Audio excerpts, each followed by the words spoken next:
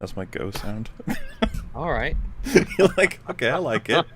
Unconventional. That's your Patreon Already voice, starting I off guess. with an extremely awkward note. Very good. I mean, I don't even know, because it's not quite like when you hit go. It's like I think the stream starts like a few seconds after I've hit it, so I don't even know what they'll hear. They might have just heard me breathing as a start, and then they're like, okay. Yeah. Gotta go back to talking about Will Smith. You know, you need like a big crank that you pull down when you want to start the stream, like. I need an The sound of announcer. I curtains. need bells to ring throughout my town. And so the fapping begins. Fap time, brothers. About Will Smith, yeah. Because you mentioned Gemini Man. Has anyone here seen that? Gemini Man. Some people don't even know it exists. It is a 2019 action film. It stars What's the, Will Smith twice. Oh, is that the one with the blue? Oh, the clone. It's the clone one. Mhm. Oh, good. Oh, yeah. I've not seen Okay, it, but, so no. So Will Smith continuing his quest to never get an Oscar. listen, that film, Gemini Man, I will have you know, that film lost 111 million. Oh, no. So, No. so who knows what he's up to? Oh no. I think he got beat out by the film. It made 7.5 million on its first day, to be fair. Gemini Man starring Will Smith. Well, I mean, I've never made 7.5 million in one day, so I guess that is something.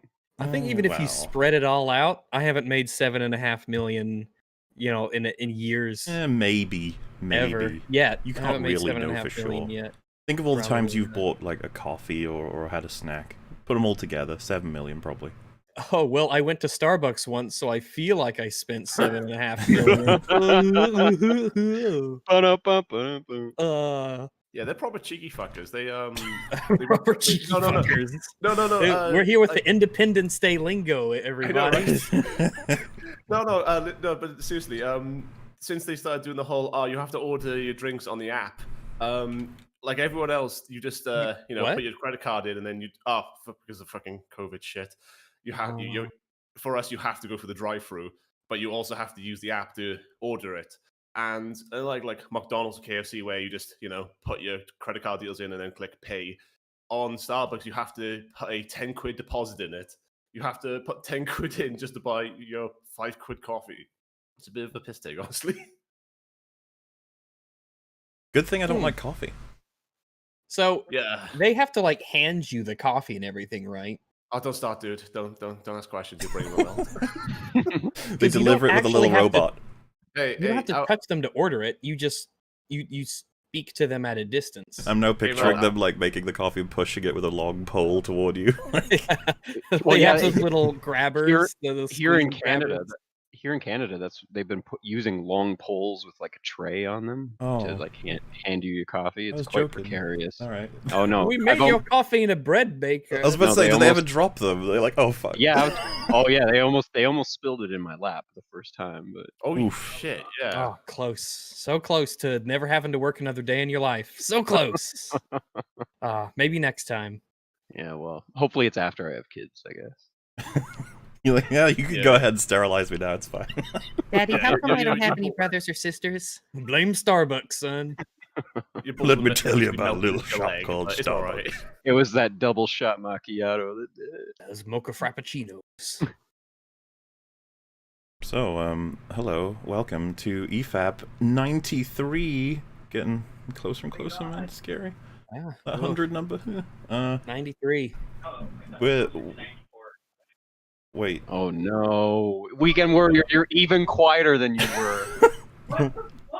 You don't have to stand on the other side of the room. You could come closer. Dude, Yeah. it literally sounds like your laptop is in the garbage can on the other side of the room. And he's yelling at it, like, why don't you win? That's the only corner of the room it gets reception. Is it working? So there, I see the green circle, and yet no words And yet do I nothing. hear. And yet, I have a green circle, yet I cannot scream. Weekend Warrior has declared independence from his microphone. Yeah, it's lightened up, but nothing now. It got even worse. There you go. Well, you know, I'm just glad that he's here. I don't feel so alone. Everyone, hey chat, say hello to Weekend Warrior. He's here in spirit. His little thumbs up, like, hey guys. While he's fiddling with that, then I guess we'll start with going. Yeah, first time new blood guest to Rooney, Mr. Armoured Skeptic. How do you do, sir? Yo, it's an honor to finally be on the show. I've seen it several times. Oh, Thank that's you. nice. Yeah, I've been watching you since we were all riffing on Last Jedi. Oh, that movie was so awesome. Yeah, you were I loved it. You were colloquially known as the watermelon guy in my house for about a year. I was there was a couple of people who were like, "How come you didn't keep the watermelon?" I was like, oh, I mean, Why didn't you keep the watermelon? it seemed like a one-time thing.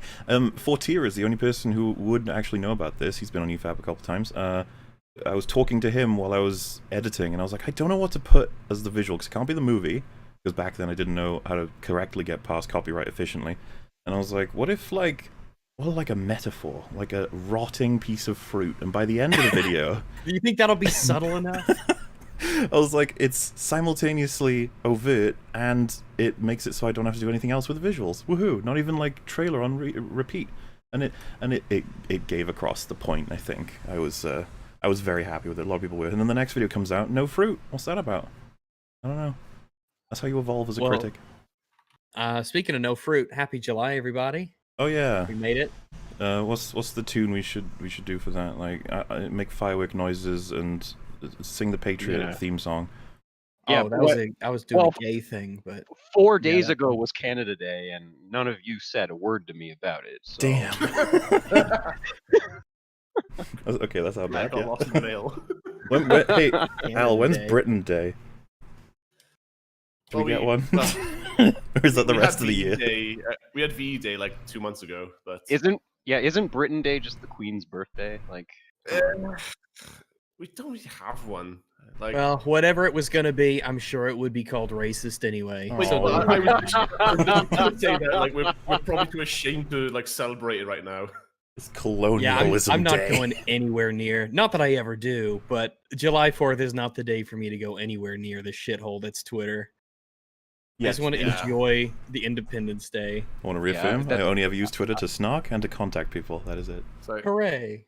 it's like are there like fires and shit going out behind your house rack? You know, is the city Me? burning No, down? it's nice and quiet around these parts. Everyone's can't just remember if you carrying live in a along, getting crazy- together.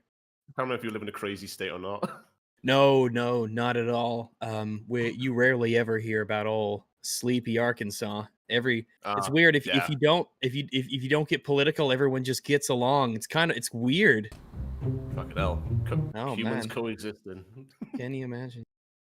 Yeah. What were we gonna? We would do something we were gonna mention. Oh yeah. So I think I said before, but EFAP is vaguely influenced in operation by drunken peasants, and if I remember correctly, that was when you first guested on there. You did like a face reveal, right, Greg? that was my face reveal. That's right. Look at that, Like- sunrise, sunset, all these different Shit, yeah, I connections. remember that. It's like 4 years ago now, I think. Yeah, man, I was watching. I remember being like, "Oh my god, no way! This is actually a thing."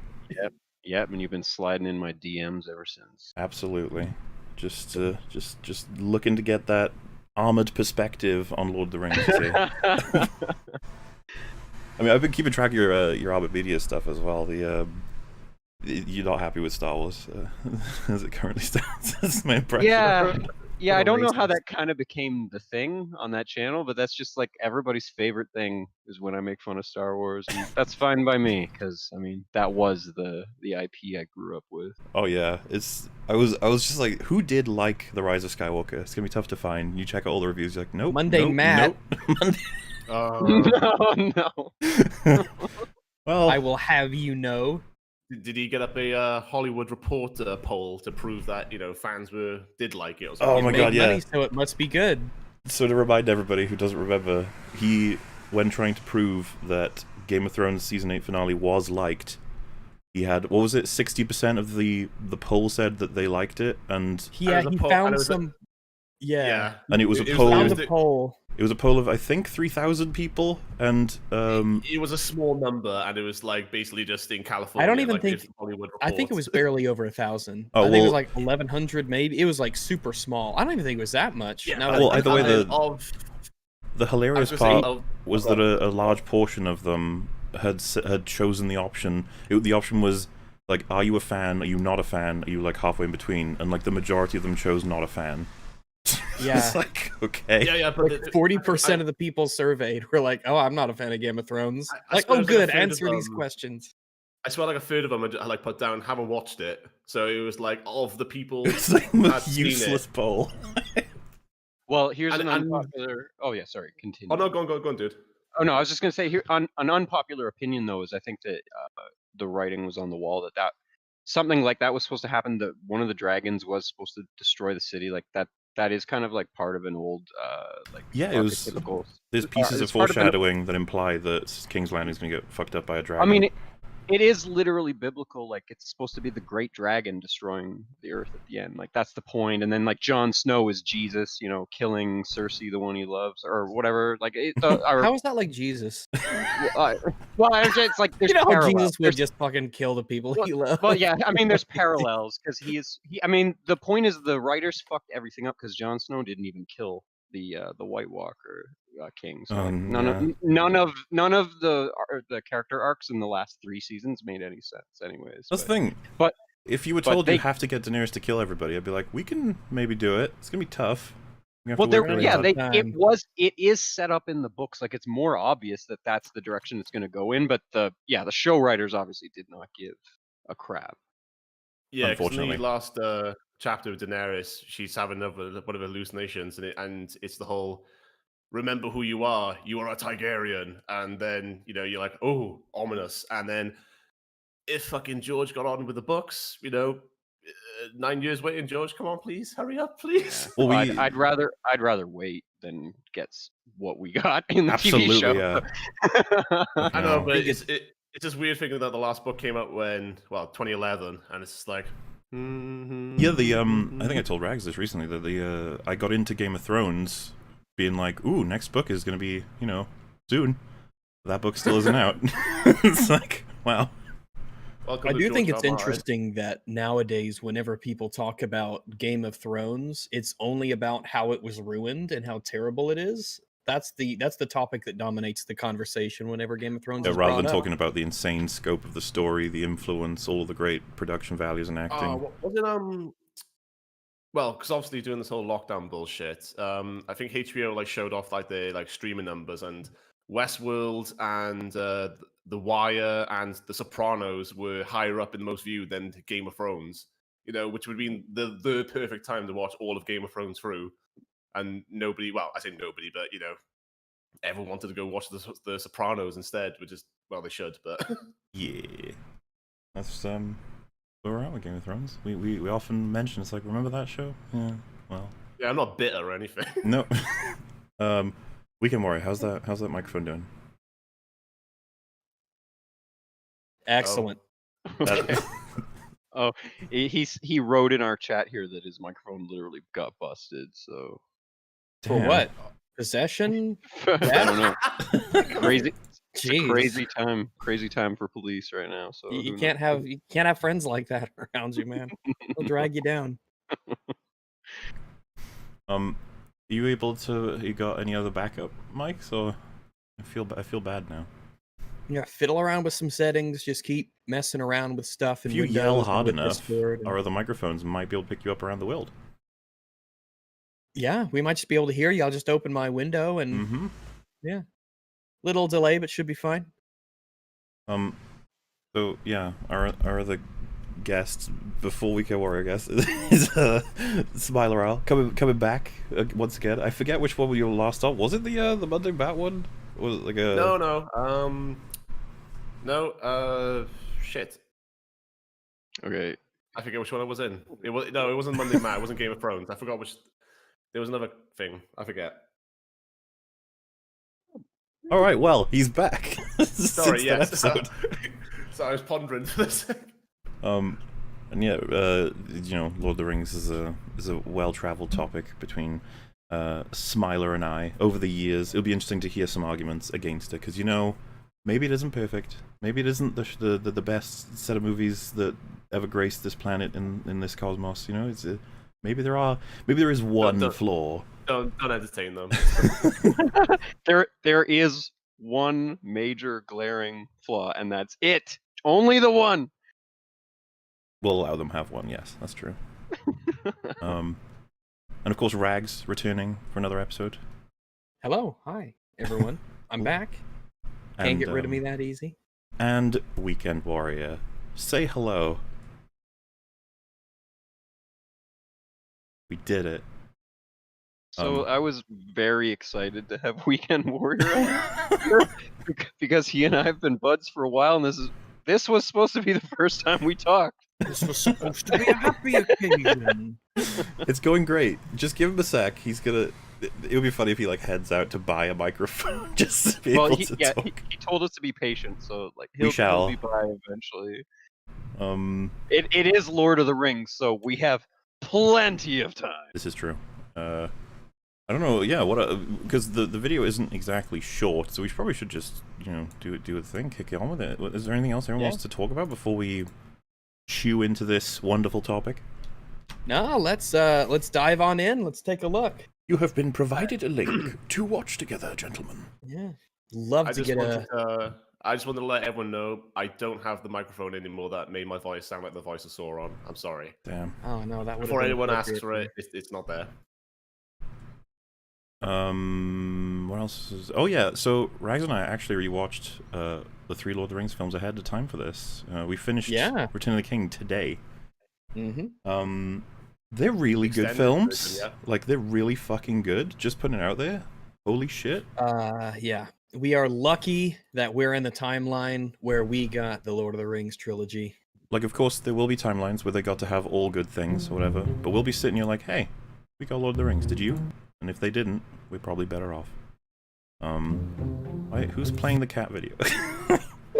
That's me. I want to see the cats, damn it. Okay, I mean, I'll let you see them for a little bit actually, because I gotta remove this. They've changed the watch together slightly again. They always do this to me.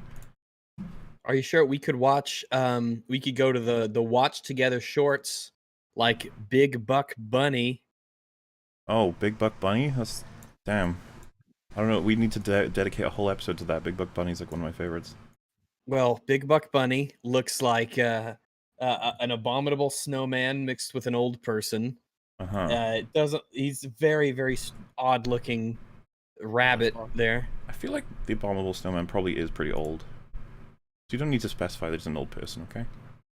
No, like an old human. Like they're mixed. So like a cross between a abominable snowman and a human, then.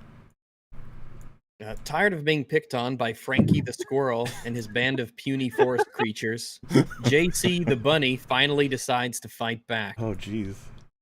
We can't show violent shit on EFAP. What is he fighting back against? Hunger cravings? I don't know. What I is guess all this? he fights back against the squirrel and his band of puny forest creatures, which seems like the description is trying to paint them, trying to poison the well. By describing them as puny forest creatures. And it doesn't make JC the bunny seem heroic when he triumphs over the creatures, because they've already been described as puny. So it's like, well, I mean, I hope you should win against a band of puny forest creatures. The description should just be fat rabbit smothers enemies. It is like after exposure to radioactive waste, a bunny grows to 300 times its normal size and can fly and gets laser eyes and uses it to destroy the environment. See, that's what we do here. We fix stories. We've just fixed that one now. Way better. He uses his newfound powers to destroy all the puny forest creatures that mocked him beforehand. Much more satisfying narrative.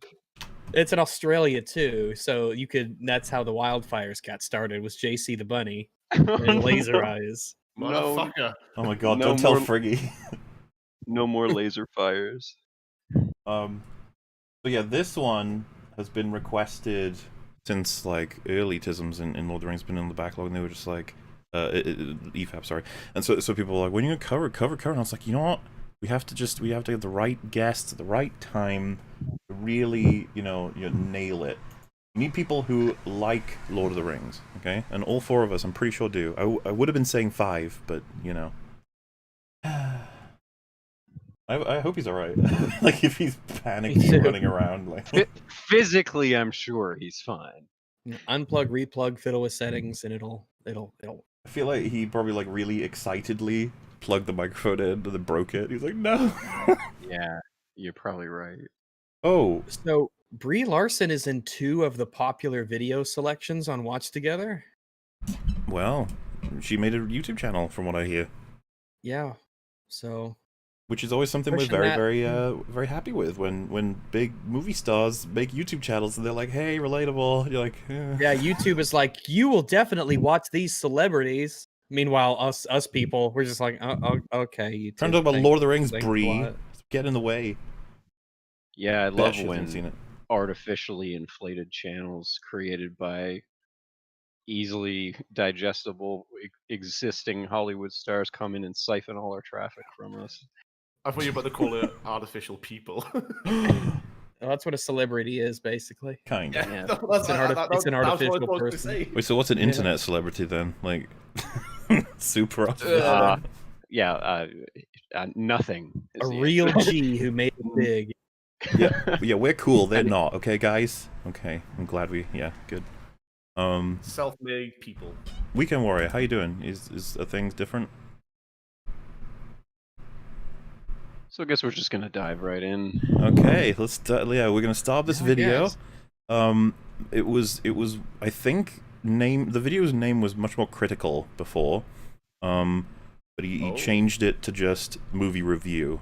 It's a review of all 3 films, and it just goes through, I think, a lot of the issues in them. So we will be able to finally experience something like that. Because, I'd like to hear... What was the original title? I don't remember. I just remember it not... It was definitely antagonistic toward the Lord of the Rings rather than neutral. Which is fine, by the way. Some backpedaling then, was it? Possibly. Or maybe he was like, you know what? Better to be neutral. Hopefully it'll get people to give it a chance, which we will. So I'm just gonna bring it up here. I don't know if what kind of copyright stuff we'll have to deal with, but hopefully if he managed to get his video up, then we shall be all right as well. Is everyone ready? Yeah, let's do it. Let's dive in. Let's roll. Oh my god. Here we go. Oh my god, what? I heard him! Oh, wait. I heard him! Weekend Warrior. Weekend Warrior, you okay? Get out of the trunk. Where are you? Okay, he's closer. He's closer. He's somewhere near the house now. I managed to... Wow, you are so insanely quiet. Go to your window settings and turn the level of your microphone up from 1 to like at least 50, and then we'll give that a shot.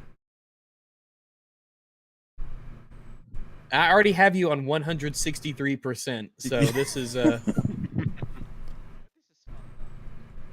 He actually sounds like we're all in a house and he's just outside. It sounds like you are outside whispering through a closed window. Oh, you're trying, but I see the green circle, but Hello? Hi, it's better. Yeah, that's like a little bit better, yeah. Better. Hey, wait. Okay, he's in the hallway outside of the room now. Yeah. How about now? Yes, Better, yeah. Better. Hey guys. How's it Hello. going? That All was right. a experience. Like Now I get getting- to say it. Now I get to say it. What is it? Finally an honor to meet you there, Weekend Warrior. Finally, an honor to meet you too, Mr. Skeptic. Yeah, killed the climax on that, but Yeah. We got there eventually. we got there eventually. Hey, it's not the climax that counts, but getting there is what's important. And we did it with friends. Yeah, the friends who did along the way. That We actually did like we slowly coaxed him inside the house and into the room. It's like, everyone that came along. Hi, everybody. We had to trail a peanut butter candy along the way. We just followed it. Hey, you got me with peanut butter, man. It's like, I'm fucking no. there. just in time too, because we're about to start this wonderful video. Are you I ready? don't think this video's gonna be peanut butter. No. Okay, here we go. Here we go.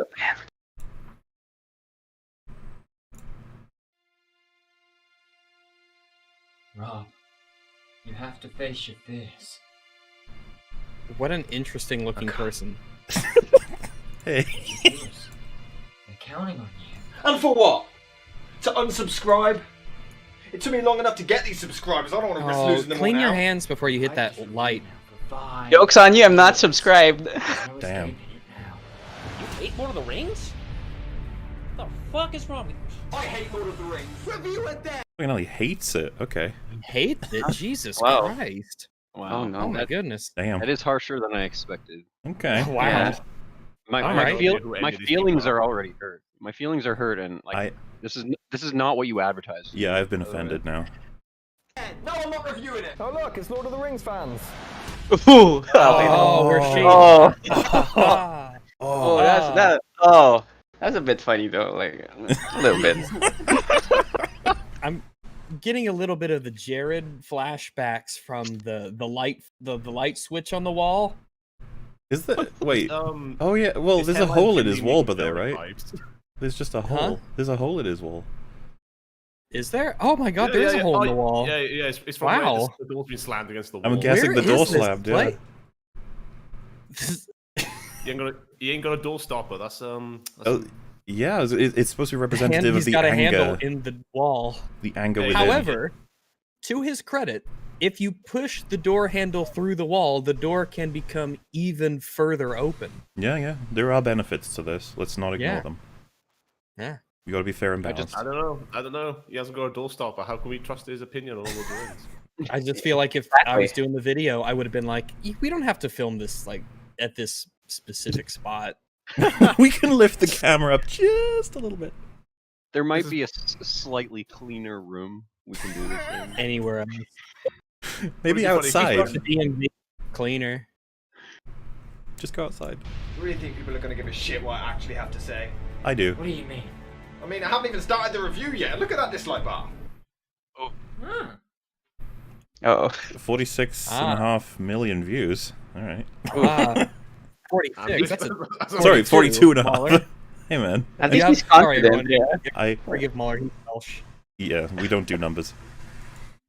But everywhere you go, everywhere, people always say, everyone loves Lord of the Rings. They do. Such an arrogant statement because, surprise, I don't. No, everyone does. You do. You're just I think they're unaware of being it. hyperbolic. Yeah, you don't and communists don't, but that's basically about it. I'm trying to understand the logic of this skit. Like, how did this conversation happen? Why are they in this specific room having it? Like, I guess why is the whole Every point of creative it. decision that went into this is wrong. You know? this is literally coming from a guy who puts exceptionally overly long intros at the beginning of every video, and I don't understand why I'm watching this. Well, I was gonna say, like, he's clearly trying to be like, okay, look, I know it's beloved, but I'd like you to hear me out. That's gonna be the main point of this, trying to make it funny as well. And I'd just be like, just go into it. It's all right, just go. Just tell me why Lord of the Rings sucks. It's all right. Self-aware cringe. They're pretty awesome. Do you think people are going to give a shit about my actual reasons? When I first watched them, I put on Facebook, maturely, my actual... I can't tell how old this person is. I don't know what the age of this person is. He's the oldest young person I've ever seen. See, why is he standing alone in an empty room up against a blank wall? Like, why is this happening? Hey, it's a dirty blank wall, to be fair. Yeah. He's so like. Give it shot. He seems Shot, like. reverse shot. This is the face of you didn't pay me to do this. Oh. This is the face of you paid me in drugs to do this, and I need this skit to be over. So. It is Yeah, shot yeah. reverse shot. It is shot Yeah. reverse shot, but at least they're not breaking the 180 line. Yes. Nailed it. Basic, Not basic not yet. filmmaking skills. Yeah, not yet. They're adhering strictly to the 170 rule. My actual reasons why I don't like Lord of the Rings. And friends flipped out about it. Since when have you ever gave a damn about what others think of you? I just... Rob, you've come this far. You Bruh. survived Rocky Horror, Do it, Stars, bruh. And everyone stuck with you this far. You have to do it. We all believe in you. I believe in him too. You can do it, bro. Also, it's Mr. weird because when this guy here is looking at drug addict men, he's looking to the left, so his right, which doesn't really match. Like, you know, it's weird. I don't know. This is an interesting. Maybe. I'm just hating. I believe in you. Okay. I kind of love this video. It's definitely I love his interesting. acting, to be honest. I actually am excited to watch the rest of it. He doesn't know what he's looking at. He's just like, yep. Oh, I gotta go to my other dirty room now. I gotta go to the toilet. This is the Lord of the Rings reviewing room, okay?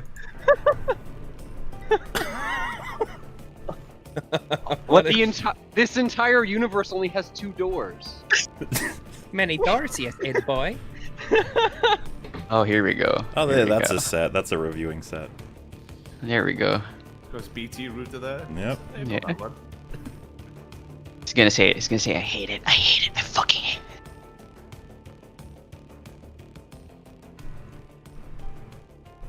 Is that the cover from The Revenant as well? Yeah, that's the Revenant. Yeah. Oh. I'm really gonna regret this one. You'll be right. You have chosen death. I think somebody's already super chatted that. Like, saying Lord of the Rings is bad, so you've chosen death. It's just like, You've chosen.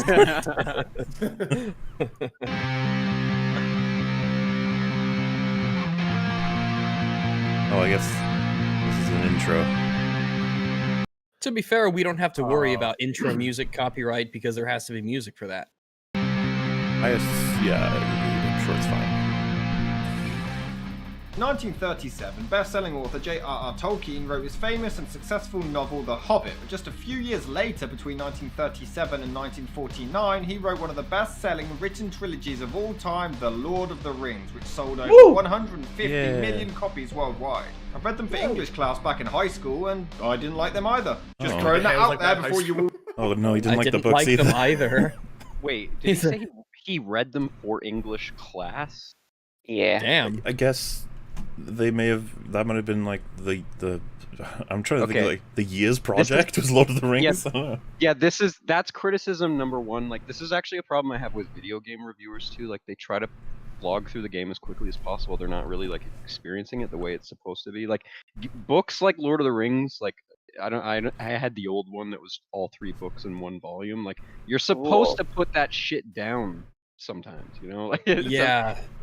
It's an adventure to read those Turning things. it into homework Yeah. can give you a bit of a different experience. Like, you could do this as a book report, but like, obviously his experience with it was negative because he tried to read it as fast as possible. Wow. So he doesn't. You can't. You think he can't possibly have good reason for disliking it? He could. I think it's interesting that he said I didn't like them either. Well, He's assuming the audience or some people watching don't like Lord of the Rings or reading through it. Or maybe he meant like the first time. He also didn't. Well, I like think it the first. Or as in yeah. like he's as in like he's such a hipster. He didn't like it before it was cool to. I think he was like saying it in case people say, "Oh, you'd like the books." Like, well, you'd like the books though. Okay. I love this. Literally, the video is only like 30 seconds in. We're arguing over what he means by what he's saying. Great. No hard feelings, Mr. I think it's Cinematic Venom. I'm looking forward to the arguments. I really am. I'm ready. All say you need to read the books first, just so you can Okay, appreciate you were the right. films more. Hello, No. did you read Right. Lord of the Rings in high school? No, I had sex in high school. Due to its success, obviously... Classic So friends. I don't actually know people who say that you need to read the books to appreciate the movies. Yeah, no, not for Lord of the Rings. I would even understand. I would say that they're even like totally different experiences. Like, Well, one thing that was always jarring, I think, from most people was the whole that it takes like 500 odd books, not books, 500 odd pages for Frodo to actually leave the Shire. It is a slow slog at the start. It takes ages. It's like 18 months or something like that of like time passes between Gandalf showing up and going, "There's a ring and it's bad," and then like Frodo actually. Mate, he was leaving on a high. journey. Come on. he was No, like. but like, And they you sang know, a song for Boromir, right? Like in the books. Hello? Oh. It's just like nobody responded. Yeah, He's like, it's like they sang a song. It's like, what the fuck is happening? Anyway. I mean, some people think that the opening for Lord of the Rings is too long in the movies. well, yeah, not only is the opening too long, but remember, like, The Hobbit came before it too. So it's like the universe was already set the fuck up, and they still took forever to get the adventure going. Yeah, In the books or the movies? In the books. Yeah, I was gonna say because the movies wouldn't have the benefit of the Hobbit. Tolkien's I can't. writing is long-winded and it is dripping with description. It's like I love them, but it takes a while to get through them. They're not swift reads. Much the same as Mr. Martin describing every apple and chair in a room. Every fucking feast. Every The film feast adaptation has was chicken. Yeah. in the works. I'm surprised it took this long, actually. But it was huge hits with groundbreaking effects like Jurassic Park that made director Peter Jackson, who made two of my favourite films of all time, by the way, realise that these films were now possible to make, and he began work on the first, Fellowship of the Ring, in August of 1997. Richard Taylor and the Weta Workshop, sounds like a porn studio, We never speak of it again. were helping in order to create the vision of Middle-earth, and the director wanted it to look as plausible and believable as possible, perceiving Middle-earth in a historical manner. Filming took place in Jackson's homeland of the beautiful New Zealand before being released on December the 19th, 2001. In its opening weekend alone, the film grossed $47.2 million before totaling $870.7 million worldwide. Yeah, that shit was phenomenal. I remember It the was. hype. It really was a phenomenon when it came out. Yep. I still remember watching the opening for Two Towers and being like, "Oh my god, Gandalf! We get to see him fight the fucking Balrog." Oh, the first one was good. The second one's even better. The third one's even. It was just that sort of more, give me more. Everyone fucking loved that shit. Lord of the Rings, and then they tried it again later, and it didn't. Yeah, it's funny you mentions that the whole Weta workshops as well, and the emphasis on creating the scenes and all that. And I was like, yeah, this could be another video on like why the Hobbit shit was shit. But never mind. What did he say? While it's not a true visualization of Tolkien's Middle-earth, it is a work for and of our times. It will be embraced, I suspect, by many Tolkien fans and take on aspects of a cult. It is a candidate for many Oscars. It is an awesome production in its daring and breadth, and there are some small touches that are just right. This movie version of a beloved book should please devotees as well as the uninitiated. The playful spookiness of Mr. Jackson's direction provides a lively light touch, a gesture that doesn't normally come to mind when Tolkien's name is mentioned. Did he misspell gesture? Yeah, he typed that- Gesture. Oh, right. It's all I right. didn't know if that was like a British thing. Gesture. If you gesture. I No, don't we know. add U's in armor and stuff like that, but no, it's turn out A's to G-string. The cast take to their roles with becoming modesty, certainly, but Jackson also makes it easy for them. His fellowship flows, never lingering for the sake of admiring its own beauty, every detail of which engrossed me. I may have never turned a page of Tolkien, but I know enchantment when I see it. This is it. Mortensen astride it as a revelation, not to mention downright gorgeous, and McKellen carrying the burden of thousands of years' worth of the fight against evil is positively Merlin-esque. Jackson's movie achieves what the best fairy tales do, the creation right. of an alternate These world. are reviews. I was gonna say, I'm not Yep. sure where we're going. What's happening Yep. here? No, These are he's gonna reviews. say they're. He's gonna say they're all wrong or something. All the He's like this. This is the hipster thing. Like I had a feeling he was gonna set this up. Like I'm so contrarian. I'm so with against how the grain. I'm I have going the up same. against all of these massive names. I mean, he really is. So we'll see how he Kinda. does. Yeah, exactly. Plausible and persuasive where the young can lose themselves, and perhaps in identifying with the little hobbit that could find their better selves. Peter Jackson's adaptation is certainly successful on its own terms. It's emotion that makes Fellowship stick hard in the memory. Jackson deserves to revel in his success. Why does he not? This is the second time he's done it. He doesn't put a space after fellowship and then the next word. Is that because it's like, well, it's italics, it's like It slanted? might be that there is a space and it just looks like there isn't. Well, then he needs to put another one. Yes. It's just really weird. He's Yeah. made for a film that leaves you wanting more. No, thank you. There is a strange possible Wow. plot Okay. complication, That an was absence funny. of anything unfolding. All the more disconcerting because of the clotted and indigestible mythic backstory that we have to wade through Oh, before no. anything happens at all. Wow. Oh, yes, I remember. Fellowship of the Ring received a whopping 13 Academy Award nominations, successfully winning Best Cinematography, Best Visual Effects, Best Makeup, and Best Original Score. Good. Yeah. Just Yeah, gonna I put it don't out know there. how. Good. Yeah. All the power to you, Lord of the Rings. Oof. Didn't win enough. Should have won best everything. All of them. Best movie forever. Should have gone home with all the women. Well, it's not just that. They should have ended the Academy Awards. They said, "This is it. Yeah. We did it, done guys. We're not doing This is- anymore. This We is had the a good final run. golden idol. Yeah. We found it, everybody." They also, I said, well, they didn't invent one, but for Andy Serkis in Two Towers and playing as Gollum, they created a new award for that because I think it was like for CGI motion capture or whatever because it was such a awesome performance, but it was never done before because nobody had done a green screen with a little guy in a grey suit kind of thing before. Yeah, you did amazing work. They literally had a new award made for the films. It won the 2002 Dramatic Presentation, the Empire Best Film Award, and 5 BAFTAs for Best Film, Best Direction, the Audience Award, whatever the hell that is. I don't have any answers. Best Special Effects and Best Makeup, was nominated for an MTV Movie Award for Best Fight between... Willingly. that unintentionally hilarious scene? Sorry, we'll get to that, but really, that one... Okay. Alright, yeah, we'll get to it, I guess.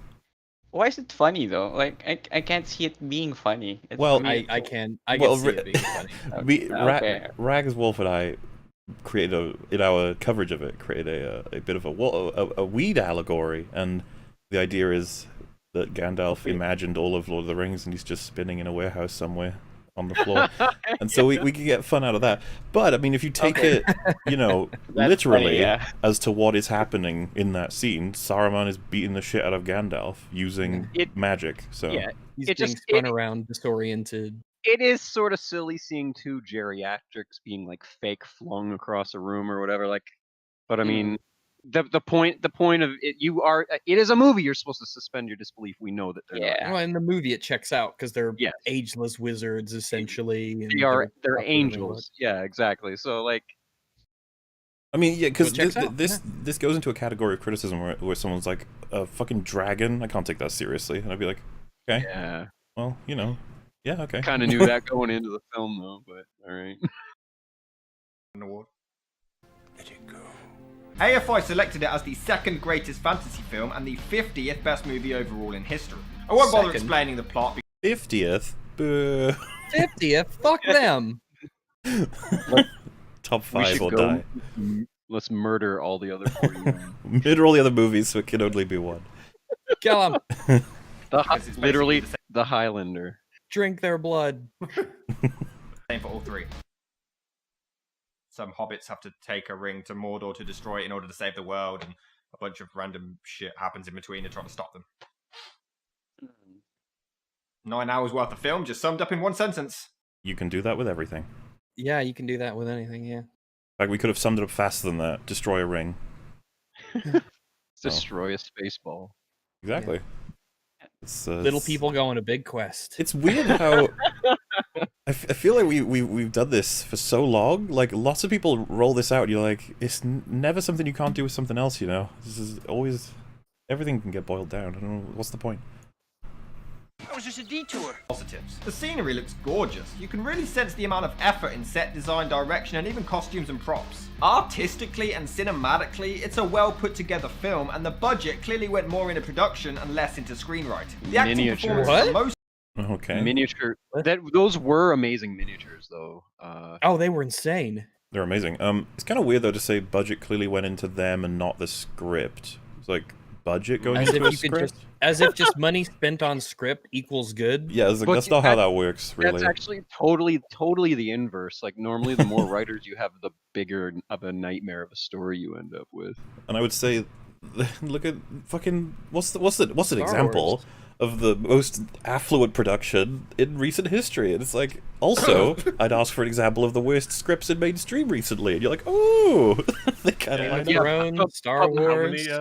How many Muller, you need to understand what he's saying. That the miniatures cost more than the words on the pieces of paper. The ink in the printer. This was back in the ink shortage of 2001. I shall only write my script with a pen from the days of old. It's like a huge, expensive thing. Like, okay. We must just use a typewriter. Crush the embers of coals from the rare eucalyptus trees of southern Australia. Must create your own paper. Oh. Best writers, of course. Mostly good, but yes, it has some really bad ones that no one wants to confess to as well. Why shouldn't I keep Like, which one? Why shouldn't I act? Oh, what? I think you were saying that was an example of bad acting. Oh, he says that's bad acting. Wow. I mean... Fuck you. Of all the times to cover this after Ian Holm has recently died, it's Ian like, God damn Holm, it. yeah. So try to be as fair as possible. He's losing his shit in that moment. He's getting Well, yeah, the prospect of the his ring mind- taken away from him, and so the golem element, right? That's what it's often associated with. It's like it's going to eventually turn everybody into a golem-like creature. It almost develops a second personality that's desperately intent on taking the ring for itself. So it's just coming out in the voice. Like I don't really have any problem with that delivery. Anyone else? I think it kind of nails it. You see this with Gollum. You even see it with Frodo. You see it with Boromir. You see it with obviously with Bilbo here. You're not quite yourself when you're focused on the ring a lot of the times. Almost like that's a thing about it that makes it dangerous and evil. Well, I mean, this isn't like this scene isn't even in a like. It's supposed to be. It's set up with the whole dinner beforehand. Like, and you can tell the guy he's like acting manic. If you know what somebody is like when they're manic. A little, like, yeah, absolutely. Yeah, so like he's overly excited, so he isn't acting rational. That is the point. I think you've had that ring quite long enough. You want it for yourself! You want it for yourself! What's wrong with that? Oh no. Yeah, what is wrong with that? Literally the fucking point of the movie. This is not going to be him just doing shitty reactions. This is the main mechanic of the film. I mean, I'll just move The on. ring I guess. makes It's you like, I don't know. distrust other people, and that's what's happening here. He wants to hang You're on just to doing it. a shitty version of Ian Holm and saying that it's bad. He wants to hang on to it more than anything else, and so the idea that Gandalf's like, give it up. He's like, you know, what are reasons why I won't give it up? You're just trying to take it. That's why you want me to give it up. And of course, Gandalf is offended as fuck because This is how addicts act. yeah, Their brain rationalizes that kind of behavior as an attack against them. But it's alright. He's not like said the whole movie is bad because of that one moment. I just don't really agree that either of those are bad acting. I do just hope he's not just going to do it like, well, this is going to be the whole video, just him just reacting to the scenes. I'm like sure we'll get substantive. I know. Hopefully. Hopefully. The outburst is so random and out of nowhere, which... What do you mean out of What? nowhere? It's not random and out of nowhere. So Gandalf is established to be a wizard. We have the ring, which is established to be corrupting. It's got Sauron's personality is poured into that thing. Yeah. All of it is cruelty, malice, and will to dominate all life. Well, just keep in mind that, you know Like how you Twitter. started off with the whole book thing, or like, oh, you got to read the books bullshit. Well, before this scene, you already know that what happens to Isildur. You know how Isildur literally fucking jumps himself into a river to get the ring because he's so fucking, well, again, like it is like an addiction because it poisons and corrupts the mind. He jumps to the river to get away from the orcs. Sorry, after yeah. Because he's like, invisible he at that didn't point, yeah. destroy it. Yeah, The thing. He didn't destroy it. He wanted to keep it. But like this criticism is like nitpicking. Like we're nitpicking, but like the point again. This is the beginning of the film. Like yeah, it does seem like Gandalf is like doing this out of nowhere, but that's the point. This is setting up how important this is. Is that Gandalf is literally willing to go full ape shit on this guy for not relinquishing the ring to him. That's how important this is. I mean, I wouldn't agree that it's a nitpick of his, because I would say that a nitpick still has to be accurate. That's why we're actually passing it out. Yeah, I think it's misguided. It's okay. Because we're all okay with nitpicks here. We'll just check them out. Be like, say for example, it's like there's that scene in the original version that has the car in the background. If someone pointed that out, I'd be like, yeah, that's true. Yeah, that's it. Yeah, that is a nitpick. Oh, yeah, That's yeah. a editing mistake. Yeah, production error. As for you know, we already knew Gandalf. This part's really shocking because Gandalf's been nothing but kind and bubbly throughout this whole sort of film, and suddenly he's like, he makes everything go dark and talk really deep, and he's trying to send a very strong message. I am not trying to steal the ring, you fuck. Yeah, this is less about Gandalf's character and more about the importance of this ring. Mm-hmm. Yeah, But yeah, really establishing to Bilbo. We've already how... seen the forces of good and evil fight over the power, Sauron and the power of the ring. We've already seen that, and Gandalf's already shown to be, you know, my dear friend Bilbo. So this is not out. Fuck off. And he still is Bilbo's friend. He's being firm. Maybe he was in the bathroom when the intro rolled. I don't know. Shut up, sheep. Yeah, I that's mean, what I thought. Gandalf specifically says, "I'm not trying to rob you. I'm trying to help you." Yeah. Like this is all done for Bilbo's best interest. I just think it informs both of them in this scene quite a bit. This is also how you treat a dog that won't drop something. You like start off, drop it, buddy, drop it, buddy, drop. I it. am not trying to rob you. Yeah, I just don't want you to swallow the chocolate. Now, Cuddles, I'm not trying to rob your bone. I'm trying to play fetch with you. Yeah, you're already like wrist deep into the dog's throat, pulling it out the fucking. I'm not trying to rob you. Stop trying to swallow it, you fucking druggie. And yeah, it's I wouldn't have to rob you. It's a wonderful little moment where he's like gets spooked and then he's like, oh, and it's like, oh, you're alright, oh, hugs. While someone who's basically too far gone would probably have like ran away. Be like, oh my god, Gandalf, give me my ring. Now that I think about it, all of Dildo's scenes are. It's weird for a film. You called him dildo. Call him dildo. Never. That's never. Bilbo Baggins is a saint on this podcast. He is a okay? hero. Don't be He's calling a him dildo. sweet hobbit. He deserves so much better. He's like one of the The best insult- characters in the 3 films in terms of altruism. He did such a great fucking job. He's such a good guy. Hanging on to that And the horrible, insult- poisonous thing for so many years. And the insult is so. Called that word dildo or called dildo. This is a great joke. Great joke. dildo. The insult is so juvenile. Also, it's like that's the best you could do. Let with him the name. have the dildo, alright? All right, he can have it. He can do what he wants in it. This is not an integral character in the film, at least. Cuddles, drop the dildo. I'm not trying to rob you. Oh my god! How did we Focuses so much on dragging out sequences for as long as possible, which I'll get onto. They rush what could have been quite an interesting transition. Also, They after rush? Dildo vanished from the party, why does it take Frodo until nightfall to check out his uncle's house? It was night when he disappeared. Yeah, what do you mean? May I point out that this is the first time in human history that anybody has ever accused Lord of the Rings of rushing anything. Yeah. Excellent point. You just spent the fucking. Oh my god. He said it takes till nightfall for Frodo to turn up. It's like, wait, but it was night when he disappeared, like Rag said. It's like, what the fuck? Yeah. How do you... He left at night, and it took him until night to go to his Also, house. I'll be honest with you, right? If Rags disappeared, I would like go. He must be at his house.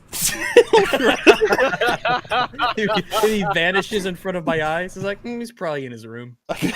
I think it's fair to assume that people will eventually check there, which is why Bilbo was only going to make a pit stop. He's just going to go there, get his stuff, and leave, which is fine. And of course, people would eventually turn up, which is why Frodo does, which is a useful thing to be able to use because that gets him to talk to Gandalf. It all follows. I don't. Why is that an issue? It's weird. Everyone's pointed this out, but still, it's As dumb. far as we No know, one- it's like a minute later. As Yeah, far he as we just- know, Frodo went immediately to Bilbo's house. But it wouldn't matter if he didn't. If he searched around the whole area first, that would make a lot more he sense. checked behind the tree, in the tents, at the buffet. You know how Bilbo is. Yeah. Yeah, and it's not like he immediately found him there. We don't know what he's fucking doing.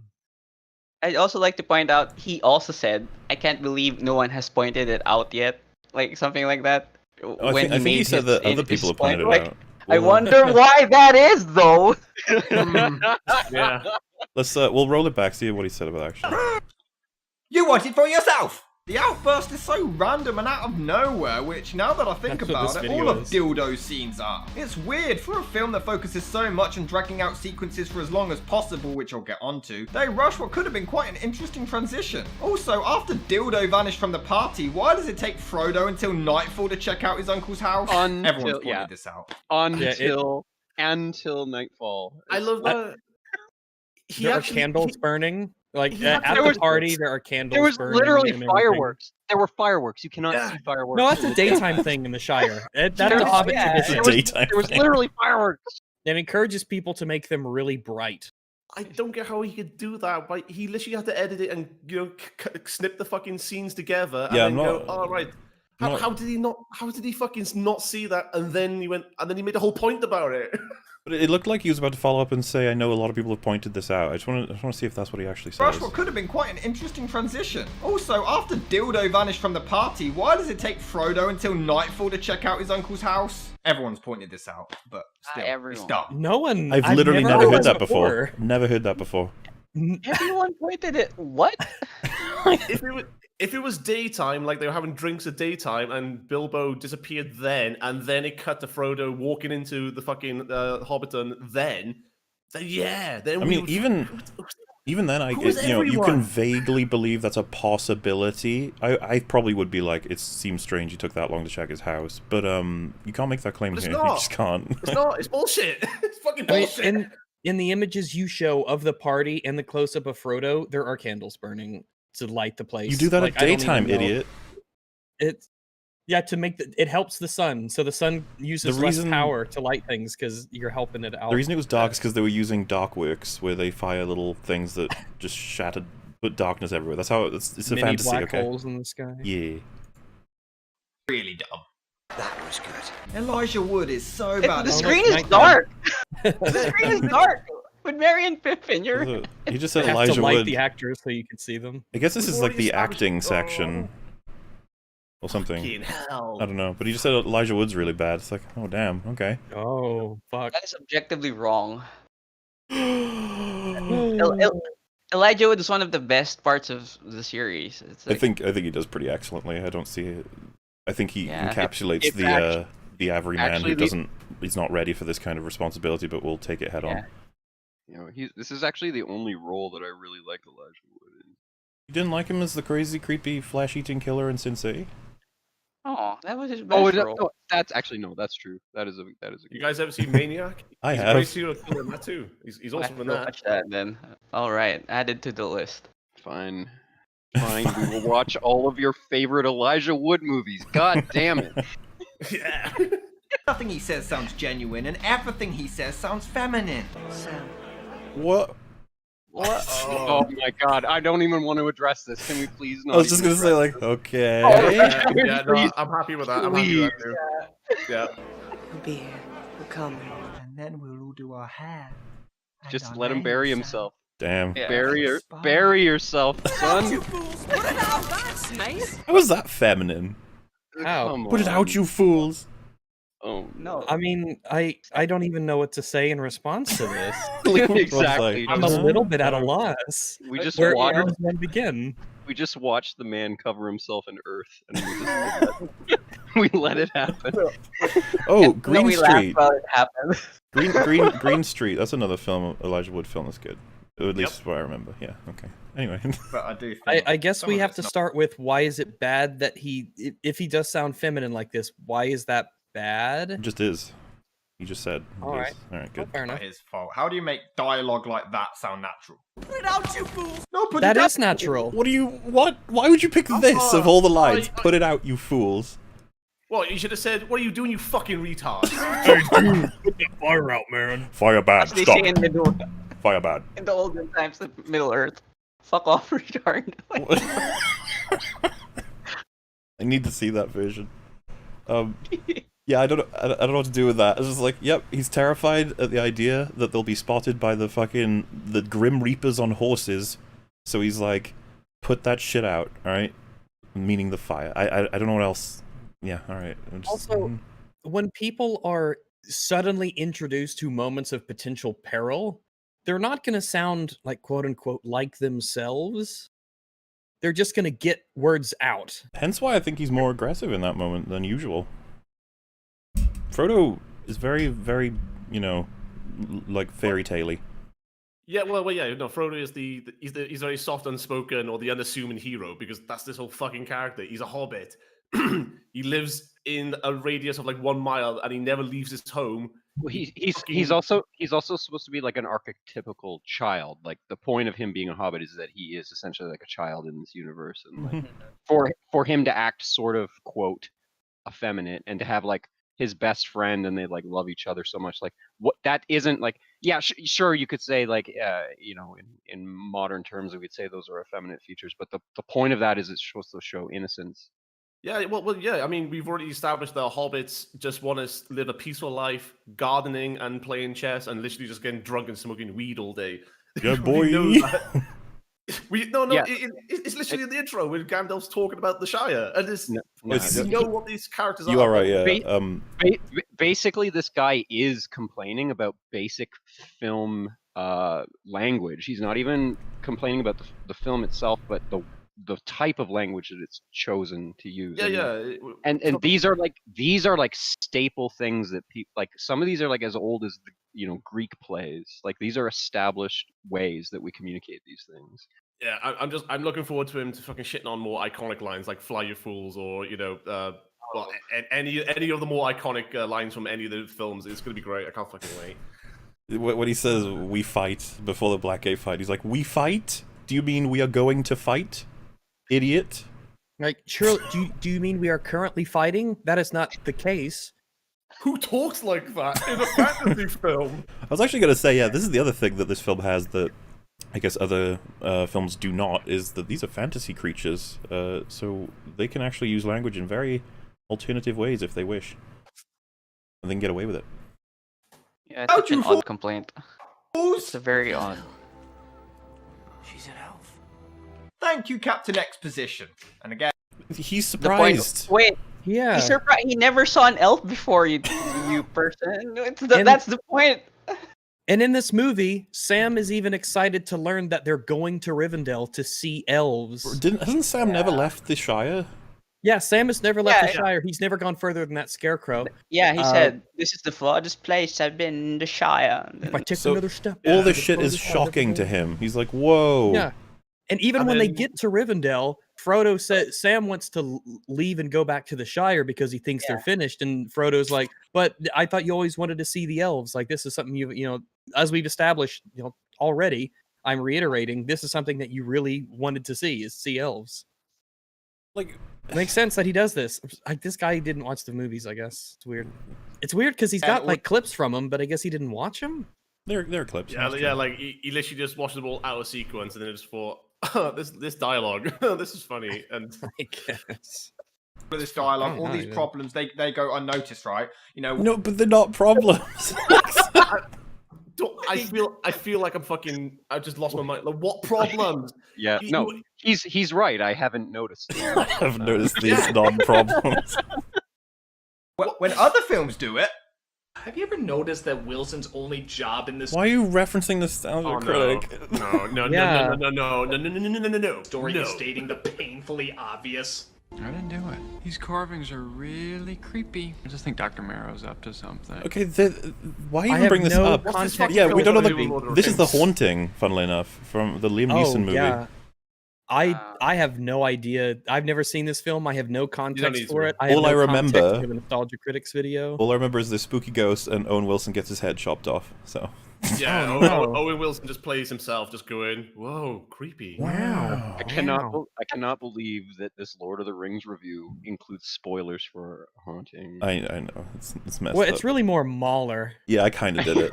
I like that he's brought this up just to say. So we didn't need this. He'd already highlighted the issue is that it's expository dialogue, like overt. And that describes this whole video. We don't need this. Well, also, I would like to have him go to the zoo and see how many people say, "Oh, look, a fill in the blank animal that they have just seen."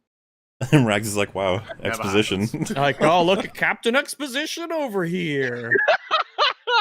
Like, oh, and it's like a 6-year-old going, "Ooh, look, mommy, a giraffe." I'm like, "Oh, like I guess the rest of us just don't see it. It's just invisible for the rest of us." Thanks for pointing it Wow. out, Captain Obvious. Sorry, Do you know why? 6-year-old.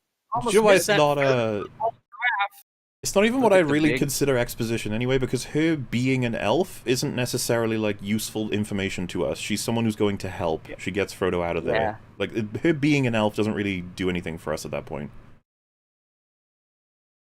Either way, so this is what I'm getting at in terms of structure of video. He established the problem was overt dialogue, plays it, we've pulled it apart to see if it really was or not, established character, whatever, and he's like, "Do you know why this is bad? Because other people say overt dialogue is bad in other things, but they don't in this." And we're already like, no, I got that. Like, that was the whole point you were making in the first place. Like, you don't need to do this. Who cares if Nostalgia Critic did or did not notice overt dialogue in one thing or the other. Like, it doesn't. I definitely got a soft spot for Theo. She's an elf. Spinach is green. I'm just throwing that out there. What problem arises with the writing? I do want to say as well that for Sam, in the books, he literally cries at the thought of meeting elves because, believe it or not, hobbits don't leave the Shire, and it's really, it's a big world out there for them, and they've never experienced it. And Sam and Frodo and Merry and Pippin, they are like some of the first people to ever leave. In fact, remember Bilbo, him leaving the Shire? He was considered kind of fucking a loony for that. Yeah. Bit of a radical. Yeah, the elves are like demigods. They're like, the lore is that they're sort of bound to God's laws on like totally free will beings. So this is supposed to be a connection to God. So it is sort of like meeting a god for the first time. Like, yeah, you would be surprised if you met a real elf in real life. I think that is a fair thing to say.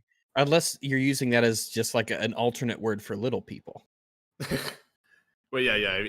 Oh, even then I would be surprised. I guess it's not a normal occurrence. Yeah, Tolkien's elves are all taller and stronger and more beautiful than men. They're not little goblin shit things. We got them. Just because it's a widely successful, universally loved blockbuster, doesn't mean you can't look at the writing instead of just... No one's saying this. just FYI. Yeah, you're kind of on your own out here. You're on your own little island. Just give me the quote of someone saying, you know what, the films are so beloved and did so well, you can't criticize them at all. In like, not ironically too, please. Not like a joke. Having never seen this guy's channel or anything, if you told me he just straight up just trolls every big film or big beloved franchise, I would believe you. Well, we still got plenty of arguments to come. I'm sure he's gonna tear him down. Right quick. Blindly accept is amazing. Ask yourself this: do any of these characters genuinely have any, well, character in this one? Oh no! Oh, anger, fury. Oh my god! What is this? Fuck off! What am I listening to? Who is this asshole? Oh my god! The cast is unhappy. Let's put it that way. When we were watching these movies, I hate that he was looking. Oh my god. You went to wow. Dude, showing Aragorn and Boromir when saying that? Literally, you fucking kidding me? Literally Aragorn was on the goddamn screen when he said that. I am so angry. When Mahler asked me when we were it was yesterday when we were watching Two Towers, he's like, Rex, who's your favorite characters? I'm like, man, they're all so good, but I really have a super soft spot for the Boromir-Faramir brothers. There's a lot going on there in their relationship with Denethor. And there's a lot going on with these characters and what they do and the story and how they interact with others and talk to others about this relationship. There's a lot there. All of these characters, from Elrond all the way everywhere. We constantly praise this movie of how every character, Theoden, Eowyn, Faramir, Boromir, Aragorn, Legolas, Gimli, they all have aspects of character. In this film, as long as they don't waste time with characters either. Everyone gets moments. Everybody gets to bring in their attitude and their perspective, and we get to learn so much about all the characters. That's one of the great triumphs of these three movies, is that it does such amazing work with the characters. I mean, shit, when Legolas and Gimli say, I'd rather die fighting side by side with a friend, and Gimli goes, aye, that'll do. Did your heart not melt? Mine fucking did. Everyone's hearts exploded in the cinema when that happened. It is, it. It is not just like, oh god, those two are gay, aren't they? Look at these effeminate people. Oh yeah, these effeminate creatures. No. Effeminate creatures. It's like if these movies don't do characters well, I want to know what you think did them well. I have to know where's your bar. Here. Is he got any videos on Star Wars? I bet Rey's his best character. Go on. It's gonna be something like that. No. And that's also but yeah. Like in the first movie alone, we got the Boromir arc. You don't really have to go far for great characters. Well, that's why I'm offended. He was on the screen when he was setting this up, and it's like, do not even suggest that Boromir doesn't have a really strong characterization in this fucking movie. Or the Sam and Frodo relationship. Now, it doesn't get kind of as developed as in the books, because in the books, I don't know if you guys like actually remember, but Frodo is Sam's employer. Like, you know, Sam is his gardener, because the Baggins family are quite affluent in the Shire. And one of the things that Tolkien did in the books was he wanted to establish that during times of war, people from different backgrounds or different class structures can still be, well, you know, with a common enemy, that they can, you know, become the best of friends, because that's their relationship blossoms when they go away to, well, on this epic grand journey. But no, they're characters. Well, it's interesting when Faramir does ask Sam who he is to Frodo. Sam says, "I'm his gardener." Yeah, And it's pretty for jokes, but it's true. but but that's how Sam sees himself. They don't see themselves as adventurers and warriors and saviors of, you know, mankind and everything. Their mind is still in the Shire. Their mind is still kind of innocent still in a way. I'm his gardener. That's what I am. They are the most unlikely of heroes. That is the whole fucking point. But and if you remember that at the end of the Fellowship, when Frodo's like, well, after Boromir's death, Frodo he ditches the Fellowship and he tries to go on his own because he doesn't want anyone else to die for the cause. And Sam's like, "Oh, I'm coming with you," and it's like, yes, Sam, fucking do it, even if you can't swim, you stupid shit. I was saying to, I think I said to Mahler when we were watching it, my favorite deleted scene is the one they took out of Two Towers, where Faramir is remembering Boromir at Osgiliath, and Denethor is there, and that so much character work is in there that really fleshes them out so well. Yeah, it is. And to show Boromir and to say, "Oh, there's no characters in this," it makes me like, who are these fucking people? I keep in mind that Faramir is really is a side character. He is not he's not a main character, but there's so much going on with him, and how he wants to please his dad, and how he wants to do the right thing, and how he works hard and he works hard and he works hard. And he was always kind of living in the shadow of his brother and his father's eyes, but him and his brother got along really well, and him and his brother kind of didn't even like Denethor that much. And there's so much going on. It's almost as if there's actually got a real human relationship. There's actually something there, not just fucking hello Faramir, son of Denethor. Hello. I must stop you because the story needs me to stop you. Oh no. And I also like two Hobbit Faramir. Throw out ring. Yeah. Yeah. Should we do a quick run through the five of us? Favorite singular character if you had to choose, gun to your head, from the three Lord of the Rings films? Aragorn. All right, well, we'll go from left to right then. So I'm next, and it's Boromir. He's my favorite. Don't at me. Rags? Can I put in the Boromir Faramir bros? Can I put them both in as my choice? I guess we can allow it. It's like if people were to put in Merry and Pippin as their own, because they're a pair, and so much of their character stuff is relating to it is sort of a continuation of the character through the younger brother, I guess. I'll go. Gandalf. Yeah, fair enough. And we can more. I like Frodo. He's so tragic, but he still tried to do the right thing. That really did home. Curly Eyes really just say the T-Rex was his favorite character?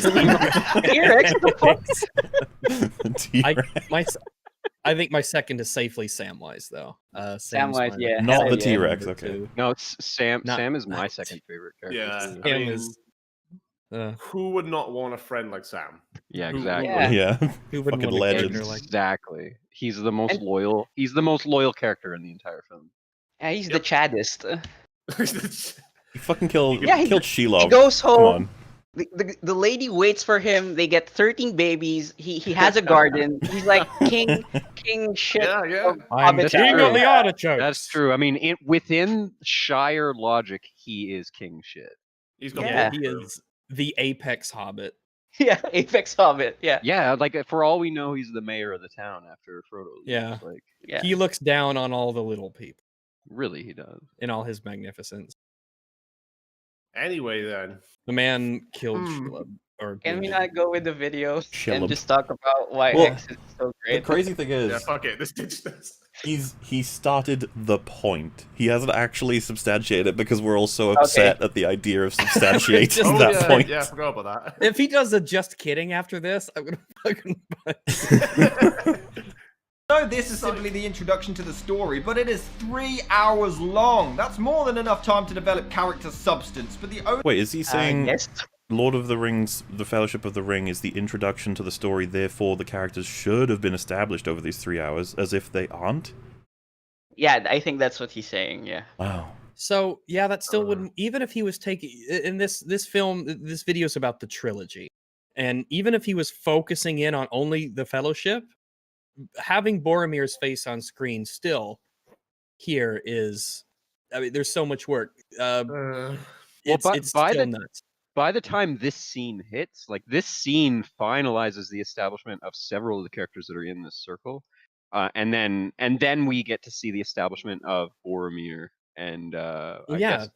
So this like is where we meet Boromir after this and point, Legolas. so, like, he is literally he's complaining at the establishment point that the characters are not established. It's just kind of a It is weird, like yeah. the hour and a half mark or so, isn't it? Yeah. This is what I still remember this being the break in the DVD when you put disc 2 in. White Horse Down said, "I relate to the Uruk being bored as I hate Mondays too." It's like screaming. I'll actually the Fellowship section is basically the halfway point for the first movie. I'm looking at the time bar right now. The halfway point for the first movie is the Fellowship. And we've at that point learned just under or over around half the characters of the Fellowship, and then they very, very efficiently get everyone going on who the rest of them are. Because of course they only just joined. Only ones who get even a smidgen is Boromir and maybe Gandalf. Smidgen? Why did you when he said Gandalf, it showed Frodo. Like, why did... Also, in this scene, like, we learn a lot about Boromir in this scene. At least he's allowed us to have Boromir and Gandalf. We're allowed them. Thank you for that. Thank you. That's something. It's better than nothing. Although Gandalf's only job is to literally introduce everybody with their full names just for the audience's point of view. No! No. None of the hobbits know any of these fucking people. They've never left the Shire. Like he has to let the hobbits know, and through extension we can know. This is called writing. writing. A really familiar thing in media. He's literally complaining that the wise man character is wisely informing the character. Like it's kind of a staple of world building is that we learn through characters. So this is basic hero's journey. Well, if we were writing a story, basic hero's journey. The five of us writing a scene, and I'm like, wait, the audience don't know who Glungle is, and it's like, well, neither does Frodo, so we'll just have Gandalf say, like, this is Glungle of Grún and Shime, and it's like, hello, and Frodo's like, oh, hello, and it's like, now the audience know. And he said, they're like, wow, exposition.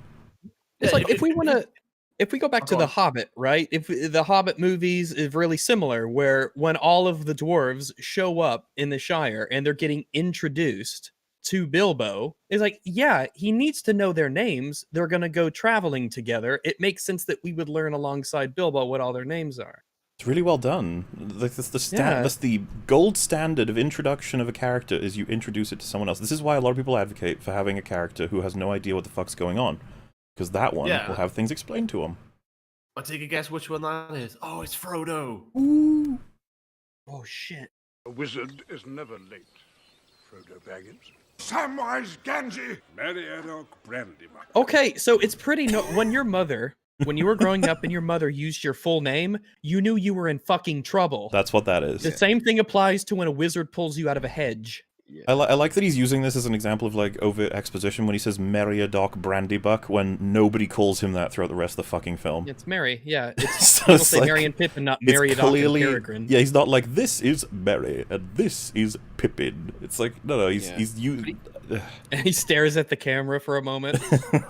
No, he literally Thor learned... the Explorer? He literally learned what exposition was the day before he made this review, and he just thought that exposition equals bad. I was going to say... like, oh, that's a big word. Exposition is complicated, and we don't like it when it's... So an example of what I think is bad exposition, because it's in TFA Part 3, coming soon, I promise, when Snoke is talking to Kylo in The Force Awakens, and at the end of their conversation, for the first time we see them, he says...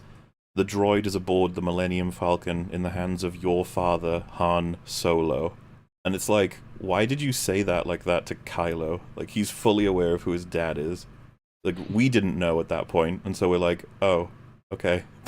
This is like awkward exposition, I guess. Why would he announce Han Solo to Ben Solo? It's weird, but it's just, you know, some people... no, that happens all the time. Whenever I'm told, it's like, oh, you know, hey, Rags, go get your sister, whose name is Sally Cummins or whatever, and tell her that dinner is ready in the kitchen where we live at 1234 Adams Drive or whatever.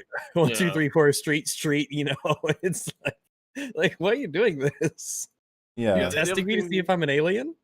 The other thing to keep in mind as well at at the gathering of the races, where it's elves, dwarves, men, they're all coming together. It's like it's formal, but also a lot of these people don't get along. I get it. You know, this is fucking that boring backstory, but these races haven't always had the best relations with each other. And until there was a common enemy, you know, the Dark Lord Sauron, some of them didn't like each other. So when they came together, it's fucking almost required to actually like go, look, this person's this person, this person's that person. It's fucking chill. I mean, they establish immediately that Gimli hates elves. Well, elves and dwarves, they all, always hate each other. Go hand in hand with hating each other. And Peregrine Took. Bilbo Baggins. Who the hell does that? Eric Matthew Bohr, son of Rob Bohr, age 24. He's this ancient fucking He wizard. just said his name. It's not a story in fucking modern times, you retard. People do that in real life when they see someone, especially they've missed. They're like, John Smith. I haven't seen you. And how long has it been since they've seen each other? It's been a while, right? Like, we're talking a while. Getting there. 5, owner of Cinematic Venom, going out with Ashley Elizabeth Burney, born July 25th. Why does that kid have a dot on it? Is he Indian? Yes. And he is also he, comes is it a Hindu? across as a little creepy sometimes. No, it's what Perhaps the fuck? not. What? I've thought of a better use for you. What? No. If you want to interpret that in a creepy way, go for it, I guess. It's only creepy now because you said the word creepy before showing this. Well, yeah, you could do this with pretty much anything. I would say, if anything, Gandalf's intimidating. Oh, yeah, yeah. like this is supposed to be like, this is like a Dutch angle. It's supposed to be an awkward. It is showing that he is looming over him and that he's intimidated by him. Yeah, that is the purpose of this show. I mean, do that all the time in this movie. Keep in mind that Gandalf is like 3 foot taller than all of them. Yeah, and he is a very powerful wizard. And he's like, you know what, Sam, you'll be pretty helpful actually, because Frodo's gonna need it. Pretty simple. Yeah. Did he just want Sam to bone Frodo right in front of him? Yes, that was. Yeah, that's what he meant. I hate to point this out, but I believe this man might be a homophobe. Yeah. Oh, no Listen, there's nothing wrong with wizard hobbit love. Well, I was going to say, they cut him. away, so I'm pretty sure that's what happened. It bothers him a lot when men express emotions with each other. Sexually. Express emotions sexually. I mean, he seems upset that, like, Frodo has a feminine voice. Yeah. Ew. Okay. Creepy old man. I also can't see how would you. Why would you get that context? Like, it's weird because his problem. It's such a weird problem. Almost every person ever is like, Gandalf is so wonderful, bubbly and cuddly and happy and wholesome, and it's like, nah, he's creepy. You're like, okay. He's the dad of the Fellowship. He's being a father figure. That like you said, he's using people's full names to scold them, like in real life when that happens. And I was gonna say Tolkien's inspiration of Gandalf is Merlin. The wise old sage who advises the actual hero of the story, kind of thing. Oh yeah, we have arc shit going on with the dad part of it, well, with Pippin. The 3 significant moments I'd probably highlight is that he thinks Pippin is this stupid, annoying kind of brat idiot, And when he gets them all in trouble in Moria, he's like, fucking throw yourself in next time, you idiot. And then in Return of the King, when Pippin messed with the Palantir, he's like, he's about to start up his rant of like, you fucking stupid piece of... And he sees that he might be dead, and he's like, oh shit. It runs to him. And then in... he like dials down the anger, and then near the end of... Well, I say near the end of Return of the King, I think it's hour 3, I'm not sure. But he's talking to... to Pippin about like how they've done a lot of shit for each other at that point. Pippin's done a lot of good work, and he's trying to calm him down and relax him about the fact that, hey, we all die eventually, and we're gonna be alright. It's a really good scene. For me, I respawn, but you hobbits, you die. But yeah, his relationship with Pippin there's a lot of character stuff that's very very careful in Lord of the Rings. You've seen this character development between Gandalf and Pippin. What? Oh, he wants to characters. Pippin. He wants to fuck Pippin in the butt. That's all that is. He's a creepy old man. Goddammit. Yeah. Hobbits are extra snug. Yeah, Gandalf's into interracial porn, so that Oh well. Butthole while you slept. In all seriousness, the other characters have just nothing to them whatsoever, which is astonishing considering all of the claims that they were wanting to focus more on development. How would you honestly describe Frodo's character? Okay. Shut the fuck up! How would you honestly describe Frodo? I'm just like, I think we already did this about a half hour back, so we could just see how he concludes on Frodo. Other than just, he's the hero. Wow. Fuck you! Wow. Okay. Wow. He's not just the hero, you fuck. Oh my, I'm so, guys. This is the first time I'm actually mad on EFAP. Frodo literally makes the hardest decision in the film. Yeah. Frodo needs Sam to, like... He literally makes the hardest sacrifice in the film. It's the hardest... By the end of the series, he had to leave Middle-earth. He couldn't handle that shit. Oh my god. He had post-traumatic jewelry disorder. Yeah. Fuck this. Oh. What's interesting is that talking about Frodo's character, it brings up the idea that pretty much everyone in this story is saved by someone else, or there's a huge teamwork component of everyone has to work together in order to succeed, and if they stick with each other, they'll be able to triumph. And, you know, the Frodo and Sam pairing is the really obvious example of that, where Frodo, he gives into despair sometimes. He's like, man, we can't do this. It's just not, I can't do it. I can't stand up. I can't go any further. And Sam's there to keep him going. And, Sam's his rock. Frodo's a very hesitant hero at first, but he's dutiful and he loves the Shire and everything. So he does what he feels he has to do. It's not he's not looking after glory.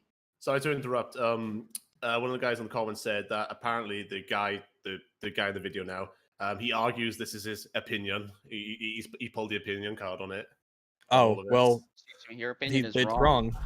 Well, yeah, your opinion is wrong. Yeah, Sorry your about opinion's that. wrong. Yeah, I know I know this is a thing with some people. You could just say it's my opinion. That doesn't make it any less wrong.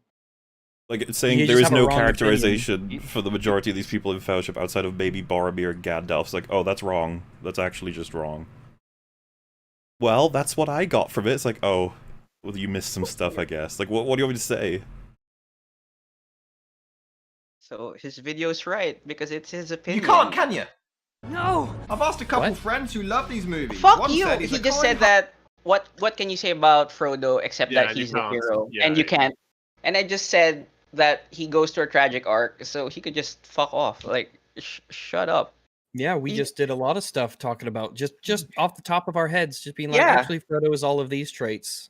Yeah, like, and these traits are, you know, themes that are repeated in the movie many, many times. But again, just using this one film, Fellowship, like, again, Frodo is the protagonist. Like, yeah, he you know, comes out of his comfort zone. It's the first, you know, Hobbit since his uncle to leave. So, like, it's a big deal. They meet an elf. It's a big deal. And then at the end of just this film, he makes a huge sacrifice and decides that, you know, the whole Fellowship thing isn't going to work, and then decides, like, just in this film, he is the hero because of the decisions. He's not the hero, therefore he's the hero. Yeah. Well, it's the other thing is like, I don't know if he's going to bring it up, but why is Frodo the ring bearer? And it's all because the hobbits don't want to seize power. They want to leave, like I said, they want to live a peaceful life. Because why not give it to Aragorn? Or well, definitely not give it to Boromir, because men are corrupted by the power of the ring because they want to serve, well, mankind. The hobbits, they don't want to seize power. They don't want to be dictators. They don't want to, enslave. They don't want to do any of that shit. So that's why Frodo can last with the ring for so long, because again, I don't even think they actually established in the films, but the actual journey takes like 2 years to actually get there. And I think they say 16 months, is it, by the end of Return of the King, Rex? Did they say 16 months? 13 months. Yeah. But the whole point is that, Frodo has to be the ring bearer, or well, a hobbit has to be, because they're the ones who won't put the ring on and go, actually, no, I'm going to serve myself. He never wants the ring. He never, well, he even fucking says that at the end, I think, in the third film. But yeah, that's why. And that's why Frodo is the hero, even though he is like the most unlikely of heroes. I know I keep fucking saying it, but yeah. Well, I would even argue, by the way, by the end of the 3 films, he's quite complex. Like, you get the scenes where it's like, we did it, guys, we won, and he's not looking satisfied or content. He's and it's just like, what's going on there? Keep an eye on him throughout the films. It's a lot more complex than he's the hero. I don't even know how to react to that. Yeah. He's the one who fucking spares Gollum's life thanks to the advice from Gandalf, and that decision is incredibly important throughout these films, and it's showing a lot about his position on morality, for one. What, you saying that Frodo is compassionate? Well, that's not a character trait. Fuck off. No, I was meant to say hero. He's heroic. Fuck off, right? Like, oh my god! Like he even fails. Like he doesn't even drop the ring. He goes, no, I'ma keep it. It's like there's so many things going on, and you can't even. Hearted hobbit who likes to hang around, which is literally saying he has no purpose and just sticks around to stay in the plot. And shut. Oh my god! Did he even watch the film? Like, what is? Wait, is he establishing it's a problem that Frodo just hangs around Hobbiton? It's like, what? It's his home. I don't know. What the hell is this? Let me draw that back. That can't be a criticism. Honestly, describe Frodo's character other than just he's the hero. And then we did it. Yeah. You can't, can you? No, I've asked a couple friends who love these movies. One said he's a kind-hearted hobbit who likes to hang around, which is literally saying he has no purpose and just sticks around. Literally bearing the fucking ring. What? He's the one that gets the ring in the fire, and he's got no purpose. I mean, I guess he was at the beginning. He hangs around Hobbiton with all the other hobbits in the Shire. That's what hobbits do, I guess. They hang around their homes. Also, this is telling us as well that if you don't have a specific purpose as a character, that means you're a bad character. You can't just like Jack Sparrow is someone who reacts to everything that happens around him rather than having a specific goal in mind necessarily. Like, there's a lot of characters like this. Well, that's the point of a protagonist, is that their purpose needs to be given to them. I mean, Luke Skywalker, he's presented like that's part of the hero's journey, is that they're reluctant to enter the journey, and then something happens that kind of forces. Do you remember the moment where he's set up, he's got his hiking gear, he knows his job, and he's about to leave, and Gandalf just looks at him like, "Oh, like you're a good person for doing this, because this is not going to be easy." Yeah, he thinks it's going to be a whimsical journey, and he has no idea what's in store for him. Yep. I mean, Frodo is a rather interesting character. So this is what I often say about Buffy, by the way. He's not my favorite, right, Frodo? And you'd be like, you're like, he's probably not even close to my favorite. And you're like, wait, what? Oh my god, is he bad? It's like, no, it's just so many good characters. You're missing what I'm trying to say. Okay, like it's hard to choose between them all because they're so well done. All right, that's the problem. But I mean, Weekend Warrior, you just said Frodo's your favorite, right? What? Sorry. Did you say Frodo was your favorite? Yeah, that's why I'm so upset. There you go. Like proof. He just likes people who hang around. I'm so fucking mad. Like, he didn't watch the movie. Like, even the Gollum thing, right? Like, before, when Gollum had the big blue eyes, it kind of mirrors what Frodo also, with Elijah Wood's expressive eyes. It's like, don't you see what's happening, Mr. Video Maker? What the fuck? It's like, oh. Gollum just hangs around. Yeah, Gollum just hangs around. Yeah. You know who really hangs around? Sauron. He just hangs around. Yeah. You know, he's just, Greg, you know I'm where, very you need him, you upset. know where to find him. He doesn't get I out mean, much. I'm laughing also, but I'm really like, did this fucker watch the movie? No, Hey, hangs look, around. we'll find that Yeah, out surely by the Frodo's end. just hanging around. Yeah, he's just. Yeah, You know, no, fuck this. I'm gonna put it out there. Friend, and he said Frodo just hangs around. Aren't all So I characters just recorded hanging that and put around it until into the my story video. begins anyway? Isn't that what everyone is doing? Listen, what better evidence is there than some random, nameless, anonymous person who has an opinion that can't be verified? All right, yeah, that's true. Yeah, somebody else.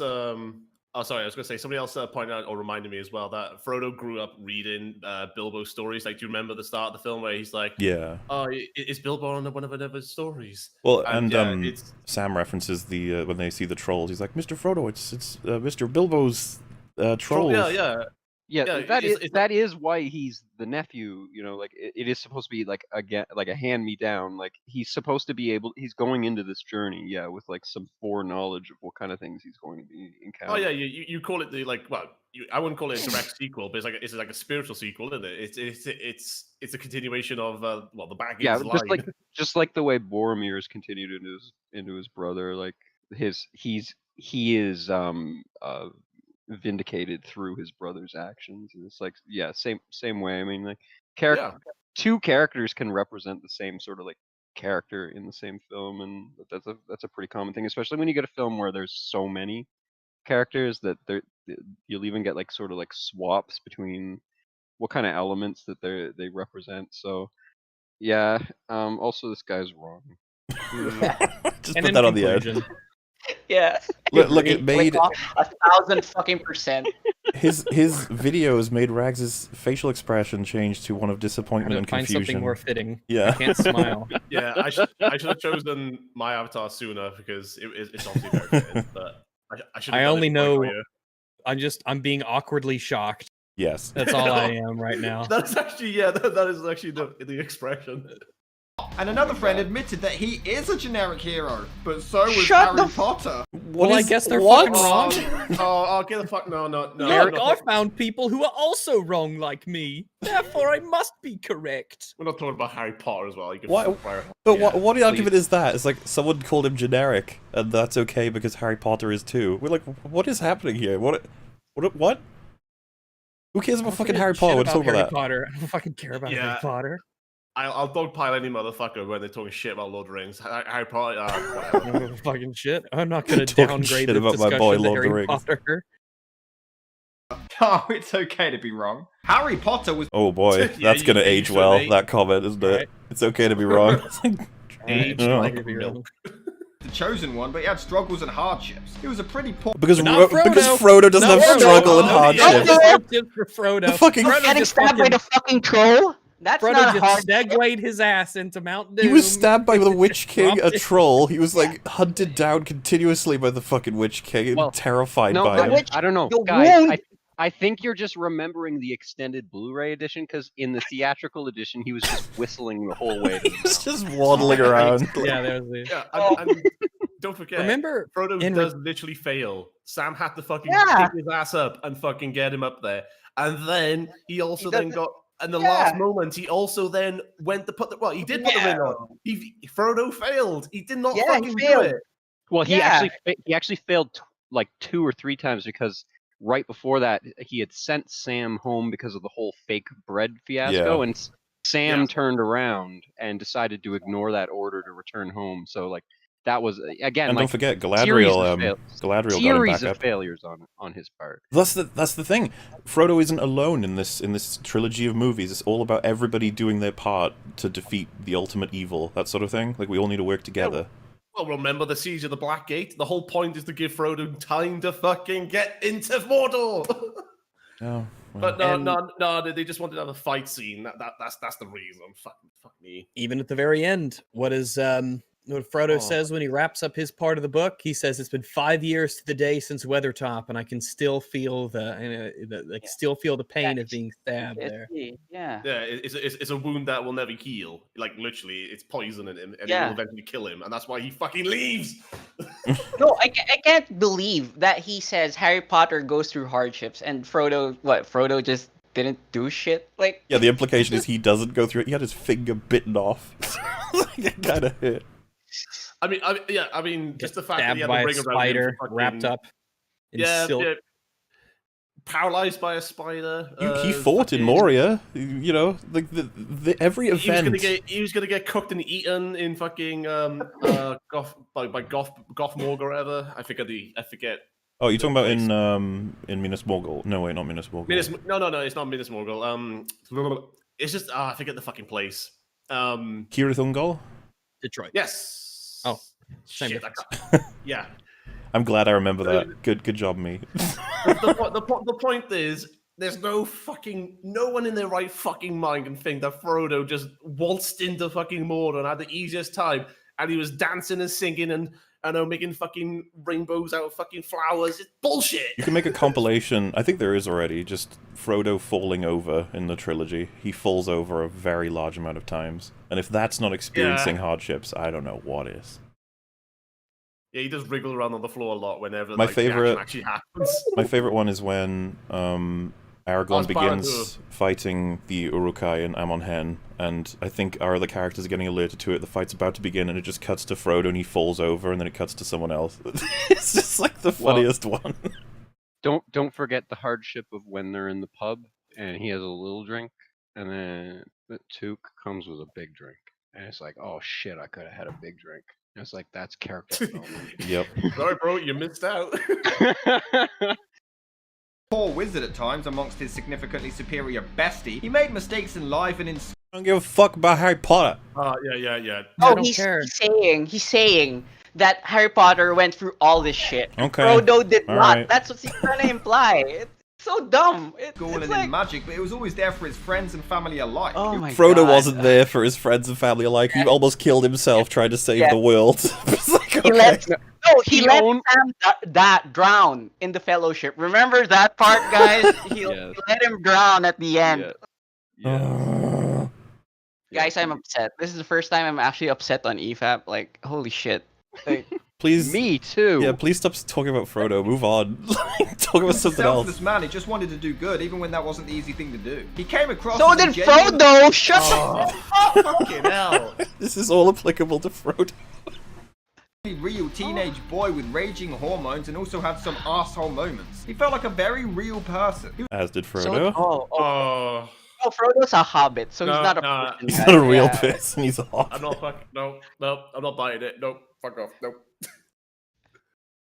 He was quite humble and didn't need or even enjoy the fame most of the time. He wanted to stay... Yep, again, applies to Frodo. Not a... You can tell at the end, all of it, he doesn't want any of it. He did the right thing. He leaves the planet. He cannot deal with. He leaves this plane of existence.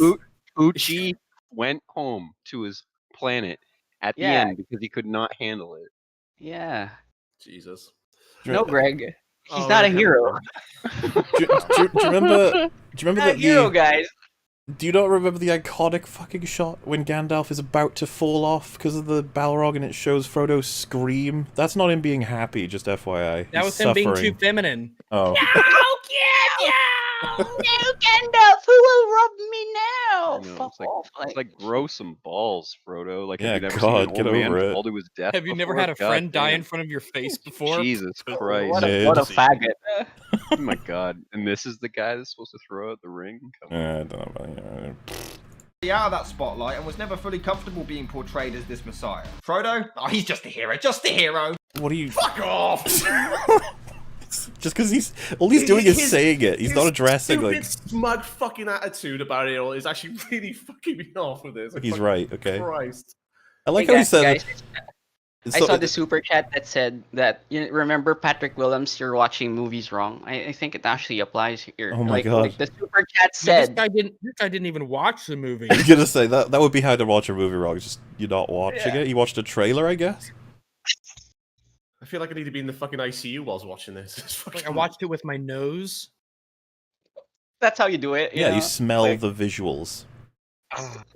Smells like that fine pipe weed from the Shire. I know he struggled sometimes as well, but he had no other characterizations other He than... struggled sometimes. What? He struggled sometimes, but has no other characterization. What is that sentence? Remember in the Fellowship when he looks into the fucking the mirror, the Shire, Galadriel's mirror, and he's like, "Oh fuck, bad things." I fucking oh my god. Yeah, Galadriel literally fucking scares him into fucking doing his job doing Just doing FYI, his the Shire will burn. He's like, oh jeez. Remember in I like Moria, the guys? Shire. My friends are there.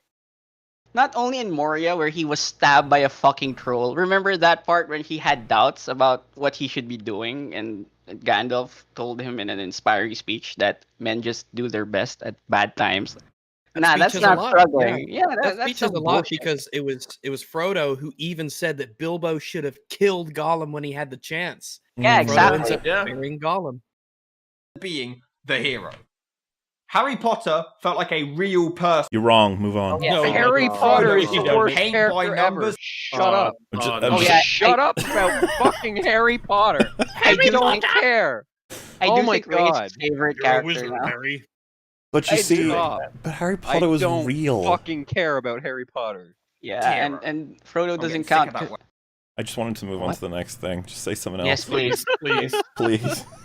Please stop being right wrong. here, he lets his friends get chased by a shitload of bad guys. What are you? Shut the They run away and He he let for him to let escape. them. Nitwit. I'm angry now. He let Bros, he he his watched friend. the movie wrong. He let He watched the movie wrong. Nerd Remember rage. when dude, said, guys.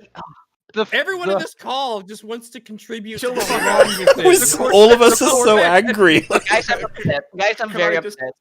Can I just say can I just remind people how it goes?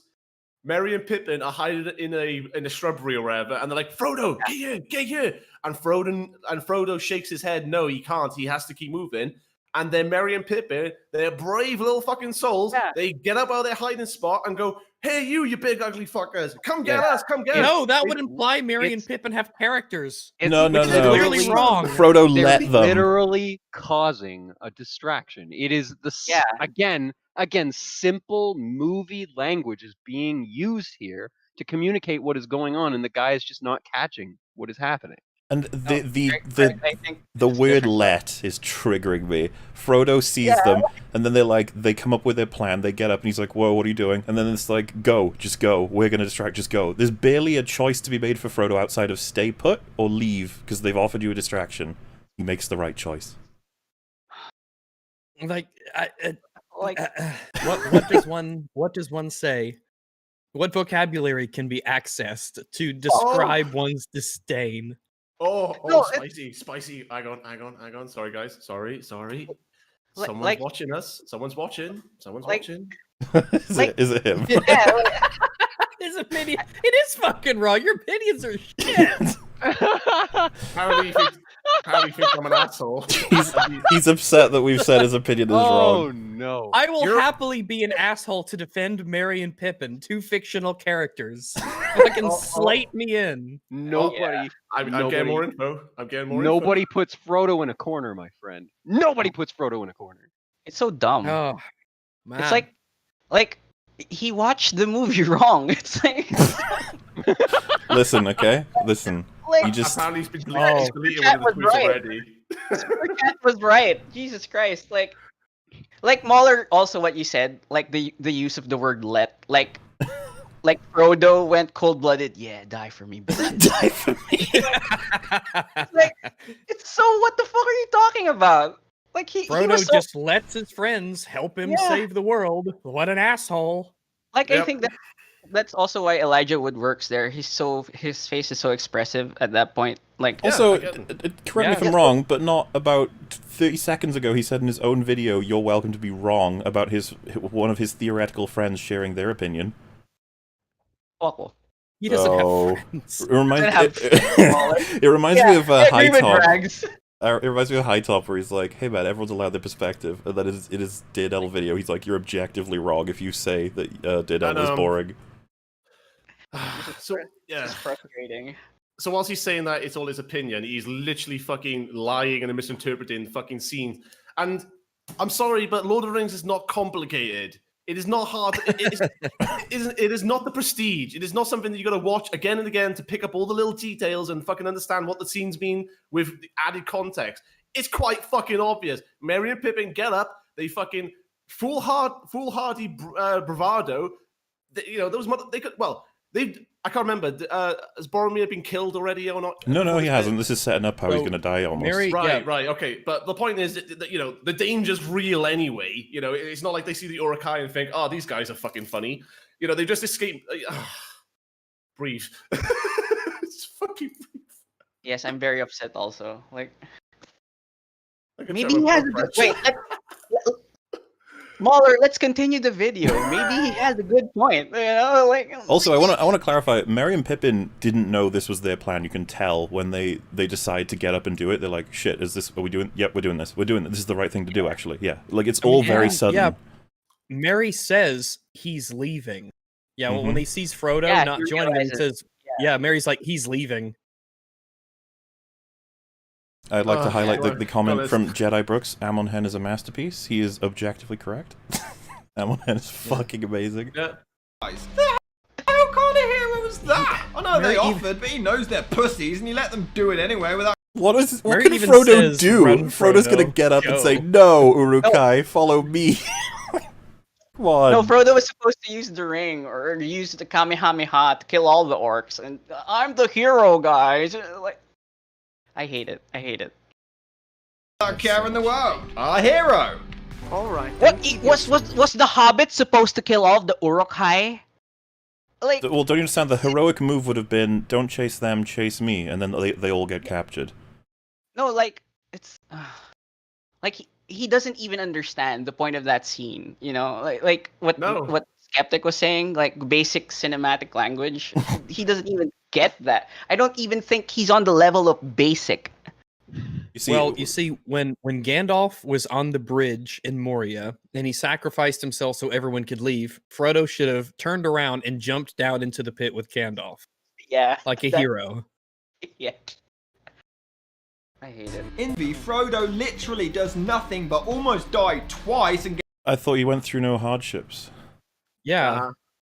But it's nothing but hardships now. No, he literally does nothing but go through hardships. So I'm just gonna. I know it was a deleted scene. When Muller, you're not paying attention. It was a deleted scene. I know. I shouldn't nothing, be highlighting deleted scenes. But when they break into Moria, all the goblins and they all fight, that deleted scene where Frodo attacks and kills several of them. The one that got deleted. And then he's like moving around the battlefield trying to make use of everyone protecting him because he's the ring bearer. If he's killed or captured, it's pretty much over. He just did nothing. Nah. Escaping Shelob's lair, that doesn't count. Nope. Him making it to Mount Doom, it's all so insane. It's all just so insane. And it's like after Frodo gets stabbed by a Morgul blade or whatever, and only through Aragorn's fucking bloody he is I don't know what the word is. Herbology, elfcraft. But it's not But the point is like people don't survive those kind of wounds, and as we fucking know, he literally can't bear the pain anymore. He leaves. When the Witch King screams, it hurts his shoulder, doesn't it?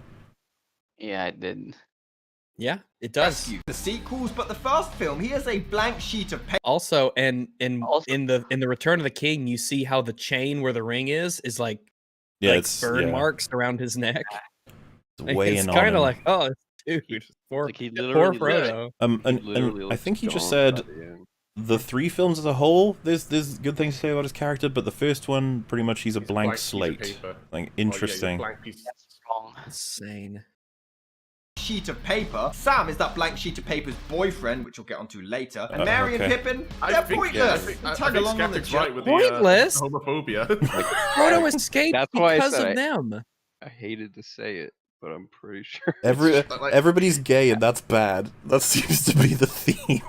But he has got a bone to pick with men having relationships with one another. Yeah, affection is apparently gay. I didn't know that, guys. I'm very gay right now for all of you. Rose, by the way. That's the thing about to have a friend. Sam and Frodo's relationship. It's they're really good friends. It's nice to see it. Rose, is it gay to die for your friend? It's weird how just Pretty moments, fucking gay. moments apart, he said that Frodo is a bad character for letting Merry and Pippin distract the Uruk-hai, and then he says Merry and Pippin are useless, even though you just said they distracted the Uruk-hai, which allows Frodo to leave Am Hen, and Boromir has to come in to try and save Merry and Pippin. Like it's everything's interconnected, and he just dismisses it like it never happened. And all for no reason whatsoever. It's like that scene in Shrek. Yeah. How dare you? You're coming with me. Hey man, if he's gonna compare it to a masterpiece like Shrek, I'm actually okay with this. Like, yeah. At least it's not Harry Potter again. So his criticism was that Merry and Pippin just come along, right? Like he's saying that there's no, they just do it, and he's right. They're the only two, I'd say, in the entire Fellowship that not even sure what they've agreed to, but that's a part of their characters. They're very adventurous, rambunctious, reckless. That is the point. Is that they're tailcoat chasers, so they saw an opportunity for an adventure and like literally grabbed it as it was leaving. And there are several scenes where they express concern for their fellow hobbits. They and then they develop from a couple of idiots that want to drink pints at the bar to fucking heroes that literally dedicate their lives to saving the planet. One of them saves even in the Faramir's first life. movie, they were always they had good hearts and good character. They were goofballs, sure, but they did the right thing and they were brave. And they were good. In the end, they did the right thing. Dude, another heart-melting moment is the Black Gate fight. Aragorn runs off, and then those two do. They're the next two. Yeah, they're the first ones to join Aragorn. Yeah, first one moving forward. FYI, Lord of the Rings is great, by the way. That's also if anything, Scotty and Pippin have the most character development. Did you just say Scotty and Pippin?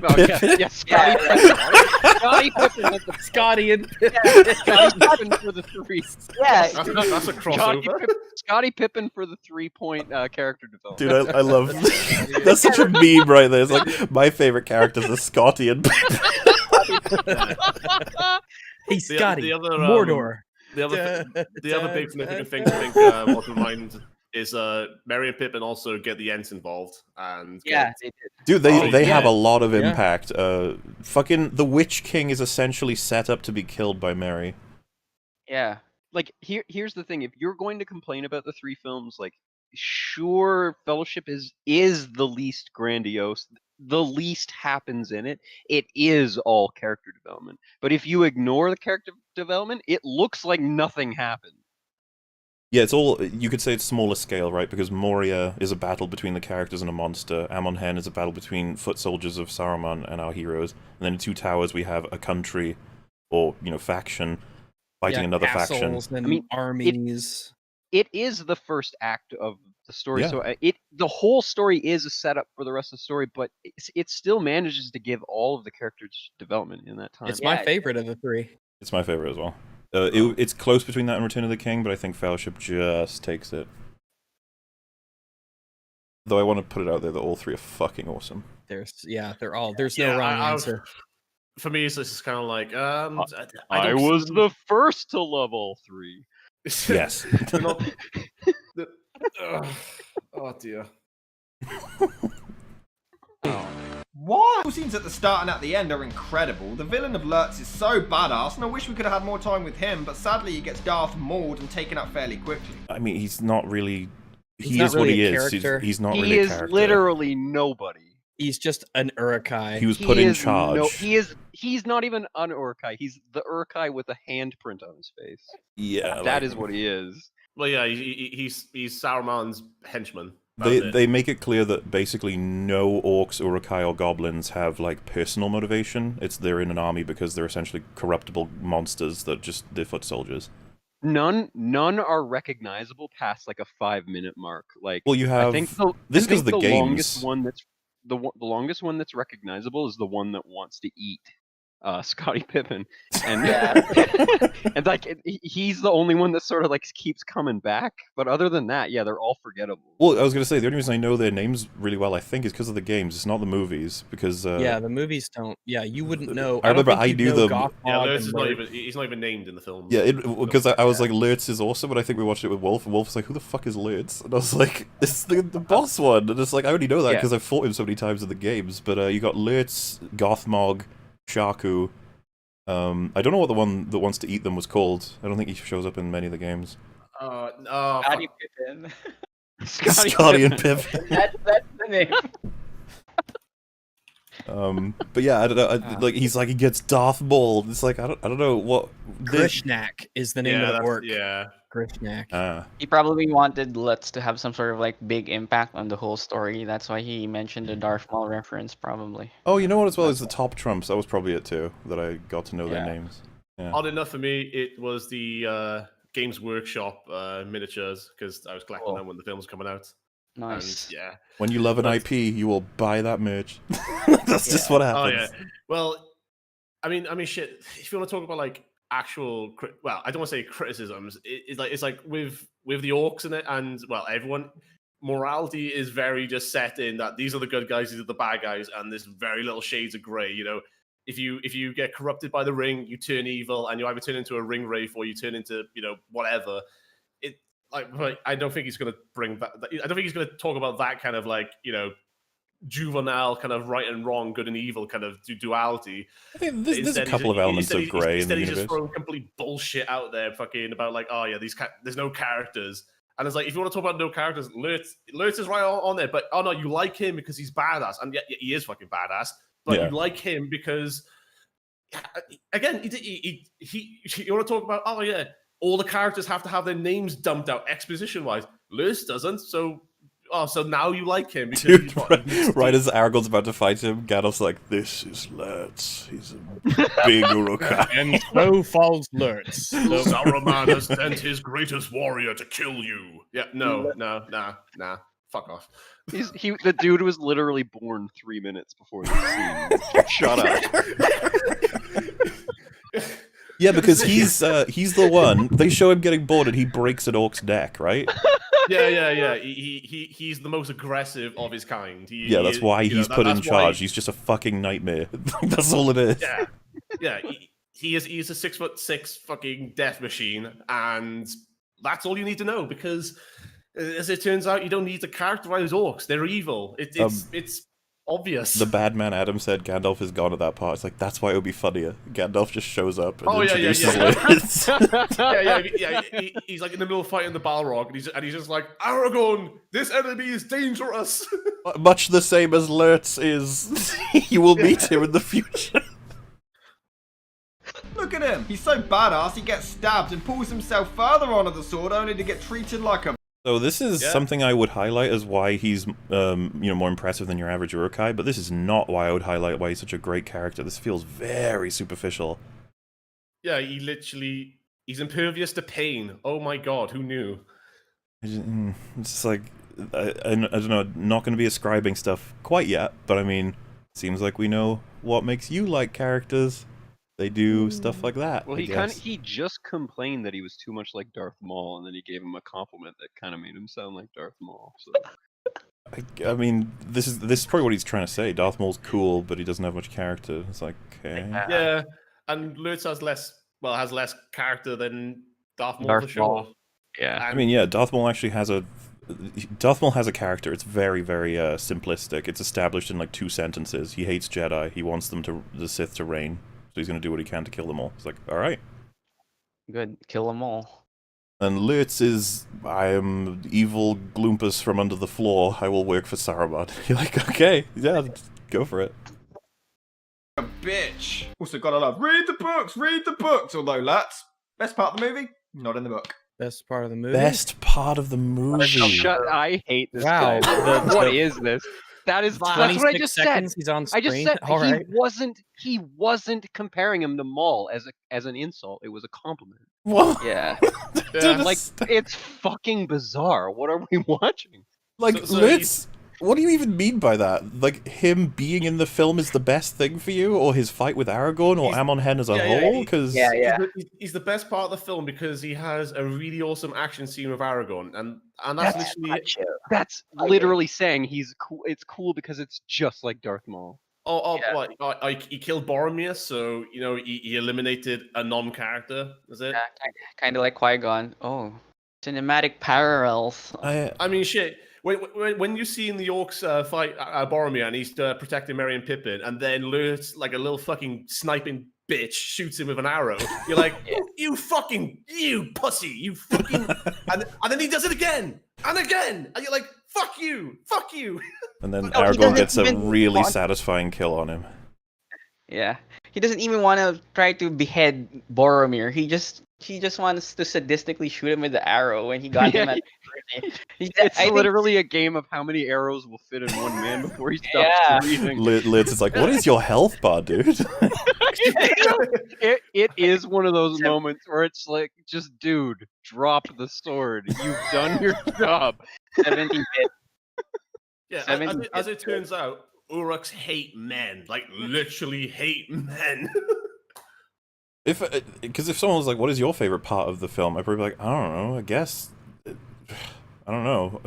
I love all of Moria. I love all of Amon Hen. It'd be Gandalf and the Balrog in Fellowship of the Ring for me. Oh my god. Yeah, alright. That is the best. It's amazing, there's no doubt. I can't deal with this.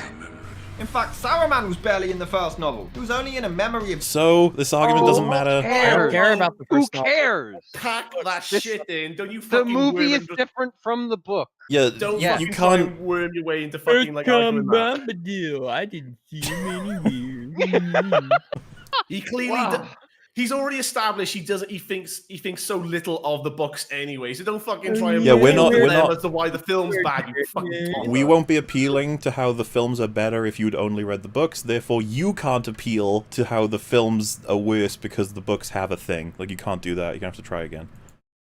So they're not really as accurate as depicted. Some have stated they cut out things from the book, but they also added to it, and from what I can gather, they improved the story. The movie is also arse-numbingly hypocritical, considering the whole premise is that all kinds of races come together as one. They all unite, all races are equal in the fight against evil. Yeah, all races are equal despite orcs being used as slaves. What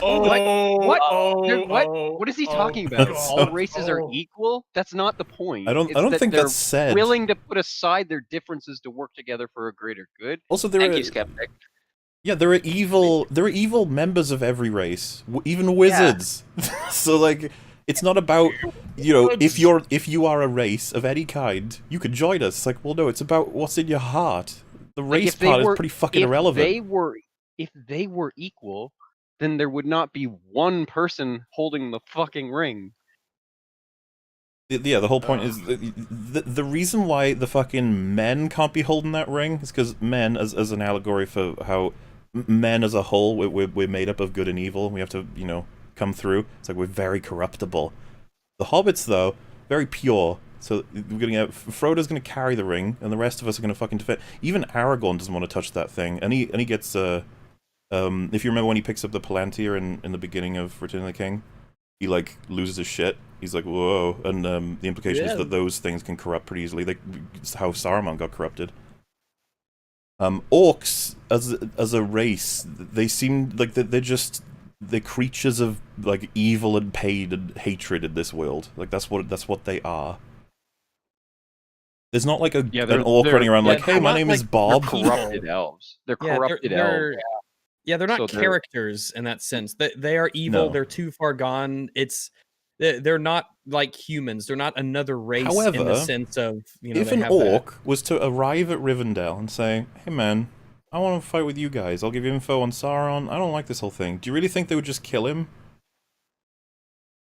It's like if an orc wants to be a good guy, then they would be accepted in the fight against evil. But there's no such orc or Uruk-hai. That's not a thing in this universe. No. Like I don't know what else to say about that. Like as if the implication is we kill these orcs and like we raid their villages and they're just doing their thing. We execute. It's like this is war. They're fighting against us. Well, I say us. It's bizarre though that he's complaining too though. Like it's like you might want to rewind like half a second because it's like he's saying like, oh, all these races are equal, and he's pointing at the Fellowship. And then he goes, except there's slaves, and then he points at literally the enemy race. Yeah, and like, I don't understand. I don't understand what his point is. It's not just that though. It's not just the films and the books don't pander that all of this is equal. The elves this is not Star Trek. This is fucking Lord of the Rings. Like nobody is equal in this world. Yeah, the elves are clearly the higher beings. Like, aren't there literally fucking kings in this universe? Nobody is equal. And well, not to mention, elves are just the class everyone would pick. They're immortal. They're really light. Yes. They're like really agile. They can walk on snow and other bullshit. Extremely skilled. Actually, I don't know if you'd want to pick them though, because there is the argument about because they don't actually have free will like we do. Elves don't. No, that's. They don't have complete free will. That's the lore. That they're sort of bound to God's will in a certain way. Yeah, basically they're authoritarians. Sort of. But the other thing is the fact that because elves are immortal and they have like ridiculous lifespans because of that, they also see everyone else, hobbits, men, or dwarves, even dwarves are also age for hundreds of years, but they see everyone else as like children because they are the ones who have been in Middle Earth forever, and they have seen races come and go, and they still remain. They are.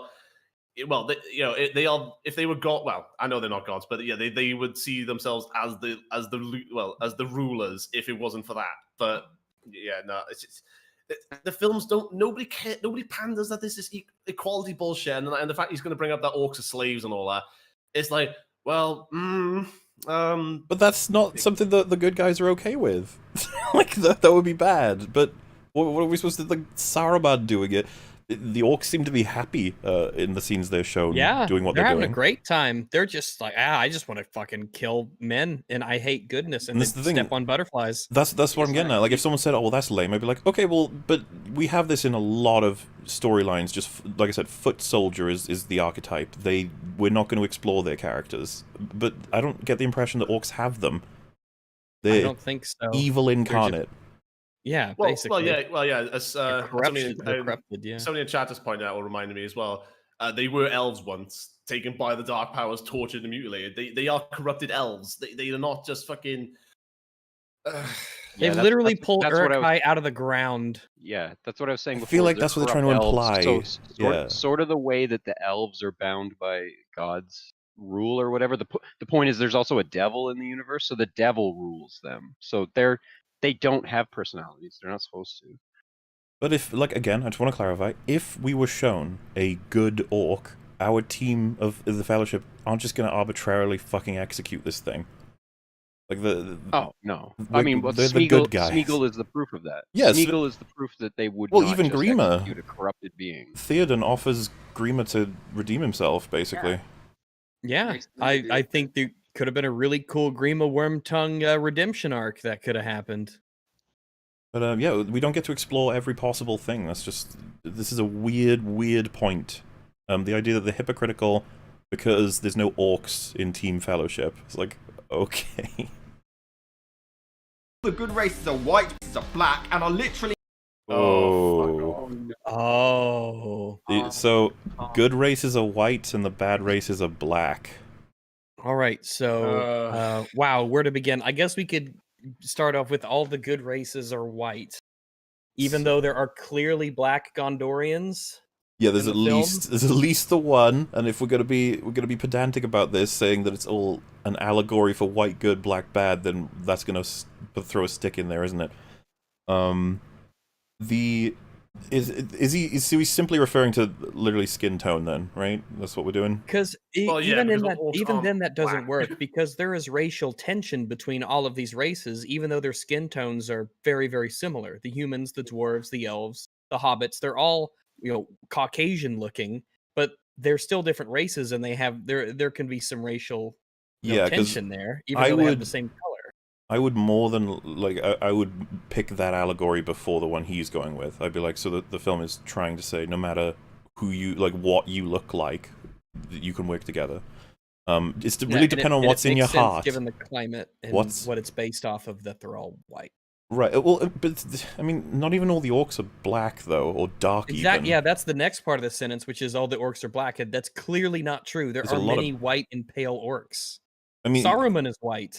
Yeah. Grima is white. Grima's white. Like pretty much everyone. Yeah. If you watch through this film and you pay attention to the orc skin tones, a lot of beige and pale orcs that you will see. The Easterlings. We were talking about Grishnak. Grishnak is, let me double check on him. I think he's relatively dark, but I was going to say that the Easterlings are made up of, like, both white people and, I think, half-caste people sort of thing. Okay, he is dark. It was, and then I pull up the image of him. Here, let me show you this. Oh, yeah. Because I pulled up the picture of him on the wiki, and he's surrounded by 3 orcs that are not dark. Let me pull it up. I know it's the Hobbit. There are 2 like grayish ones. One of them's white. I know it's the Hobbit, but Azog. Oh yeah, he's known as the Pale Orc. Yeah, and Bolg. So the one who has his arm. Yeah, but. So yeah, I don't know. This seems. Gothmog is the general, and he's white. I would go as far as saying the secondary antagonist of the trilogy behind Sauron is probably Gollum. He is not black. He is a pale boy. Yes, sir. And and Gothmog, as you just said, he's quite a representation of like a leader, and he's fully white. And the shades of green as well. They orcs, unironically, do come in many colors. Well, and yeah, this is a weird appeal as well because, like, I got a feeling where he's going to go with it, but. Well, I was just going to say, like, the reason why enemy creatures and scary creatures are portrayed in darkness or are darker is just because harder to see things make us as just creatures that like to identify what we're dealing with. They're spookier. Like, if we can't, like, the spider in the cave that's dark. It's like, yeah, why wasn't it all lit up? It's like, well, because it's scarier if we can't quite make out what it is. That's just pretty simple. An army of Uruk-hai charging at you, and they're all, like, almost demonic darkness as a shroud pouring over Helm's Deep. It's just like, yeah, there's a reason why it's all not lit up. Like, but also, there is also, sorry, I was also going to say that there are corrupted men that, like, the wildlings also fight for Saruman. The mouth of Sauron, oddly enough, my avatar, he's not fucking black. He's fucking a lot of the Mumakil guys. Who are they? Easterlings. Easterlings. Yeah. They're mostly white. Also, someone mentioned in chat, I forgot about them. The what are they called? The Dundland men. The the wildlings. You could call them wildlings. They're the big bearded ones who, in the extended in Two Towers, they go, "We will die for Saruman." Yeah, he was. They're pretty much all white, right? Yeah. Yeah, the Dunlandings. Yeah. Well, I don't want to entertain this shit, but yeah, it's. There's a lot of white people in Lord of the Rings. Yeah, we get it. We get it. It's not diverse in terms of, like, Hispanic, Black, Asian, and all this, all the others. I get it. In climate, it's a temperate zone. It's gonna have white people. I don't know. Everyone's white there. The good people and the bad people. This is what I mean. And so I take away from Lord of the Rings that it's about yourself and your choices. It has nothing to do with how you fucking look. That's not what it was going for. Again, basic cinematic language being misunderstood. And it's a good message as well, because it can permeate throughout your life as sort of, don't judge a book by its cover. Look hobbits are heroes, elves are heroes, men are heroes. Like, everyone can be a hero. It's what you do. I mean, hell, Smeagol saves Frodo, I want to say... How many times does he save him at first? Because he saves him from drowning to the ghost people. He saves... Is there any other time? Because I was going to say Frodo saves Sam when he falls down the... What are you trying to count? How many times Gollum / Smeagol saved Frodo before he decided that he wasn't going to have that shit anymore, Because it did seem that he was willing to be on their team before the Faramir stuff happens.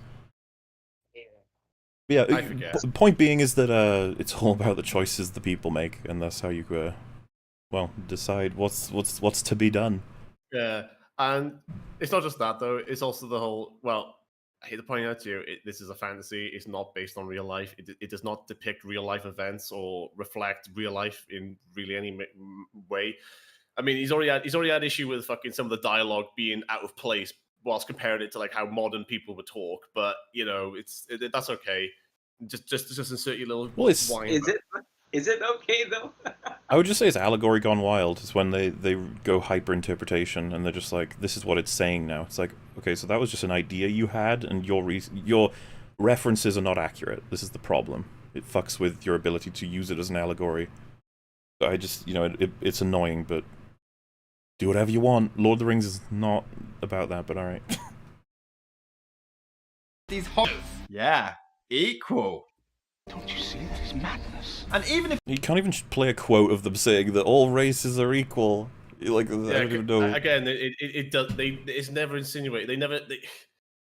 This is not a fucking story about fucking race equality. Yeah. The elves are clearly better than everyone else. It's kind of like, it's really clear. They're just the best. Yeah, isn't Elrond like 5,000 years old or some shit? As long as you don't get depression, you're pretty much sorted as an elf, because as long as you don't get any fucking chronic illnesses, you'd be fine. Yeah, and to clarify, I'm not saying that makes Elrond a better person than Frodo or something. That's not the point. It's just that they all come with attributes, very clear ones. Some of them can cast fucking spells, okay? Like others can't. Yeah. It's not like Hobbits our can make world. Pumpkin pies. It's really not the same level. if you want as much into that, how can all races be equal when the hobbits are constantly shown as the vastly superior race? We've destroyed. Stop. Did you just say hobbits are shown as the vastly superior race? No, maybe superior to like wielding the ring. Maybe that's well, his point. Yeah. They're superior in that they're the most humble. It's like they're superior in that they're not superior. That's what makes them superior. Not to mention that even resilience to the ring isn't consistent across hobbits. Look what happened when Smeagol first encountered it. No, literally only Frodo is allowed to carry it.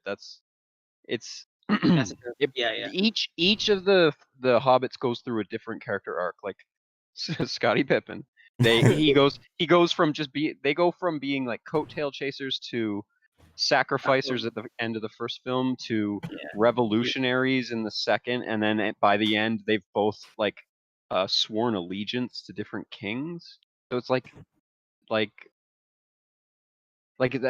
point is that they've done that from a position of inferiority physically, which character-wise makes them superior. That's how they're superior. And even in the beginning of the first movie, a lot of the hobbits are portrayed as, like Bilbo wants to get away from them. He's sick of how annoying they are, and they want his house. And a lot of them are just normal-ish kind of people with their own familial issues. Hobbits are all over the place. They're like men, kind of. Well, I would just say that I think that's part of Lord of the Rings, is that all of them are all over the place. A lot of different people, a lot of different things. Yeah. They're people. Yep. Quit trying to say something you're clearly not, you hypocritical New Zealand bastard! Okay. Oh my I don't know what to make of that. Alright, let's move on. Oh yeah, we're all equal, even though the hobbits are much, much better, much stronger, much more independent, much... What are you talking about? Stronger. What are you talking about? What the fuck? How are the hobbits stronger? Oh my god. What? Oh wait, I just missed that because I want to get a drink. Did he just say? He said the hobbits. He said hobbits are stronger. Yeah. Well, like physically or mentally. Let's savor it, guys. Let's rewind it. Alright, let's play it again. If you want to say I'm looking too much into that, how can all races be equal when the hobbits are constantly shown as the vastly superior race? Quit trying to say something you're clearly not, you hypocritical New Zealand bastard! Oh yeah, we're all equal, even though the hobbits are much, much better, much stronger, much more independent, much braver, and basically better at everything. Braver? Yeah. Braver? No, they're braver. Exactly. What is braver. happening right now? I don't even agree that they're braver. No, they are. They are in that they're literally the weakest characters, yet they put themselves in as much danger as normal I don't know. people. I don't know. So the problem with that is capacity, I guess, is what you're talking about. And like Boromir and Aragorn do some of the most courageous shit they could possibly do. Like, yeah, it's all like in regards to their own ability set, you know.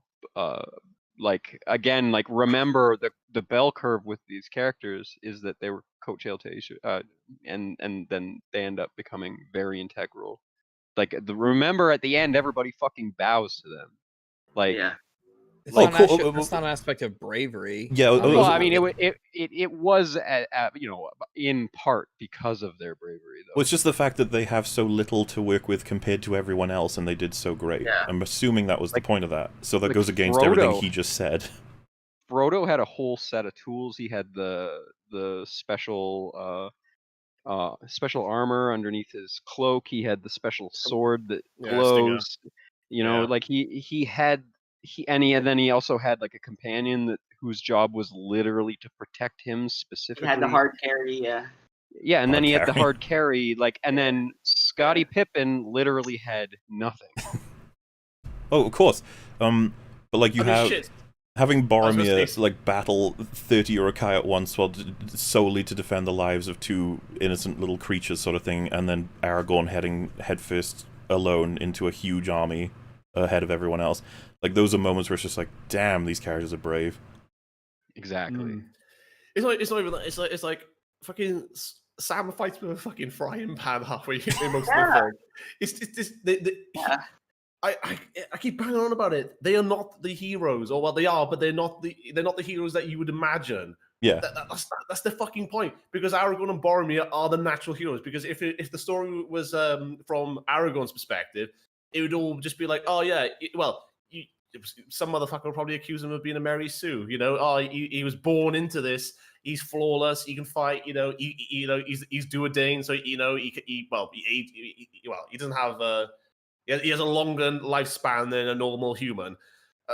But and of course, there's so many examples. I don't mean to not mention them, but of course, Eowyn standing in front of the Witch King for a dad. It's like, damn. Or yeah. Yeah, because I wouldn't be surprised if he brings up fucking feminism or something in this too. But yeah, Eowyn fucking, she rocks, and she fucking does. yeah. Well, and in fact, the whole it's just weird to be like, all of these attributes, hobbits destroy the rest on them. It's like they're clearly superior. What is this?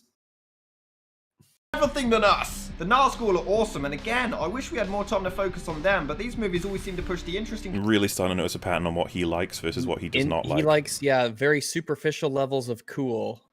He wants more time with the Nazgul and don't get to me wrong, develop their basically not characters. They're fucking cool. He only complains about the character moments and then says that there's no character in them, and then says that these moments that are nothing are better. If only they had more of these nothing moments. And when we say nothing moments, right? What's happening here is they're about to be found. They made it. That's like the tension of the scene. It's literally tension. It's nothing. It is nothing. It's a jump scare. It's a fucking broom falling out of the closet when you're looking for a ghost. It's nothing. And as far as I remember, in the films, the ring wraiths or the Nazgul, they're just established as kings of men corrupted by rings of power that Sauron gave them, and that's it. And but they're wraiths, they're ghouls. But characters, there's no characters, but the people that he loves the most are the literal fucking the ones that have the least amount of characters. Okay, we need more alerts. We need more ring wraiths. They're cool. Fuck hobbits. I think this guy's favorite movie of all time is Batman versus Superman or some shit. Oh no! You're poking a beast there, Warrior. You're gonna fucking piss a bunch of people off. There's still a contingent of people who adore Zack Snyder's works. Oh yeah, and also not that you can see their skin, but ring wraiths they're black, are they? And that's okay because. Good point. All of them are white dudes. Lutz is definitely a scorched brown kind of. You know, he's very brown. No, they show them all in the flashback. They're all wait. Guys. Yeah. See, that would be a point that he would actually make. He'd be like, "There's no ring wraith on the Fellowship, so what's that about?" It's just like that's not how it works. Like, I thought all races were equal. Dude, What I about the actually want evil that race? now. It's just Derek, the ring wraith. He's like, yeah, I'm not cool with Sauron. He's a dick. I'll fight with you guys. That'd be so fucking cool. Characters to one side are focused. By the way, how come they can't enter water at one point, but later on they clearly do? Did you notice the difference in Oh my depth? god. How come? Yeah. How come they can't enter deep water, but they can go in shallow water? This How is not come real. This infant can walk into a puddle, but I can't chuck her into the ocean? What? That. Oh my. Come on, dude. Do they suffer the same inconsistent phobia of Mr. Voorhees in Freddy vs. Jason? No. In 3 hours, other than... So that's it. He just wanted to point out they walk in shallow water, they do not walk in deep water. They don't jump into a river, but they'll be on a horse, and the horse is in like ankle deep water at the most. They'll do that, but they won't jump into a river. They're totally the same thing. God damn it. Then he's the hero, he's the funny ones, he's the god amongst men who can do anything, he's the calm I collected... thought you said the hobbits were the best. Now, Yeah. the god among men who can do anything is... okay. Little confused. badass, he's the annoying dwarf. I'll get on... Annoying dwarf? What the fuck? What? That's not annoying. What? What? What? You find John. Oh my Rhys god, I Williams- hate this so much. I hate this I've so never much. heard Gimli be described as annoying. Oh my He's so God. fucking endearing. He's like one of them. Oh. Yeah, and he has so many quips. It's brilliant. Yeah, remember that scene when he stutters when he saw Galadriel? That was like, oh, it's kind of cute. We're very dangerous over short distances. It's over there. Just the whole. He's twitching because he's got an axe in his nervous system. Oh, there's so many fucking good moments. That still only counts as one. Yeah, he's annoying. That's my favorite. He's annoying. That's Yeah, my that's it. favorite. I think he might have watched The Hobbit and thought all dwarves are annoying. Gimli therefore is annoying. Again, I'm pretty convinced he's only seen the trailer at this point. to all of them later. There Nobody is tosses no a dwarf. genuine development whatsoever. You know, I'm gonna keep comparing to Harry Potter, but when No. Darth Vader, Bro, bro, you're the only one doing. You're the only one doing that. You are the only one doing that. Stop comparing. Dumbledore, Guys, Sirius Black, Snape, Guys, I or also even got bad Dobby Dog. news. Why are we doing this? All he's doing is, I care more about Harry Potter than I do about Lord of the Rings, and I'm like, I don't give a fuck. Like, just move on. Also, this is like kind of meta or whatever, but when did you do this video? I don't know, I haven't checked the upload date. Why? I think 3 years ago. 2017. Only because I wonder if you say the same about Harry Potter and shine the light up his ass now with current events with the J.K. the Rowling's author. cancelling, yeah. I wonder if this is now if Harry Potter is the bastion of fucking great whatever that he's holding it. Well, he's trying to hold it to now. I wonder. I just wonder. Just curious. Oh, apparently he liked The Last Jedi. Alright. Sorry, that was loud. It's a laugh because it all makes sense. All the pieces they plug together. You're like, Yeah, okay. yeah. The universe just dropped on me, and I just fucking felt it. I care. Gandalf died, and I was just like, What? That's not enough. That's not a criticism. I didn't cry when Gandalf died, but I am Dobby died. sorry. I'm sorry, but that is not a criticism. Something happened that I didn't like it, so it's worse. Dude, I was fucking No. sad in the cinema. I still remember being like, no, he's like my favorite. The wizard, no. Fly, you fools. Slip. No. Skeptic, who talks like that? We Come on, even, bro. all of them fucking lose their shit outside of Moria, too. Yeah, why did Frodo yell Gandalf's name when he fell? Like, enough with the exposition. We know his name already. Like, calm the fuck down. Terrible writing alert? I think so. Name. He used his full name as It his was- full name. Dude, I'm half expecting him Shut to be up, you like, know who it is that just died. they had him say That's that actually a because the thing. audience forgot his name. That's actually a thing as well. Fucking Harry Potter, all like pretty much always introduces characters by their full names, like and there's many of them, and many of them have Ronald really- Weasley. well, many of them have Harry really Potter. silly names, but okay. Yeah, dude, the amount of times Harry Potter is said across Also- those films, I'm Also, thinking if he's past gonna 100. If he's going to compare Dobby, in the films. Dobby got done dirty. He basically was in the second film, and then he got cut out for the rest of them until they realized, oh shit, he has a bit of significance in the last film. Better bring him back just to get him killed. I'm sorry. Are you telling me about Harry Potter? Because I strictly remember saying I don't care. I don't give a shit about Harry Potter. I'm actually Harry Potter, be gone. We went from like elf he's lying. supremacist to elves are shit. I remember Harry Potter enough to fucking beat him over the head with it, how he's just pulling it out of his ass. Dobby is fucking shit in the films. He gets done dirty. No, don't you get it? He's saying, yeah, maybe that's the case, but it's better than Lord of the Rings. Which is not infuriating at all. You're just like, la la la, I'm fine. Yeah, like I said, I don't think he'd be holding. I don't think his argument is just I like Dobby more than Gandalf. That's it. Dobby, Scotty. I just Dobby and Scotty.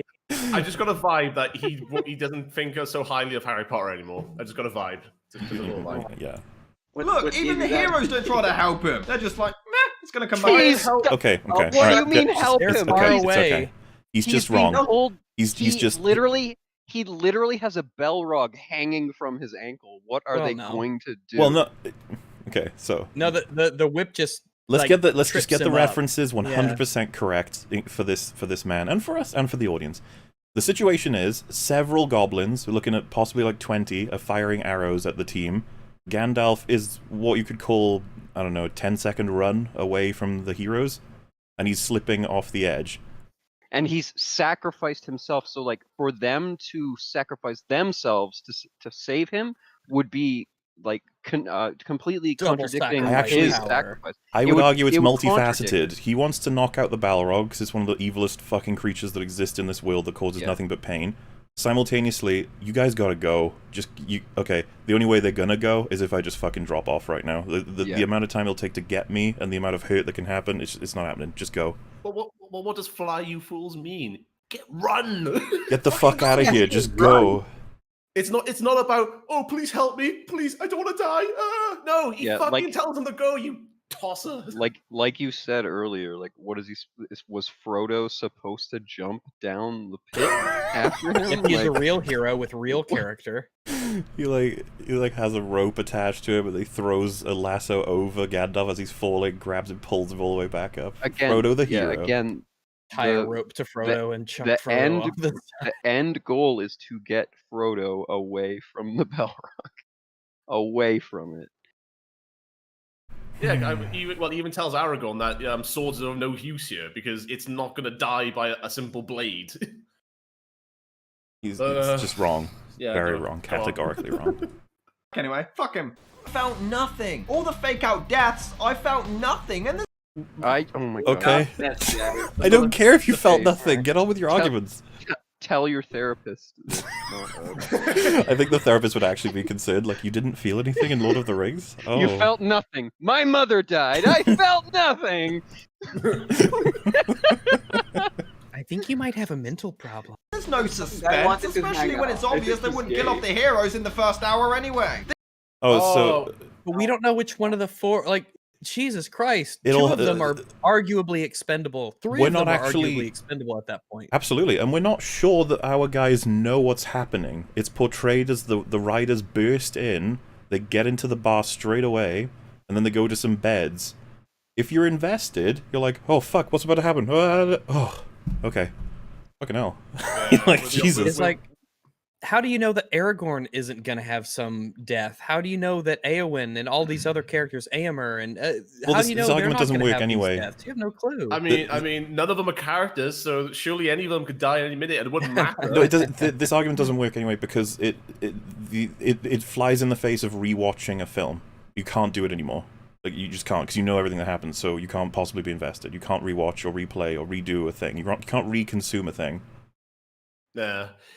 All it comes down to is, Aragorn, presumably it was Aragorn's idea. They employ a little bit of deception, and it's to fucking throw off the ring race for a little bit of time so that they can flee. And that's it. It's not a fake out death. It's not a, oh my god, did they die? It's been, yeah. Okay, so anyways, the point, this is a bad argument because it's not even about like whether or not it had an impact. Like that is a superficial criticism, but like objectively, did the film set this up?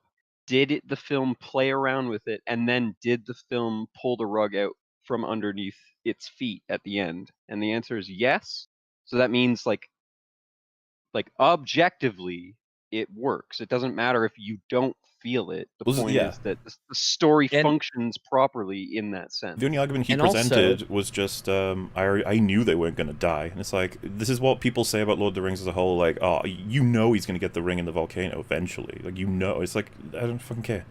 I don't the scene he was talking about where the quote-unquote fake-out deaths in the bed, that was also to very, very clearly establish how ruthless the ring wraiths are. Yeah.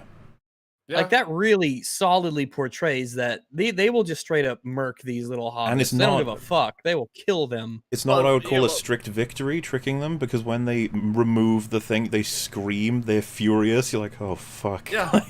well, remember when they ride to the Shire and they're like, Baggins. And then as soon as the Hobbit tells them, they just take off.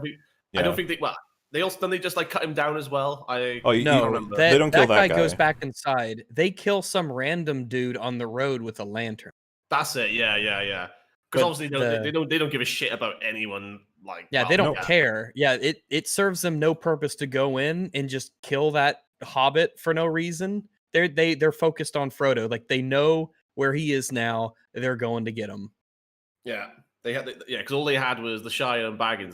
That's all they had from Gollum when they tortured him, and that was their efficiency. They managed to catch him up to was it Buckwood? Is it the Prancing Pony? That's it. Yeah. They managed they catch up to them there, and then they kick down the doors and you have the ominous music, and it's scary as fuck. Do we mention these movies are really good, by the way? I just want to make sure we mention that. Yeah, but no, I felt so cheated when they faked out that Frodo and the rest of them didn't just get stabbed in their sleep 40 minutes into the film. So much for the master race. Chick, who by the way has never met Frodo, considering he's been wounded and she's only just met the others, cries when he's presumed dead. He represents the fucking, the chance for this world to go on. The fight against darkness. Also, it is tragic as fuck she's if he dies. Woman. The point, this is setting up her character. The point is that she's like a feminine character who's matronly. She cares. She has a heart. This again, like he's misinterpreting setup with development. Like he's mixing the two up. Like this is you're allowed to do this. You're allowed to set up a character like this, and then you can complain after the setup that something came out of nowhere. Also, wait a minute. This is not even the first time he's made this complaint. This is after she escapes the ring race, right? She's like, Frodo, don't give in. He's on the brink. Oh my god! So she was already fucking invested in him. Yeah, he's about to die. Like, yeah, Frodo's life is more important than just Frodo. So, that's what I want to establish. First of all, you can't fucking be critical of a person tearing up over the death of an innocent person. What do you mean? Like, of course you can. Fuck off. Secondly, she knows who he is and what the point of his journey is. Yeah. This represents something huge. This is again back to the my mother died and I felt nothing argument. Yeah. Like, why is this woman care that somebody else is dying? What the fuck? To put it in her perspective, she's like several thousand years old. Seeing Frodo die, that's kind of like just seeing like a bloody a baby die. Yeah, and again, like I was saying, like the reason why Frodo is effeminate is because that's shorthand for him being an innocent, creature. Like she's recognizing that innocence in him. Yeah, to have a Hobbit travel so far already, and then be put in such peril, it's fucking heartbreaking to them or to her. But nah. I felt nothing. You felt nothing. Why is she crying? Don't say just a random death would upset anyone because. What do you mean? Like, dude, I've literally come across dying animals in the woods and teared Oh my god, that's like, fucking disgusting. Jesus Christ. No, oh it's my god. I'm just saying, like like on stream and everything. It's okay. It happens, Rags. Nature is battle. Yeah. I'm just saying, it's okay to feel an emotion when you come across something something that's dying. That doesn't. Yeah. Oh my goodness. Can I just highlight Nah. that Greg had to say that it's okay to feel emotions when something is dying. It's clearly because it's clearly just because Frodo's white. That's it. It's just Like, that's the reason why. It is The silly emotion. that I have to point that out. That Yeah. it's fine to feel an emotion when something dies. No, Greg. Fucking Oh. hell, what happened with you? Emotions are effeminate, Greg. So you can't do that if you're a guy.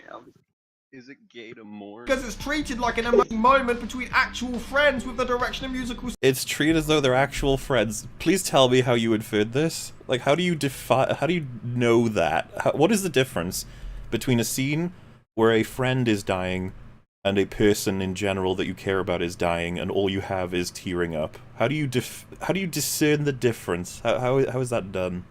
The amount of teardrops that fall from the Ah, of course. I'm retarded. Of course. Score. She knows nothing about him. How? No, she knows a lot about him at that point. Why do you think she's here? Yeah, what do you think she's doing with him if she knows nothing about him? She's just like, hey man, do you want to ride? Like little hobbits or stranger hobbits specifically are just her fetish. Yeah, she gets very upset when she finds a wounded hobbit in the forest. Like, oh, look at it. Oh yeah. Oh, and that's actually the other thing. He's not actually about to die. He's actually about to turn into a ring wraith. Oh right, yeah, that is the fate of those stabbed by those. His body is about to be well. You see the transformation go in. It's not fucking pretty. It's not fun. But no, like again, talking about seeing a dying animal. It's not just dying. It's fucking going to turn into a monster at the end of it. That's fucking mortifying. Doesn't matter. No character. Doesn't matter. Oh, we know nothing about him. This happens at the hour mark. Oh yeah, because nothing can happen in an hour.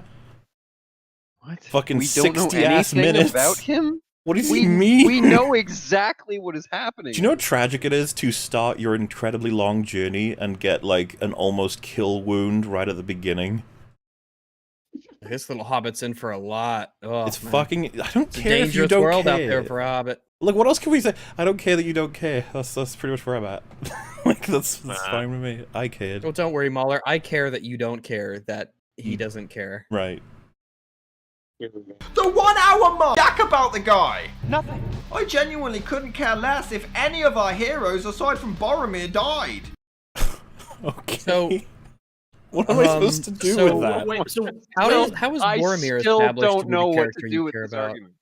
yeah, Because, like, how do we know from this guy's perspective? Tell us who are watching the video. How come Boromir works for you, but like nobody else does? Yeah, where's Boromir's characterization that is so far superior that it literally just It dwarfs every other character. Yeah, it erases everyone else, and they just devolve into pardon me, fucking cardboard cutouts. Fucking hell! I gotta stop drinking so much.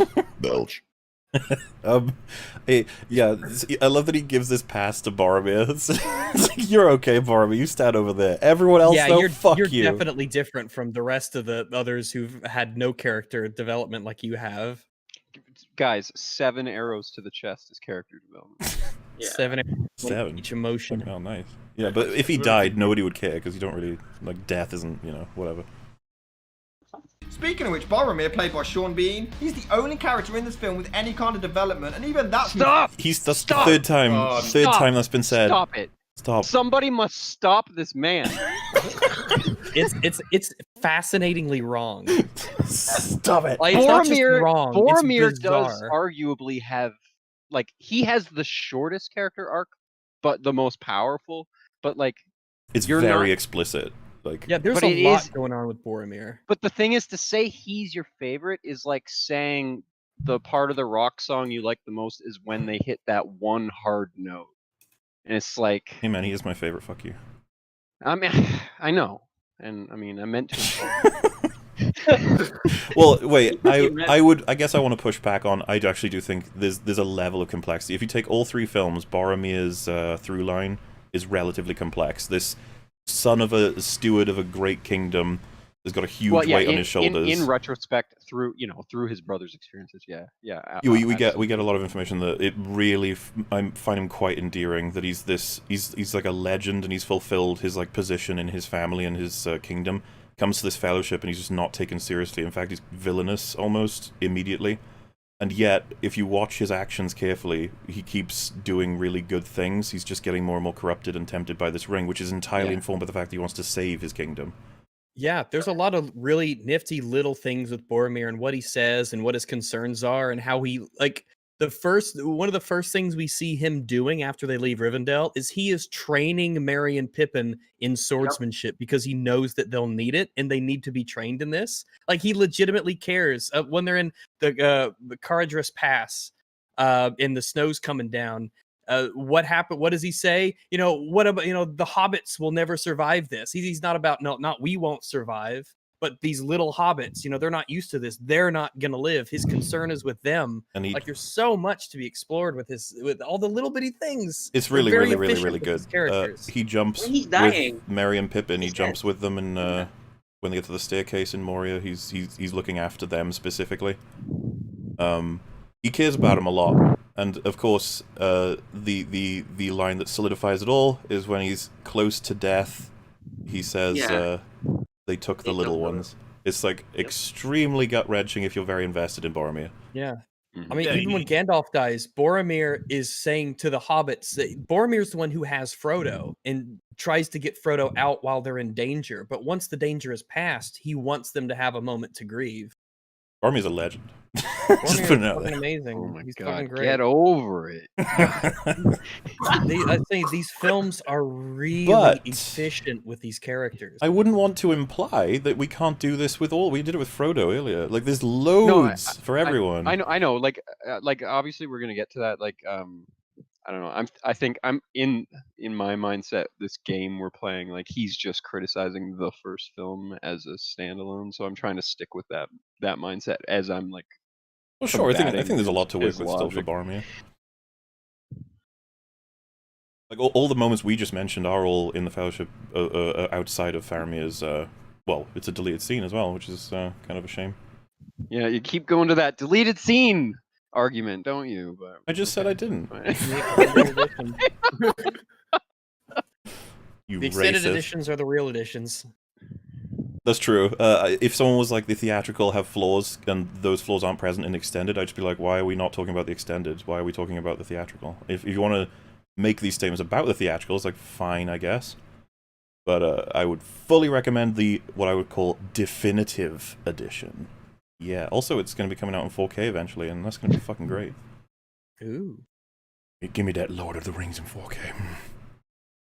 Minimal. Frodo is reluctant to use the ring, and eventually Boromir wants to try to use his powers. He's the only one who steps he wants up. to. No, not eventually. He wants from the get-go. Boromir says, "This is a gift. This weapon." It's set up. It's this is literally characteristic. This is literally the setup.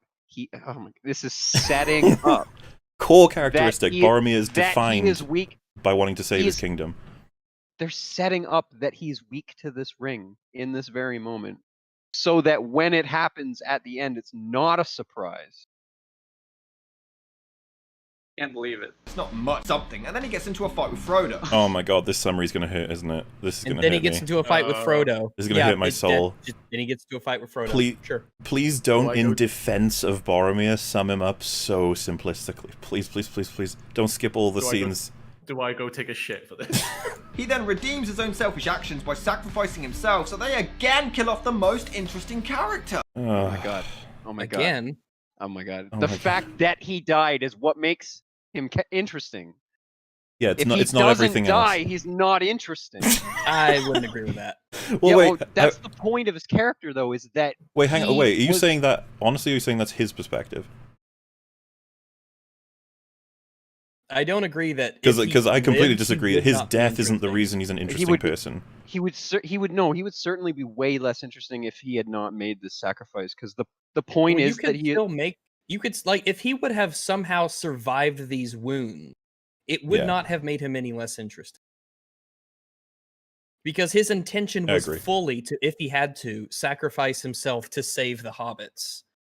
If he happened to survive this, we know that he was still committed to doing it, which doesn't take anything away from his character. Yeah, but then he would have just been Han Solo in Return of the Jedi for the whole rest No. So what we've got to work with then is he's going to feel like he's the reason Merry and Pippin were taken. And he's going to be wanting to fight for them back. And he wants to save His- Gondor. There's loads to work Yeah, with still. his impact in the Well, Return of the that's King a would good have been point. massive because of Faramir and Denethor's relationship. And Yeah, we got that. Boromir, if he was And alive, he would remember, have completely changed that dynamic. Denethor as a character, he's pretty much entirely identified by the fact that he is still a good guy, quote unquote, but he thinks there's no chance they can win. And that's clearly in Boromir in his conversations with Aragorn. The last thing he says to Aragorn when he knows he's dead is, "You can do it, save the kingdom, fight Yeah, for our like, people." I would have followed you, Yeah. you know, go to my king. Yeah. The implication being that had he survived, I think Aragorn and Boromir's relationship would have been fascinating to watch. Absolutely. And I think the endings for, like, Denethor was even described as like a poison that Sauron is using against Gondor. And if Boromir was alive, that would have totally changed how Denethor would have behaved. Yeah, honestly, Boromir surviving Amon Hen, I'd be game to watch that what if. Absolutely. It's like it would have been I think it would have been a very different, especially the Return of the King. Okay, Mahler, you get that movie, but it's written by Ryan Johnson. No! Fuck! He would open it with Back all into of the the characters wastebasket it dying. goes. He would have been like, actually, Boromir was shit. Actually, Okay, I concede that there's plenty to do with him, but I still maintain that the only reason I find him as impactful a character is because he does die. Well, his death is certainly very impactful. It's Yeah, it's definitely the sting at the end of the first movie is that he dies. It's the Very punctuation notable of important. what he's feel all about. like it is a very important point because he is like besides Aragorn, he's the most royal one in the party, and the fact that he's the one that died, like that looks Sure. bad for the party, and like that's a very important plot point. Like he is more. I mean, unfortunately, he is kind of more of a plot point than a character in some ways. Like What do you mean? I'm not No, I don't really mean that like that. But I like the idea that he's looking at me and Rags as avatars, and he's like, Boromir Boromir and Faramir, they're my fucking boys, all right? Well, Boromir is my boy. I like the way that Boromir's story is continued through Faramir, though. I like that better because then when his father, sacrifices him at the end, it's just like, what were you doing? Like, why would that even happen? Yeah, it's the thing. If Boromir's life or death, either way, like if you were writing these out and you had sort of a roadmap for the story, but you're at the point where you decide, all right, is Boromir going to die of his wounds here, or is he going to be saved? Even if he's like out of the fight in some way, or if he spends the next X amount of time bedridden while he heals, either way, he lives or dies here. Massive implications for both because Boromir is really important as a character for the trilogy. So either way, it does a lot. And I would say his either death way, too. is the punctuation of what we've learned all about him. This is only a result of everything we know about him. Like, this is always... It would have happened to Aragorn had he been in the situation. He would have died to save two hobbits. Yeah, and that's another thing is that he serves as like a reflection of what can happen to our more beloved characters. Like this again is the most royal character, so like there's a focus on him that he's supposed to be the most noble, and then just in a very short period of time falls and then redeems himself and dies. Like can we let's just move on? We've been talking Sure. Yeah, we're talking about how amazing these non-characters are for two. Right, yeah. Like we get right in the next hour. Okay, can I just say this was the best part of the video so far? Just talking about him tacitly Boromir. admitting there are things about Boromir that are good in characterization. It's like, oh, thank God. We got something. Wow. A character died and I actually cared. So that's what this feels like. Wow. My world has just been turned upside down. What's his argument as to why he cares, though? Because he said that Boromir He was just kind of says it's selfish, and then he cool. was selfless. He just says it's cool. And Dude, this is what I'm therefore talking he about. cares. Boromir's like Boromir's like Lurtz. He's so cool. I'm not a fan of the whole, like, the reason Boromir's arc is meaningful is because he was selfish and then selfless. I'd be like, no, that's... But he no. does that in like 5 minutes. Well, man. but that's kind of what I'm getting at, though. It's just like, that's such a surface-level reading. It's like, go into more depth about that. What does all of it mean? Why did it... Go into the conversation... He talks to Aragorn in, fuck, what's the... Is it Lothlorien? The woods? Elf City, yeah. Where he's like, he thinks Aragorn is slowly sort of warming to him and the fact that it's all about Gondor, and he's like, we're gonna save our people, and he's like, I'll never let the ring get anywhere near your white city. And it's like, oh shit.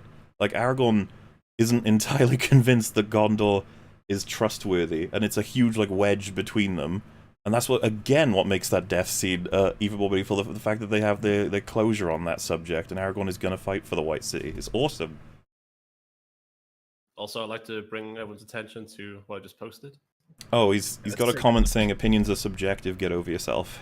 Not just that, but the guy, well, somebody said that, yeah, this was shit, and then he said, it translated to, I didn't watch the whole thing, and I can't counter any of the points.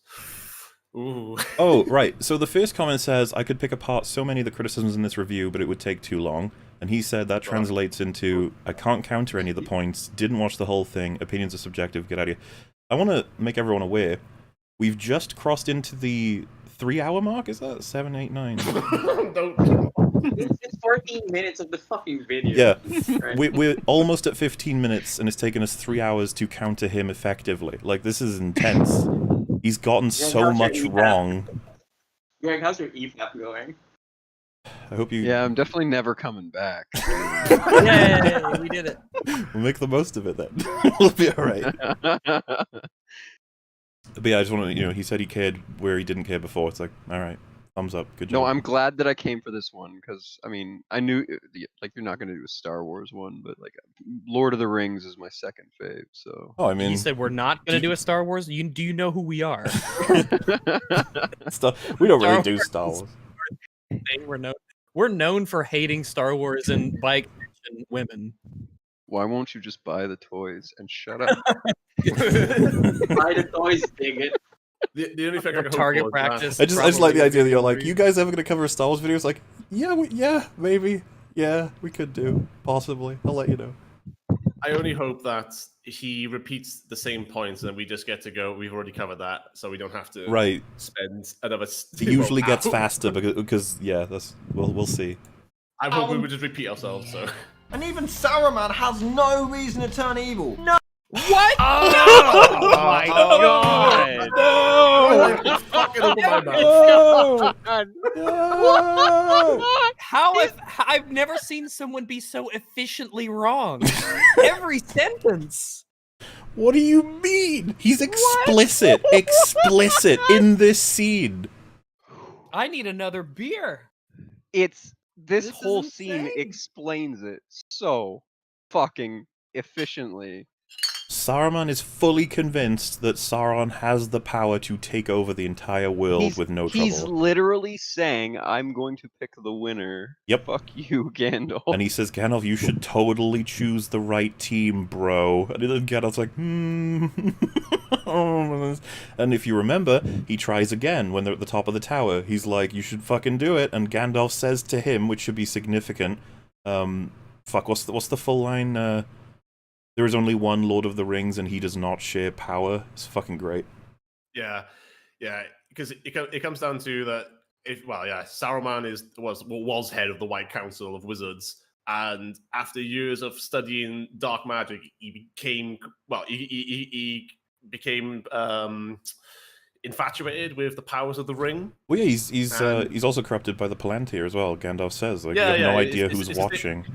It's the same as Denethor. It poisons the mind. It feeds on your worst and darkest desires and makes you become the worst version of yourself. And if you do that to a wizard, you get a pretty nasty enemy. Well, I mean, you guys keep saying even Aragorn wouldn't touch the ring, but like even Gandalf wouldn't touch the ring. Like, no, well, Gandalf knows that the power would corrupt him. Yeah, like if you forcibly put the ring on Gandalf, he'd be fucked.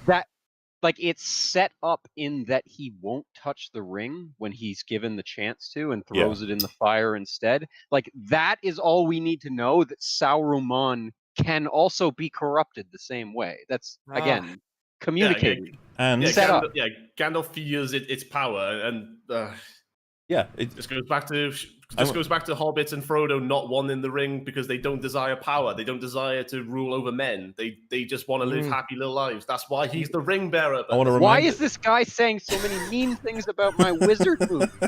I want to remind everyone as well. He said that in like 2 seconds, and we just spent like 10 minutes like being like back and forth. So this is my I'm gonna whole- assume while I was pissing away my frustrations and grabbing more alcohol, that He you said guys something. have demolished the whole Saruman has no reason to turn evil. Yes, He's it wasn't that okay, hard. good.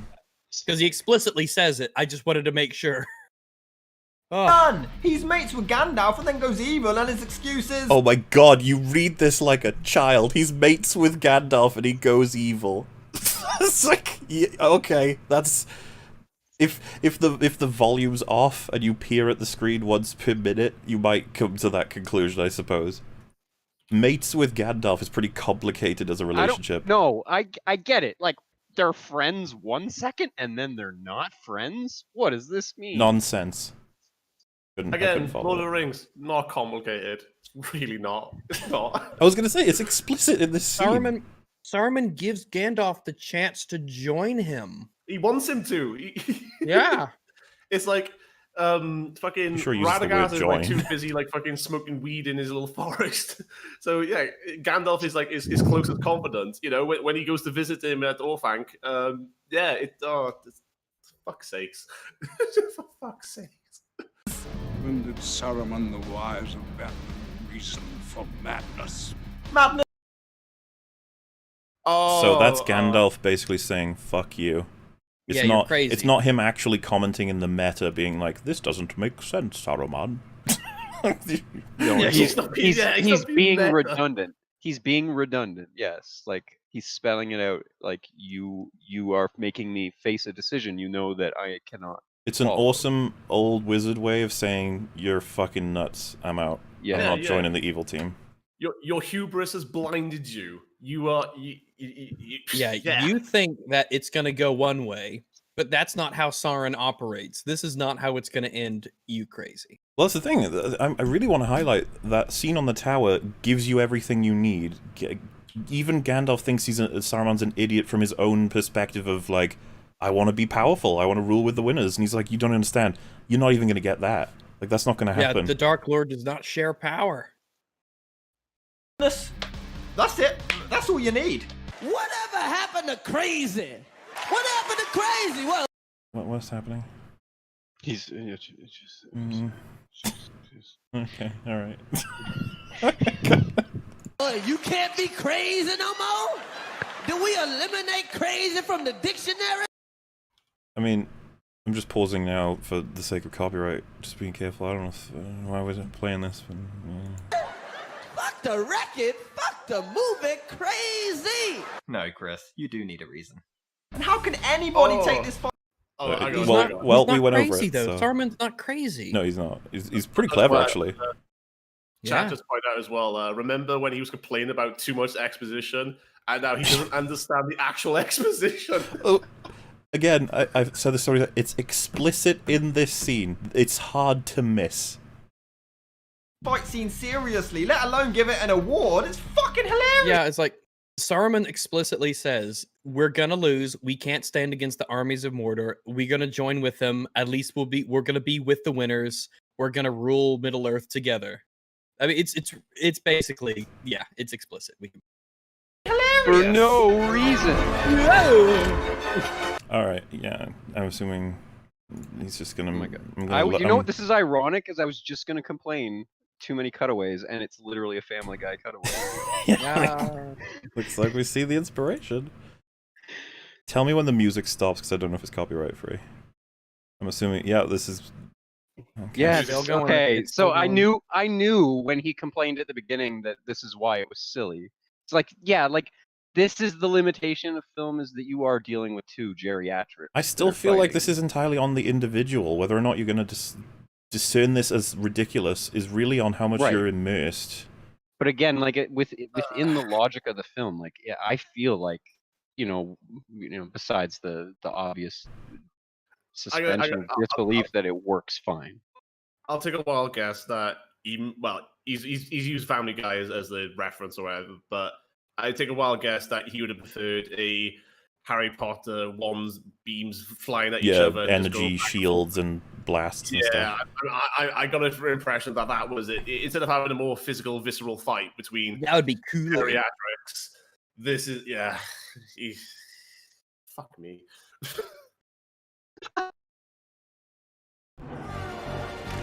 Music's still going. Yeah. They should have just punched each other.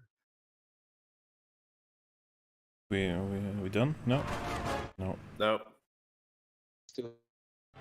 That was badass when he did that. Hey, you know what? You should thank him for making this. It means we get to skip a decent portion of the film. Yeah, I know. Yeah, just keep this going. I mean, teeth. Like he's humiliating him. It's supposed to be silly. He's humiliating him. Yeah, he's won. He is like humiliation is supposed to be silly. And it's part of what makes the unfortunately deleted scene between Saruman and Gandalf in the third film so effective is Saruman attacks Gandalf, he fails, and then Gandalf breaks his staff. He's overcome him. Yeah, this is Saruman teabagging Gandalf. That's what it is. Yes. It's not. He didn't want to kill him. He wanted him to join him. Yeah, and what did he do? He stuck him at the top of his tower until hopefully he changed his mind. And if not, well, I guess presumably he was going to kill him. You know? And for reference, you can find it silly. There's just we can't do anything with that. If the individual finds it silly or doesn't find it silly, there's not really much of an argument. It's like, okay. Yeah. Well, the actual what has actually happened, the writing, or the actual the conflict of interest. Well, not the conflict of interest. The conflict of ideals. That's what's important here. If you find the actual spin around of the spot, whilst he's like kind of he looks like he's like paralyzed or frozen. You can laugh at that. It's fine. It's not a big deal. It's just, but yeah. Okay. Fuck me.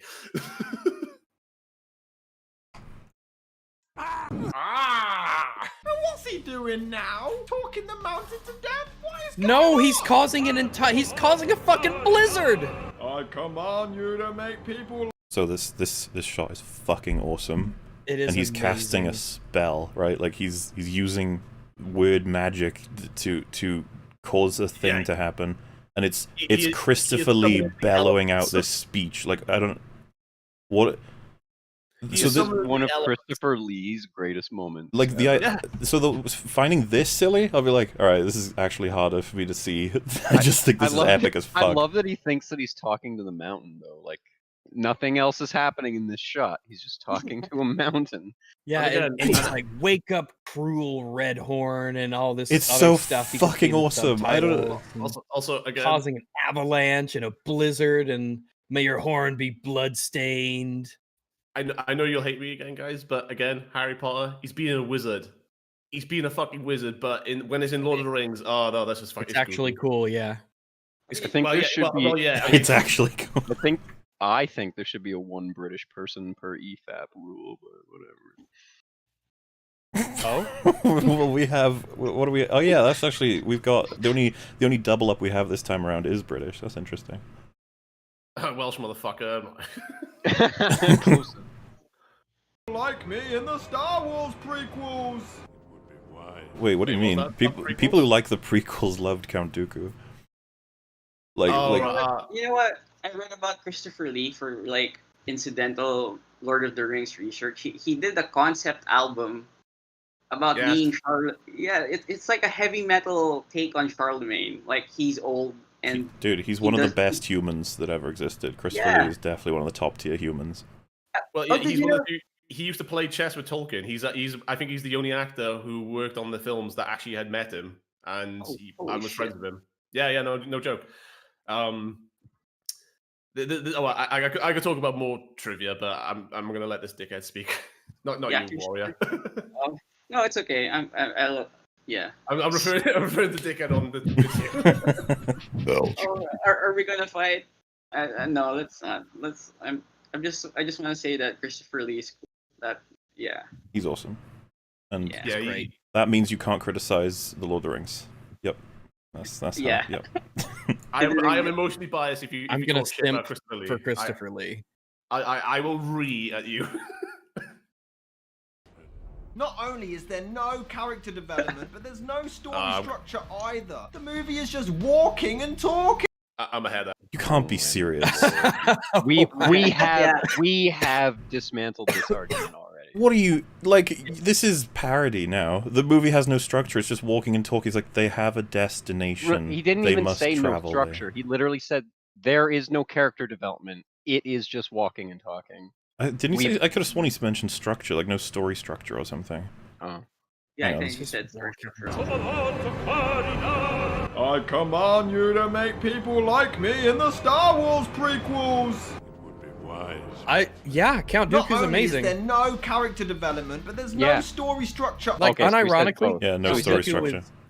Yeah, he said Count both Dooku's- though. There's no character development and no story structure. So he said both. But yeah. Like, what do you do it? Like, if you honestly want to make an argument for why Lord of the Rings is very flawed, don't open with "there's no character development or story structure." That's probably not the best way to start. It's just walking and talking. Yeah. Oh my god. That's Shakespeare, it's just walking and talking. Game of Thrones, just walking. Dude, 12 and Angry Men talking. is just 12 dudes in a room talking. Star Wars is just flying ships through space. It's just sitting in spaceships and jabbering on about bullshit. It's just like, so what happens during these talks and walks? Anything of interest? I don't know. No, don't, No, shut up.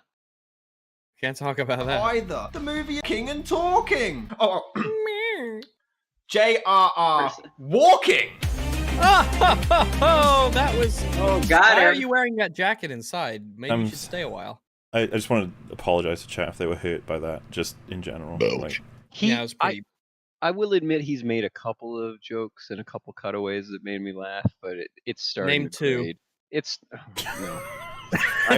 I will just say that I was wrong as long as we can continue was from our wrong. conversation.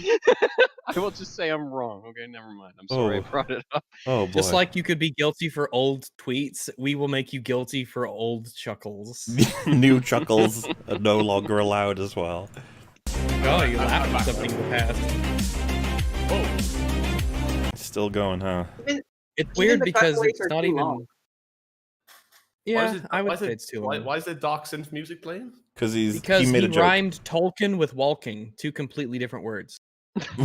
Oh, I So thought- it's like really amazing that he did it. I was gonna say it's- he did dildo. I thought he should retire after that. Oh, True. I agree. He should have retired after that, but yeah, here we are. Here we are. Oh, just to clarify, I'm not bitching that Lord of the Rings is too long just because it's 3 hours. I like many movies that. I'm glad that's. Oh, here we Yeah, go. But I'm Please sure. don't name. Please don't name every movie. Here we go. Because a long man bad would be the icing on this poop Please, cake. So, yeah. please stop naming. Titanic, Green Mile, Titanic. Shawshank This is the Redemption. first one. Titanic. First one was Titanic. Wow. Oh. Yeah. I'm just gonna pretend I didn't hear I that. think I'm gonna cry. I love the idea that he's like, look, Greg, okay, look, I don't hate long stuff. Titanic's good. You're like, no. The Godfather, Wolf of Wall Street. So shut your mouth. Yes, you know Thank- movie. But Fellowship has enough legitimate story to only fill an hour and a half at most, which. Okay, Wow. okay. That is true. A lot of streamlining can be done in editing. Like You That's- could. that However- is not incorrect. Yeah. However, you could. that is still not a great argument for it should be shorter. Yeah, because what you do is you lose a lot of the world building, and you will lose character work, and you will lose a lot of stuff. Like the point of these movies, like the Blu-ray is 4 hours long. Like you're supposed to Watched be it yesterday, living, experiencing this world. Like people love this world that much. Like Yeah, and you're- the reason for that is because they put so much time and effort into it. As mean, far they as I'm didn't rush concerned, through it. what you have to do is highlight several moments where nothing was achieved and it was of no relevance to the progression or understanding of the story. If you can do that, Yeah, I'll agree with it. But if you highlight a scene to me, and I can easily come up with like 1 or 2 reasons for why this is needed, important, or necessary in any way, shape, or form, I'd just be like, you failed. And by the way, there probably is. Like, for it's off the top of my head, Gimli blowing at the ghost hands in the 3rd film. You could probably half that. He does it like 3 times, I think. You could probably do it so he does it twice. I don't know, just something tiny to shave off. But these are the kinds of things I think we'd end up with, where I'm just like, I don't know. Could do that. If you've got like a landscape shot and it's 15 seconds and he's like, that should be 10, I'd be like, I don't know, man. I don't know that we can make these decisions where it's like, this is how long a landscape shot should be. It's like, okay, I don't know. Someone else is like, no, it should be 5. Like, Yeah, because as long as these films they are pretty efficient for all that they're trying to do. There's not a lot of waste in these films. Not in the original cut, at least. No. I wouldn't say in any version there's waste. I mean, yeah, like we just watched the extended ones back to back, and I don't remember a scene where I was like, "This is so unnecessary." Sure. And even like I said, even if they were, it's always adding to something. I was gonna say, even the Gimli one. That's just because this one in chat being like blowing up ghost towns. Like, so it's cut out the theatrical one, but on their way to meeting the king of the ghost people, they're getting spooked out by all different stuff, and like little hand sort of ghostly shapes are heading toward Gimli, and he blows them away, and it's funny. He's stepping on the skulls, and he hears them crack underneath his feet, and it really spooks him, and you see it in his face. It's like, even that it's doing something for character. It is funny to watch. Everyone's like, yeah, that's Gimli, and people like that. And you've got to remember, a lot of, because the way he said walking, and like I'm assuming he's gonna, like, pacing is also a thing. We can just, consume, you take in a lot of stuff, and then walking shots, you can be like, this is Lord of the Rings, this is what we're at so far, think about all the stuff we're doing and where we're heading. Like, it just lulls in the theatrical experience to allow you to acclimate to what is to come. It's the whole music thing, ups and downs. You don't just have a line, right? And so it's very hard to be like, this scene right here shouldn't be in it. But of course you can try. And I'd be willing to hear out whatever argument you might have. The sequels follow suit on. Very often the story comes to a complete standstill, like here. Nothing spoken is adding anything. Wait, what? This is a character moment. This is the scene I was talking about earlier. Boromir and the King of Gondor? This is like the fucking like setup to super the whole, important. like, you are the king of the universe thing. Super important scene. This is not one to reference. Like, move away from this one, buddy. Find a different one. This dumb scene where two kings talk is so pointless. These characters. Nothing these people are saying is telling us any more about them. Oh my god, it's the complete opposite. It's actually the opposite. It's so interesting. It's fascinating. It makes you wonder, when he was getting the footage for this clip, like, surely the audio must have been playing and he must have listened to, like, how? This is I brilliant. don't know how you do it. Like, we went over this ahead of time, so we don't even have to explain it anymore. It's in this stream.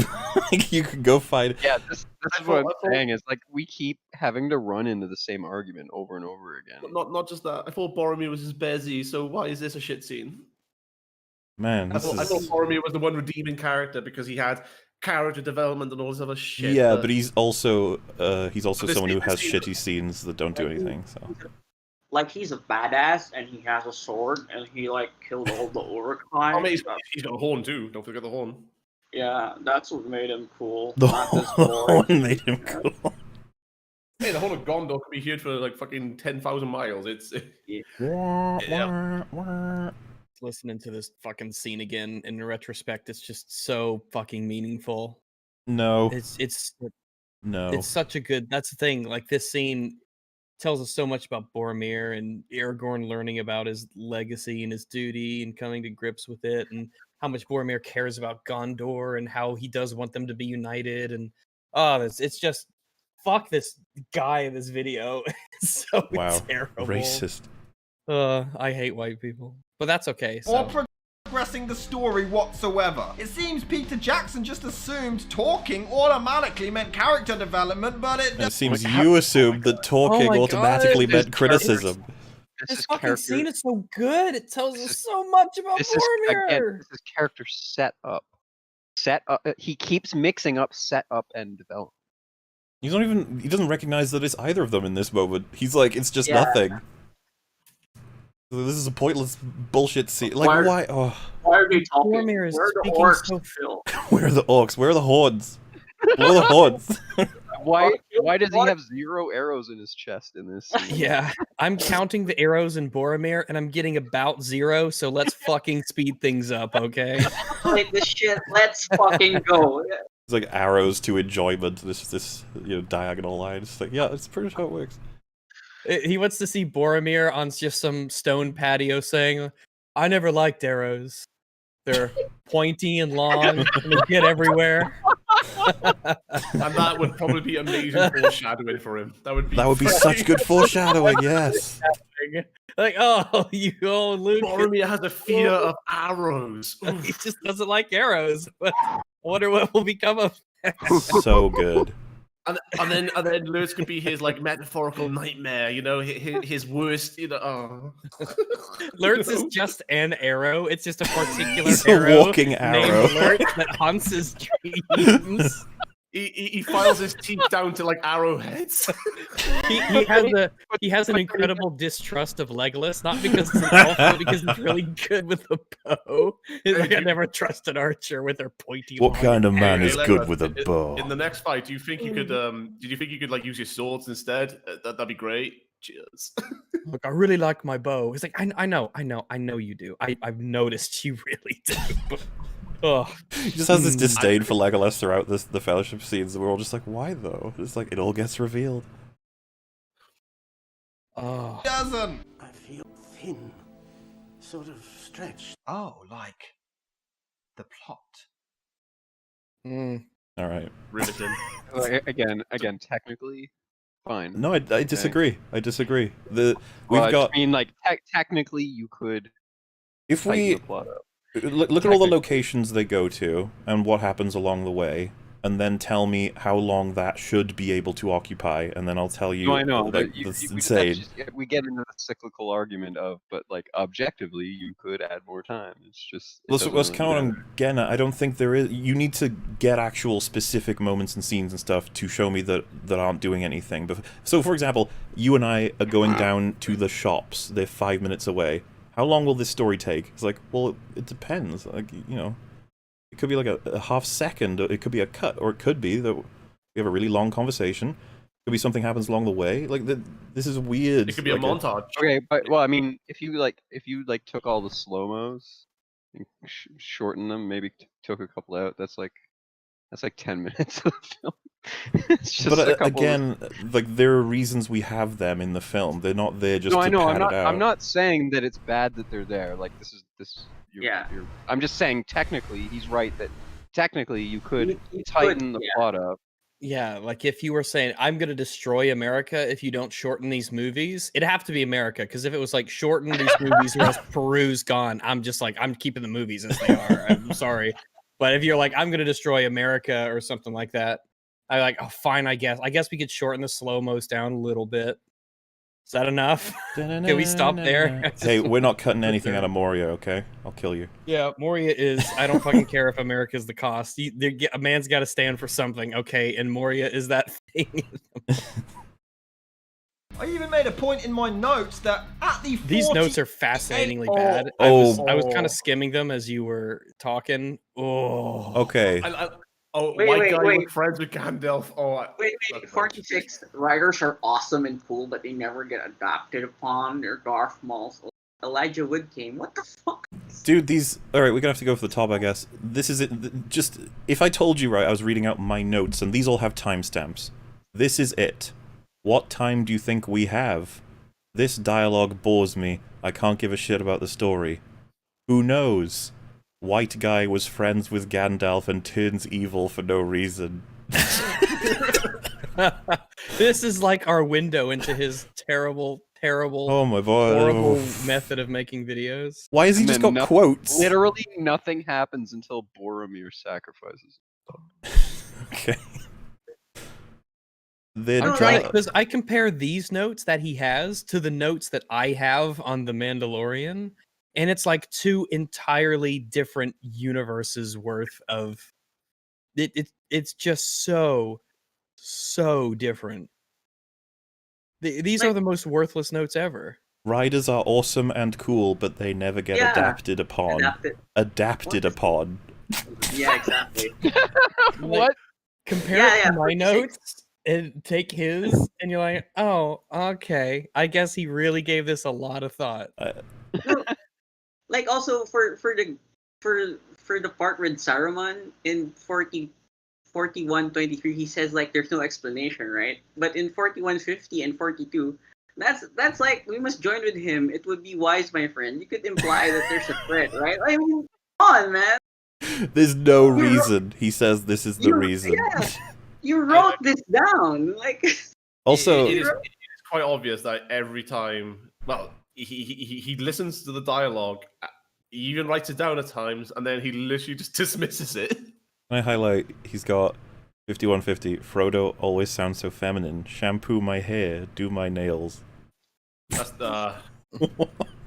Oh yeah, I mean, Lord of the Rings destroyed. I mean, what else? What can you say? I mean, if that's not a takedown, I don't know what is. Awesome shot, but as if it landed on his finger. He's talking about when Frodo falls over and grabs the ring with his finger. Okay. All right, let's continue, I guess. 8-minute mark, the happened was that Frodo got a ring, made some mates, and went outside. I completely forgot that OAP fight that happened just a few minutes before, but still, that was all that had taken place. In fact, when compiling the script... Oh, what is this? Oh no. Oh no. I feel it needs more. Can't think. You know them things in Fellowship that look like Dementors? Why is everything Harry Potter? Are they called Riders? They're the Nazgul. Sean Beat equals Boromir. Yeah. Is it Frodo he fights in the Fellowship? That's memorable, I'm asking you. Lol, did you just not watch it? Yes, it is. I zoned out at the 9-hour mark. well, like, well, did you watch it? It's like, yeah. You're roboting pretty bad, Weekend. Yeah, I can't. Oh, really? Wait. Let me move us to Singapore a sec. Don't worry, chat. We'll be fine. Singapore will, as it always will. Alright, try again. Hello, is it good now? Mm-hmm. Yeah. Yeah. Thank you, Singapore. The guy he's talking to also misspelled there. They're the Nazgul. Like. Well, but who? So the guy he's talking to, like.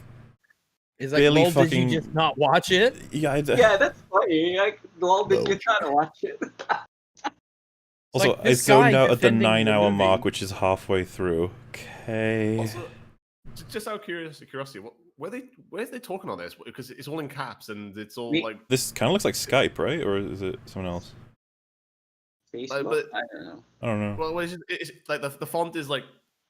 Well, it's a particular font, and then it's all in caps. But I assume they're not, you know, they don't talk like that in chat to themselves, like all caps, do they? Customized. Just a minor thing. It's not, you know, it's not a big deal. I'm just curious as to what this is taken from. I had to ask my best friend who loves this movie about certain things in it because it was so memorable. I'd already forgotten what happened. I don't give a fuck if you don't remember. Yeah, if you review it, you need to know what's in it. That's just like the base bottom line. Yeah, like why are we talking? Like I don't remember it. It's like okay. Then you need to watch it fucking again before you make a video on it, numbskull. So like the I don't remember it though. That can be a valid argument if the premise he set up is that the plot moves too quickly. However. Yeah. That's the exact opposite of what he fucking said 2 fucking seconds ago. You'd have to pick a film where the most important aspects of the film are like throwaway lines and information in general. Nothing is focused on. Yeah. Subtle bits of information dropped in. Well, The Prestige would be an example of someone being like, I couldn't remember all of the different, and I wouldn't really blame them for that. I would just be like, yeah, it's hard to keep track of it all, but you can do it. And that's almost because of information overload, because there's so much going on at any one time. Right, if you say, I forgot it because I was bored, it's like, okay. What? Oh, that's your fault. Yeah, like we can't do anything with that. Yeah, that's... It's like, no one would accept this this is not what a reviewer needs to do. If you're bored, then you're just going to have to get the fuck over it and learn your information. Because you make this argument about every film ever. You can just be accurate. There's not a story you can't make this argument for. You'd be like, yeah, I was bored, I didn't remember it. It's like, okay. Star Wars is boring. Lord of the Rings is boring. Fucking. There are films I really like that I forget. Like all the details of it. We rewatched The Patriot, and it was fucking great. And I forgot a lot of the stuff in that film happened, and it's good stuff. Good rat. July 4th is the time to announce it, I'd say. Yay. Will none now live who remember it. This lack of noteworthy events is a frequent thing throughout the films. The plot, which is already...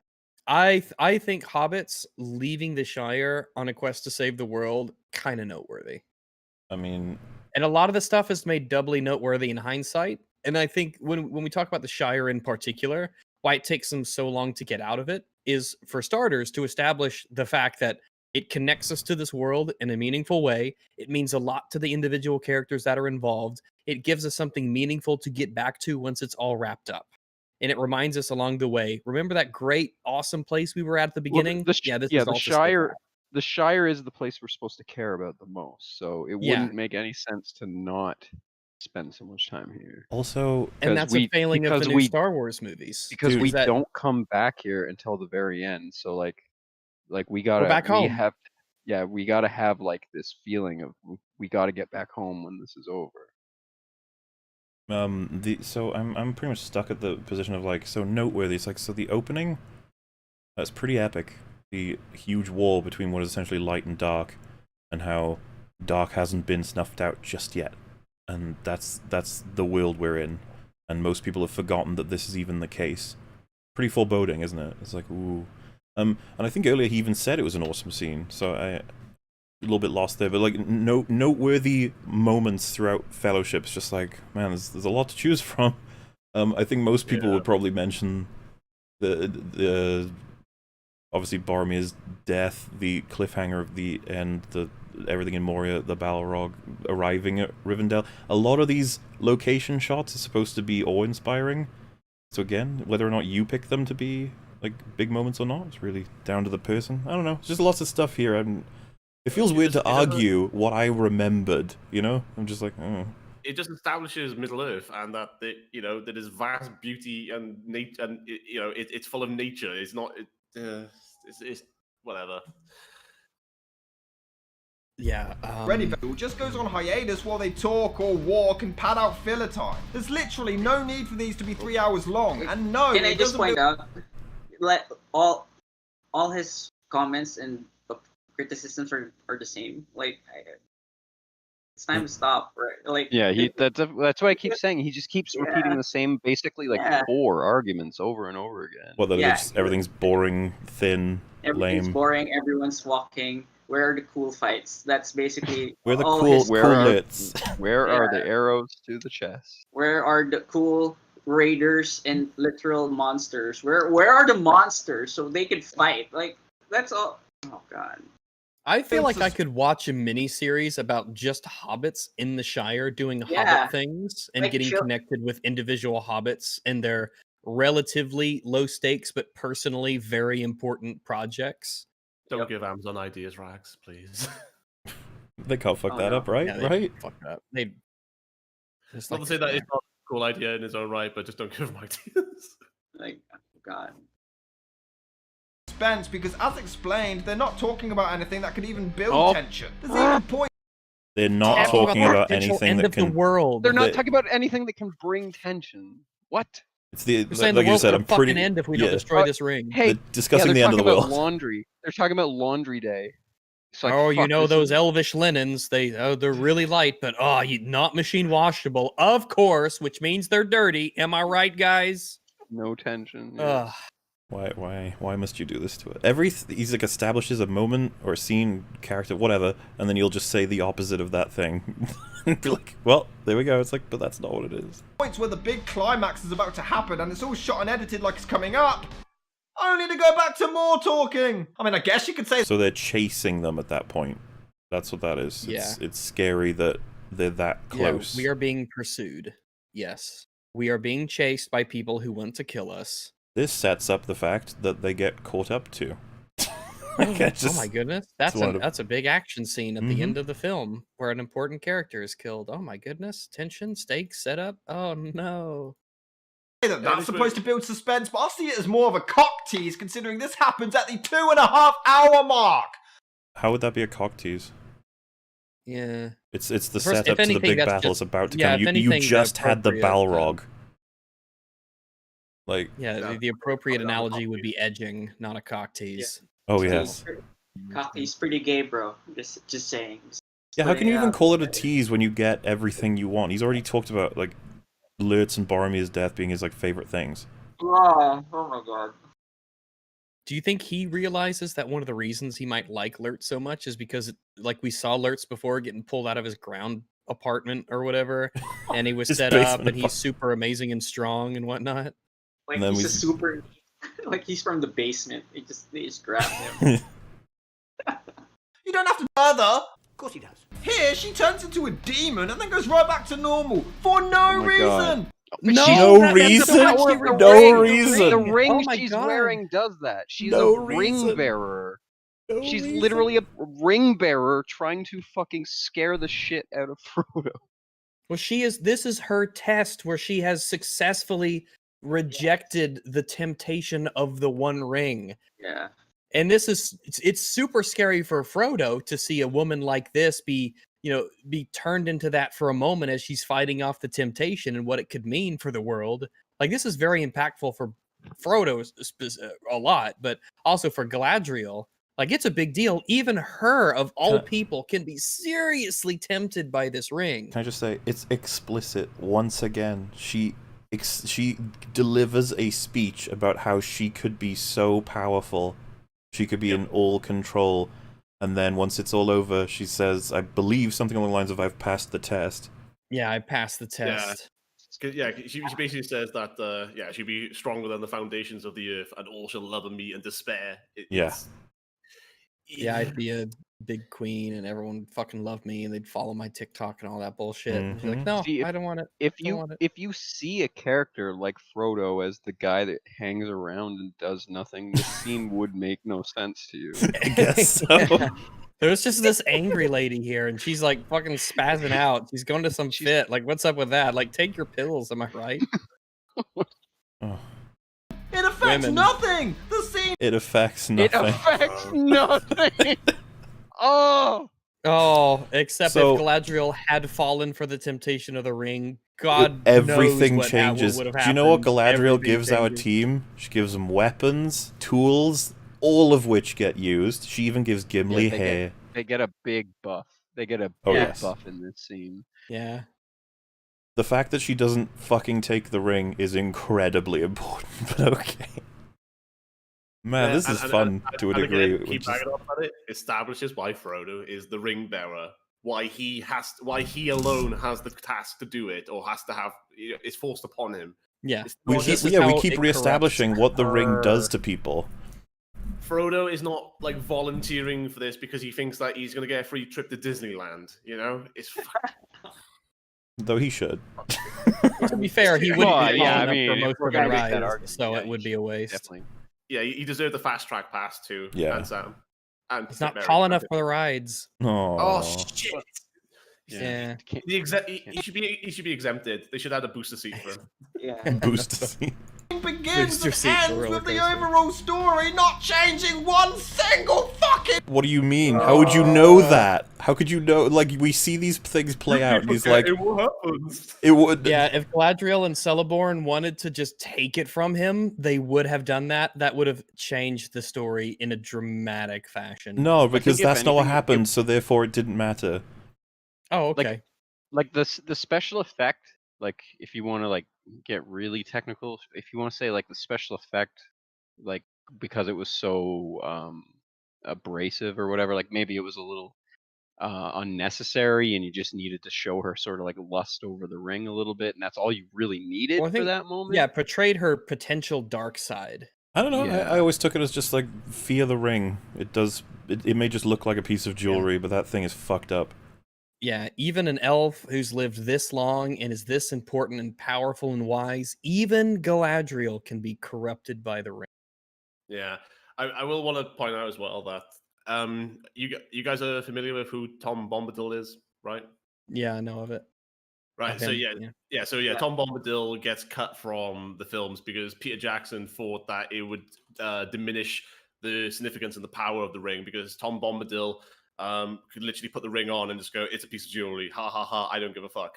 And I kind of, although I'm gutted that he wasn't in it, because he is an interesting character in his own right in the story or the books. He does kind of like break the suspense or the evil of the ring. It just becomes so it's not actually it doesn't corrupt everything. It just it can just be worn by some people. Of course, because he looks like a fat dancing bloke with a massive beard. So it doesn't he's not some he is a magical creature, but he's a humanoid. So nobody, I don't think audiences, especially non-book readers, they wouldn't get it. So I always think that was a change that was actually for the better for the films. I think it could be interpreted as quite strange for a lot of viewers. Just be like, huh, okay. Because the film definitely wants to make it clear the ring is not to be fucked with, and it affects everything and everyone. That's some eviltism. This is the whole film. Tiny little plot, but then it's just pointless things happening. But people think they look cool, so it's deemed as story-driven. Oh my god. People think it looks cool, so it's deemed as story. Yeah, fucking Legolas paddling that canoe is so fucking cool. This is what people reference when they're like, dude, the coolest fucking moments of Lord of the Rings, paddling them fucking set out boats. from Rivendell with those gay-ass canoes. It's so His cool, man. The way they paddle. Arguments Isn't just it make Lothlorien? less and less sense as we progress through this. Yeah, we don't really need to do anything with this. We can just move on. It's just like... But they have nothing to do with anything. It's so padded with filler. I mean... Oh, God. Oh god. Ooh, he said the Balrog CGI looks fucking awful. Wow. Oh. Wow. Whoa. Yeah. You pick a film from 2001 that looks better. No, the Balrog holds up. There's only one shot that I think it doesn't necessarily hold up, and it's when there's a shot where it's walking behind Gandalf. It looks there's criticism to be levied there to a degree, but the rest of it looks fucking amazing still. Like if it released in a movie today, I wouldn't have a problem with it. Again, find me a better film. Well, find me a film that did CGI better in that time period. Maybe The Matrix. Maybe. I like I feel nothing when Gandalf dies. Okay. Good for you, I guess. Fuckface ducks under arrow that was 5 feet above his head. So if an arrow is heading towards you, and it is 5 feet above you still, ducking is still not unwise. Just gonna put it out there, lads. Also, that means he knew about that, and he still questioned why they didn't save him? I really don't think he understands what's happening, because the notes for the Galadriel scene, she turns into a fucking demon, what is going on? Then she goes back to normal, what was the purpose? Like, he's not paying attention, guys. Like... Also, look, he's got, we should go back. How? You're surrounded by arrows. Didn't he, in this video, question why they didn't save Gandalf? Did that happen, or am I making that up? Yeah, he did. Yeah, he did. Sorry, what was it? There was a point, I could have sworn, I might be wrong, but I remember supplying the defense that the reason they didn't save Gandalf was because they were getting surrounded by goblins firing arrows. Yeah. And then he said in these notes, we should go back. How? You're surrounded by arrows. Yeah, well, you said that they ditched him, and again, it was a sacrifice. Gandalf told them to fly, run. Yeah, because we did more than just the one argument. So, also, we should go back is from I can't remember which character says it, but I'm pretty sure it's perfectly reasonable, to be like we should do something about it. Well, yeah, hey, Gandalf might need our help. Yeah, and of course, the rational thing is no, we have to push on, and yeah. It's a punctuation so that when some idiot comes along and says they do nothing for no reason, it's like, no, there was a reason. That there was an understanding that was the better thing to do. Oh my god, dude, it says at no point to this dragged out shots of their faces, dragged out everything. It's showing them reacting to losing fucking Gandalf. Yeah, they're all in despair. Please don't Ryan Johnson this and be like, we know they're sad, we don't need to see the reaction. It's like... They're all grieving. All of them. In their own ways, Frodo and the hobbits, definitely more emotionally affected than, say, Gimli was, but they're all grieving. What the fuck is he on about? One by one, it will destroy them all. She's talking about the franchise. Dude, Lord of the Rings as a franchise did phenomenally. I don't... Yeah. Yeah, he even pointed out Look at at the this. start how successful it was. White wizard talks to awesome-looking mud person. Yeah. Well, at least first off, it's Person of Mud, so let's tone it down a bit, dude. And it's not even in the books. So what? Are you insinuating Jackson's a racist? Is that what you're gonna? I don't know, man. I'm a big fan of mud people. I hate this video. Too awesome mud person. All right, these notes are next level. Please point out where at one point did like the fucking anyone in the film like discriminate against orcs as mud people. such a weird experience, this video. Just look at the actual notes I made whilst watching. We did. They're horribly bad. These are bad notes. These notes are. They have. Oh, they're worse than worthless because they're just bad. Very funny though. Very insightful. Oh, in my mind, I was so frustrated that Jackson couldn't fathom storytelling anymore. When you make a film, each scene has a purpose, right? A reason to exist. Yeah, okay. That's why they're there. When you write a scene, you're like, okay, this scene happens, so this makes sense. Yeah, this scene happens, so this can. I agree with him fully. Let's see what he's gonna conclude on. Take place later. In this movie, there is a scene where its purpose is for the heroes to realize the ring must be taken to Mordor to be destroyed. That's it. It lasts 8 minutes. Okay, so there's a lot more going on in that scene than just the purpose establishes so much. He literally complained that they spent so much time doing exposition in this scene. So between us, what gets achieved in this scene wholly? I would say like we get character work for pretty much everyone. Like it shows the corrupting influence of the ring. Also, like it revels in people fighting over it. We have a bit of back and forth as to what to do with the ring because it's not instantly concluded destroy it. As Boromir pointed out, let's use it, and then we have to explain why that's a bad idea. And also the fact that Frodo volunteers wasn't. This is what I mean about like that. Nobody at that conversation knew that a hobbit was going to volunteer to carry the ring. Yeah, and it works that it's a hobbit because all the other races have issues with each other, but nobody really cares about hobbits. Nobody believes the hobbit is going to do it because it's for their own interests. It's like everyone's like, oh. If I remember, it kind of takes a shot from Frodo's perspective, and he sees all of them sitting in a circle squabbling, and then he goes, "I'll take it. I'll take the ring."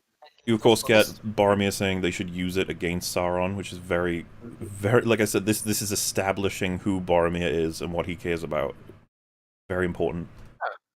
I mean, the fact that they're all willing to work together to defeat it because this thing is more detrimental to everyone than it is to any like singular faction or area of Middle Earth.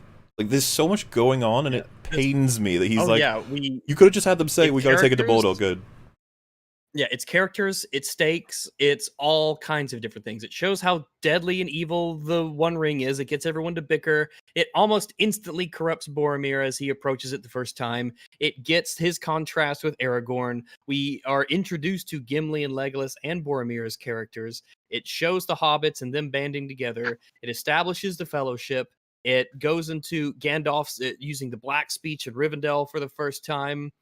There's a lot. The Black Speech of Rivendell.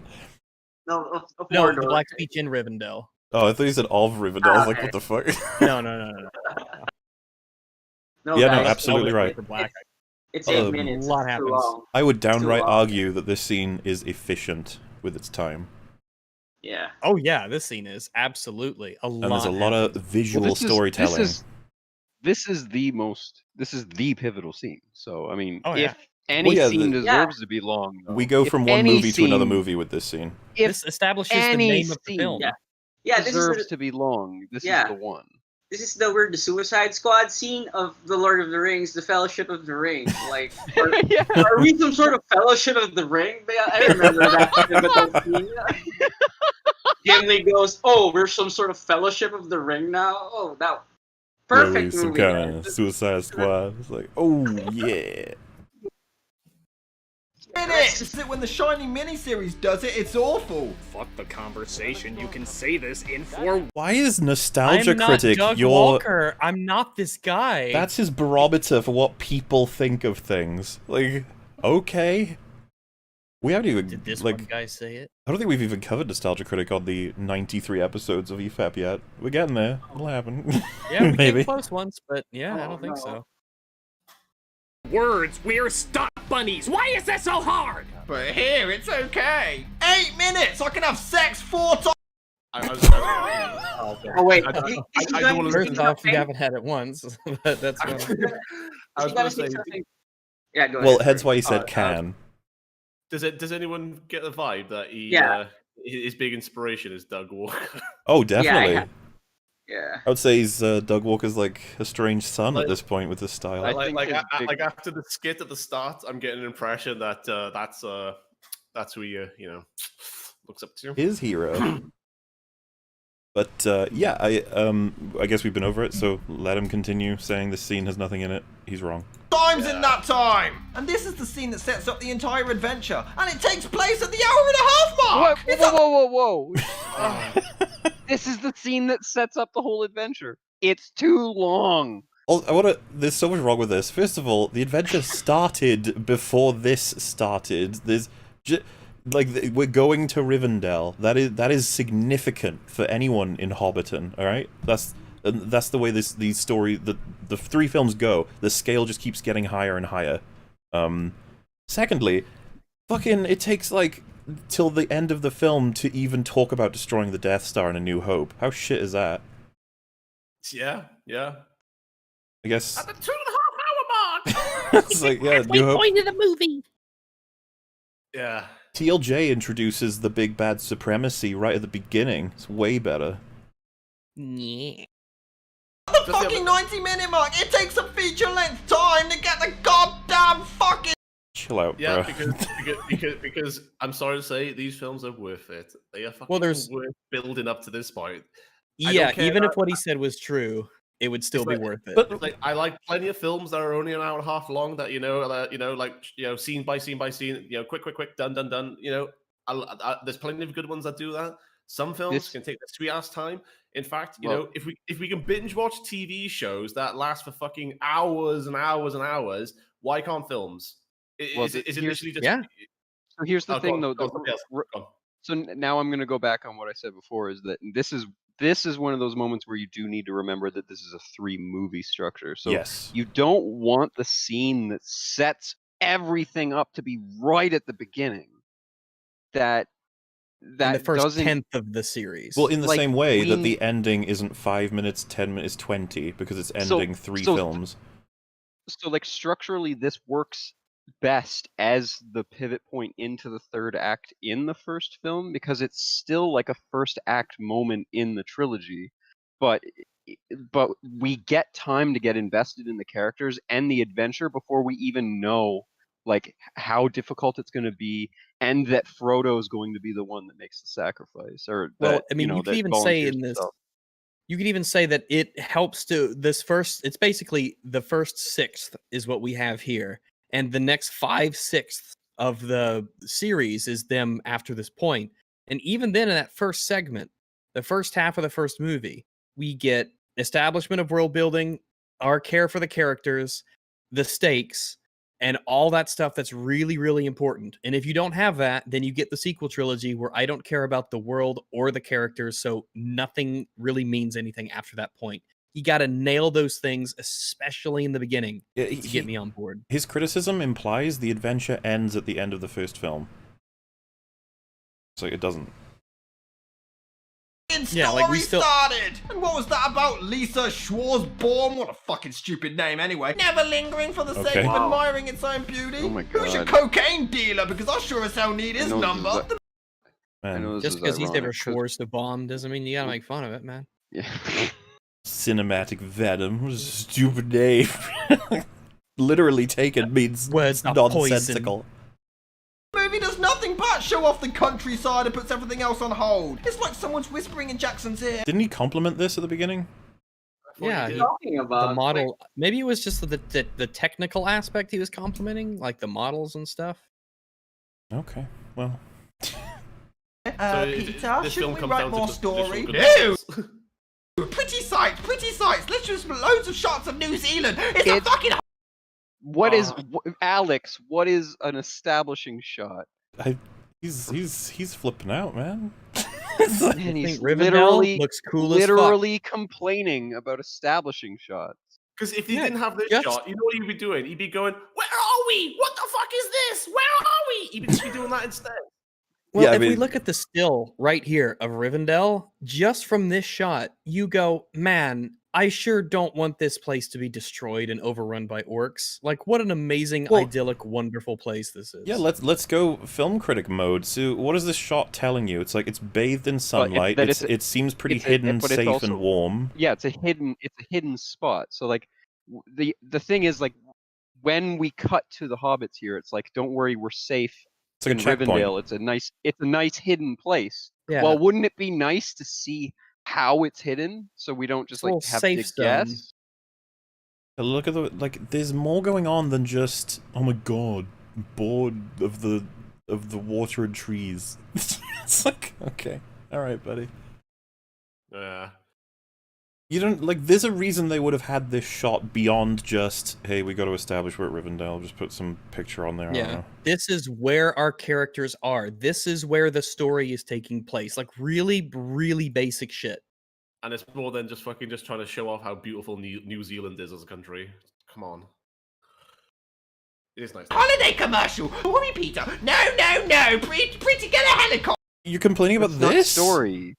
Establishing shots are not story. We're shown the architecture because we don't even know we need. So I'm getting a little bit confused now. Like we don't even. That's why kind of Moria is so memorable. Is because of the that great hall with the endless pillars going into the dark. Like wow, like what a But, place. like, That's this insane. This is an action scene though. Like he's like, oh, stupid shots. It's like, what do you mean? Like, I was also going to say you can distinctively point out and observe the differences between dwarven architecture and elves. Dwarves live underground, and you see all you see all the imagery and everything that they have down here.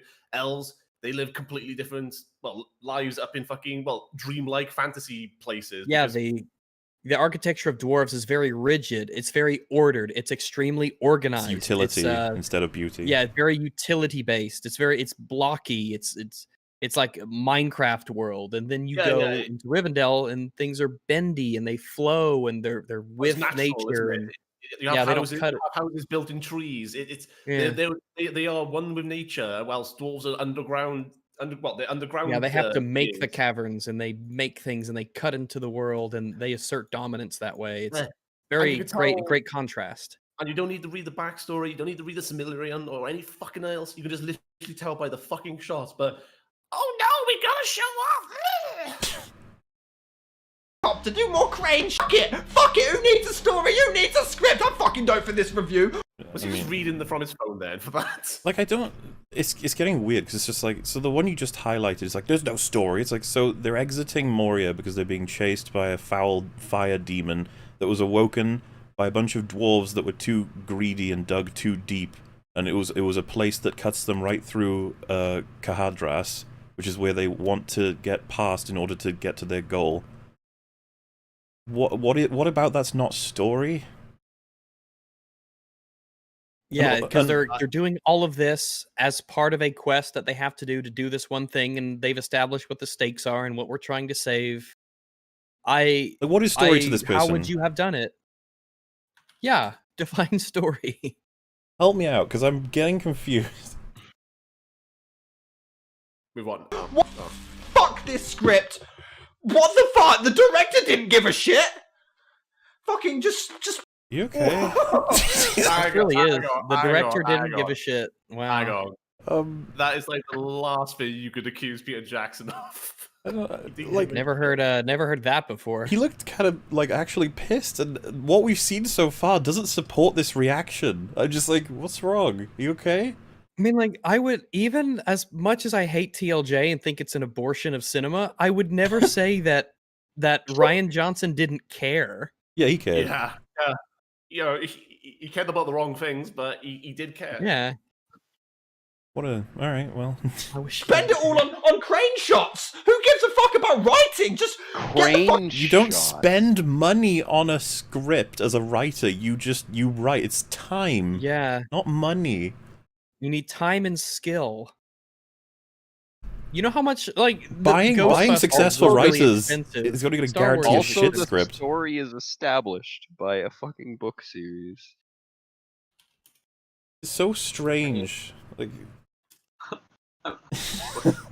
I'm looking through the. Chopper, what is it? Get to the chopper. I've forgotten fucking movie quotes now. And then just, who cares?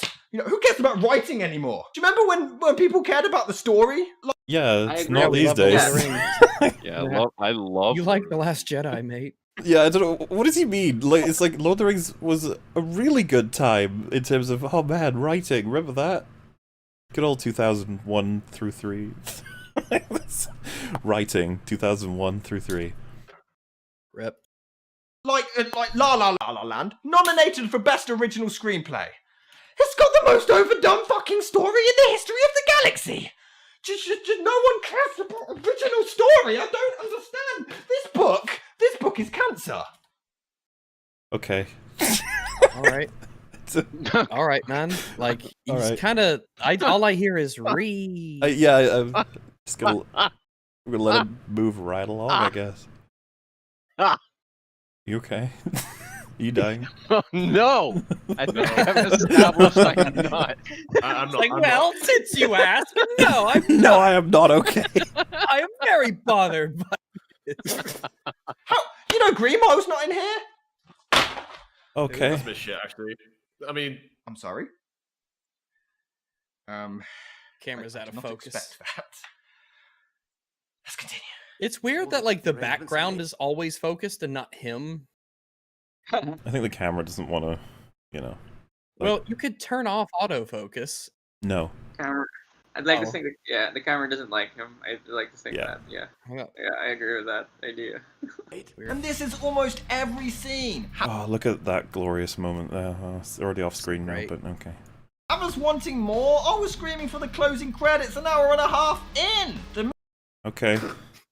All right. Still waiting for another Sorry. argument. We're still just throwing random things Sorry, out your for now. ADD doesn't mesh well with the Lord of the Rings, my dude. Funny enough, that's also my sentiment about this video. Like, yeah. movie is just constant padding and constant filler for no reason. One of the that's your fucking review.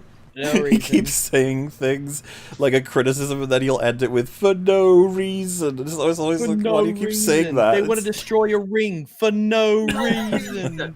They're walking and talking for no reason. No reason. Oh, look, elves. They've got pointy ears for no, reason. Oh, hobbits are so short for no reason. The white man with the mud Silence people is okay. evil for no reason. He's just so fucking dense. I just gotta say. The first For no screenwriting lessons reason. you learn is less is better. Writing 875 pages doesn't make it better writing, it makes it lazier if anything, because although it took Better you long- writing makes it better writing. How would that be lazier? Whoa. What? Hold your Making it horses 1,000 there. Pages is Now lazy. he's saying J.R.R. Tolkien's lazy. He's You literally piece of accusing shit. Tolkien Is he a being troll? lazy. Is he a troll, guys? It has to be, Oh, right? man. It can't be real. Look, you're just not This listening to can't his be arguments, real. okay? You just can't counter them. Tolkien survived the trenches of the Great War to get this guy's fucking video. If you think about it, writing 800 pages is lazy. That's why my script is only like half of one. Because I work hard. I hate it. I have so much hate. Right, you couldn't convey that message in fewer. You needed to stretch it out as long as possible when it wasn't necessary. Clearly that's not as long as possible. Alright, so if I was him, God, I'm already shivering at the thought, but if I was him and I had my terrible opinions and horrible hairline and I was trying to convince everybody that I was correct about these movies, then I would say, here's an example. This scene and this scene are totally redundant, and here is why you don't need to have both of these scenes and it's too long. That's what I would do if I was him. That would be my attempt to convince people. I highly doubt he's actually going to do that. Because all this is surface level. There's no point where he dives in and really explains things. It's just a lot of assertions and claims with nothing to back it up. For no reason. Well, it's For no because reason. he's not lazy. He's not like J.R.R. Tolkien. He's not lazy like that guy. Yeah. 800 pages. What a lazy fuck. We're almost And yes, I got this impression with the books as well. I feel like they were just as poorly written, unnecessarily padded out, and the dialogue just. Oh boy. Now he's going for the books, boys. He's going for the books. I'm glad. So you have chosen death. Yep. Don't even want to go there. We're just like, all right. No. Just... No. God. Jesus Christ. Is wooden and phony. They're the way. The movie even has a 6-minute intro. 6 minutes. Didn't he compliment it? Oh no. Wait. What? Wait, so how long is an intro allowed to be? Just question mark. Hey, here, let me double check. I got my file open. 6-minute intro in a 3-hour movie is bad. Hey, here's a thing. Alien, you guys remember Alien? It takes fucking like 7 odd minutes until a character says anything. That's and bad. The intro's amazing. But including intro like logos, it's pretty much 7.5 minutes, and then we zoom in on Bilbo in the Shire. So yeah. So that's too much, right? Can you check your book of how long things have to be? Because we often get told things are either too long or too short with no qualification. And I'll freely admit as well, right? I did think that before Frodo sets off leaving the Shire, it does take ages. I'll freely admit that in the books, but it's just the films do cut down things, but for no reason. Considering he's making out he's read the books, I don't fucking believe it. He can even watch the if the films were so boring and so uninteresting for him to keep forgetting, how the fuck could you read the books? Because they're way longer. Again, there's no fucking chance he would. He must have read if he read the books, it would have been fucking cliff notes on someone's fucking stupid bloody literature page or something. There's no fucking way he read the books. I don't fucking believe it for a second. He didn't watch the films apparently, so I cannot. He's lying. I'm fucking saying it. Like I said, man, he watched the trailer. It's just a trailer. The intro. There's something I think from the that's intro. what he saw. He saw the trailers, and that's all he's gone by. Which fair enough. I can't see you doing much better if you. Well, actually, no. If you could probably praise the trailers. I assume the trailers are pretty good, actually. I just I watched them in so long. Minute. No one saw my movie. I'm sure it'll come back and bite me in the ass if I don't mention it. My film had a 6-minute intro, but the difference is that was made when I had no idea about how filmmaking worked. What? I won't watch this. He's still got he's got holes in his wall. He lives in squalor. What is this argument? What is this? What is this argument? What is this I- argument? This movie this movie's bad because it has a 6-minute intro.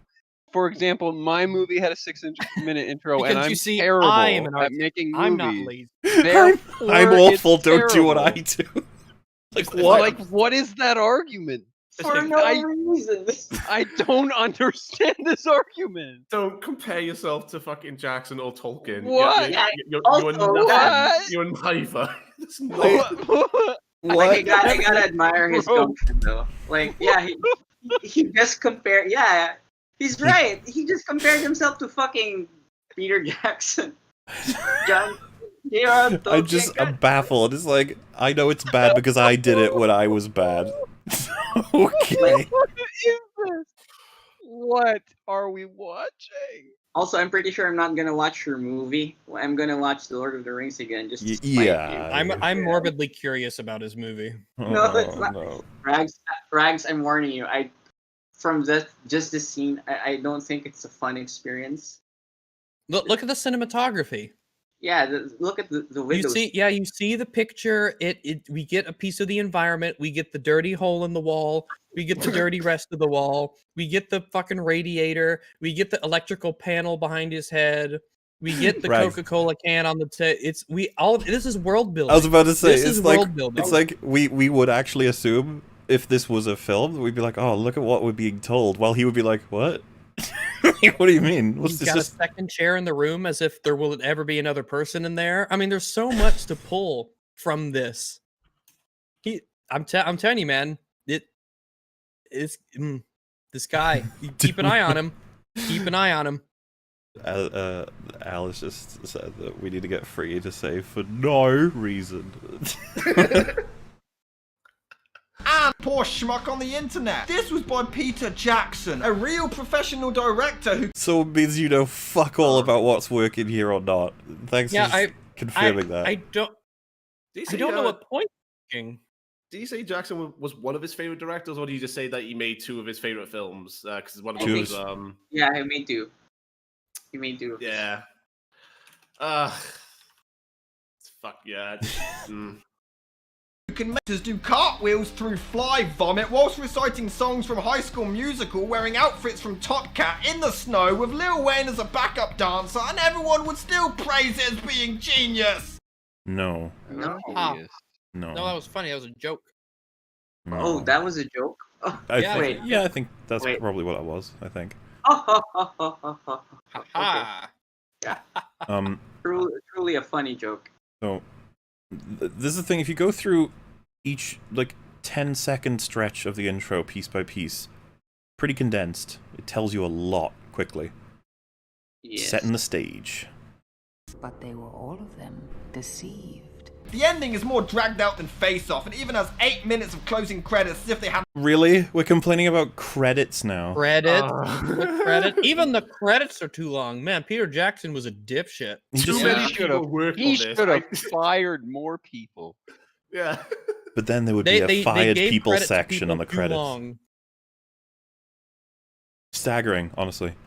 And sucked the life out of us enough already. This is the only other sequence that actually attempts to build some character and story development whatsoever. The only one where... No, it's about Boromir's death. It's not. Why is this the one? It's not story development, though. It's this is so weird. His categories are so strange. So this scene is Gandalf teaching Frodo that you don't just arbitrarily kill.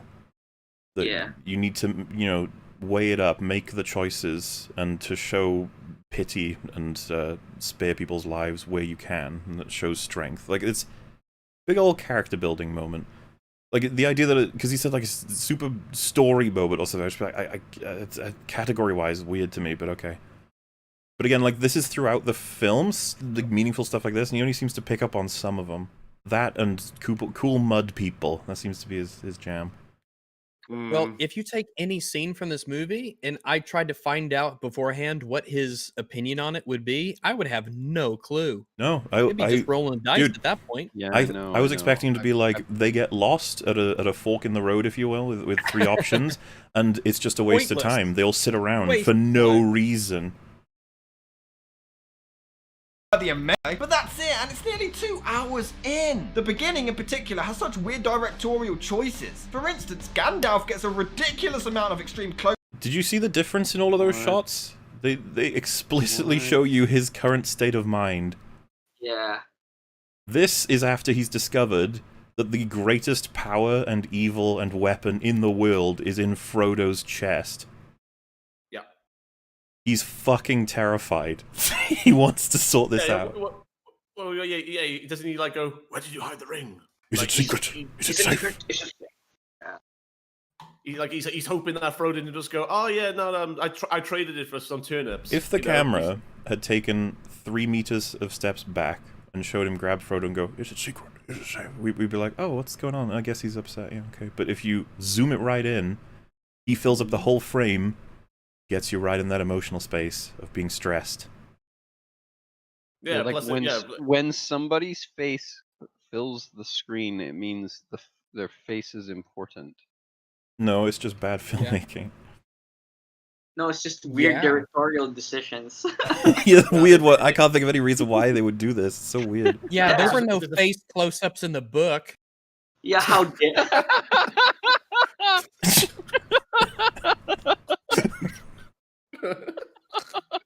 That would be funny. Asterisk, imagine the camera getting really close to this character's face as they say this. in the book, their face fills the screen. You're like, what? No, Tolkien wrote, reader, put your book to your face when you read it. Every conversation ends with fade to black. Fade to black. Roll credits, and it's just one dramatic or intense, and yet let's have a look. So this shot is him saying, Frodo will decide our fate. and you get to see his exact state of mind about this. He's relatively content with leaving it in Frodo's hands because Frodo is trustworthy. And it's cold as fuck. Also, yeah, it's cold. His beard's all icy. Look at his wrinkled old mug. So when we do genuinely see tense moments like this, which builds up to a close-up, it doesn't mean anything because we've had a dozen before. Wow. Oh. You just dismiss Okay. everything. It doesn't mean anything. It doesn't make sense for no reason. Is that literally what he has for I'm telling everything? no, what he's saying is that first close-up you have in your film, it better be the most fucking important close-up you ever had. Because every close-up after this is going to mean less and less and less. Because that's how that works. For example, showing a shot of characters walking, the first one, yeah, that's pretty awesome. Second one, I'm not feeling it. Third one, ooh, now we're in bad territory. Walking just hurts to see. Yeah, that's all we do is we just walk. For no reason. No reason. Before and after it. And the weird actors only get a few, so I think Peter Jackson secretly has an Ian McKellen fetish or something. Ding, another... Yeah. What is this gay panic? Like, so weird. Not to mention that, yeah. Not to mention that he is gay, so it's just like, are you trying to get at, mate? Gay wizard. Nothing wrong with a bit of schling schlong. Just test it out, I'd say. He doesn't need to be afraid. Man knows his way around. Well, never mind. You get the. Also, it's just random thing. It still blows my mind that Sean Connery could have been Gandalf, and he thought it was too stupid to be Gandalf. Well, he thought the whole thing was stupid, so he didn't take the part. Can you just imagine Sean Connery as Gandalf? I don't know. Maybe it could have worked. It would never be as good as Ian McKellen, though. Try you for. Fuck you, dragon.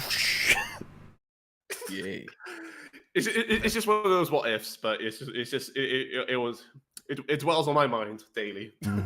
So, children, this is a story about a great filmmaker called Peter Jackson. He used to write great stories with great dialogue. But one day he discovered a book, and all was lost. Destroy it! Oh, another close-up. Wait, you advocating that he should have destroyed Lord of the Rings books instead of adapting them? Okay.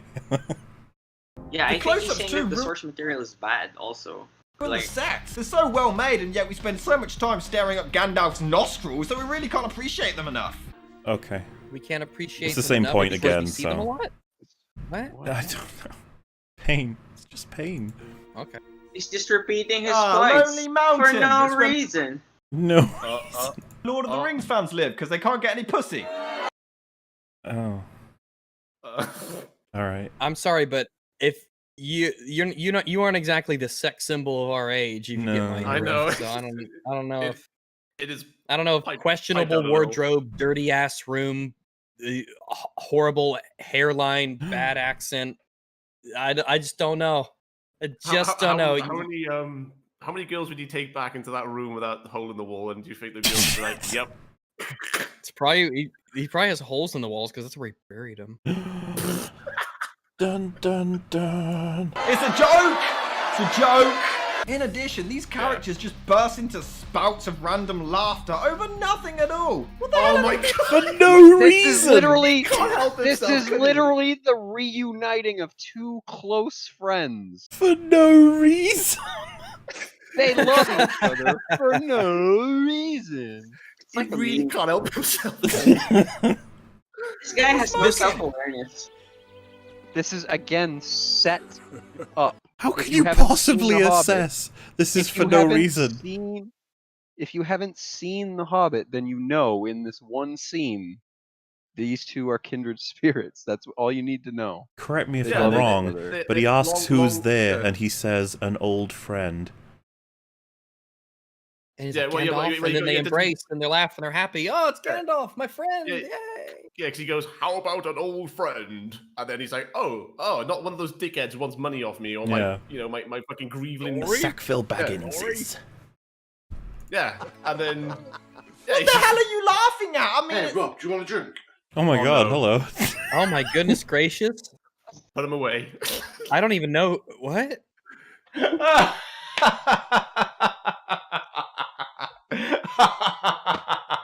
Even his guest doesn't like him. No. His guest is like, why'd you make me do this? Oh my goodness. What unfortunate facial hair. Yeah, drink will be fine, thanks. Okay, cool. I'll do that now. I don't know if that guy needs to be drinking story, more. I just cannot get invested. He wanted to make a drink joke, but he couldn't be bothered to get the. It comes in pints. He couldn't get that in. Couldn't get that in. Well. Oh yeah, that would have been. I'm disappointed. Infinus, you hadn't seen the film, so come on. Did it? It's not that I have anything against the fantasy genre. I love Harry Potter, I love Legend of Zelda, but right away this loses my interest. Why did he bring up Legend of Zelda? Who cares? Why? Well, he said like it's not that I hate fantasy. It's like nobody would have assumed this as like Stop. I like Harry Potter. But he like keeps Legend doing of this. Zelda. He keeps listing things he likes, but they're such arbitrary lists. They're not informative to like the conversation. It's the same category as him being like, I didn't feel anything in this scene. I was bored here. This is something I like more than this one. I'm like, okay. I don't care. All of that's useless. So bland and wooden that I just can't get invested into any of it. And you know, I really tried to enjoy this. I really did. Don't believe you. Did you? I'm gonna press X to doubt on that one. Cat, can you get an X to It's doubt? an adventure about jewelry. Wow. That's even worse than what we fucking said. It's an adventure about jewelry.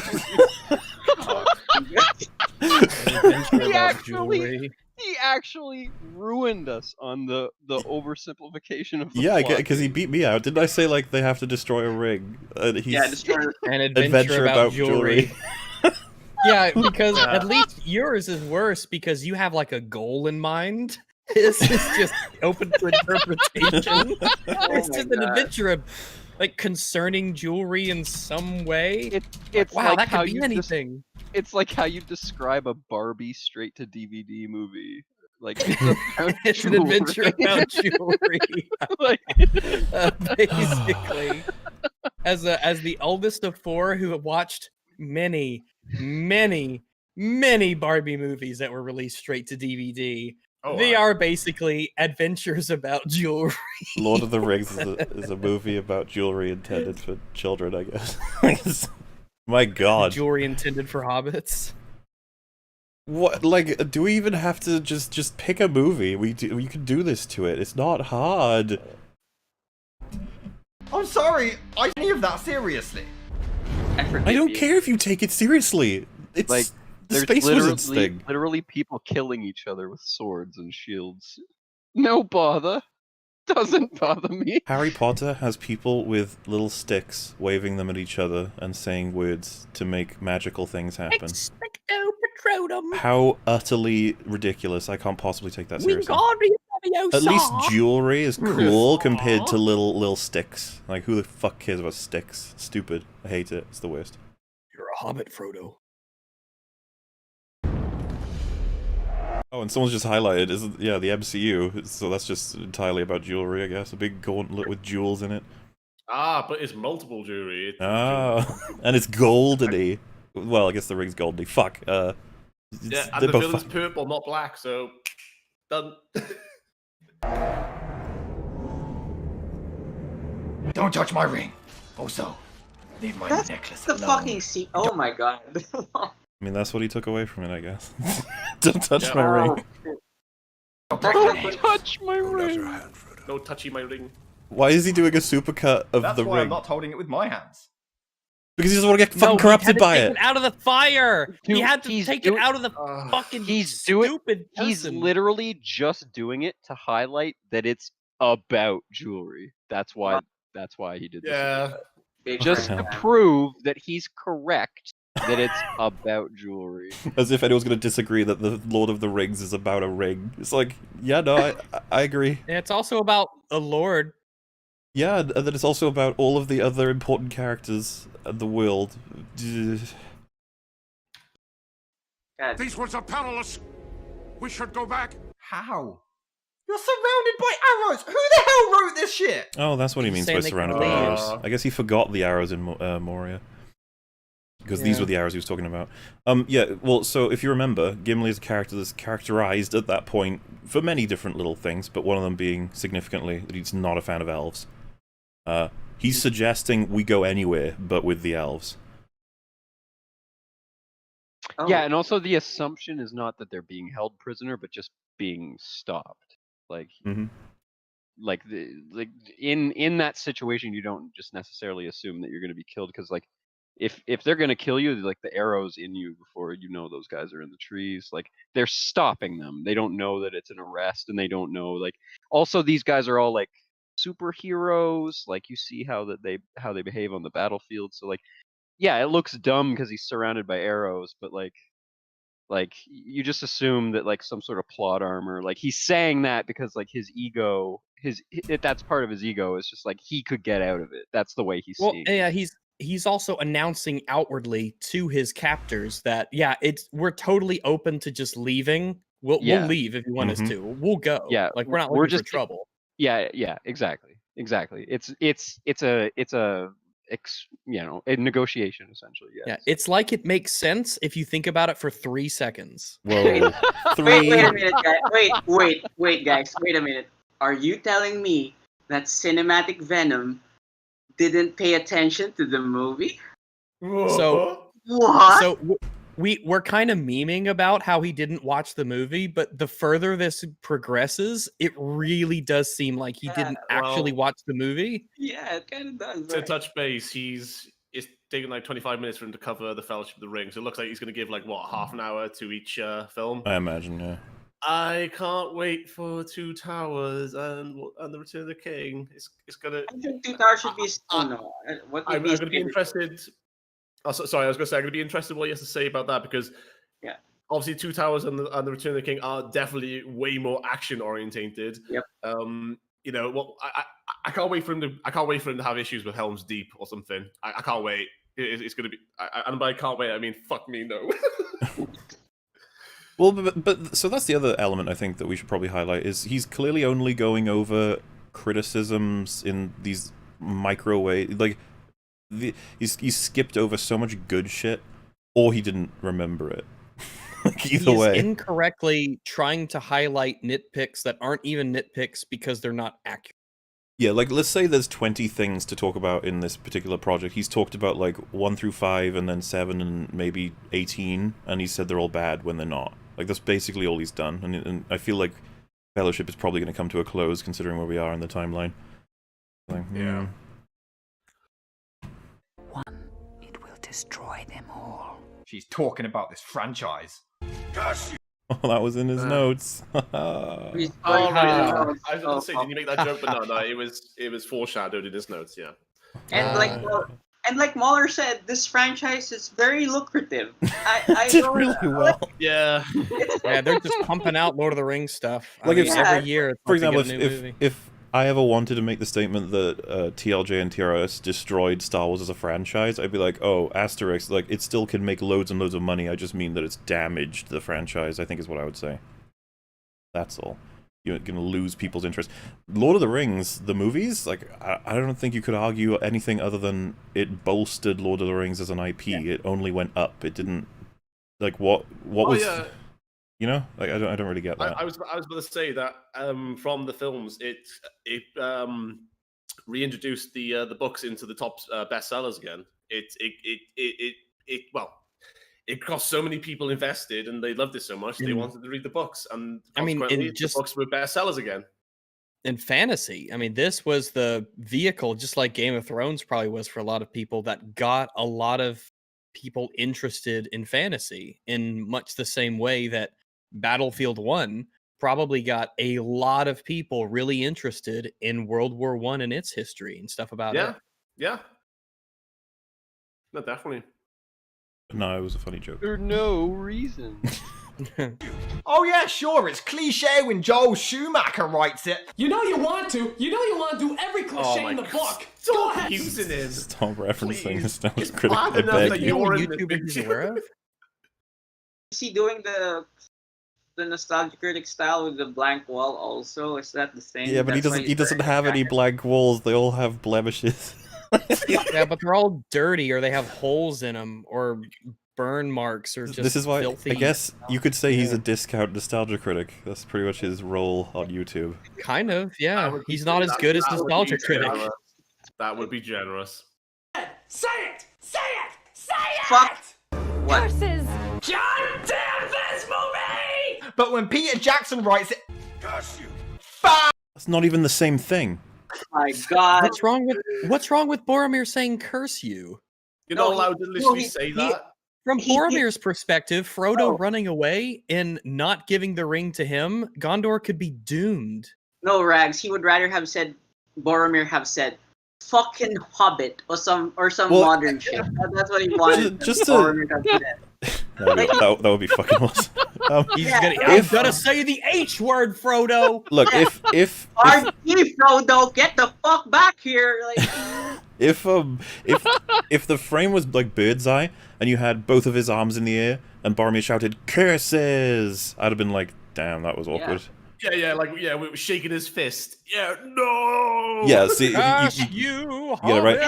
And that scene is intentionally camp. That was the point of that scene. Like, those two scenes could not be like, they're not even in the same league. Well, yeah, the Joel Schumacher's Batman and Robin is all camp. Yeah. Like, But here's the thing, though. His argument is that, well, since Nostalgia Critic said it's bad in Batman, that means it's bad in Lord of the Rings. what a That's the whole strange argument. standard to That live is by. the whole argument.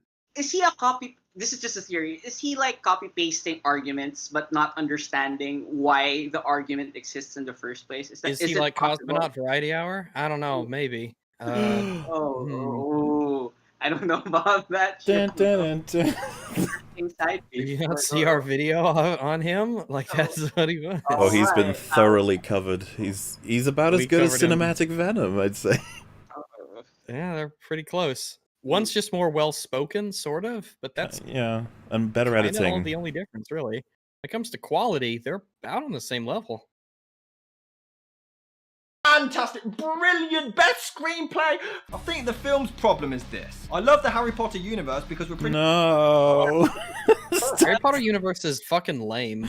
Harry Potter and the Chamber. I don't care to comment on Harry Potter. I just don't. I'd How have to about you rewatch the find out films, you would but Gryffindor I- Chamber? He just unironically structured the sentence. So here's the problem with Lord of the Rings. So I love Harry Potter.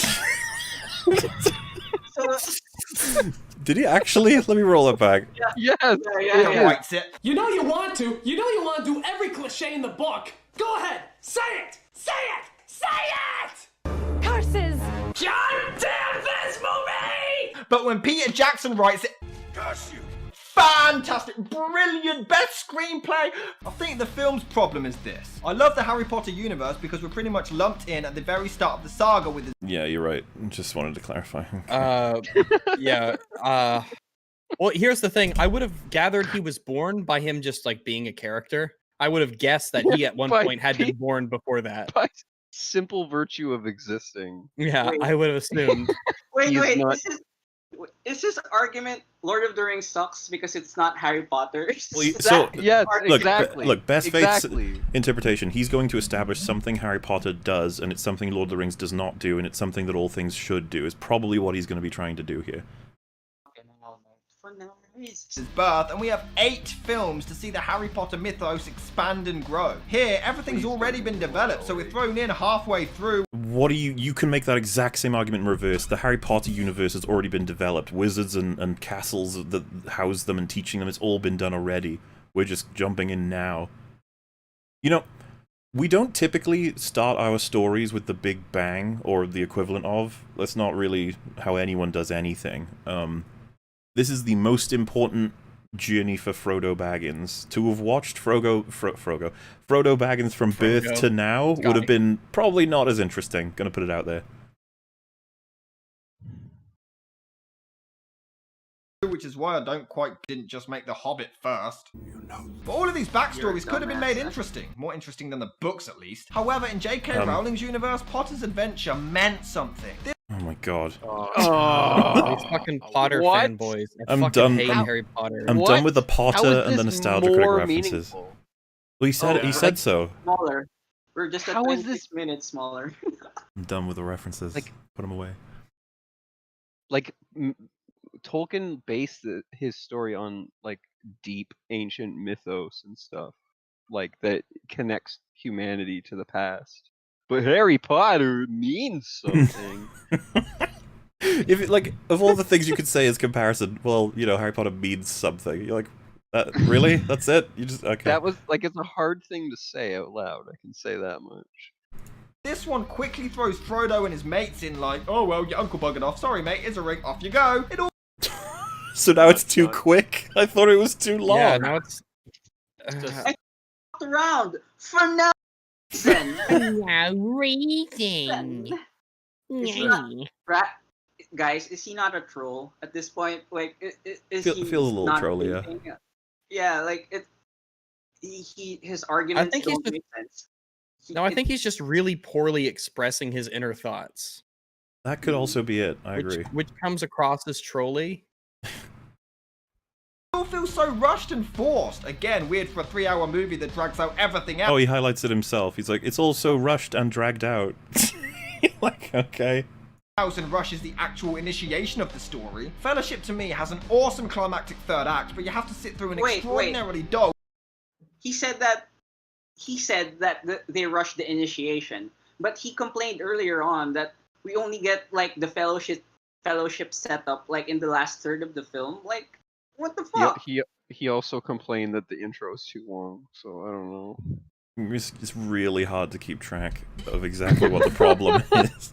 Look, it's not Harry Potter, okay? Not meaningful.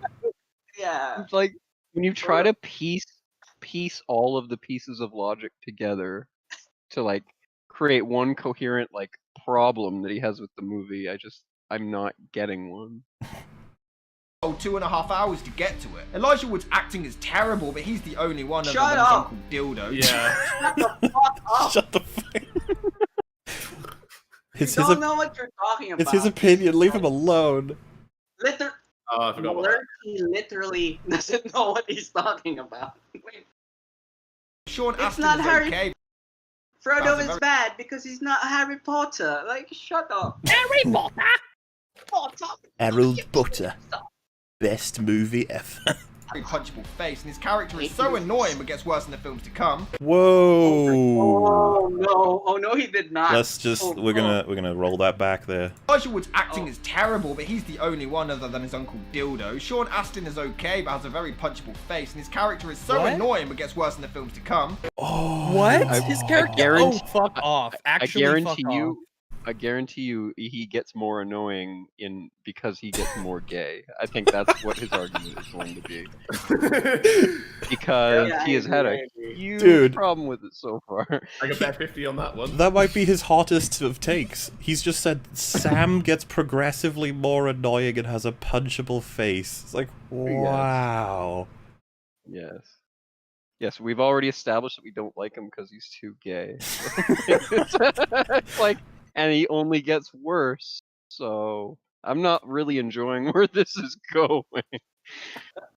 Fucking hell. Mr. Frodo! I need my dick sucked! Oh my god, you were right. Please Yes, never he's just invite too me to one gay. of these again. Please look, never. the next invite me person to we another cover, one. I'm sure it won't be bad because gay, okay?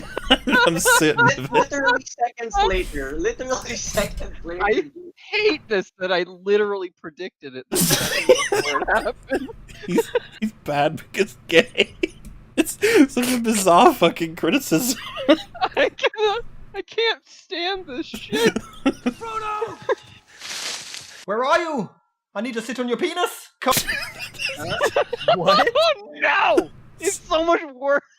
Just stop it. So Just say anything bad. else. What's it on his penis? Oh, Guys, is so bad. Guys, is it gay to have friends? It's gay Yes. to have friends. Having friends is gay. That's why I had to pay these people to be in the skits in my movie. Oh my god. I paid the first one off with drugs. I paid the second one off with just more food. Come on, are you telling me that like Frodo's obsessive stalker? No, he's a good No? friend. What He's the just, fuck? he cares about him. He No. wants He to save almost the world. died to be with Frodo and protect Oh him my on God. this journey. Do you Like know what a stalker is? I'm so spent to have to fucking just fucking defend Sam. This is like Has this guy never had friends? Like, I'm gonna hashtag blog a bit. Like, when I first got my heart stomped on by a girl, My friends came to my rescue. Like, is this concept foreign to this guy? Like, You mean helping your friend stalkers out? came to your rescue? Oh, fucking hell. For Like, no reason. So when you became an incel, your friends came over. Yeah. And yeah. then you did the game. Convinced me that gay is the way. Yeah. He told me, like, hey, Weekend, you know what a bottom is? Yeah, like, that was the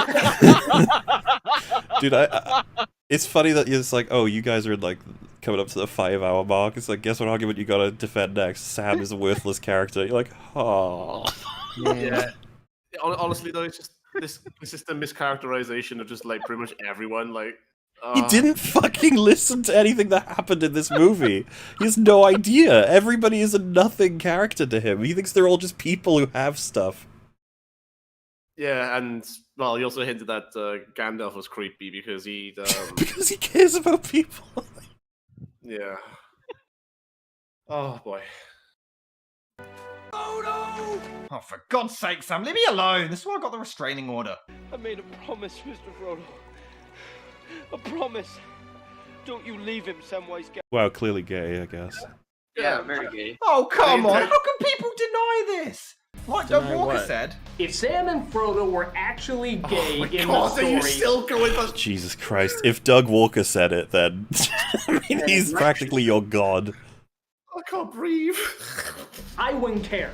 Hell, it'd be cool. Maybe they'd be the first gay characters. Why do they have to be gay to be friends? What is wrong with you people? No, they have to be gay. You can't just have people be friends. There has to be some sexual component to it, especially if it's LGBT. Gotta have it. I know. I'm sorry, but all you weirdos who ship every fucking character friendship in every fucking franchise, fuck off. Just leave. They're friends, okay? They're good friends. Let's just, yeah, okay, good. First fantasy film with an openly gay couple? That'd be great, but Peter Jackson claims it was all unintentional. How was any of this written, acted, shot, and edited without anyone realizing the gay overtones? Because, what do you mean? That's not the point. That's not the point. You highlight they stuff like, didn't I don't notice want to something leave not you. there. I'm here to help you. And it's like, wow, that's gay. It's like, that's, you're, what? You can't, it's like, clearly gay overtones. It's like, what do you mean? You're gay. I think he's just seeing the gay, you know? He just sees gay everywhere. Keep in mind, Sam is fucking. Is it? I forget the. Is it Molly? The other. The hobbit that he marries. He yearns for her at this point. I think he'd already mentioned to her at one point that he wants to go back to the Shire and see her. Yeah. And he wants because he could. Isn't it? Yeah. He stares at her in the pub when they're drinking. He's got the horn for the whammon. Yeah. He looks over her and she smiles at him, if I remember. Yeah. He's not fucking gay. They walk. This is right before Frodo goes to Bilbo's house. I think anyway. No, it's right before Gandalf comes back from Minas Tirith. They're in the pub and Sam says he's worried about like some other guy talking to her, and then Frodo's like, "Don't worry, she can see an idiot." And then he goes, "Oh no, she can," like implying that he thinks he's not, worthy of her. And the end of the film, he steps up and he's like, "No, I'm gonna ask her out. I'm gonna do it." It's like, "Oh, nice little laugh there." Because Sam is a humble, shy little hobbit at the start, and then he grows into a fucking courageous badass, like for a hobbit. He asks her out at the end. He gets up and he goes and he asks her out. The bar gay. scene at the very end. Yeah. Clearly gay. Yeah, He's and then repressing after it. that chat, he marries her and gets a few kids, or a lot of kids. 2 at least, but clearly gay. He becomes the mayor of the, I think he's he a becomes fucking the mayor player. of the He'll have Shire more. as well. Like, he becomes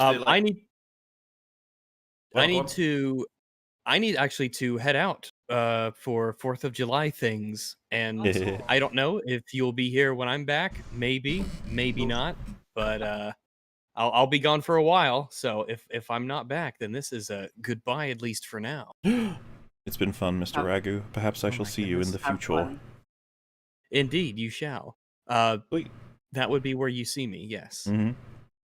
I suppose.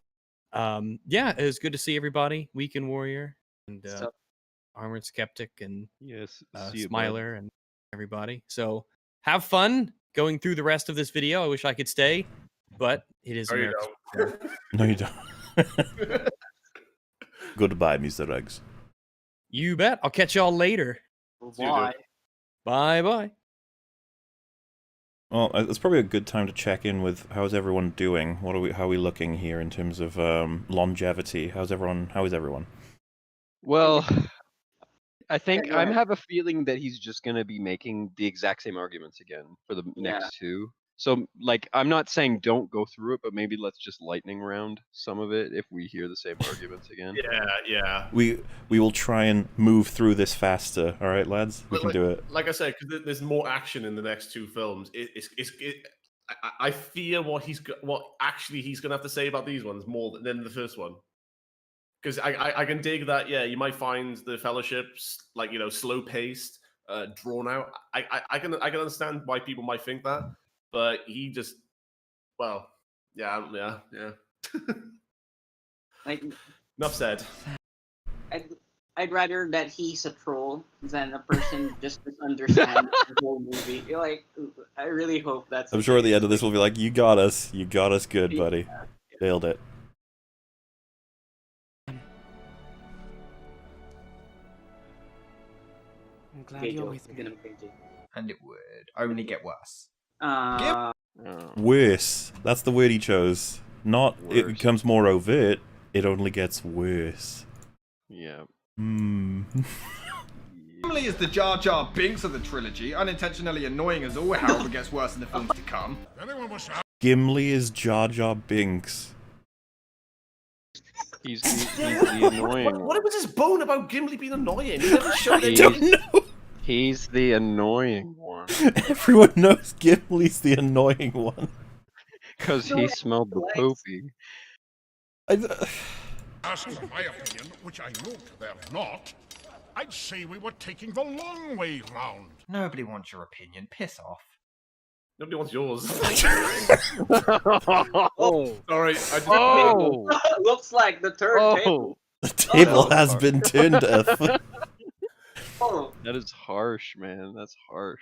I guess this guy is the annoying character in YouTube, like this. He has eroded my filter to the point I just say it as soon as it comes to my fucking head. It's like, no, fuck off.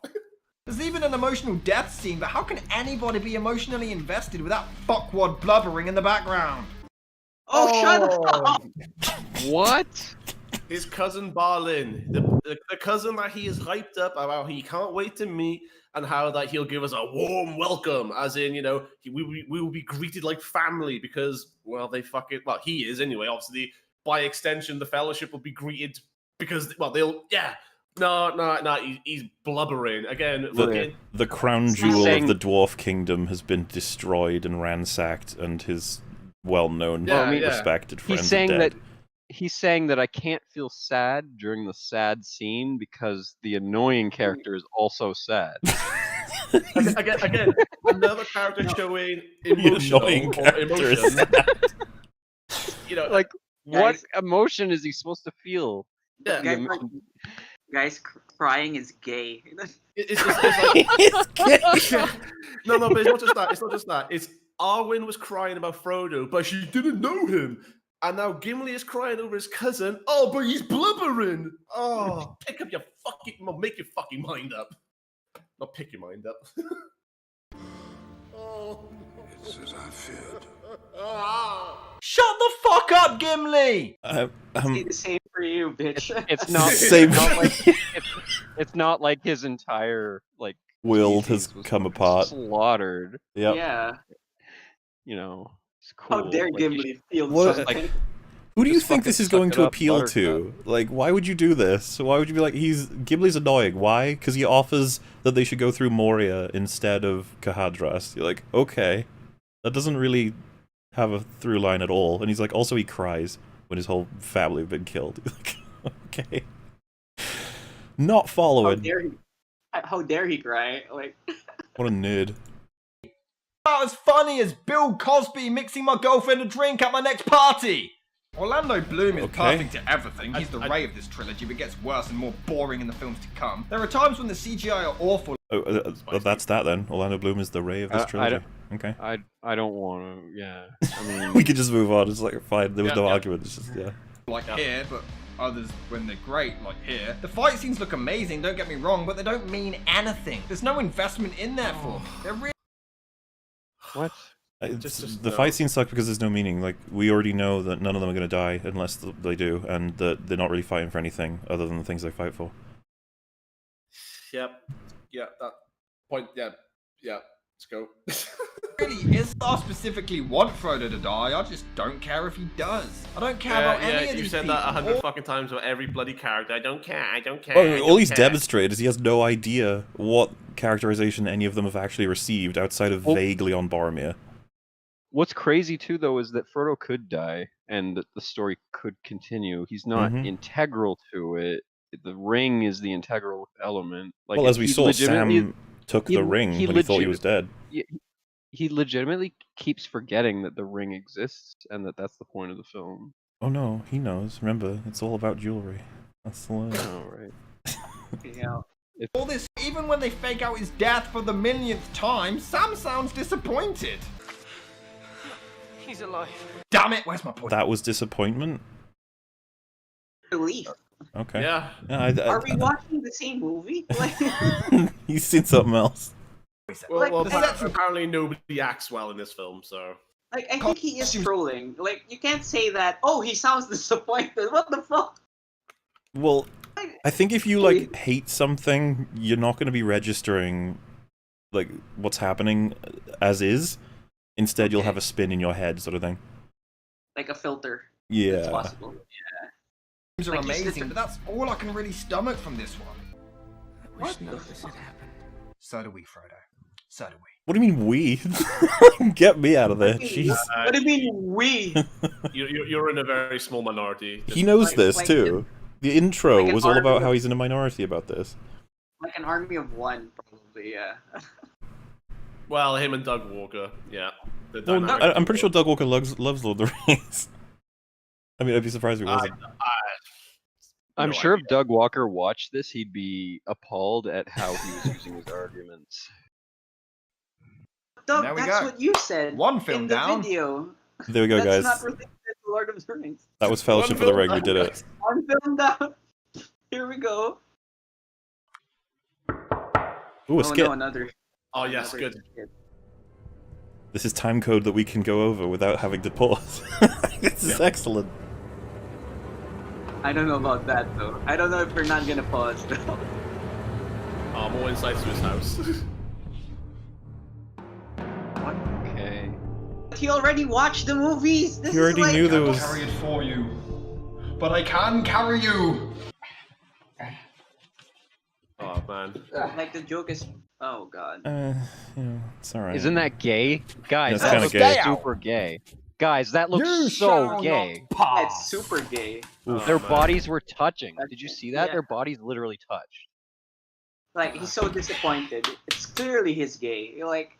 Yeah, that was clear disappointment and anger. And for no reason. For no reason. And he looks satisfied. No reason. Like, Pretty good, dude. pretty gay. This whole thing is gay. Like, knocking on doors, pretty gay, bro. Are you Mr. Bull? Oh my good god, look at these Oh my two. Is that like a small cowboy hat she's got? What is that? I know, she's kind of cute. Like, oh, look at her. Look at her. Like, What is his hat? What is like a hat? What's going on there? His looks like it does look like a policewoman's hat, but it's not. It's like being sat on and it's kind of like bent up. Yeah, It's like these hats are throwing me. Yeah. Well, yeah. We've had some complaints. We'd like to ask you some questions. Is it okay if we can come in, please? What exactly is this all about? We want to watch the chase, sir. Oh no. What?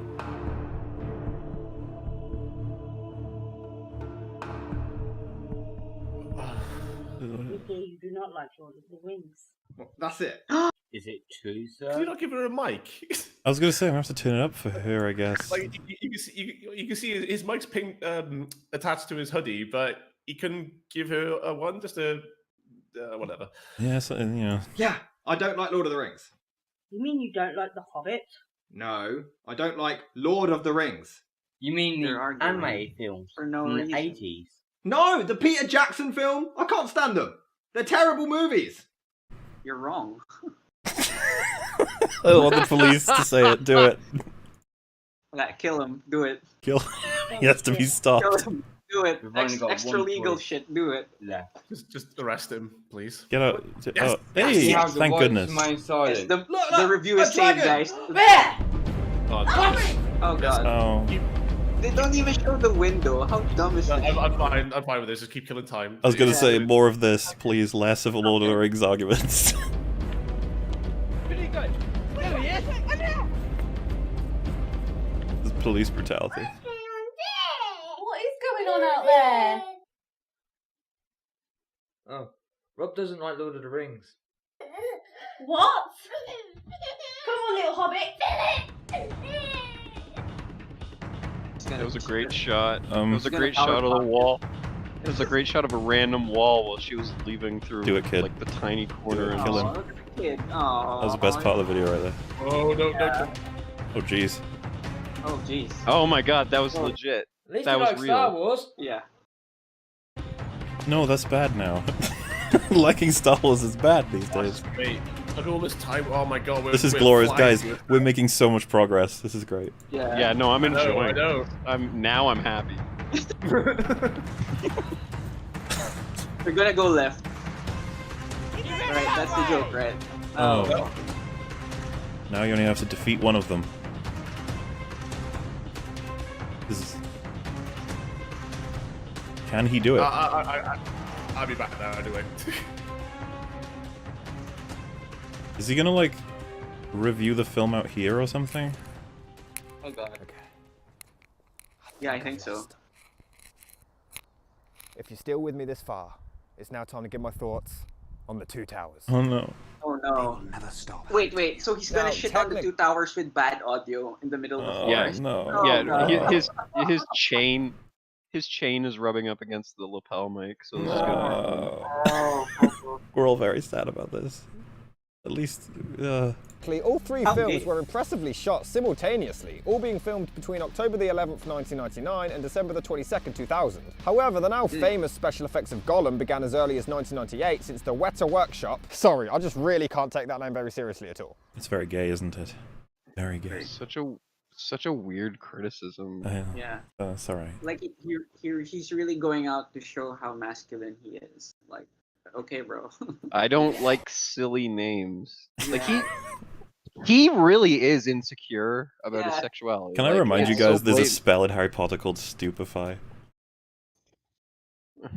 I mean, if we're talking about silly names, I don't know. Had to convince New Line that they could actually create these effects. Andy Serkis was on set, though the same shots were filmed again without him as well, and provided the creature's movements and voice, and despite originally wanting the character to be completely CGI and nothing more, Jackson loved Serkis' performance so much he used some of his movements as well. The actors also gave a much better performance when Andy was physically in the frame with them as opposed to the empty ones, and when it came to animating Gollum, it took... I mean, this seems to just be like... I'm assuming this is a compliment to the films? This is what we call a movie review. All right, cool. took around 4 hours per frame to render. You guys got a lot of patience. Speak quickly. But if you think that's bad, Treebeard took some time between 28 and 48 hours per frame to render. And it wasn't even worth it for that one. I mean, Gollum looks incredible, and I doubt anyone could ever dispute that. Only like one of the most interesting characters in lore ever. But yeah, that wasn't worth it. Also, Treebeard looks pretty damn good. Like, I don't know. Yeah, whatever. But It's all like the right. king of the fucking trees. So fuck it, I guess. There's a lot of shots where he looks so fake, it's embarrassing. He's a living tree. It's gonna be hard not to look, not real. I don't know. He doesn't look like a real living tree. That's the problem. Oh well, yeah. I should clarify. Trees are living. What I meant is like a fucking, humanoid tree. Like not one of them. All right. So what's his first? I mean, yeah, it's fine. Like whether or not Treebeard looks perfect, I'm just like, yeah, okay. Just a lot of time Is it wasted. realistic? Is his problem? The Two Towers was released on December the 18th, 2002, and though not as successful as the first one, oh, of course, it was incredibly well received, earning $64.2 million just in its opening weekend, and against a budget of just $94 million, the movie earned a truly staggering worldwide total of $926,047,000. Should have been more. Wow. By today's standards, that like with inflation, that beats most like. I was gonna most, say like, actually, records it'd be today. interesting to know how much that would be now. Well, it'd be pushing into like what, 1.5 billion, probably. Yeah, probably. Probably. Yeah. $111, making it the highest grossing film of 2002. The exact number. How do they count that? The Battle at Helm's Deep has been named one of the greatest screen battles in movie history, and It is. Entertainment Weekly named It is. Gollum the third best CGI character ever. It was nominated for a significant... So, when you say greatest CGI character, is that a reference to the fidelity of the graphical nature of it, or the character itself? Like, Maybe both. He's just annoyed because he doesn't like. like on one hand, right? Like how good. I'm done. I'm done trying to understand the logic. He does not like him, so it's dumb. It's That's the probably logic. gay. So all I'd say is Gollum still looks really good today, and I just don't know. It won't be able to last forever, of course. Like CGI ages, but like it's pretty fucking impressive. As for one of the best CGI characters, yeah, I'd be curious to know what beats out Gollum. His character is pretty strong. significantly less 6 Academy Awards, successfully winning Best Andy Serkis did. What's the thing? There's a lot. King Kong, Smog. But I mean, Gollum's up there, man. Gollum is up there. Yeah. Caesar. Mm-hmm. Yeah. Visual effects and best sound editing. It went on to win BAFTAs for best yeah, costume Davy design, Jones, best yeah, special good visual shout, effects, and Orange Film of the Year. The fuck is that? Best film starring a ginger. Does that comfort you? The Two Towers continued its accolades by winning an Empire Award for Best Picture, a Grammy for Howard Shaw's musical score, a Hugo Award for Best Dramatic Presentation, an MTV Movie Award They're for Best all Visual... dumb for doing it. I'm happy it won all of these awards. Yeah, me too. Well deserved. Performance for Gollum, and 3 Saturn Awards for Best Fantasy Film, Best Costume, and Best Supporting Actor. And the famous line...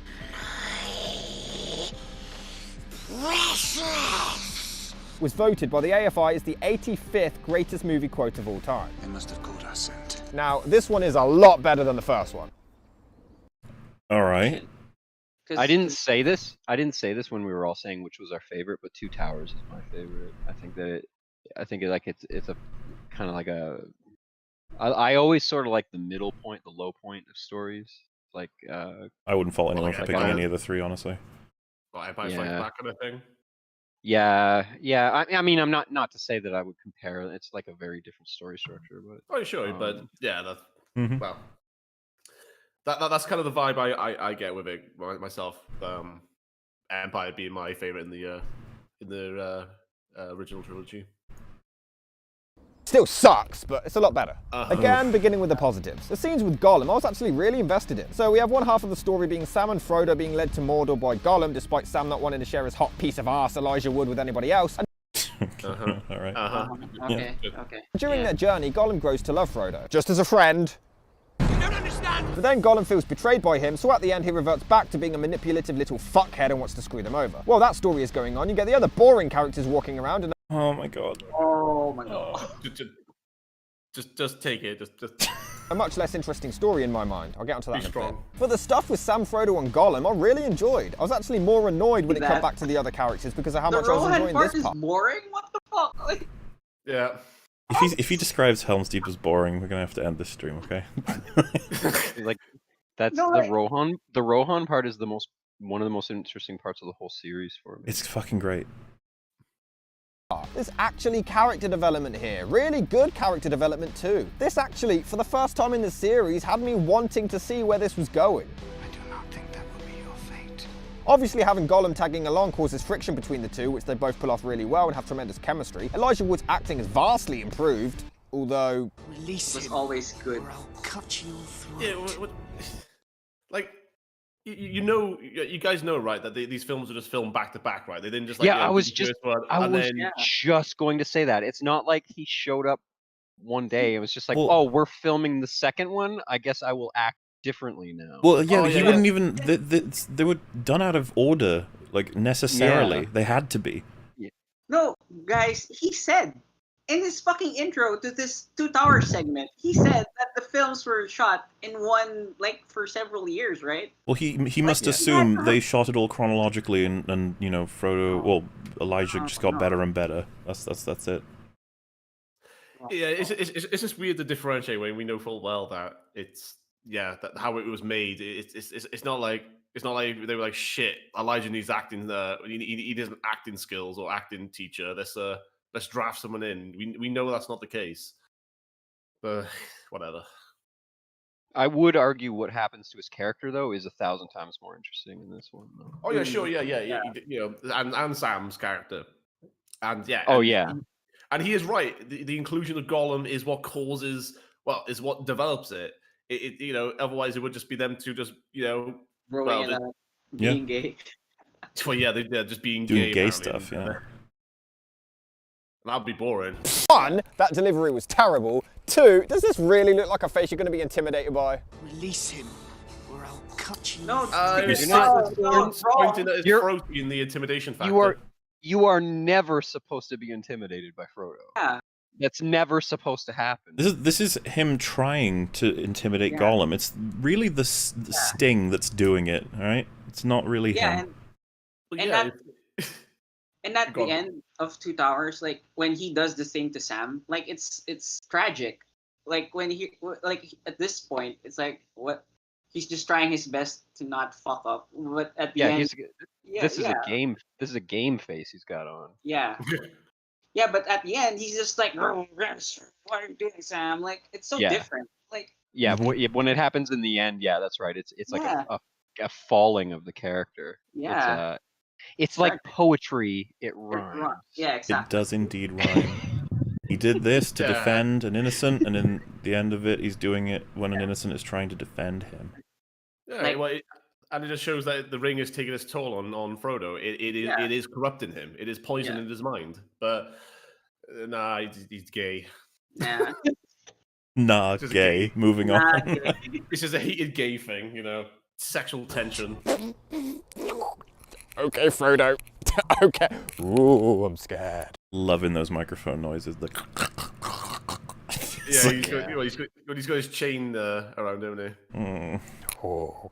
I hate you. But the pacing in all of these scenes are actually tremendous, and yes, Gollum is fantastic as well, especially with the split personality stuff. The scenery still looks amazing, but it's starting to get old. It's like this has now just become a 9-hour... What? It's getting old? Well, going back to Isengard... Rohan does not look like Rivendell, does not look like the Shire, does not look like Lothlorien, does not look like Moria.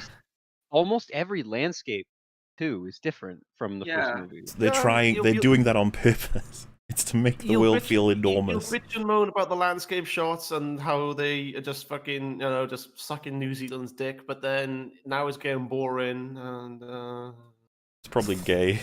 The land is gay. Commercial for New Zealand holidays. We get it. You have a helicopter. Yeah, this is how you advertise New Zealand holidays. You show a mine getting flooded. What the fuck? Pretty sure that's CGI. Isn't that CGI? Yeah. Like, well, there's a good deal of CGI going on here, and the miniature elements. It's a whole combo of movie magic, and it's wonderful. Yeah. Yeah, that's the wrong. The helicopter. The helicopter is like the least important part of this fucking picture right now. Yeah, I'm pretty sure from this, it'd just be like on a table, and they would just have a camera. Well, yeah, like a little bloke just standing with a camera. That's all they needed, but it's not always helicopters. And can do landscape shots. How about you focus on the goddamn script more instead? Stop showing me amazing shots and criticizing them for no reason. No, Mahler, it's boring. No, it's Makeup and sets are fantastic. And that really just then of that bit of Mordor just then, I was like, so which bit of New Zealand's that? Yeah, exactly. Enough of these landscape shots, dude. Too much New Zealand. I'm already sold on New Zealand. Yeah, I'd love to go with There's a sequence where Saruman basically slaughters an entire village, and to its credit, it's done quite well. I mean, I still feel no emotional investment to the story or the characters, but it's well shot, edited, and directed, so I can see what... angry white people attacking innocent white people. Not evil. But like, this is what I mean. There's no substance in his review. He's like, so this scene is good. Why? Because it's well shot, I guess. I don't care about anything else. Yeah. Like, okay. Well, his problem now is this is a good sequence. Just he's not invested. So feels like it's again. He's never gonna be. But like, even if you're not invested, you should be able to identify what's being attempted. What it in is literally that the is- words. Yeah, what it is that is stopping you from being able to achieve a state of investment. Yeah. There must He's not be. even, yeah, he's not even saying that. Yeah, I agree. But like, I just don't like the stuff that he likes is always very surface level. It's just like, I don't know. I guess I like this. He was selfish, and then he's not selfish. The mud person was cool. This place. Boromir had character, but we're not gonna extrapolate and explain why or anything or show it. We're just gonna have one or two sound bites of him saying something. The scene is good because it's an action scene and you can make out what's happening. And you're like, okay, well, alright. Others might feel more for it, and it's done well. This further proves to be a problem though. When we're supposed to be mourning the death of another secondary character, we just don't give a shit because we spent so little time with them anyway. No! You get all of the information you need to understand why this is meaningful. Theoden's been poisoned for a significant portion of time. And it's cost him his line. His only son is now dead. Yeah. He's been out of the fucking works. Yeah, and he says no father should bury their children. I think that could be that's quite understandable, even if you're not a father. You know, even if you don't have Very kids, effective, and you can understand why that is heartbreaking. But just in Lord of the Rings' style, every time we get a new character, we immediately get their foundation. Theoden's is he feels inadequate compared to his forebears. Yeah. Right. It's again, this is character establishment and not a moment when you're supposed. Yeah, he thinks this is the payoff. Like this is it. This is what we. You're not expected to feel this. Just you're supposed to understand that this is his mindset. Yeah. And it all comes to fruition in the third film. On his dying breath, he's going to meet his fathers without shame. Proud. I love Theoden, by the way. He's awesome, but loads of the characters are too. So that's where we're at. Like that speech, "Fell deeds awake." That line is just so cool. Like he has a lot of cool speeches. I'm just gonna say. In fact, the film is so memorable, and for the record, yes, I watched them alone with my full attention and I still couldn't recall much the next day. I had to look up who died, considering there was so— Oh my god. I had to look up who died? I didn't watch I really don't think he watched the film. I really don't I have never heard that criticism of a movie before. I had to look up who died. I had to look up who died. God damn. Such a vital part of the story, they weren't mentioned in the Wikipedia plot entry and I had to go to Google. Yet in the movie, it's treated like this huge dramatic plot point we're supposed to feel. Notes while you're watching the movie. Write the characters' names down. It's ought to be like, dude, so memory is a thing, okay? Like, bring a notepad. And remember the scene, like when he comes back to his senses, he's asking for his son. Like, you could put those sequence of scenes together, right? Like, I don't think you watched the movie. Like, I really don't think. Like, didn't read the book. Yeah, like, where's my son? Like he says that, right? He looks for his son. I mean, like, it's very focused on it. It's very clear. Yeah. I don't understand how he missed who it is that died. Is he just talking specifically about his name? It's Theodred, right? Yeah. But you don't need to know his name. It's not important. You just need to know that Theoden is upset about it. Yeah. And if you have some, I think it's the acting of Theoden's actor is so good. Like, I felt something when he cried, and I watched it so many times. It still gets me. You know. I felt nothing. I felt nothing for no reason. No fucking reason. No fucking reason. Cheered in a graveyard. The battle scene, yes, again, it's amazing and tops the first one. The effects and sheer choreography that went behind it, the cinematography, it's astounding, but it means nothing because I feel nothing for these characters. It means nothing because I feel nothing. That's the yeah. He said this like what 8 times now. That a scene just is nothing because he doesn't care about anybody in them. Wait, are we counting can play a drinking game with this. Yeah. Are we just counting the 2 towers part, or are we counting the fellowship stirring part also? Jesus Christ. Well, why would you care about Helm's Deep? Can you even name a character in that scene? What? Jar Jar Binks over here? Fuck that dwarf. Jar Jar, annoying punchable face. Ray, and who's the guy with the sword? Aaron or something. Aaron? It's Aaron yeah. It's, half the cast is behind this wall. Fucking hell. Half of the cast is behind this wall. Feldeed's awake. That was a thing. You know the one of the Rohirrim who accidentally shoots the first Uruk, and he's the one without the eye, or he has a missing eye. Oh no, it's a different. I think those are character. 2 different people. Yeah. Yeah, but I think the guy who only had one eye, and that was real. It wasn't like a prosthetic. Well, it wasn't makeup or anything. I think he recently passed away as well. I swear I read that recently. So I know it's morbid. I just another thing I remember reading recently. Still, this is the major issue I have with these movies. Right. It's all fine and dandy. Somebody in chat said, "What if this guy will compare the Battle of Hogwarts and the 2 towers?" Oh God! Oh no! Stay away from Harold Potter, please. Oh no! I would actually right. Like I would lose my shit if he actually does that. Yeah. To have all of these well planned, but I just don't care. You've had 2 films and you still can't get me to care? What are you doing here? This isn't criticism. I personally don't like it. What is your problem? Like, what did he think we like when he wrote this? He was like, yes, the audience will be convinced by my grand argument of I didn't care. See that as a conclusion, but he doesn't even build up as to why he doesn't. Like, I think you brought it up, right? Like, he doesn't even break down, like, why well, he thinks that his argument is Frodo is, characterless, Gimli is annoying. Who else? What has he said about Aragorn? Has he actually said anything about Aragorn?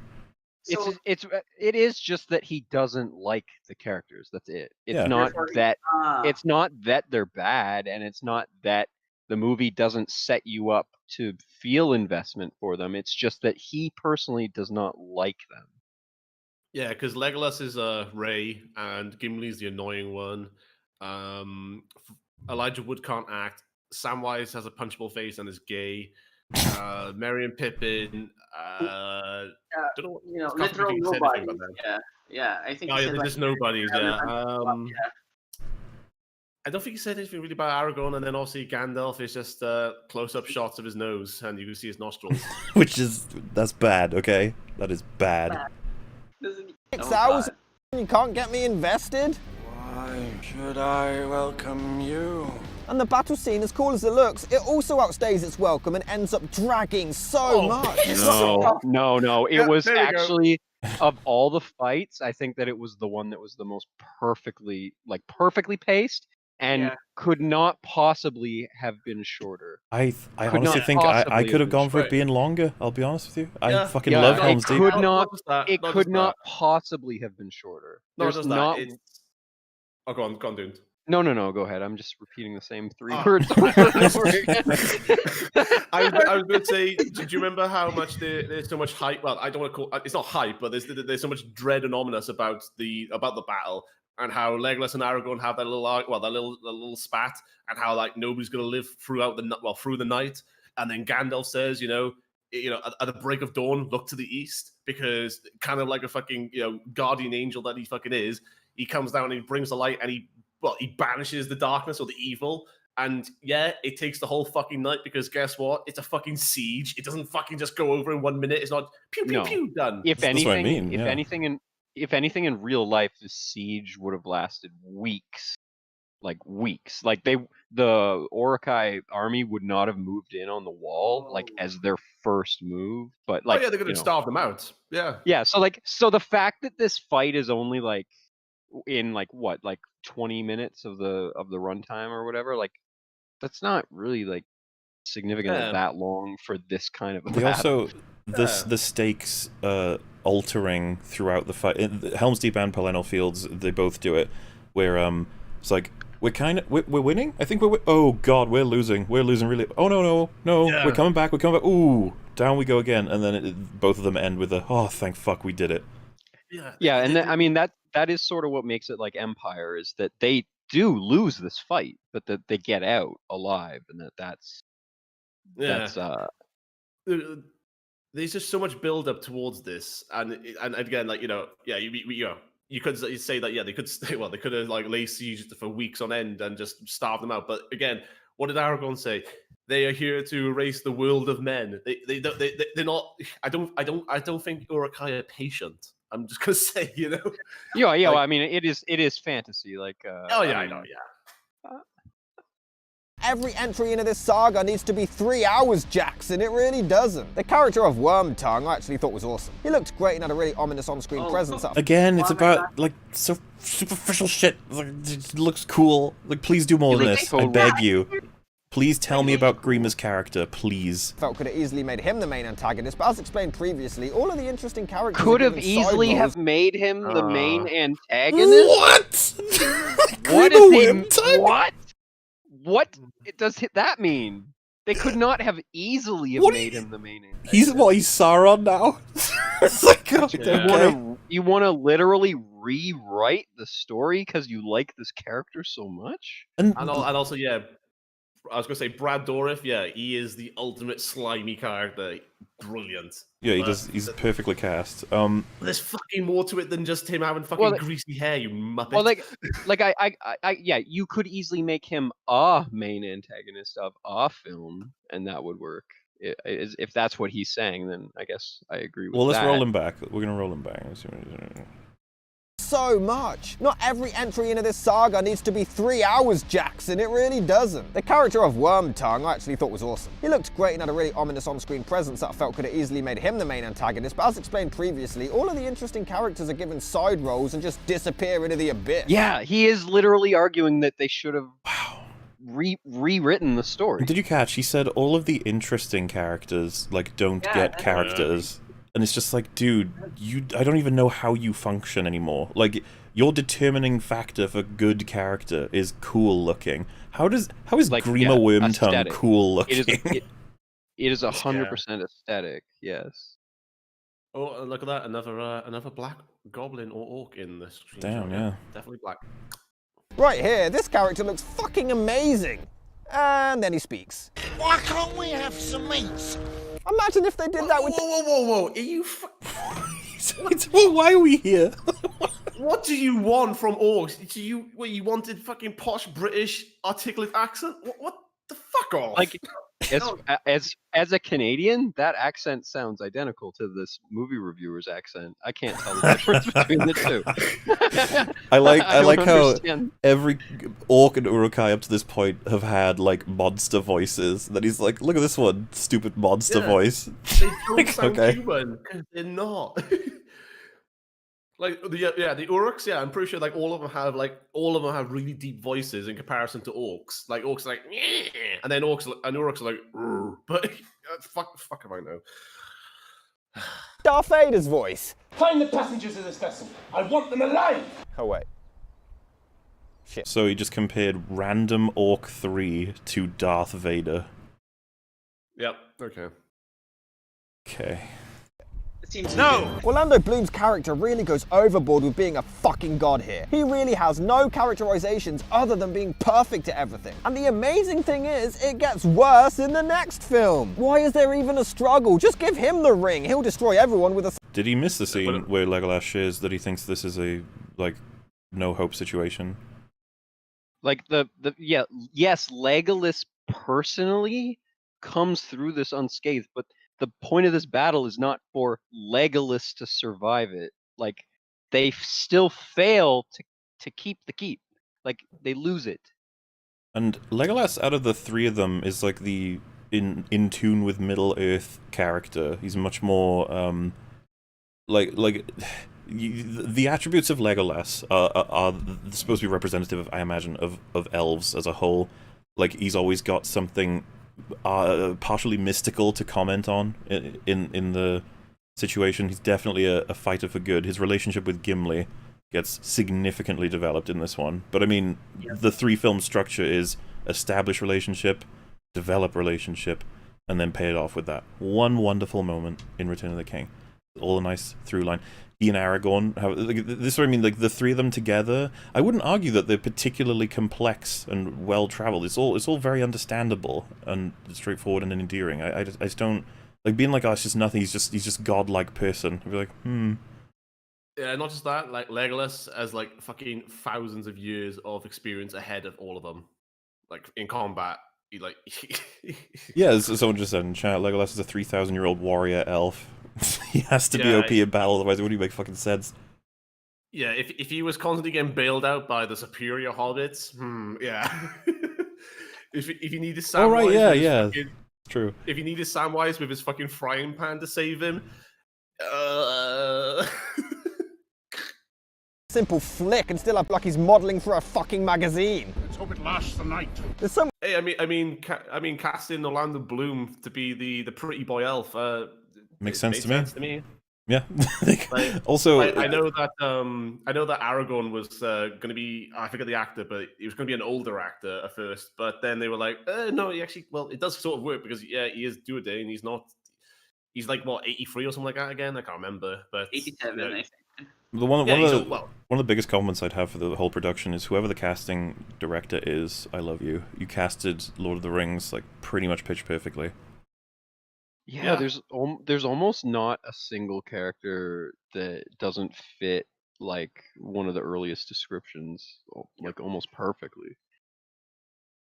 Oh yeah, So much bias to these movies. Like everyone makes fun of, but yet they're okay with this. Why do you think they're the same? That's yeah. real. Yeah. Sorry. Yes. Sorry. That actually happened. Yeah. Yeah, it's more trivia. Yeah, if you go more to some broke his toe kicking that for real, because he thought it was a prop, but it was actually a real. Well, it was made of steel or iron or whatever. He actually fucking broke his foot. That is the genuine reaction. But let's pretend that's not true. Let's pretend for a second that isn't, you know, and that it wasn't a real reaction. How is what Viggo Mortensen does there the same as no? Yeah, it's not. It's not. After spending most of the film trying to fucking rescue Merry and Pippin from certain death, they believe they find her on a pile of scorched bodies of orcs, and it's like, as Gimli says, we failed them. Yeah, it is. Again, well, we know that it's not true, but we know, but we can see through the characters. Believe it or not, there are actual characters in this film. I want to highlight. It is. Chat is very frustrated, as are we. And this Liam Kennedy just posted kill. That's all it says. It's just kill. Kill. It's okay, chat. Chill out. But yeah, he's so very, very, very wrong. But when Lord of the Rings does it, fantastic masterpiece. 2 towers. I'd rather be. He knows how to compare shit. Yeah, and people often say, you know why Lord of the Rings is a masterpiece? Because of that moment where Aragorn said, "Ah." That's why. Like he keeps comparing stuff that is not comparable at all. Like the contexts are different. Like he can't even establish why he's using Darth Vader as a comparison. He can't even lay the foundation for that. And he keeps using Nostalgia Critic as a crutch. Like he critiques this, so I can critique this aspect of this movie, even though the contexts are wildly different. Like I don't get it. Like it's like, oh my god. In this, then watch this. Are you mad? I think the problem with the films is it's cool that so many people love them. It really is, and I truly wish I could enjoy them, but I find them all completely forgettable. All these stupid names, it's impossible to remember. And there's too many stupid names. No. Don't for a second pick on names in fucking Lord of the Rings when you fucking suck the dick of Harry Potter. Don't. Like, did I even watch the movie? It's that forgettable to me. I'm obviously not the only one. The movie. Why would I care that the guy who says he can't even remember like plot points can't remember character names? I'd be like, well, that makes sense. Of course you don't remember anything. You don't remember anything. So and he And he didn't read the books. It's hard to believe he read all of the books and watched the films. There's no fucking way he has the attention span to get through the books. It's fucking no. Watch the movie. He literally opens up by showing us Gandalf's death again, assuming the audience didn't give a shit to remember. No, this is different. It's different. It's Gandalf's POV. That's the point. It's different. We only see the first time like him fall, but we see what happens after the fucking fall. No, Greg, it's the same. Because he said so. Why? It's not like the Battle of Hogwarts. It's not. It's not. Heterosexual like the Battle of Hogwarts. Remember the first film either. It only came out a year later, and who's gonna go watch the second Lord of the Rings movie before the first one? They did. Speaking of which, yeah, Gandalf's back. So, what was that on his trailers? A film with such fake emotional stakes, Gandalf will sacrifice himself for his friends, only to somehow come back to life, making it not really a sacrifice. Yeah, fuck you, Gandalf! He's not the same entity when he returns. He makes that very clear, as well as that his time is to be spent to finish his job, which is to essentially act in favor of the light on Middle-earth. It is, I'll completely agree, it's very carefully thin. They're trying to avoid addressing that there's a higher power and where exactly wizards get their power from, I would say.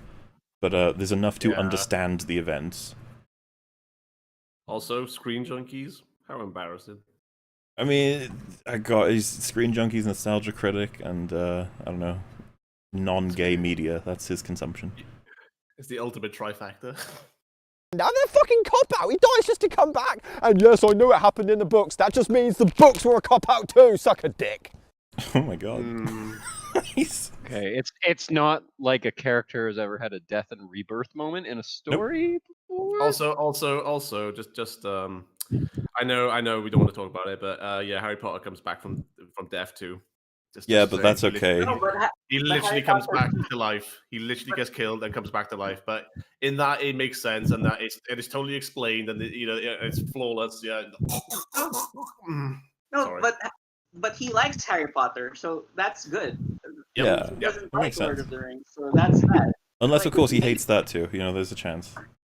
I doubt it, though.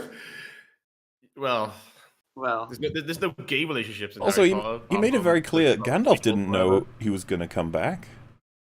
No, in terms of what it meant, he didn't even understand what happened until like Peregrine Took and what's his name, Scottie Pippen. Doesn't he say he's back? He is as Saruman was supposed to be. Like that's his position in the world now. Yeah, because there's actually like 3 wizards. There's Sauron the White, Gandalf the Grey, and then I can't remember the name of the third one. Radagast, and then 2 blue wizards, right? Oh well, yeah, the brown one. The brown one. Yeah, Radagast the brown. White, grey, brown, blue. Oh yeah, I forgot about the 2 blues. Yeah. That's fine because Gandalf literally forgets their names too. I'm pretty sure. He forgets his own fucking name. Remember, he's like Gandalf the Grey. But yeah, the point of they're basically like the angels of the universe, so they each like fulfill they are the servants of heaven in Tolkien's allegory for all of it. Harry Potter and the half-gay prince. That is a lie. We also see Gandalf actually falling, or flying, or whatever, down the I thought we only saw a repeat. I'm confused. What's happening? Oh my god. cliff, and we see what happened with some of the worst CGI known to mankind, and I feel like it takes away the... Get out of here. You need to be more specific, because it looks fucking fantastic, and they're carefully shot to not, like, focus in on what the films come across as they know their strengths, and they were fully aware that CGI ages. That seems to be the case when you watch them. Careful with a lot of their CGI creatures. And in fact, you know, if you want to talk about like the Hobbit, that's the failing of the Hobbit so much is that it overuses the CGI versus using, again, what he even pointed out himself, the amazing set designs and the craftsmanship from Weta Workshops. You know, they built so much of. You know, they didn't literally build like, you know, Osgiliath or fucking, you know, Minas Tirith or anything, but they did build sections of it for the actual stage or, you know, for the sound stage when they're filming on it. they knew their strengths, and they were like, all right, well, we can't build a literal Balrog, so we'll fucking CGI it. And I understand being hyperbolic, but worst CGI of all time. Oh yeah. Okay. Yeah. When he goes back to, I wanted to like him, and then he says stuff like that, you just like, it sounds like he wanted to dislike it as much as possible for your video. Mystery of what happened to him. Maybe. I mean, I don't think he should have ever came back at all, but if he had to, surely him just showing up later would have been a much more surprising twist. Oh, it was just a dream? Not. What? What do you wait? No. Wait, it was just a dream. Wait, to reorder this, right? So what he just said was, wouldn't it have been better if Gandalf had just appeared in Fangorn instead of showing us this, because now we know? It's like, what do you mean? We don't know that he survived falling in free fall for what seemed like miles with a giant mythical dragon beast. Like, what do you... No, all we learn is that he defeated it. That's all we learn. We don't even... Do we even get that? Because this is before we find that out. Oh, I'm wait, pretty sure no, he does explain that to the... No. So in Frodo's, in flash, whatever Frodo's experiencing there, we can assume it's his imagination of what may have happened when, The last shot is the Balrog and Gandalf about to fall into the water, and then it's later that Gandalf gives us the second half of that story, if you will. So he's saying that because they showed us this first half, it ruins Gandalf showing up in Fangorn, because it's like, oh yeah, we knew he'd do that, I guess. It's like, what are you talking about? The whole point of the Fangorn scene is to make us think it's Saruman. Also, somebody in Discord just showed this link for what happens when you Google terrible CGI. There's actually a shot of Gimli in that. I don't know why. It's not even CGI, but one of them's Harry Potter. But I'm not collecting points on this. One of them's Harry Potter. But yeah, amongst others, you got the Incredible Hulk, not the latest Marvel one, just like Hulk. 2003 one or whatever. The Scorpion King, because the Rock. Everyone knows that. Yeah. Cats and Sonic, they were particularly bad for films that came out this decade. Oh, Jar Jar Binks. Oddly enough, white dude from fucking from The Hobbit. God, my brain's shredded now. I think I've got his name already. Azog, you mean? Or that's it. Yeah. And then obviously, and you got Wolverine's claws in was that X-Men Origins? I think they were really bad in that one for some reason. Oh yeah, his claws when he's clanking them. They look fucking terrible, and I don't know what happened when they made it, but yeah. Yeah, despite the fact that in the very first X-Men film, they looked fine, and then they somehow got worse. That's always a mystery to me. But it is, as someone said, isn't that Mummy 2, not Scorpion King? That is the Mummy 2, but it is the Scorpion King. Is oh, sorry, the yeah. And then in the actual film, the Scorpion King, it's just the Rock. It's not. He's not. That's your prequel movie. Yeah. I think they made a whole bunch of other ones that didn't have the Rock in it as well. Thing. An excuse. Oh yeah, sorry. I'm gonna roll him back so you can hear his point out because it's so weird. Mankind, and I feel like it takes away the mystery of what happened to him. I mean, I don't think he should have ever came back at all, but if he had to, surely him just showing up later would have been a much more surprising twist. Oh, it was just a dream? Not an excuse. They still showed us something we didn't need to see. It's stupid. So, comments? I hate it. I hate it. The worst thing ever. ever. I'm gonna go for a pee. That's what they used to call me. And now I have to address again the relationship between Sam and Frodo. Oh no. I'm sorry, Oh my God, guys, but I it's have okay to have guy friends. I'm just gonna hopefully we'll be able to mostly just let this play out. Again, we all reiterate that we do not agree with this criticism that these characters are too gay. Nor would that be a problem if they were. That's what I mean.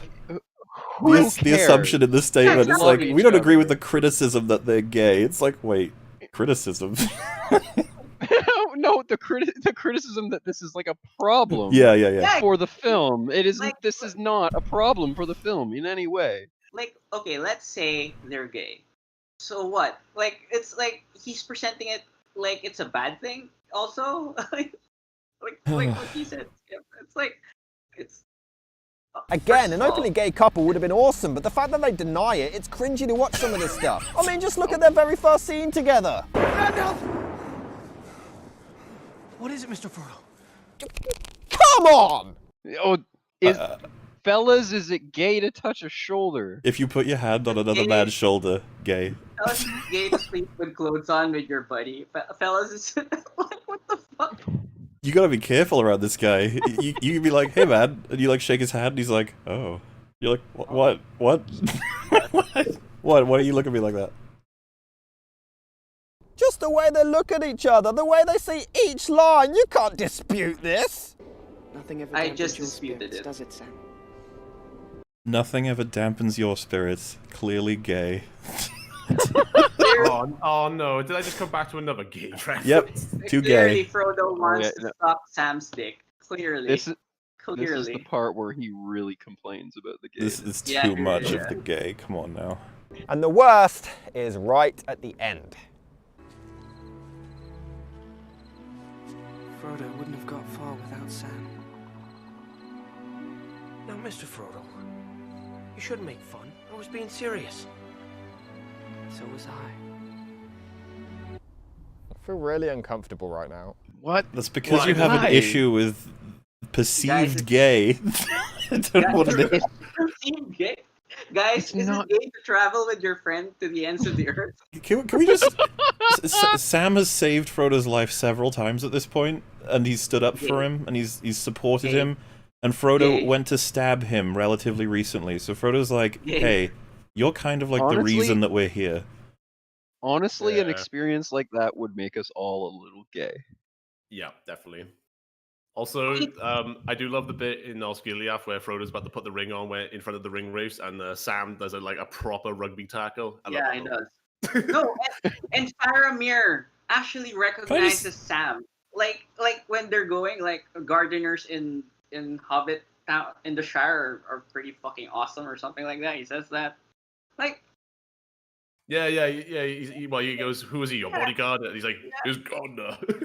Gardner. Like, gardeners are awesome. Faramir basically says that, and this guy is saying that Sam is one of the worst characters in the trilogy. Like, how could you say that shit? And I really want to drill this home, right? So he's presenting us. He keeps beginning these segments with being openly gay would be awesome, and then he proceeds to say, "Ew, look at these gay references."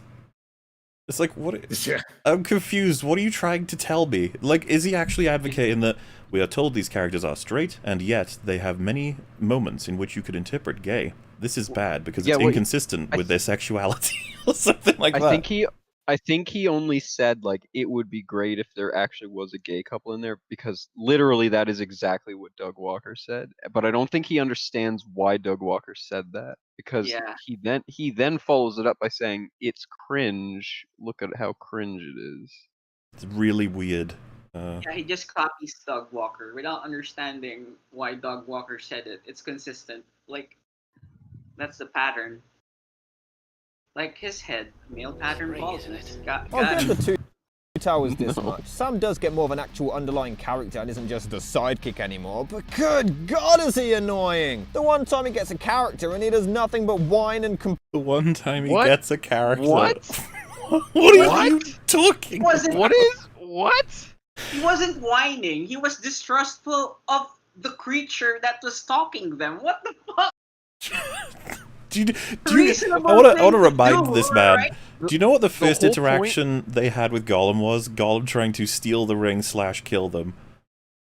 Yeah, like the point of the second film is internal conflict among, different tribes of men, among the Fellowship, among Sam and Frodo, and like everybody's at conflict with each other. Like, yeah, he's gonna get a little whiny, I don't even. But what is he referencing specifically? I'd like to know what is whiny about whatever Sam says. Because if you're one of the people who is like, no, Gollum's good, man. He's good. Sam, stop being a dick to him. It's like maybe I could sort of see that, but annoying.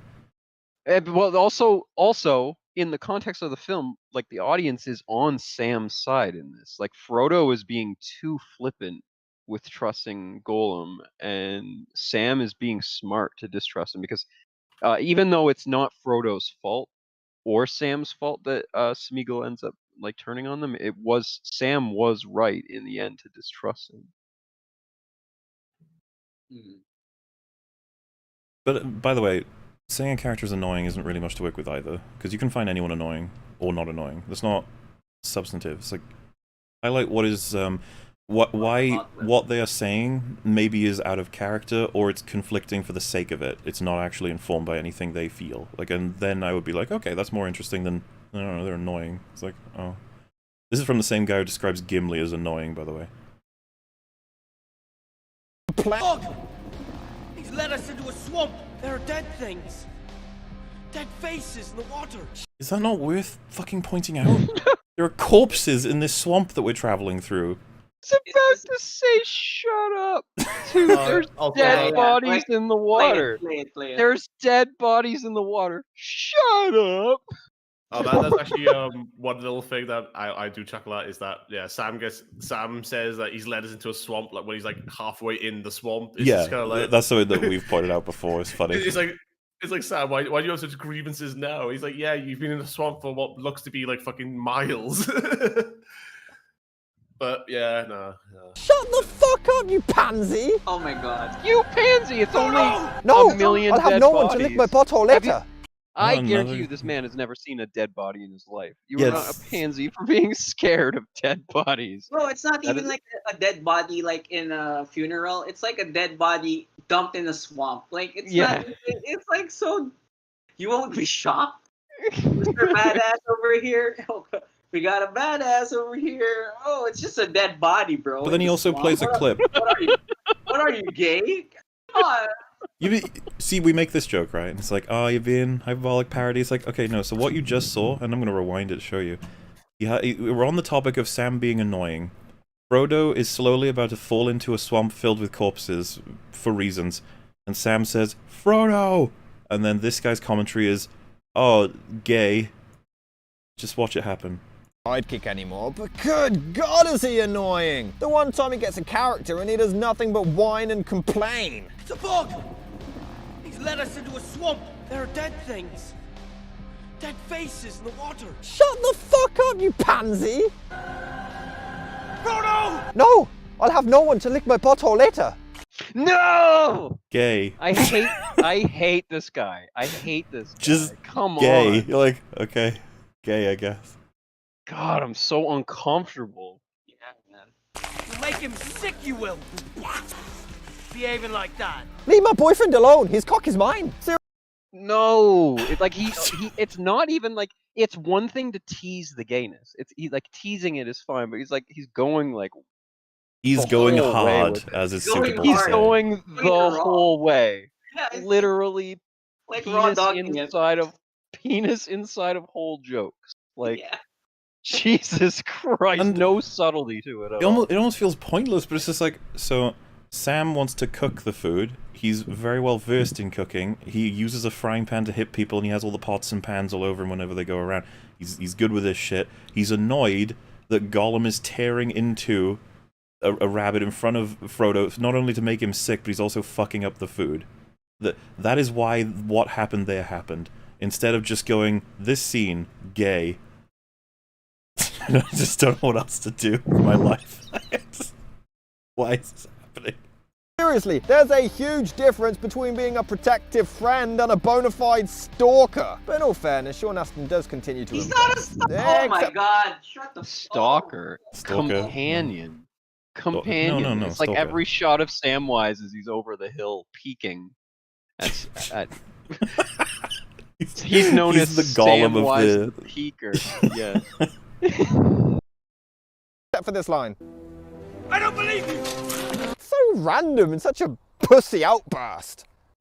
So it's Gollum trying to appeal that he can be trusted, and Sam says, I don't believe you, and shouts at him because he doesn't trust him. I don't know why I have to explain this, but Because he didn't watch the movie. oh, more. okay. May as well just stop playing the scenes and being like, there you go, that should help. Oh, sorry, I forgot he doesn't like pussy. The others just come across as boring. Not a gay joke. Why does he have to keep like every chance he gets? He throws in a gay joke. Every Are they chance. really shit gay jokes?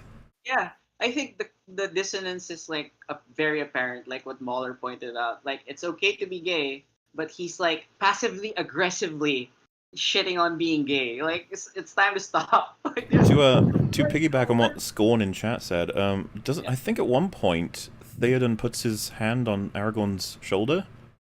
Were they gay? Yeah, bro. I think they were gay, yeah. Yeah.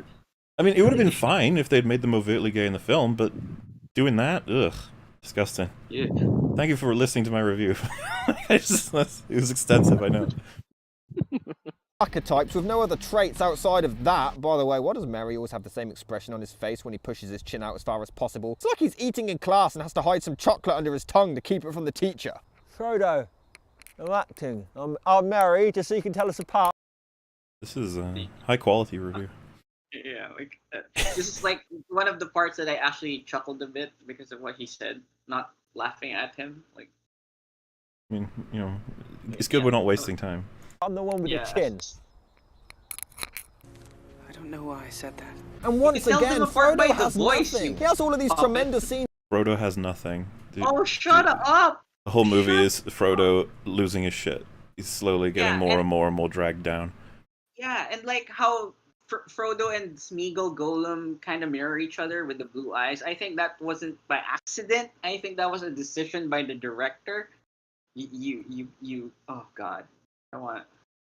Well, yeah, he learns Smeagol's history, which is easily going to become his own history. It's fucking, like, you gotta be careful.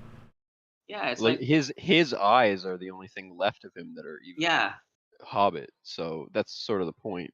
Yeah, that's the point. highlight. Yeah, exactly. It grounds you and it shows you that there is a connection between these three characters.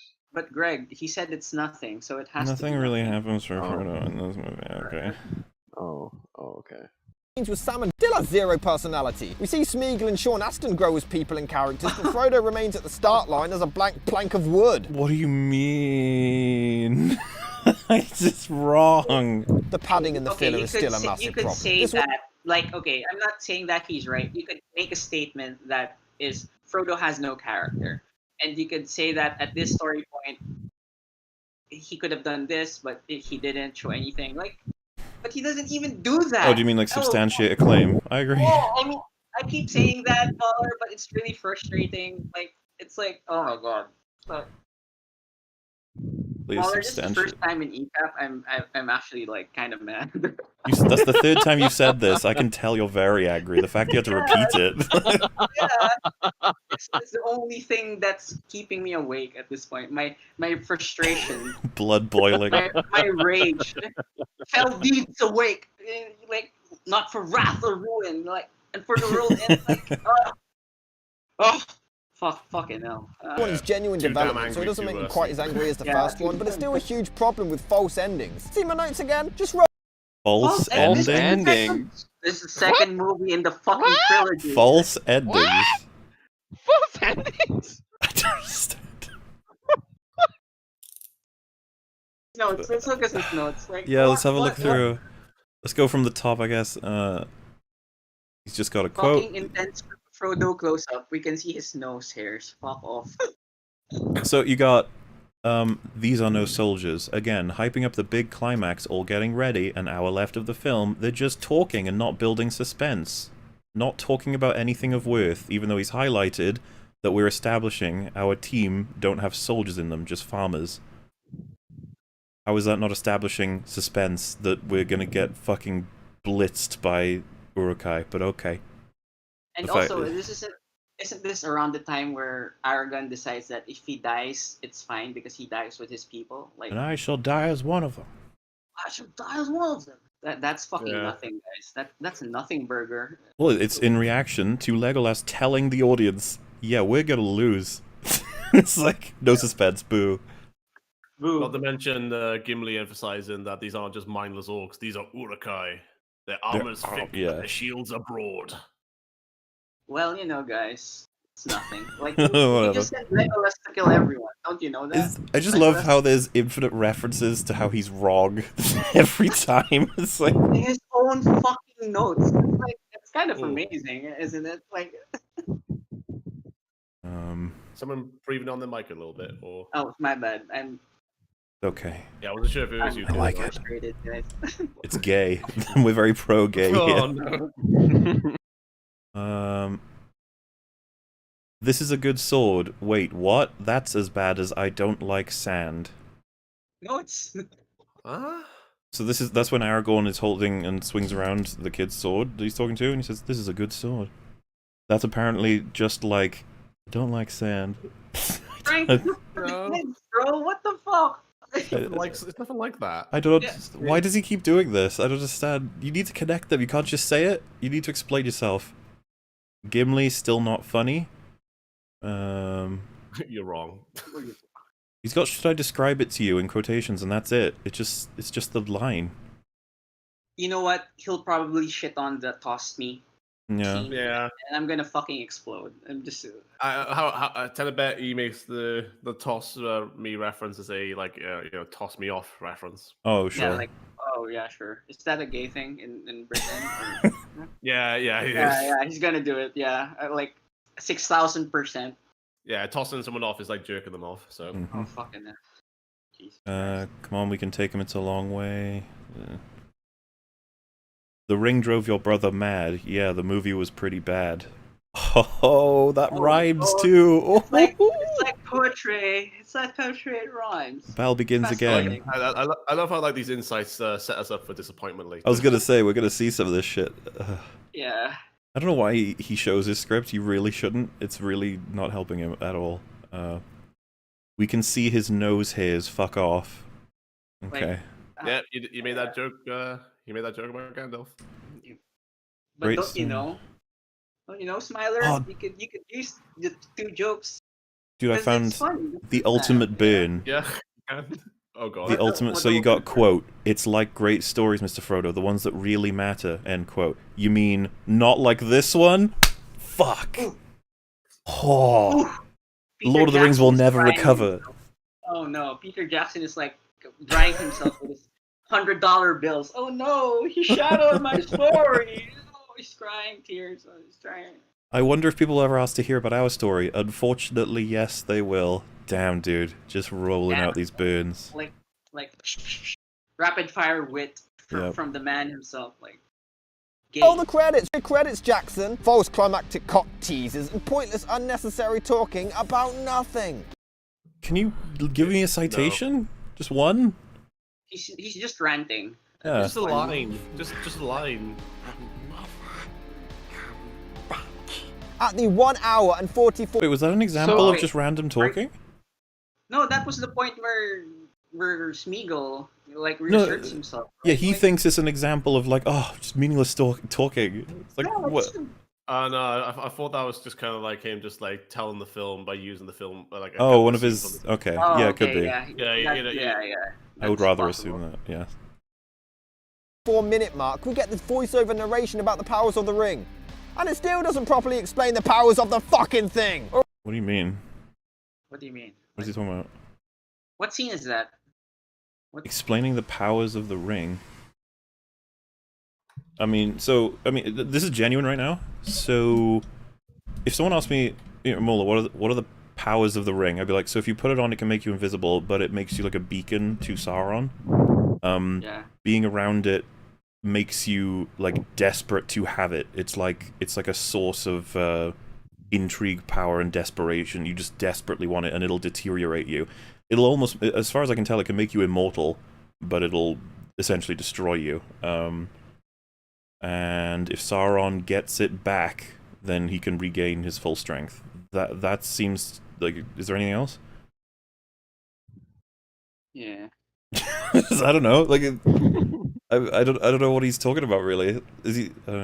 Alright, yeah, it rules them all, right? It's the power to rule all. Just saying it has the power to rule all doesn't explain the powers. No, so it makes him really powerful. And he has control over every other ring bearer because he designed it that way. Also, you don't need to explain how. You don't But need they to explain did. how a MacGuffin works. Well, hang on. You don't explain how magic works because it's magic. If he's talking about how is it that a ring, how is it one ring has more control over other rings? Also, I just they're the rules. It's magic. The magic rings. I think it was just. Yeah, it's okay. Go ahead, Smiler. I was literally gonna say, the very first scene or the very first introduction to the whole films. Yes. What is Sauron doing? He's wielding the ring and he is mowing people down by swinging his mace like it's fucking Dynasty nothing. Warrior style. You don't need to know how that's happening. You just need to know that that's what happens when you wear the ring. That's the And of course, nobody else is doing that, so presumably it's significant that this guy can do it. And I again, wonder how. the greatest leaders of the dwarves, the elves, and men have all been given rings, and they're all deceived and corrupted by the main big old fucking awesome ring. Yeah, but there was another ring. Yeah. What was that I don't understand what's hard to... Like, that's all in the prologue, though. I don't even know what's going on. Yeah, because it's immortality, right? It lets you live forever, hence Gollum. But it also sends you insane. What? Who would want that? That's what. Also, it doesn't give you. Well, it didn't give Gollum immortality. It gave him just a naturally long lifespan. That's what they say is unnaturally like extends his life. I don't know that it gives you immortality. Well, it's the same as Bilbo. He is the oldest hobbit. And then yeah. When he got the ring out, he aged immediately. Like Because guys, well, he ages from when he left Bag End to Rivendell. He's already aged significantly. Yeah, and then by the end of the last, couple of scenes, he's. But I like he just said, yeah, the ring makes you immortal, but it also like turns you all horrible and shit. Why would you want that? It's like what? Did you miss all of the 3 movies? The ring, it's not a rational love. No, that's the point. Is you don't want it. You just think you do. It's like meth. Yeah. Yes. It's like any fucking destructive drug. It's awesome when you're high, but it fucking kills you. Yeah, you've seen Gollum's teeth, haven't you? He's got the mouth of a meth head all the way. Like that's such a simple concept. It's such a simple concept. It's incredible to have someone be like, what? Like they watch the 3 Lord of the Rings films, and you're like, what do you think? It's like they were shit. Why? Why would anyone want the ring? It's so shit. It turns you into Gollum. What is this? Like he likes Last Jedi. What does he think's happening to Kylo Ren in that film? Like all of the development. Who would want that? Who would want the dark side if it makes you crazy and ugly? But it gives you power. You're like, whoa. Oh, it's deep because the film explains Have this ring, million, but it will also send you fucking insane and crazy, and you'll basically kill everyone. Damn, insane and crazy. Even one's close to you, you'll lose your sanity, lose your body, you'll just become this demented, deformed fucking creature that has no threat. Yeah, sign me up, mate, sign me up. Why would anyone fucking want this? I don't get it, it's a fucking film. Oh. The ring wasn't designed for mortals to wear it, though. Yeah. It's just like the idea that it's like a shop window. Mortals were never supposed to have it. It was not. Yeah, Sauron never intended anyone else to wear it. He made it for himself. The side effects, the consequences of other people wearing it are just like, well, fuck it, you were meant to wear it. Yeah, and also every other fucker that's not Sauron just turns invisible, right? It's not like everyone can use it and become like a fucking Dynasty Warriors mode, killing everyone. No, it's a trick. But he's selling this like that's a big deal with the ring, is that we want people to want it, so we better give it attributes that are desirable. It's like, wait, what is this framing? That's not what it is. That's not at all what's happening in this story. What are you talking about? It's a trap. Fuck! What the fuck? None of this makes sense. The ring is treacherous. All I ask is to explain what else it does. What for this video? I could do the same. I just wish he took off his chabby chain and fucking. Yeah. So annoying.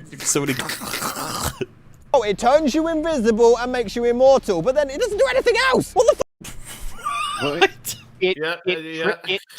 It tricks you into surrendering yourself to fucking Sauron. I thought it was pretty clear when you just have characters, it is in their hand and they stroke it saying, my precious.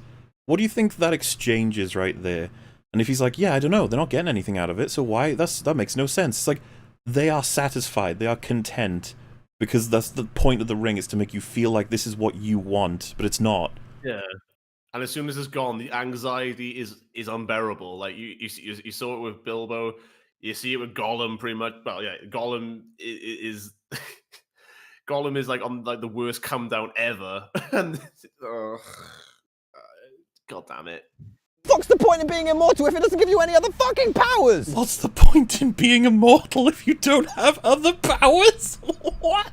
Because that is definitely not something that people could ever desire. No.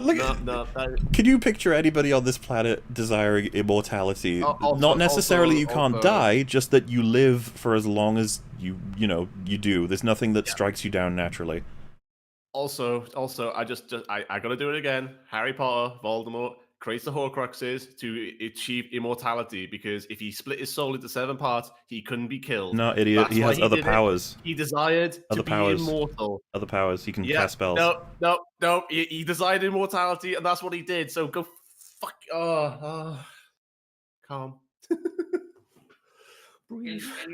I'm gonna when Rags comes back, I'm gonna ask him that question. Rags, what's the point of immortality if you don't have other powers? And see what he says.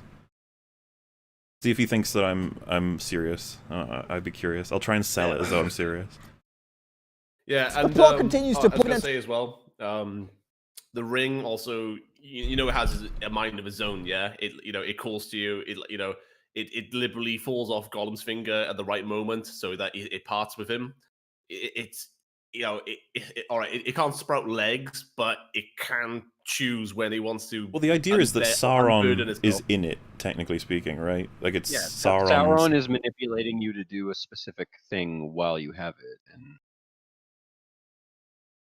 to slow motion mode with just words coming out that aren't connected or furthering anything. Jackson could have Frodo and Gandalf go out for lunch and he'd make that scene 12 minutes long and people would still claim it's intense, story driven and has impeccable character. I mean, I'd watch it and then I would actually listen to what the characters say, and then I'd probably say you're fucking wrong because they don't just go for lunch, they talk about something.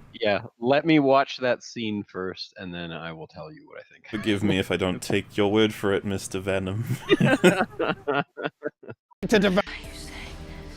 Gimli really takes the annoyingly unfunny character in a hyperdrive. Everyone I've asked finds some of these lines hilarious, but I've found scenes in Schindler's List funnier than this. Oh. All right. Well, boy. all right. Wow. It's a little tight across the it's chest. kind of like Keep breathing. That's the key. Breathe. That's funny though. That scene was funny. Well, that's all this is. He's gonna say it's not funny, and then we're gonna say it is funny. Done. Not to mention that. Wait, at least I'm gonna set it up by saying the joke is like I can't believe I'm gonna explain the joke. Oh my god. Do it. The joke is Aragorn and Legolas are striding along easily, and he's just barely keeping up, and he's cheering himself on. That's the fucking joke. You fuck. Like not just that. There's also a little bit of build-up prior to that, with Gimli kind of boasting that dwarves are natural sprinters over short distances. Yeah, don't forget the shot, the wonderful shot where Aragorn is kneeling and he notices like where they're going next, and then the camera moves up and we see Legolas is there too. They both sprint along, the camera hangs, and then he just falls down the hill in the background because he's trying to keep up. Yeah, he just tosses himself off again because he just can't fucking be bothered to run. It's a lovely bit of... It's the kind of shit you see in the Cornetto trilogy a lot, where you don't realize the camera is almost a character. It's working with you. Yeah. Trying to make you entertained. Yeah. It's not just Gimli just going, oh my god, I'm a dwarf, I have short legs, this is unfair, inequality, wah, wah, wah. That would be... I feel bad that I am not as fast as my fellow peoples. You're like, okay. Yeah, who are also like have legs longer than my torso. See, so that burp comes after Theoden says, I think it's he says Theoden, not Aragorn, is the leader of Rohan or something like that. It's a very serious moment, and it just cuts to Gimli and he burps because he's not really paying attention. He's just eating. But okay. Cut a burp out of... Is a burp funny? That's the question, I suppose. Because all burps are the same. The answer is yes, it is funny. Yes. Don't see many dwarf women.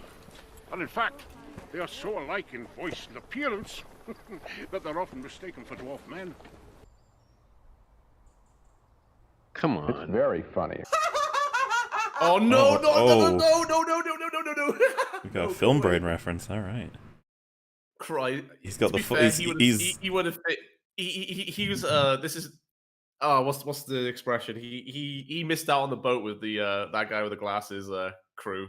Oh yeah, well, this is He the would've- thing. You can tell he this would have this fit right in. this person is a There are- product of that guy with the glasses, I would say. I know. There I are know. I mean, you could make the argument that Gimli is the most absurd in this movie, but there's two reasons for that. One, he has to be because this is the darkest of the three, but also because it's the darkest, it also just gives extra contrast to the fact that he's being so goofy in such serious situations. But I think that it's played off perfect because, like, it's a burp, it's him cheering himself on, it's him saying dwarf women have beards. Like, those are like Yeah. very tame jokes, like, so tame. Not just Yeah. that, but like whilst Legolas is very doubtful and kind of like, well, I won't call him a quitter, but you know, he kind of gives off the vibe he wants to quit at times. Gimli, no, he just soldiers on. He's a true warrior. You know, he just keeps going. You know, because that's what he's gonna do. Yeah, I don't know what else we can do other than we've explained the jokes. And it's like, there we go, I guess. And it's not just the unfunny lines, it's the dialogue itself. They are so alike in voice and appearance that they're often mistaken for dwarf men. I was just gonna say, I love this exchange. It's awesome. Yeah. I love this exchange. It's one of my favorite parts of the movie. It's the beards. Oh, thanks for explaining that joke because you clearly think the audience are too fucking thick to get it. So that was banter between Aragorn, Gimli, and Eowyn. It's strengthening their relationship because those three go through different things throughout this film and the next one. See, the fact that Aragorn was talking down and explaining it. Aragorn whispered it. So the point is not just to explain the obvious that they have beards, but by whispering it, they're implying that it's an extremely sensitive subject to the fucking dwarf people. Not to mention, that's the one aspect that I think naturally as an audience you'd be questioning. You're like, wait, so Gimli's like mainly beard. Do the women have beards? And he goes, it's the beards. You're like, oh shit. But that's the thing. They probably don't, though. That's the thing. They probably don't. And this is what I mean, like, both ways it could work.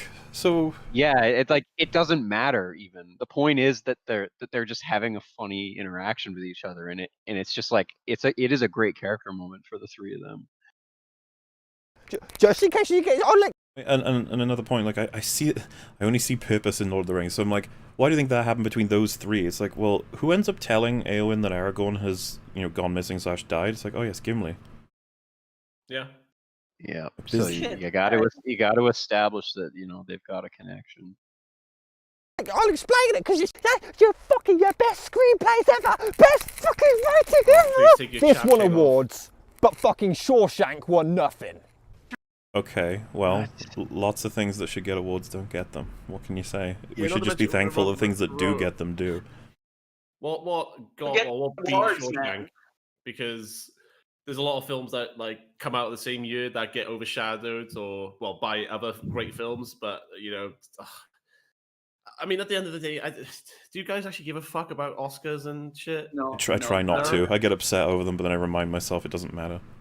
Like he's clutching his pearls like that. Like, you know, there's some like, you know, really deep meaning behind it. And I know I've like referenced that, you know, they invented an award for Anti-Circus for this film, but I don't fucking care. I don't fucking use that as evidence of this being a good or bad film. Like, I don't do it for any fucking film. Yeah. It's everyone knows the fucking the Grammys and all that. It's all just circle jerking each other. Everyone knows that. And besides, the two characters in Shawshank, I'm pretty sure they were gay. Like, let's be honest. Yeah. For no reason. Pretty gay for no reason. I like play. You just said clutching his douche chain more like douche chain.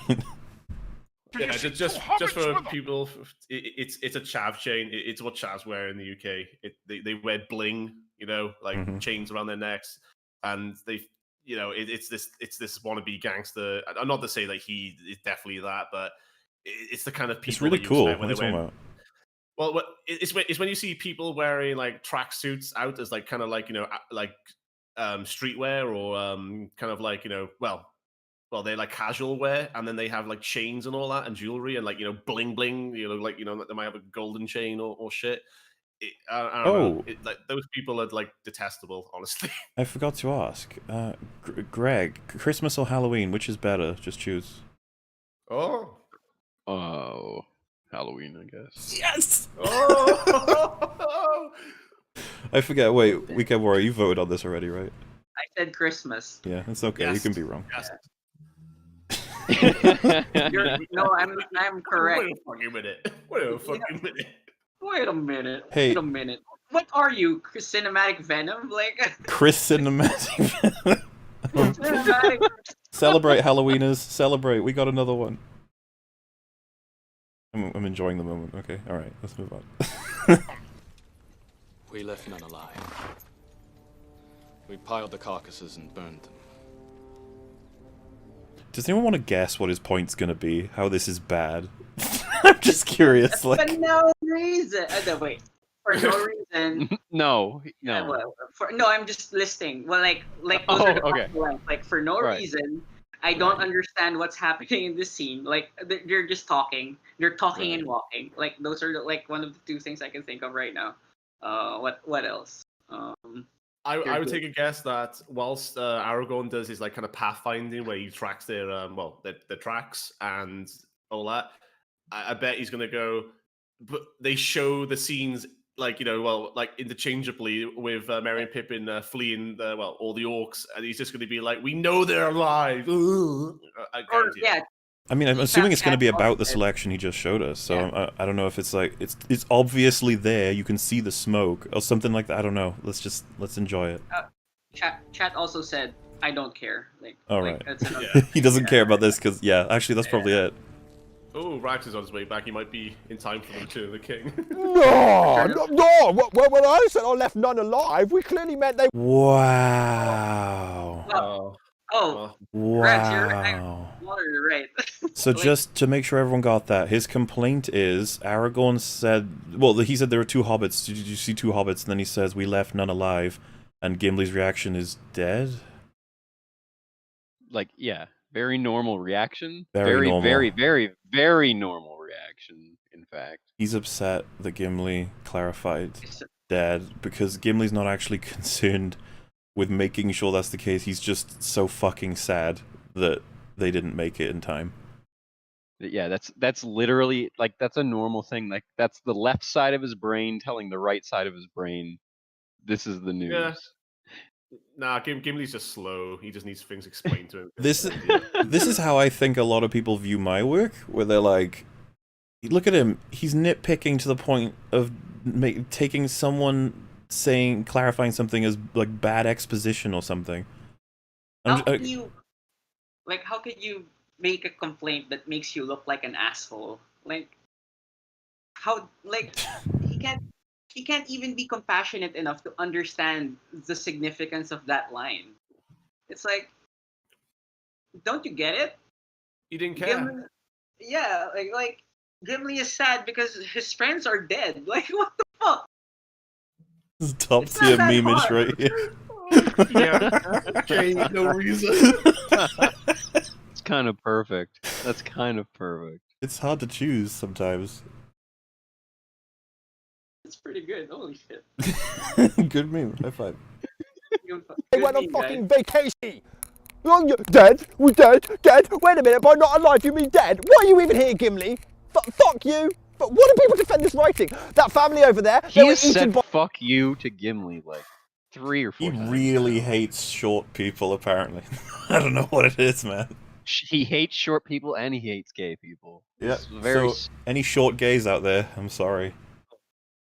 Oh, man. F in the chat. For They're probably not F in the chat for the short gays. F in the chat for the 5'5" and below gays. Oh. by lions and then ripped their innards out and set them on fire. Yeah, lions could do that. Oh no, are the family okay? That's the fucking same fucking thing! If any other film had this writing.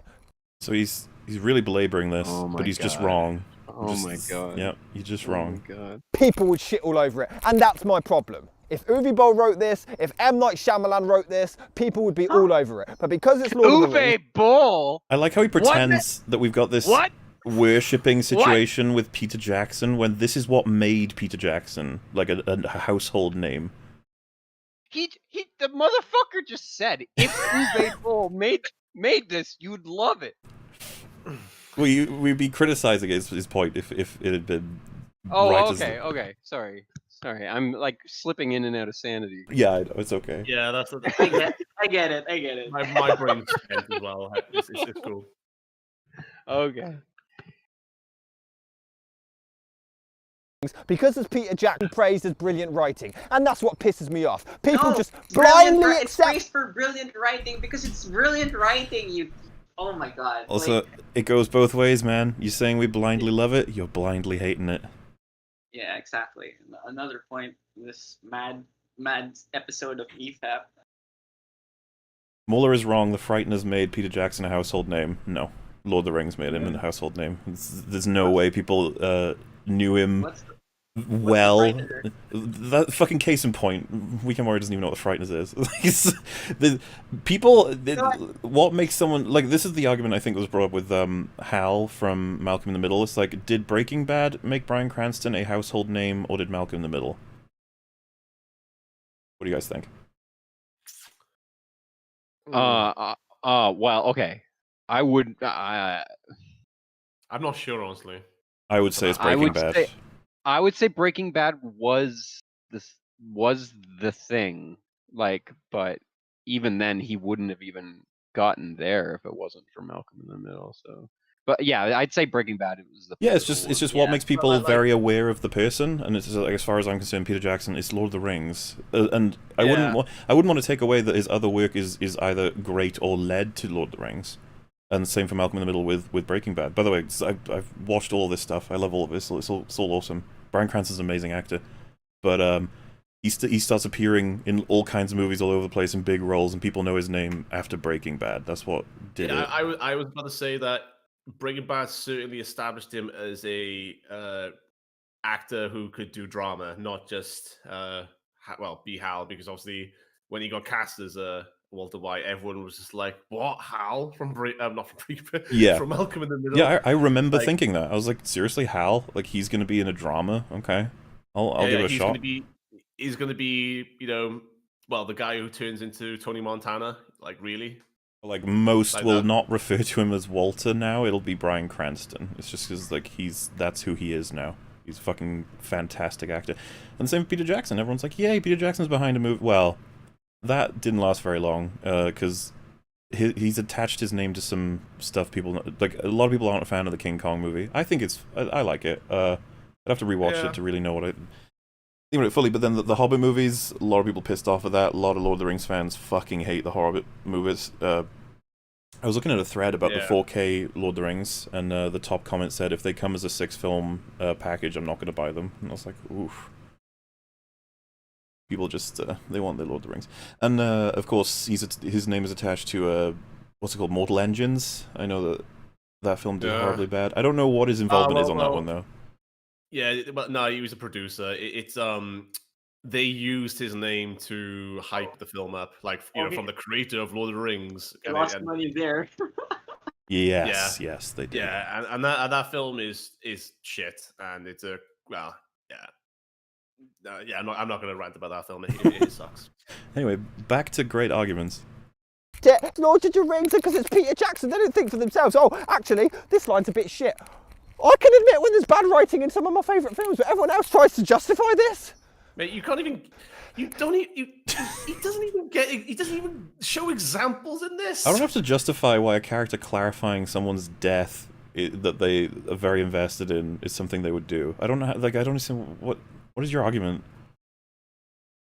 Well, it's like when there's like comedy lines. He just says it's not funny or whatever. He's fucking full of them. He's full of it. Unalive? Dead? I don't give a shit if it was a rhetorical question. It's a fucking stupid thing to fucking say. Oh, you're gonna say something about that. So yeah, this is a good sword. We're coming up. Here we go. Let's see it in all its glory. Oh yeah, that foreshadowing. This is a good sword.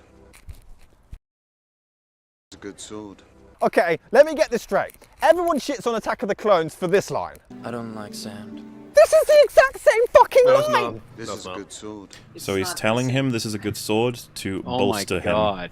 The kid is frightened. Oh my god. This this is like one of the most human moments in the whole film. So they've conscripted fucking children. Mhm. That's how desperate they are. And this goddamn king, sees a frightened child, and he is boosting his ego and giving him confidence because nobody else there is. Like, Fucking this is Aragorn just handed me what he calls a good sword. This is why Aragorn is my favorite character. Like, Aragorn is the fucking man in this. He's series. pretty awesome, yeah.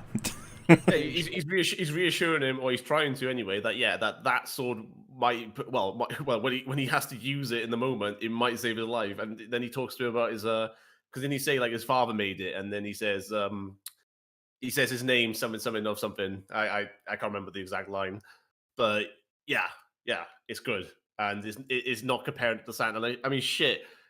Which Riddick film is it where Riddick fucking spins around the blade and he's like, oh, it's perfectly balanced? Oh no, that's fucking Thanos, isn't it? Yeah. Yeah, that's that. The point is, it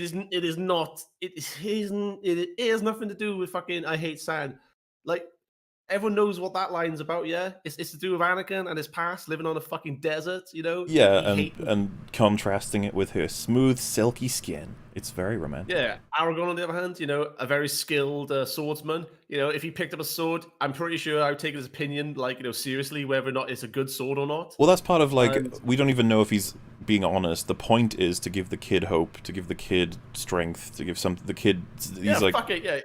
In such a desperate situation, it doesn't matter. It's like you either hold the sword and fight like a man, or you're fucking dead. You know, it doesn't matter, does it? Part of what makes Lord of the Rings what it is. Like, it doesn't just. It's not like it's not everything is so grand. It's like it all comes down to individuals working together. Like, it's very important that we all. I mean, I think that's a part of Aragorn's like speech as a king when at the end of the third one.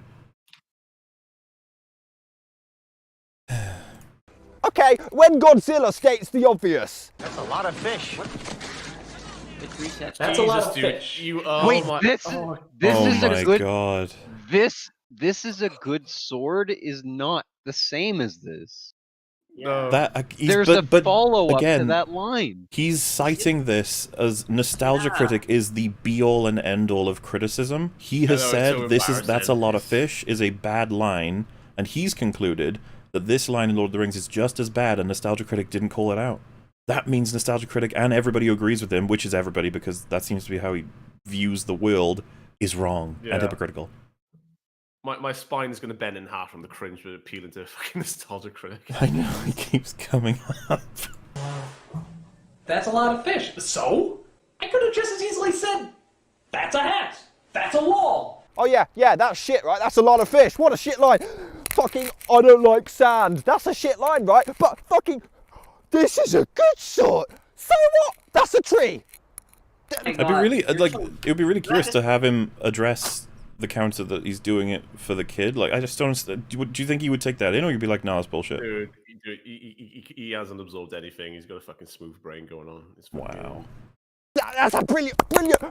Fuck, you fucking. Oh no. This is a good coat. Is that a good line? Literally. It's like in the great stories. He's like taking the scene literally. Oh no. That's what's happening. Like, he's not understanding the context behind it. It's like, well, yeah, it's a very similar like misunderstanding to the subtle conversation between Sauron and Ganondorf. Ganondorf. Yeah. Ganondorf. Yeah, that was a better. Yeah, and then he Falcon punched him right off the end of the tower. But yeah. We've touched on this a couple of times, but he's really awful with like subtext of any kind, even the simplest kinds of subtext. He's just like, no, don't say it. His only lines is absolutely literal. Which is, again, something people say about my stuff, and I'm just like, oh god, I hope you don't see this in my video.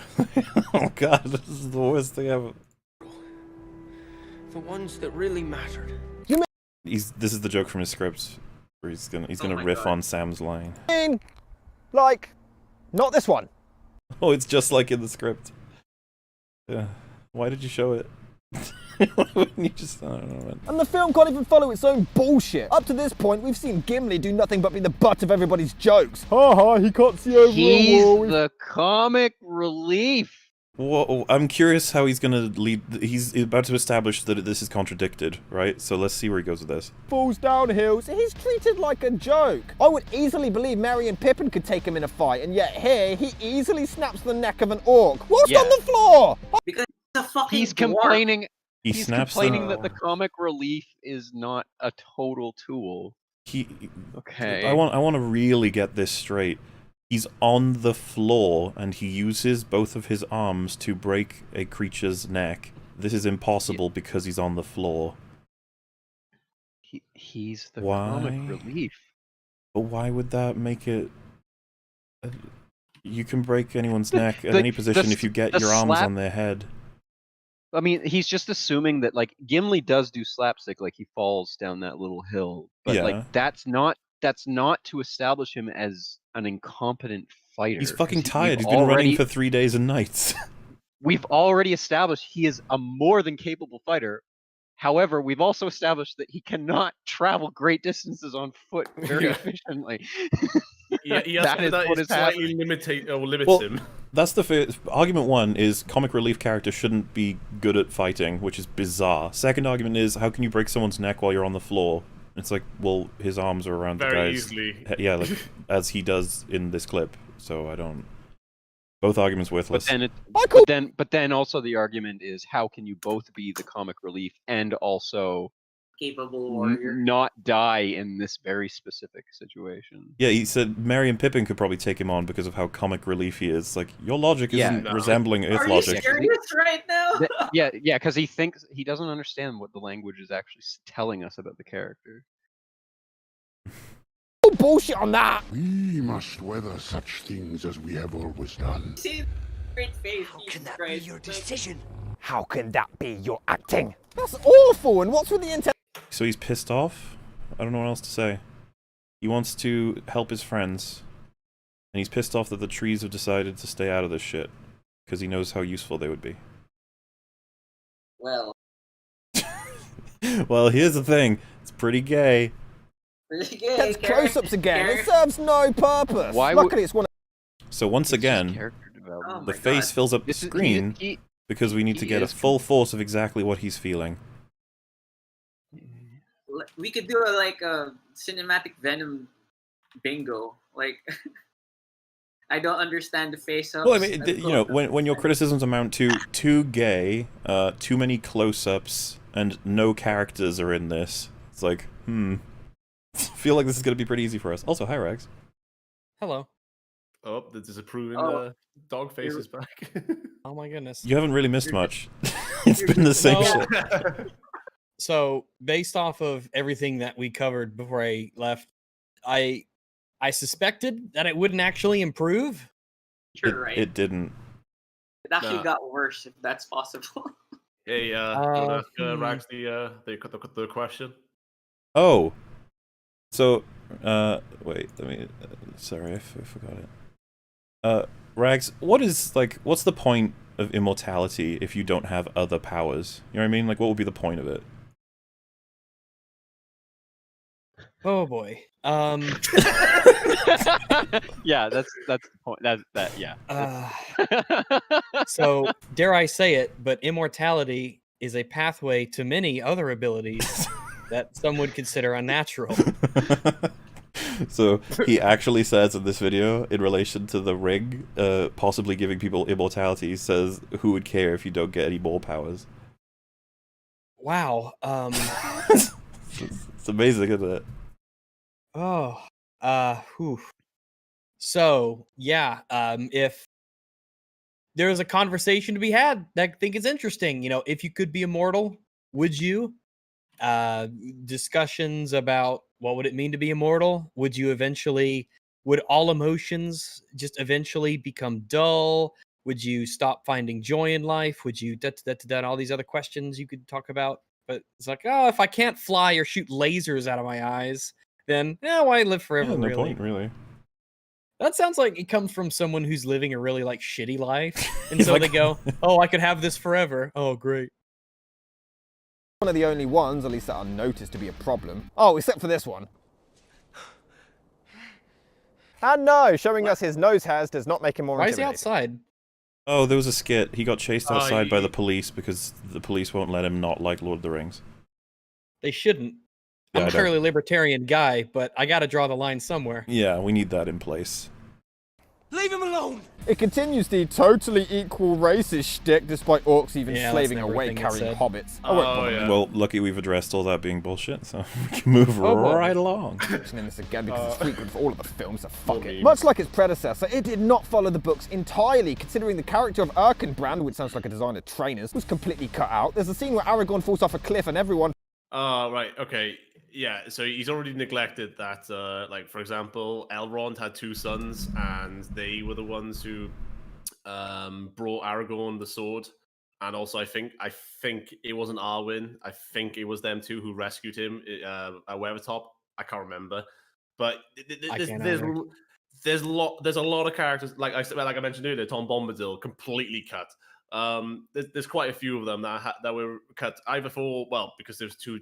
Because they didn't serve any difference or purpose, or they just he picks and chooses because he wants to pretend that he actually read the books. He didn't fucking read them.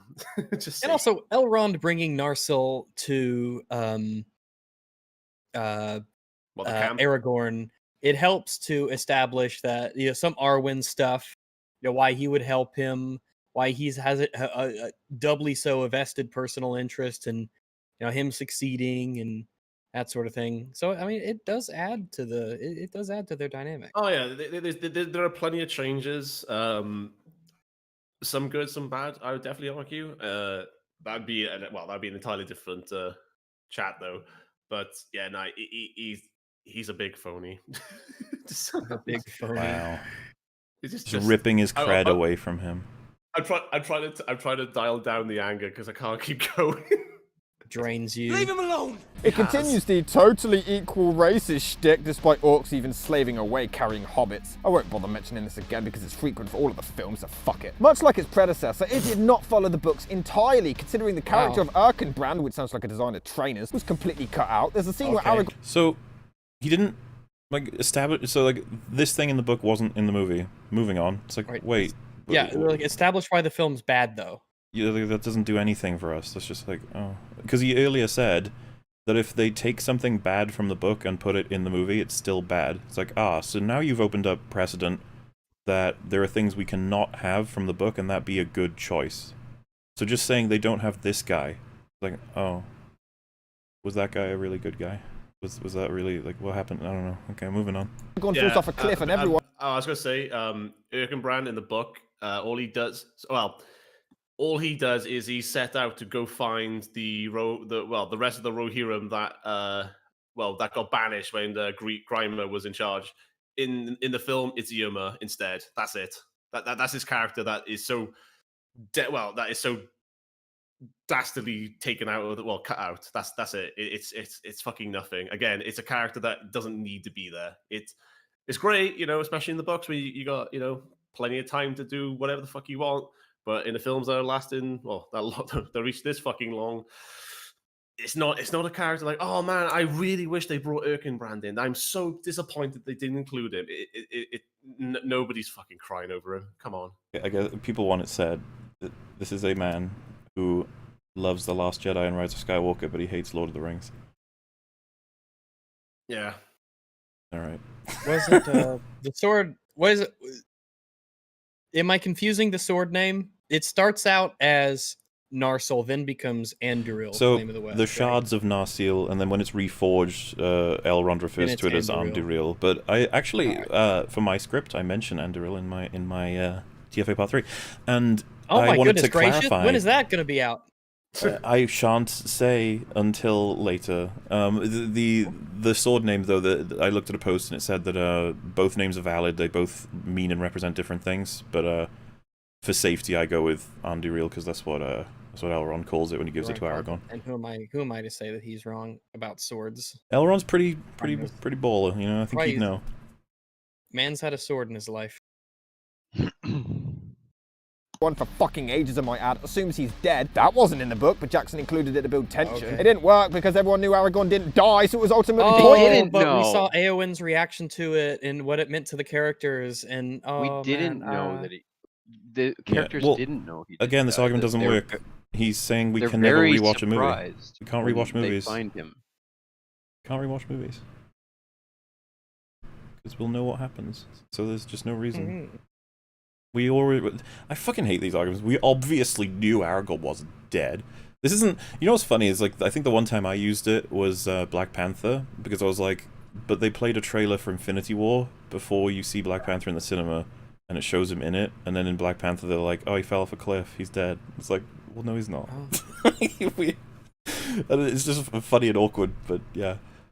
You silly fat man. Why do you do that? Oh, call them names. Arwen leaves Middle-earth giving up on love, but her character in the book never does that and would never do that. My point is, I could... What? Oh, okay. I don't know. What? Oh. What?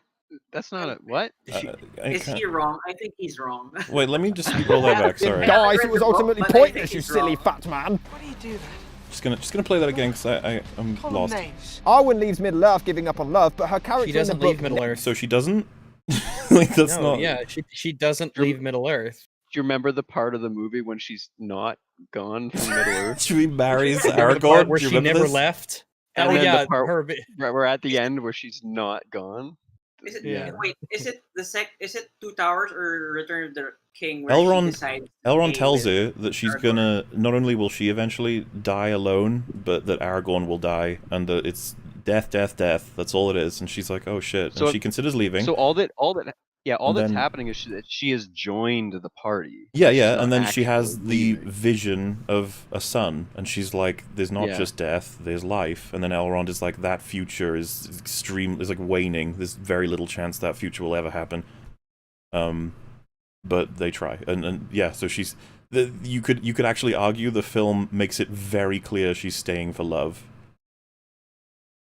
Yeah, okay. blatantly clear. There's a whole vision of her like watching him die, and then like that, like what that is selling or making obvious to the audience is that like she has to go through a great deal of pain to be with him, and then so when she stays, it is because she's willing to put up with that, which that is like, again, simple film communication. It means obviously that's love. She loves him. Well, she's committed to him.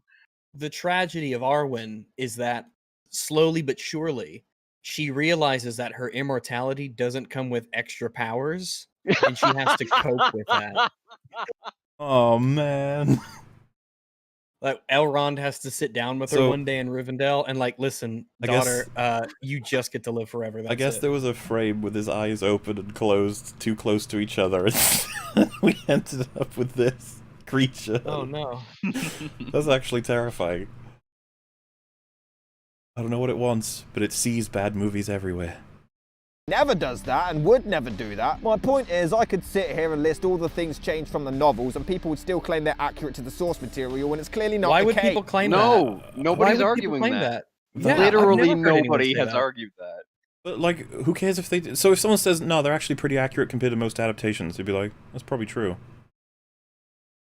So what? It's faithful. It's pretty damn faithful, but saying it's faithful and saying it's accurate are two very different things. Yeah, and who fucking cares? The whole point of this video is to prove that the films aren't good. What is it going to do with the books? Why are we booking it? I don't understand. Well, if Marvel can have Spider-Man come out and be on Iron Man's team, despite in the comics being on Captain America's and never being okay with revealing his identity due to his Aunt May, and everyone ignores that and calls it the most faithful adaptation to the comics, and No, they don't. I've never heard it called the most No, faithful they don't. adaptation to the comics. In fact, all It I was- hear is all we people ever whinging fucking about hear. how it's not Yeah. like the comics. Wrong. Everyone tells us it's not accurate. Cosmonaut Variety Hour thinks Civil War is bad because it doesn't follow the comics. Yeah, you guys had an entire saga over this. Yeah, Yeah.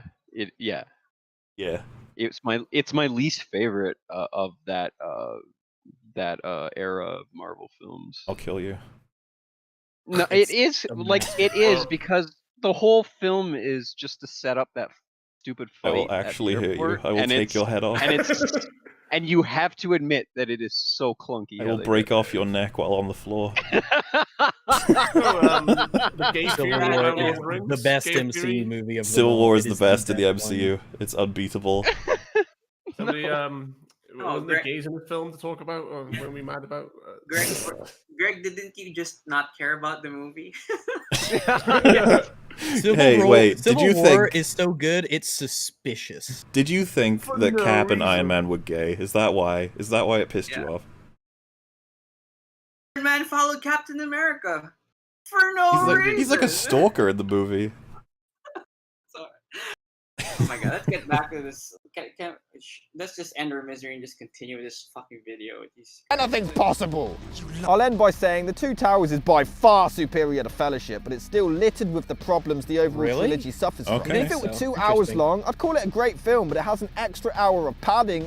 I'd call it great, but there's an hour of padding. Oh, shit, fuck, that's a lot of padding. After all that, the only thing that stops it from being great is there's an hour of padding. But other than that, it would have been great.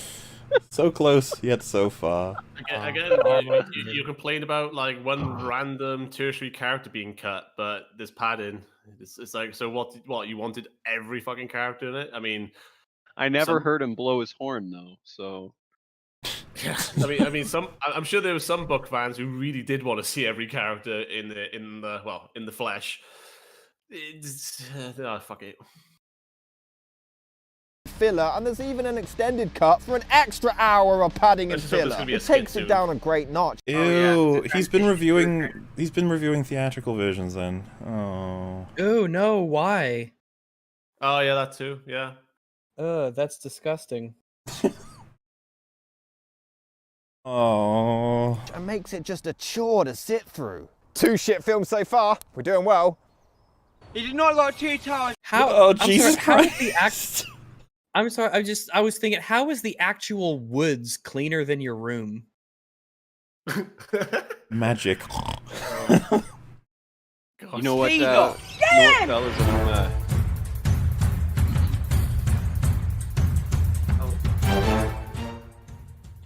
Oh no. But this is good, guys. This is progress. This is like speedrunning it. Yeah, this is a good thing, honestly. Well, he's not talking about the Lord of the Rings, so you know. Music. I hope it's not I'm copyright. sure his friends had fun doing this, running the woods. Yeah. At least his friends had fun. When they found out that it was to criticize Lord of the Rings, they're probably like, oh. Oh my goodness. Couldn't you have done this in Such your an awesome shot. I swear Film Brain used to do stuff like running around in the woods in his back neighborhood. Let's end this fucker. Oh wait, he's up in the tree? Is that what? Look at that overexposure. Holy shit. All right. Yeah, Guys, I was just one confused. left. I guess he's up in the tree now. Just one left. We did it. Despite shooting all of them at once, seriously, how the hell did he manage that? Jackson claims Return of the King was the easiest to make. I was gonna say, and you guys know the whole thing with Peter Jackson, like how he went from morbidly obese to being not shredded, but you fucking thinned down loads from the stress and that the film's put him through. I did not know that. You're saying the stress of the production made him lose weight, is what you're saying, yeah? Yeah, the sheer intensity of how much work he put into it. He fucking dropped the ridiculous amount of weight.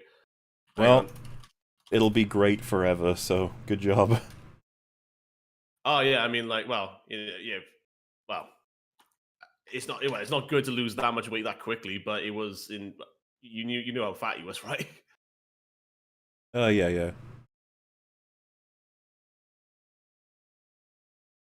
Since it contained the climax story. Alright. Despite this claim, the movie had the most reshoots required, was obviously the most emotional when it came to cast and crew farewells behind the scenes, had nearly 3 times the amount of visual effects shots than the first 2 had, and this was also the first time a director ever shot extra scenes for a film after it had already won an Oscar, shooting final avalanche shots as late as 2004. Okay, George Lucas. Whoa, why are you not praising that? Talk about admiration for a man who has dedication to his craft.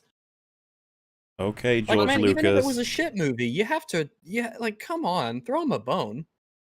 All right, George Lucas. Well, I can't can't help it. Many weeks were spent on cutting scenes out, one of which was famously controversial by even fans of the series, as Saruman appears nowhere in the theatrical cut of the picture. In the extended edition, he finally gets killed off, but it got dropped because, I don't know, maybe Jackson wanted to trim down the runtime to just 16 hours, and this one took it a bit overboard. Why were you not? He didn't want to. It was the theaters basically forced them to because they did not want to fucking put a 4-hour film on. Because guess what? I would still question why this scene didn't make it in. I remember what it was like back then, though. Like, this was unheard of to have a film that long. And, yeah. And this was the trimmed version. So. Yeah, this was almost. I remember when I went. I remember when I went and saw it. It literally had a break in the middle. It literally had a 5-minute pee break. For exactly. Exactly. The theaters were paranoid that people would not sit through a movie that long. Yeah, and again, filmmaking or film business. For every time they played this film, played one of these films, they missed out on playing two other films in the same theater. So, you paid for the same price for the ticket, but they lost out. Even though obviously millions watched it, they still lost out because they could have squeezed in 2 1.5-hour film flicks in the same time. But I'm pretty sure Jackson and the whole production had to cut it down for that very reason. And then thanks to obviously DVDs, we got it all back. And unfortunately, one of them was that Saruman got done dirty by being completely cut from the last film, and then his fate is completely left unknown. And that's the thing. I think there are things I would cut before this. This is pretty integral. Oh yeah, no, sure. I would do something different. Like, I would do it differently, but that's the reason. It's like it or leave it, but that there is a reason behind it. It's not just because I don't know, you did like Christopher Lee or some stupid reason. All right then. Sorry, Even actor Christopher Lee was angry about this, and there was even an online petition to restore the scene. Lee admitted he'll never understand the logic of deleting it, and his relationship with the director ever since was chilly to say the least, but they would make amends later for the Hobbit trilogy. The movie was finally finished on November the 12th, 2003, and even Peter Jackson himself never had a chance to see the full film because he had been so busy. He literally saw the final cut himself at the premiere on December the 1st. He was quoted as saying, "Yep, it's good. Pretty good." And the man knows quality, I guess. I don't know. Yeah, he sure is. It's pretty good. You're a lying rat! The premiere was so anticipated, an estimated 100,000 people lined the streets, which is more than a quarter of the city's population. Yeah, this thing was huge. Seeing Return of the King, knowing it's the end of this story, Lord of the Rings was top shit right there. Good times. And almost the amount of people who have slept with my wife. What? 0? He I don't insult his wife. All right. Yeah, like, that's not self-depreciating. I mean, If it was you, I'm trying to figure out. like what? So the joke is that your wife's a whore, or you're not Sleeping with her? a good husband, or that She got plowed by half of New Zealand. Like, All right. good job, bro. Like, Yeah, we're all just like, okay. But Ghibli's jokes are shit. Yeah. The movie ended up grossing a worldwide total of $1,119,929,521. Damn, it beat out Rise of Skywalker in 2003? Yeah, fucking colossal. It was colossal. Oh yeah. Speaking of which, somebody did ping me the adjusted inflations, and where is it? Let me copy the images. Yeah, I would be curious to know, just for inflation, can't what read big Return of the King made. Adjusted 1.7 to 1.75. And then you got the kind of estimates is like it for inflation, like 4 billion plus, like between the three films. Yeah, like you could say 1.515 for the first two, and then 1.7 for the last one, which makes a lot of sense. That's pretty fucking colossal. Yes, sir. One, at the highest grossing of the trilogy, the second film in history to earn over $1 billion. At the time, the second highest grossing movie in history, currently the 14th highest, and it was the biggest financial success for Time Warner until Harry Potter and the Deathly Hallows Part 2 came out. Harry Potter wins, case closed. You don't mean that. Why? You hurt my soul. I haven't even seen like the last 3 or 4 Harry Potter movies. Oh, they were the 'cause great they were ones. all There's kinda no like- gayness in it. Oh. Return of the King is such a Oh, well, crowning they're straight, achievement, such a count. visionary use of all the tools of special effects, such a pure spectacle that it can be enjoyed even by those who have not seen the first 2 films. If it didn't take 45 minutes to end, Is he it'd be my gonna best do- picture of the year. As it is, Oh, it's just a one of the long great rant. achievements. Oh my god. No, the ending is 20 minutes. It is a 20-minute ending to a 12-hour series. No, it's like a 10-hour ending. Yeah. Come on. It's like 13 hours. It's ridiculous. 10 million hours. In film history. Because when we Empire voted it as the- rewatch this, the ending starts where Frodo wakes up in Rivendell. Yep. Right? That's where the ending starts. And that's basically 20 minutes. eighth And- greatest movie of all time, and Total great. Film polled it as the third best. It should have ended with Gandalf going, "So Frodo, any plans now?" And then Frodo just goes, "Nah, cut." Jurassic Park theme would be suitable for the end of that. Yep, would work. Yeah, Film of the last decade. anytime I see any complaints about like the length of the ending, I just roll my eyes. It's like. Only behind The Matrix and Fight Club. The movie went on to be nominated and won all 11 Academy Awards, breaking an Oscar record, in addition to picking up 4 Golden Globes, 5 BAFTAs, 2 MTV Movie Awards, 2 Grammys, 9 Saturn Awards, the New York Film Critics Circle Award for Best Picture, the Nebula Award for Best You're Script, not and the convincing me. Hugo Yeah, none of this. I don't really care about any of this. Like, it's cool that it won those awards. I'm Yeah. just like, okay. Yeah, it's great. But like if you're trying to, especially if you're like from a tactical perspective, this is an interesting strategy you're taking. Yeah. Yeah. Award for Best Yeah. Dramatic Presentation. Small chance of success. What are we waiting for? Also, just Again, Sonic- again, though, he's building this up, like he's showing how beloved it is, so that it will, in his mind, increase the impact of when he pulls the rug out from under this film's Whoa. And feet. shows us the truth. By saying it's gay. I mean, he's That's why he's- destroyed Fellowship and Two Towers. I Yes, I by- fear to know. By literally complaining about the gay. I mean, it's a prevalent issue. You know, get rid of that gay. Also, just to piss Is on that the his way- fanboyism, Harry Potter, the whole, well, not trilogy, the whole films, never won an Oscar, huh? Lord of the Rings Of win. course, they're not good. Oh, Yeah, they're almost as bad as Civil War. oh, dun, dun, dun, dun. Listen here, you. How dare you, sir? First. Comes the finale of the saga so bad, this ridiculous, overacted, disappointing mess is known as the good one. Is it the best one? I think that couldn't have been the actual honest trailers. I'm assuming it's the honest trailers for. I would assume Revenge of the Sith. That's the only other thing I can think that would be applied to. That this is the good one, because everyone. Who the fuck thinks the Lord of the Rings trilogy is so bad that you have to have? Well, this is the good one. Then again, I haven't watched honest trailers in a billion years, so I don't really know. But all right. Yes. But that's not saying much. That's like saying the shit that I took last night was better. Oh, AVGN. There you go. We've got our trailer. Like that's he's hit all the marks now. Yeah. He's almost like the movie critic of 2010, I guess. Oh, that's before even that, man. Like, I guess it's well, before that, like, yeah. Well, it's 2008, as a 6. result of watching all of them for a long time, you know. Oh yeah, no, actually, no, yeah, that's fair. Because like, I'm pretty sure the first AVGN was like 2006, like when he started it out. You know, fellas, I all the way gotta back.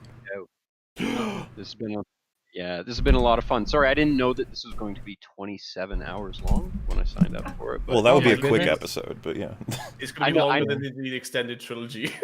I know I joked that I wouldn't come back, but I'm looking forward to the next time. So thank you very much for having me. Oh, that's Oh, absolutely, man. You've been a fabulous fun- guest. It's been fun having you. Have fun debunking the same 4 arguments. Well, I was over and over again for another 5 hours. Yeah. Before you go, do you wanna tell the EFAP audience about what you do and where to find you?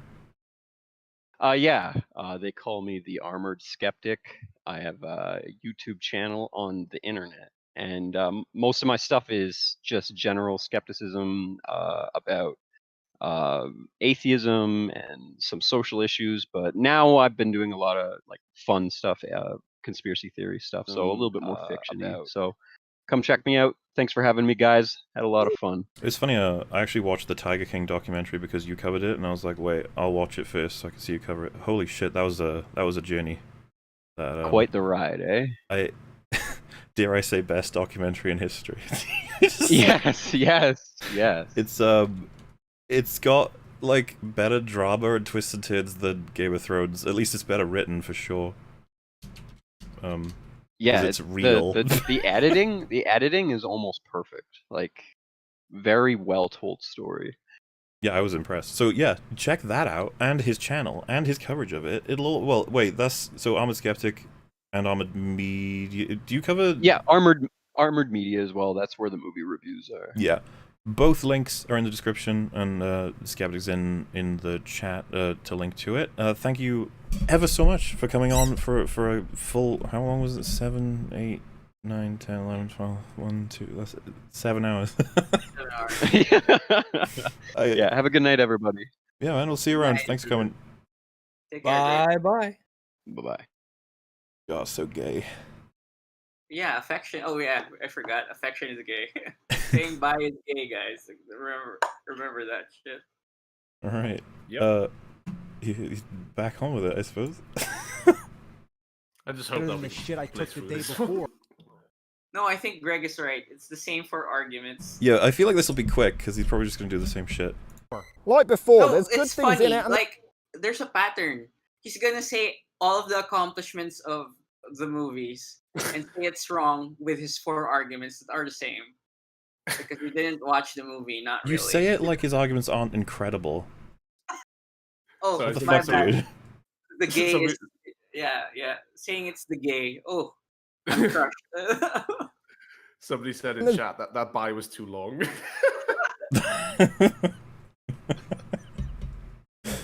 bad things in it, so let's just end this fucker. Let's see here. Treebeard looks a lot better. Peter Jackson continues showing off his fantastic helicopter skills. He is very proud of that helicopter. Congratulations, Peter. You're right, he's bringing back the old arguments. Fucking jokes. That's the 3rd time he's used the helicopter joke. You like helicopters? I mean, it's gay. Incredible environments that lend extremely well to world building. Can you seriously imagine like actually talking to somebody who thinks like him in the wild, and they bring up that Lord of the Rings has too many helicopter shots, and can you? I wouldn't know how to deal with it. You're almost like, what do I even like? What? My spine would bend in half. My head would go up my ass. I couldn't take it. That's how you know it's game over. Yeah, and then oh no, I can't believe that. Yeah, no, fuck it. Go on, fuck it. Should be. I'm sorry, alright. The musical score continues to impress, and the battle scenes are absolutely mind-blowingly phenomenal. Simple shots like this, where the camera follows a body going down the stairs and then another one coming up, that was fantastic, and all of the choreography is done with such tremendous precision, it's unreal. So you get this subplot of Denethor, the father of Boromir, who happily claims he wished his other son, Faramir, died instead, leading to his depression. Wow. A subplot and a story arc in the movies. Where have you been? Where have you... Yeah. They do this for every character. They make sure to establish them the moment we meet them. Also, it's not just that. Denethor becomes bitter and consumed by grief after the death of his wife, and then he also has a Palantir. Palantir. Fuck me. Yeah. The point is that after his wife dies and he obtains that, Sauron feeds on his grief, and then it turns him into a twisted, broken man.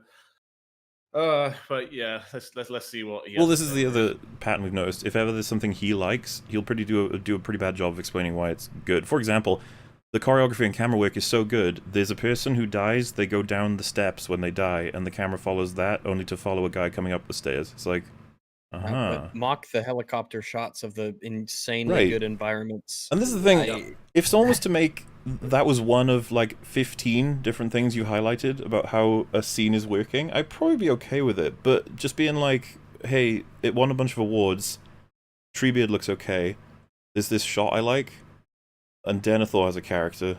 It's like, what is this structure, dude? Like, really work harder on, like just making it all smoothly flow instead of just being like, I don't know, thought. Actually cared about. Wow, that's incredible. It wasn't in the books, was it? No. So there's the scene where Denethor demands that Pippin sing, so he does so beautifully over this war montage, and it's my favourite scene of the entire movie. It's beautifully compiled together with great... And it really sticks in your memory. It's fucking a lot of that in Lord of the Rings you've already missed, but okay. Yeah, this is the first time it gets the thumbs up from this guy. Okay. Memory, which is the first time something like that has actually happened in this entire trilogy so far. These shots look pretty awesome. It has some really intense... This sucks. He showed 3 horribly mangled shots put together, and he was like, these shots look good. Suspenseful moments when Frodo was captured by a spider. Why do you care? We know he's going to survive. Oh, look what's moved his head around. Didn't he establish this in both... Whatever. No, it works with Shelob. Hogwarts wartime, guys. Spiders. Why couldn't it be follow the butterflies? It's actually really intense, and this stuff's great. Sam shows up and starts to fight it, and it's pretty damn flawless. Denethor attempts to kill him. Did he just like it because it kind of reminds him of Harry Potter? No. Oh no. Oh god. There's spiders in Harry Potter, you know? I think that's the reason why he likes it. Oh, fuck me. And finally takes his son with him. Again, I actually give a shit about a subplot for once, so this is a cool sequence. No man can kill me. Oh, he doesn't. I'm guessing. So he's getting the pros out of the way, I guess. Yeah. Again, we could choose to better explain why these things work. I'm just more inclined to be like, we'll just move on. Yeah, let's just please on high. And feminists everywhere, queer. Who called it? Who called it? One of you? Was it Al? Was it you? I did. Yeah. I did. Yeah. He did the thing. All right. Themselves. In all honesty, that line was fucking awesome. It's like the Ghostbusters 2016 of movie reviews. Like, he did it. Ripping off Braveheart, this speech is still intense and motivating. These special effects are great, and the final part when they finally make it to the destination, this scene is fucking amazing. Frodo becoming overtaken by his powers, putting the ring on. I thought Frodo was like a blank character. Yeah, so you would you argue that the journey was worth it for that scene then? Because oh my god. Nah. Yeah, it's quite the climax. You know? Nah. It took a while to get there. Nah. But it was worth it, and the climax is also awesome. It's almost like the film's good. Really good. So good, in fact. Fighting Gollum, it's nothing. So, I guess it's better than Two Towers. I mean, it's got a lot more positive things in it. But it's also filled with a lot of negative things in it. He missed the part that point of the movie is tragic. Like, he thought that Frodo fought. Like, he thought it was a straight-up fight, like, the way he's talking about it. But really, it's not. It's like, Frodo put on the ring and fought Gollum. That's how he said it. It's like... Yeah, I think he would be like, it's such an awesome action scene. We'd be like, oh no. Oh no. Yeah, if it's an awesome action scene, then that's more important than anything. Oh no. Let's just get this over with. You miserable little maggot! Let's begin with Gollum. Now, we start off with his origin, which is really cool, but then everything established in the last film is completely eradicated. I do like how he talks to his reflection. What do you mean? What? Everything that was established is eradicated. What is he talking about? Section here, it's quite eerie, but then we get a flashback to a murder he committed, and a murder we just saw just 15 minutes ago. Do they think their audience have short-term memory loss? What does he mean? What I like to fucking do? He even admits it that his memories are sick. I was about to say, like, wait, you couldn't remember character names, and now you're like, wow, the film assumes I've got bad memory. Like, We don't know if it's an assumption at this point. And yeah, they do flash him killing Deagle quickly. This is like Joker level shit where I'm just like, oh, I'm sorry, they played it for a couple of seconds. I hope you survived. About Two Towers was that Gollum was this creepy, mysterious and threatening creature, completely conflicted with the split personalities. In Return of the King, he's reduced to having no personality other than being sheer evil. But so, the end of Two Towers, he commits to the plan of killing them. And he acknowledges himself. He knew this. That's the whole scene, is that the quote-unquote, like, good half of Smeagol feels betrayed, and he no longer wants to serve the master. Yeah, and then yeah, right at the end, he plots. Well, yeah, he comes up with the plot to, I'll take them through Shelob's lair, and then Shelob will kill them, and then I'll get the ring back after And she spits out the bones. Smeagol does resurface temporarily. He's like, please don't. He's really sad and everything sucks. And then Frodo says, I have to destroy it. And then Smeagol makes his choice very clearly. He doesn't want the ring destroyed. Yeah, he wants it. Mm-hmm. But not even intimidating, like a little kid who got disciplined by mummy, so to get his revenge, he makes her out to look like a bitch to daddy. What's this? I'm gonna. I don't even know how to respond to that. So does Gollum strike you as like as a physically strong? No, he's a weak, pathetic little creature who has fucking. Look at him. He's nothing but skin and bones, for fuck's sakes. He has a. Is he taking issue with the framing of Sam? I don't understand what's happening. And it's like, yeah, how is he gonna? He's not gonna beat these two in a sword fight. We've already established that even Frodo can throw his fucking his 20-pound ass across the fucking screen. So what is he gonna do? How does he divide them or separate them? He weaves the scent. He's turning Frodo against him, or he's turning them against each other. That's what he's doing because he's a sniving little fucking bastard, And he knows exactly how the ring works more than anyone. Yep. Yeah, because he's the he only knows one. exactly what Frodo must be thinking. Well, yeah, because he's the one who's had it for the longest period of time, not counting Sauron.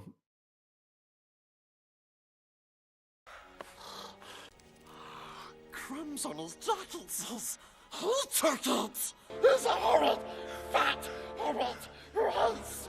So as we just said, he's trying to divide them. I don't understand what else you need. Yeah. He's playing the victim. He's pretending to be a victim when he's not. Seriously? This is one of the antagonists. One of the bad guys we're supposed to be threatened by, and it just... So he's not a big hulking creature with a sword. He's a different kind of antagonist. You fuck. Yeah, he's like Grima Wormtongue. Yeah, you'll never beat you'll never take anyone down with a knife or a sword. Well, actually, he might be a little backstabbing cunt, but yeah, he's not going to beat anyone on physical prowess or skills. It's all about cunning and manipulation. I'd argue it's what makes him more interesting because he's not like the other antagonists. Yeah, and he's not a big snarling beast monster. Said he makes up nasty lies. That's a line that the villain has said. Can you imagine Darth Vader? Oh. Why would a completely different character say that? Oh, Jesus. Is it because Nostalgia Critic used it to compare something? No, I Darth can't Vader, imagine him saying that. Darth Vader and Gollum are different. Newsflash. I don't know. But they're both villains, so they should definitely conform to the exact same fucking... There is only one kind of bad guy, okay? Yeah, they're all bad. And again, can you imagine Vulture and Sauron saying the same things? Yes. Oh, they must be shit bad guys. Also, Rags, you didn't see this part, but he really liked Grima because he looked cool, and it's like Grima is as Morley He just looks said, cool. Yeah, that's the reason. That's it. Yeah, He looks and cool. Grima, like Gollum, uses the same kind of tactics because, again, as we just said, they're not physical warriors. That they don't fight with their swords; they fight with their words. Keep your fox It's tongue in the behind name, your teeth. Wormtongue. Yeah, well, yeah, we especially with Grima, it is literally the name. Well, apparently that's not even. He could be pointing that out as overt, but I don't even think he picked it up. Well, no, because he didn't watch or fucking read the books, did he? Saying that? Obi-Wan never told you what happened to your father. He told me enough. I mean, at least this fills time. We can Yeah, I process. guess. We're closer to the He end. told me you killed him. No, Obi-Wan is a horrid, fat Jedi who hates fish. Weird. It's just like, Vader wouldn't say stuff that Gollum would say. I don't know how to explain It's that. like they're two different characters in two different contexts with two different sets of attributes. So No, Rack. strange. They're They're both villains, bad though. guys, Villains. so they're the same. Can you imagine And makes up nasty lies. Vader saying nasty lines. Hey, can you imagine Hans Gruber saying, fucking John, I am your father. Can you imagine him saying no? Because it makes no fucking sense. What about Hans Gruber saying, "Join me and rule the galaxy"? Wait, what? Yeah, no, you're nothing but a petty common thief. I'm an exceptional thief, actually. Ugh. Yeah, it's almost like villains can be fucking characters and have why?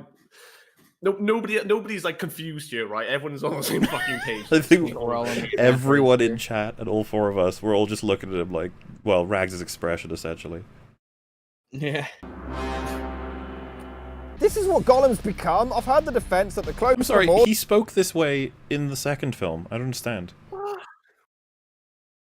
Yeah, it I don't like this. It's taking its toll. They've been traveling for fucking a long time now. But this is how he's always talked. I don't understand. He's trying. Okay, you know, we said it already. He's trying to tear them apart, Lisa. Yeah. The more they get, the more insane he becomes. But my problem is, he's not turning more insane, he's turning more one-dimensional. He's acting. Oh my god. He's saying Frodo is acting more like a little kid? No, I thought he was a Gollum. Oh. And really? newsflash, Gollum is kind of one-dimensional, as in he literally only cares about one thing in the entire fucking universe. He had thing. he had dual 'Cause by the personalities, but they both commit to wanting to kill Frodo and Sam, or at the very least And Frodo. plus, by the time Gollum is in our story, he has had a long, long tragic tale. Like, Yeah. we're not getting to him at the beginning of his arc, you know? If someone wanted to say he's one-dimensional in that he's motivated entirely by the ring, I'd be like, okay, that's Gollum. That's like the character. What remains of Smeagol, the good-hearted hobbit, has been overrun almost entirely by Gollum, the personality that came out of the desire for the ring. At least that's the what I think is present in the film. Yeah. And of course, we could have reached him. It's just that he interpreted what happened with Faramir as a complete betrayal, and the other half of him, the desire for power, is more than overwhelming. Not to mention as well that because Gollum has obviously lost the ring now for a certain amount of time. There is also the whole Smeagol personality coming back into play. Like I don't actually know if Gollum had conversations with Smeagol and Gollum and Smeagol conversations with himself all the time, but I could roll with that fact that because he's kind of weaning off the ring, because he's he's an addict in that sense. He's around it, but he's not, like, got it. Yeah. Yeah, and remember, it only happens once Frodo calls him Smeagol and treats him with the most kindness that anyone ever has in the past 500 years or whatever. Yeah, he's invoking his humanity or his hobbity. Just like Darth Vader, guys. It's just like Darth Vader.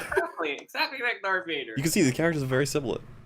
Acting like a little kid, which he didn't do in any of the last film. Here, I just can't take any of his scenes seriously. Oh, here we go. Take it for me!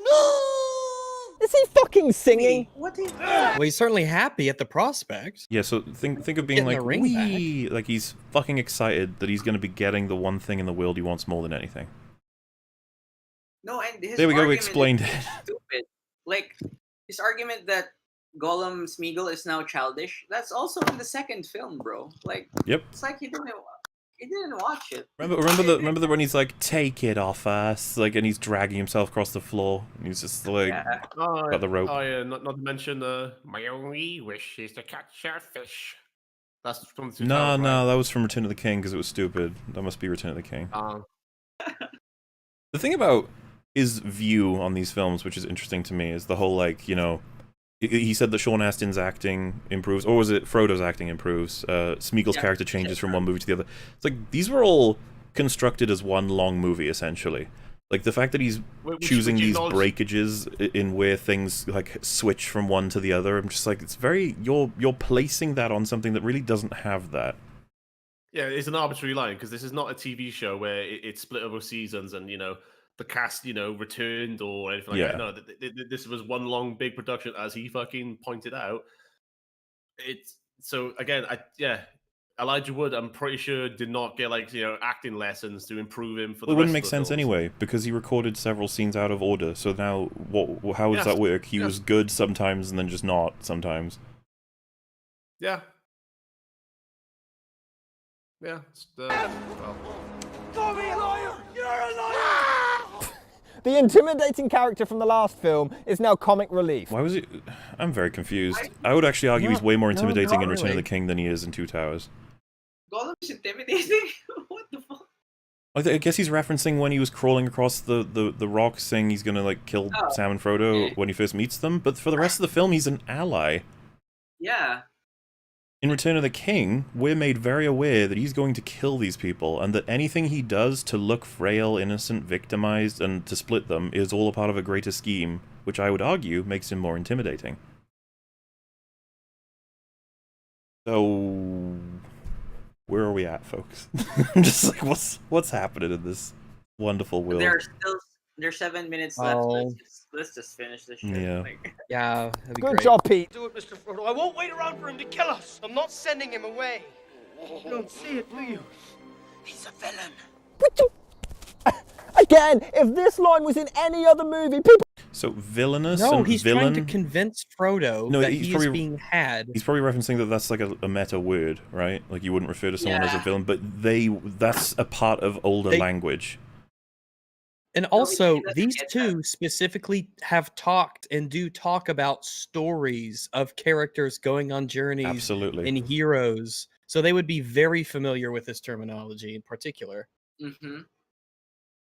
People would rip it. He's a villain! He's a villain! Batman! Joker's over there, Batman! Go get him! Once again, you just pull it out of its context and then say, look, it doesn't make sense here. Good job. No shit. You know Yeah, why, Batman Batman? knows Joker's a He's villain. a Frodo is villain! convincing. He's a villain! Send him to the asylum, Alfred! He's a fucking villain! Can't rip off this branch. Oh, well. No one in any movie ever literally says, he's a villain. This dialogue is defended. He's a villain. They just did in this movie. Yeah, That it's made up to- $1.19 billion. So your argument is instantly invalidated There are two by your defenses own of the use. film. Someone in chat just said soy. Gollum is the child and Sam's the fucking jealous boyfriend. Don't touch him. Gay. No. Yeah. Gay again. Passive aggressive against the gay. Or as anyone should be easily able to identify, is that no, again, Frodo on this journey is slowly being corrupted by the ring, it's slowly poisoning his mind, and Sam, being the faithful companion, not boyfriend or other gay references, is trying to keep Frodo's mind clear and steer him on the right path, because he's warning him of Gollum and that we should get rid of him. And Frodo, which we can only get the idea from that, maybe he's sympathetic to Gollum, because, well, he definitely is, we know that. And also, he may also like empathize with him because he's also got the ring now. He's also understanding that, oh shit, Gollum loves the ring and I love it too. But no, it goes back to being Sam just being a gay, jealous boyfriend. Stupid Sam, the gay wise gay-wise Gamgee. There we go. Gay-wise Gamgee. If that's what you take away, that the Sam is gay, or it's an undertone for being gay, that's fuck, man. I don't know what to say to you. Yeah, exactly. He's a nasty man. This dialogue is horrendous. He's a villain. This is a good sword. Is he dead? This is a good sword. Oh. Very nasty. Oh yeah. He said that when Aragorn is Talking to Ham or whoever, yeah. Yeah, and he says this is a good sword. He compared it to I Hate Sand and shit. What was the other one? He compared it to it's just as bad as a line as I Hate Sand, and also what was the other one? I can't remember. Well, the point was, you remember when Aragorn has... that's a lot of fish. He's trying to give reassurance to this one kid. Yeah, there you go. That was exactly what we all said too. This. Apparently, I guess you watched the film. I don't know. Weird. I meant when you watch an EFAP and you're away, because that's literally the point. It's almost as But if, it's like, it's you know, the point. Like, there's no.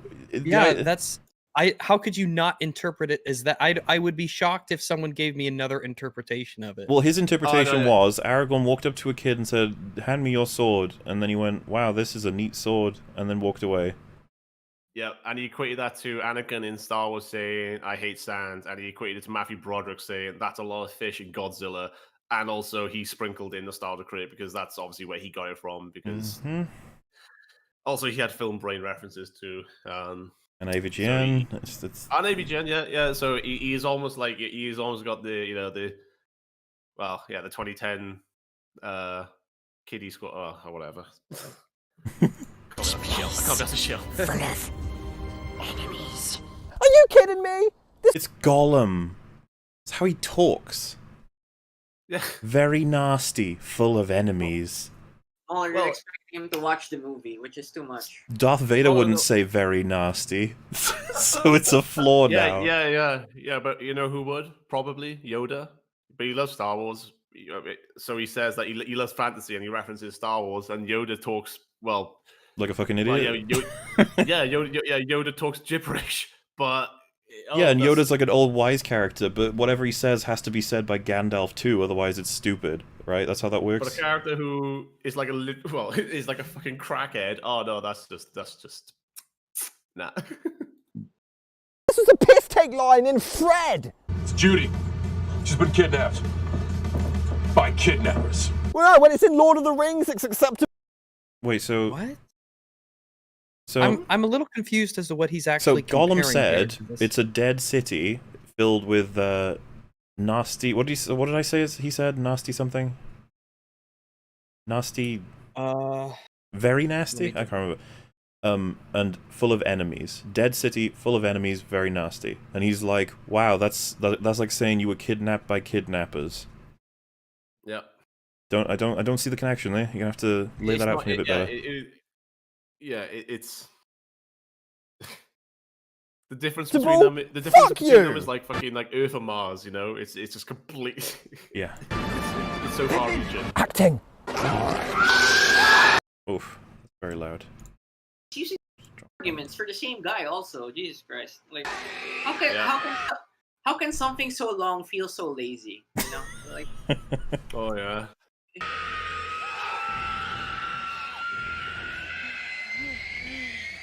I'm curious what do you want to do it again? What's his point going to be? We didn't guess it right last time.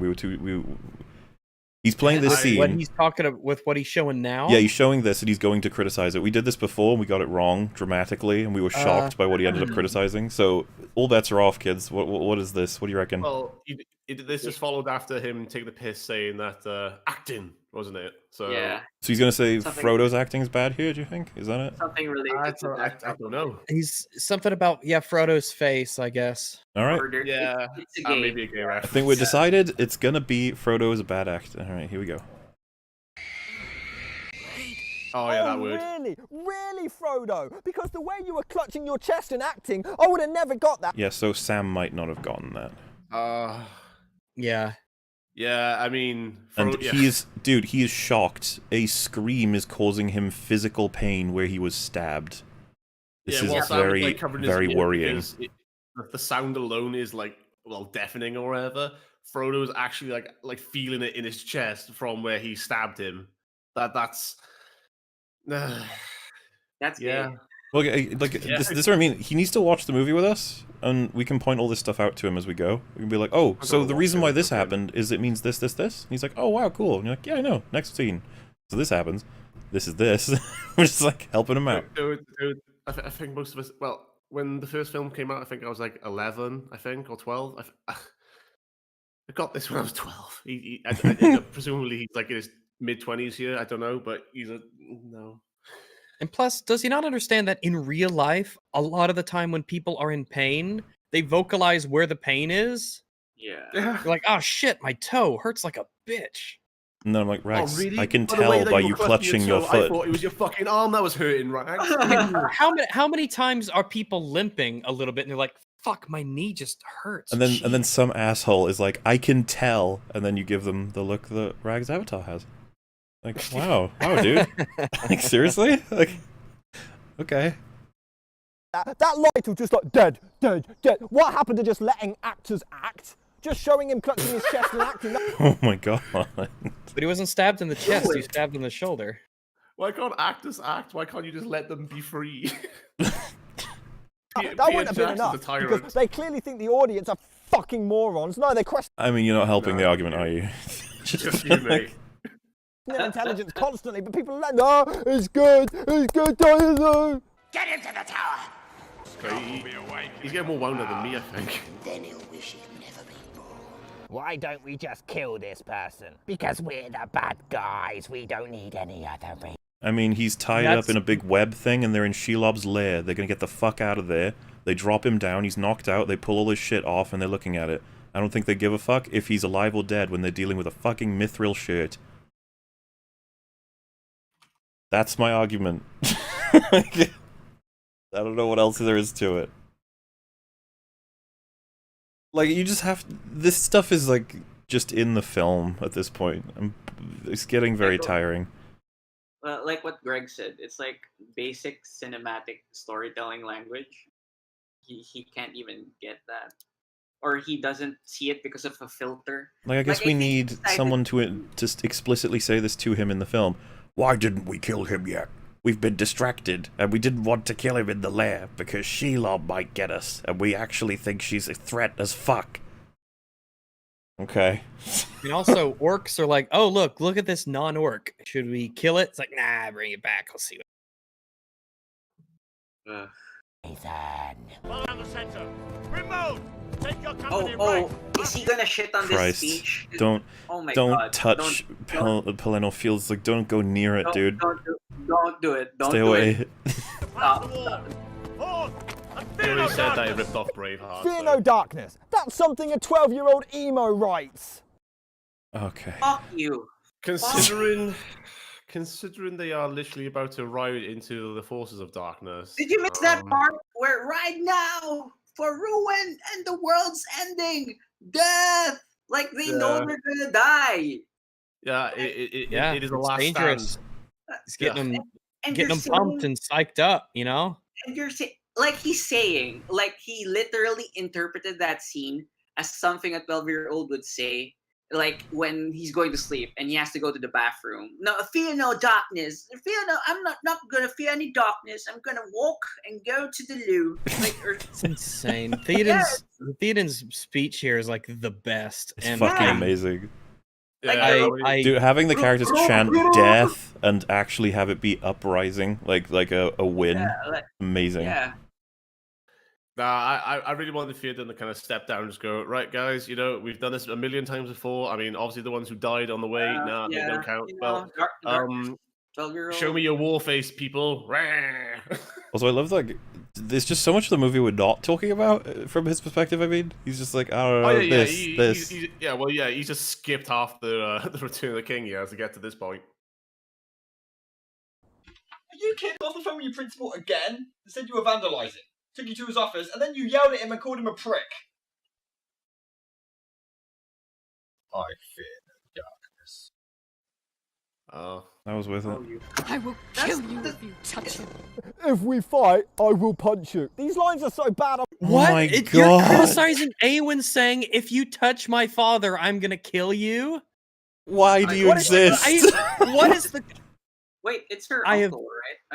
Yeah. Oh, sorry, yeah. I thought I got that wrong earlier. I guess not her father, her Yeah, uncle. Aragorn. I get remember, the point. I was just saying, when Aragorn said that he rode with, or he fought with her father, and she was confused because, and he met Theoden when he was a little boy, and it's Right. Theoden's older than you. Yeah, it doesn't matter really. Anyway, it's just a thing. I like this review. It doesn't matter. I would love... I really need to know what he would replace this dialogue with. What would you have her say? No, he just wants them to fight. Probably. It's getting to be hilariously bad, like to the point where it's like, you know, when Aragorn says for Frodo, he's gonna go, well, who else would it be for? Yeah. You're like, oh, for what? okay. For what? For Yeah. Denethor? Yeah, right. And he's not even for what exactly? Frodo as a person? Frodo's journey?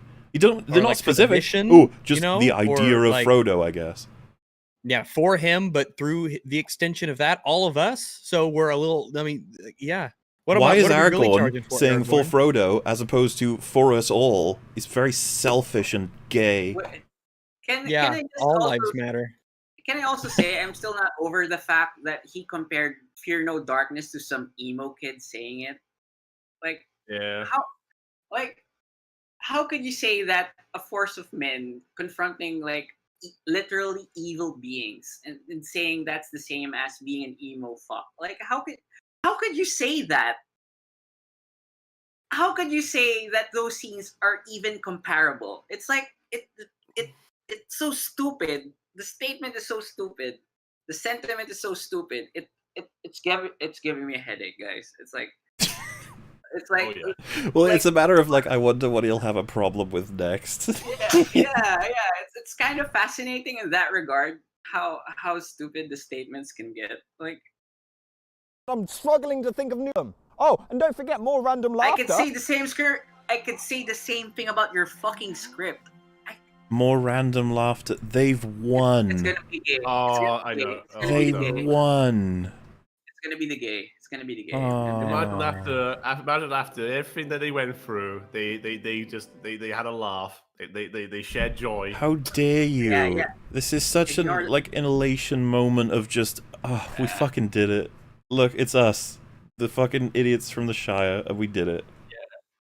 Oh. Yeah, well, again, keep in mind, Frodo and Sam, they've been separated since the first film, and I Wait, you think mean it's like, Gandalf again, and like, Frodo, you know, right? Well, Sam and Frodo being separated from everyone, but also, Oh, yeah, right.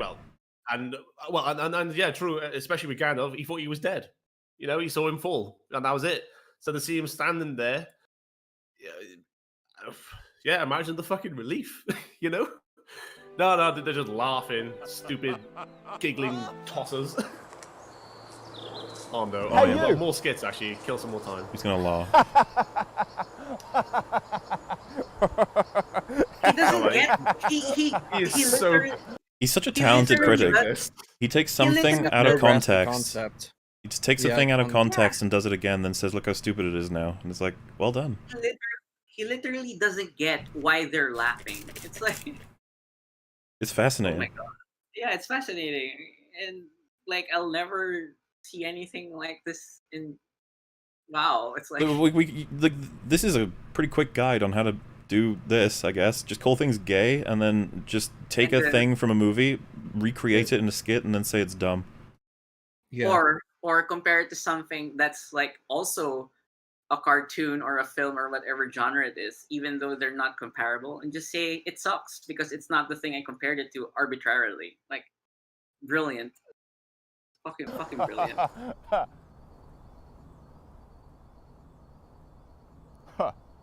Gimli, still not funny. Well, this is a thing unheard of. I could say the same thing. This about isn't supposed to be the funny bit. This what he's saying here, like this is to reassure himself. It's not meant to be funny. I mean, I can see how someone would find this funny. The point is that Yeah, you could. Since the beginning of the it's film, not- dwarves better than elves, right? And now we're in a situation where you're going underground, and he's more scared than Legolas is. than any of them, yeah. And that's, to him, that's fucking baffling. And he's trying to amp himself up, like, fucking hell, we gotta get in there. Like, Jesus, what is this? And it's just, it gives me a smile to think about. Yeah, the funny parts here are generally going to be him stepping on the skulls and cringing with every step. I don't think that's in Him blowing away he's the reviewing the ghost hands. theatrical, and I don't think that's in the Oh, so theatrical. he's wrong already. Yes. Yeah, you are right. It's not in the theatrical, but. Fuck. Found? Well, a dwarf, dare not. I've never yelled the end on it. It's just so bad. It's not supposed to be funny. Oh, wait, what? Now what are we doing? He just jump cut. He's about to. That's you hilarious. serious? He's That about shit's to. hilarious. He's. Yeah, no, This everyone is. in the theater laughed. This is I like remember. Gimli's fucking fantastic line. This is set up since Two Towers to be perfect. Yeah. That still only counts as one. A funny Gimli laugh. Oh, thank fuck! He thought it was funny. Oh, Okay. thank God. His soul Oh, is not fucking lost. hell. He's got. There's something. They got a funny Gimli line and it only took about 8 hours. Oh, there's been loads. You just missed them. Oh, I'm yeah, so sorry. proud of you, movie. Can you do another funny line? I offer you my service, such as it is, in payment of this debt. I'm gonna pause for copyright safety, but again, do you guys want to guess what he's going for? I don't know. Is that connected Of to this another being one? funny? Yeah. No. Oh. Wait, do you think? What's the joke in this scene? Or maybe Gandalf hits him in the back to get him up, I Gandalf. guess. Yeah, Gandalf just goes, "Oh, give it a rest. He's not worth your shit." Yeah, he kind of like swoops him with his stick, doesn't he? Or his staff. Get up.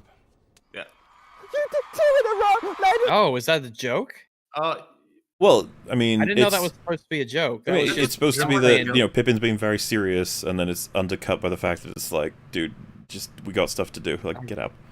I guess that Yeah. could be amusing in a way. Not just I that, think it's fine. but it's not just that, but it's also clear that Gandalf doesn't respect Denethor. He's No, he's not a king. He's a steward. He even says on his way out, which I find to be a great line. He says he'll even use his grief as a cloak, I think, or something like that.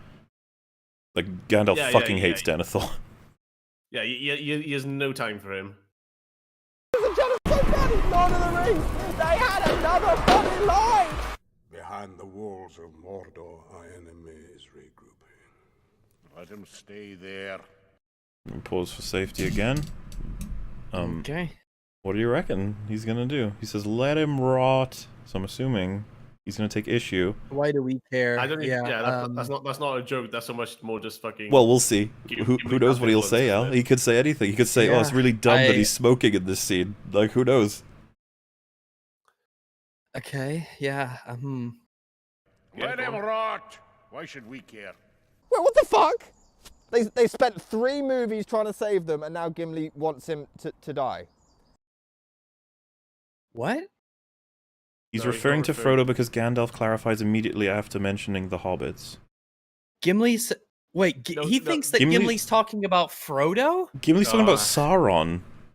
Yeah, he's talking about Sauron and his army. Wait, you think he's saying let Frodo rot? No, we were No, that Sauron, right? We can, like, this can't actually be happening. Like, How can you say? No. He didn't watch the movie. Let's- No way. just gonna roll it back. Let him stay there. Let him rot. Why should we care? Wait, what the fuck? They spent 3 movies trying to save them, and now Gimli wants him to die. He does think that Gimli's referring to Frodo. Can we have a moment of silence? I don't know. Like, this might be the most baffling take we've seen on EFAP. I don't. Can you press F for my brain chat? Oh my god. Just Like, press F for I analysis. do not even F for know what to analysis. Jesus say. Christ. He thinks Gimli doesn't care if Frodo lives or dies in this moment in the film, guys. In the fucking scene where they get the chainmail, they went, oh, they all went, oh, come on, bro. No, that how could he think this considering that what is he?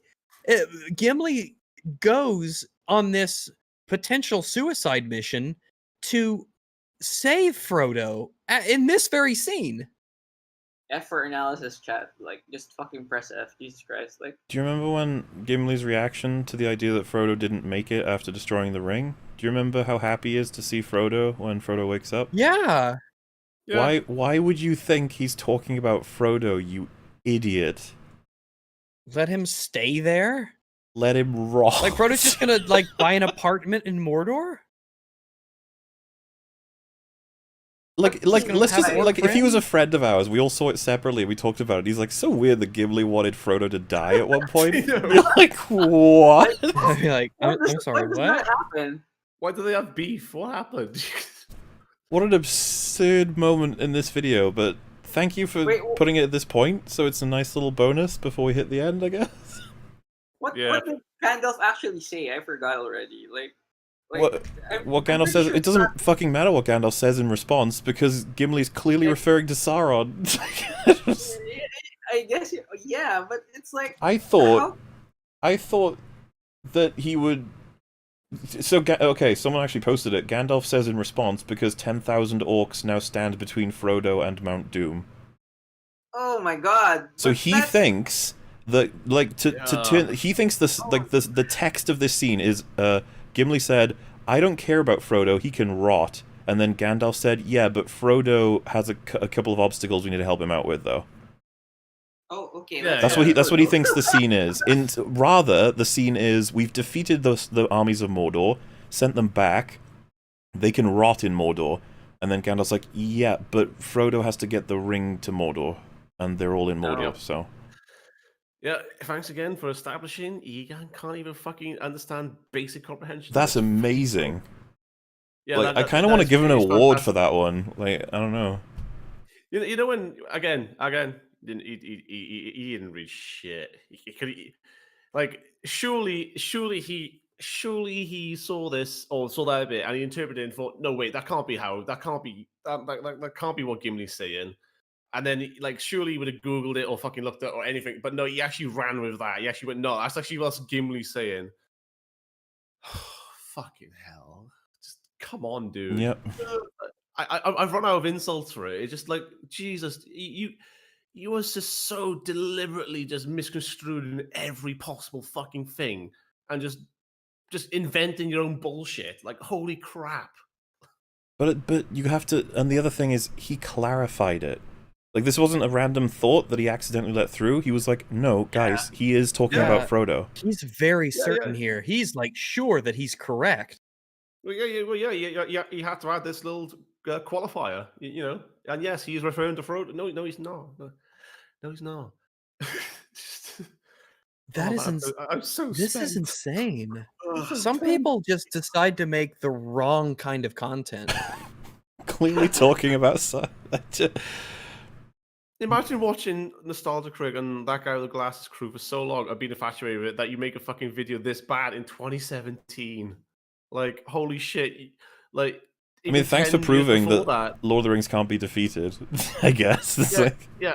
Even if this was even if he did this when it was the height of that guy with the glasses, this would still be horrendous. Like, this is not... These arguments, most of them are not even arguments. Most of them are just stupid little fucking... Well, just shitty observation humor that is not funny. No, it's just not. It is just. And then when he strawmans the fans as dumb retards who don't understand anything, it's like you don't. I think you're projecting so hard, man. You don't get it. You don't get Lord of the Rings. Yeah. Didn't fucking watch the movies.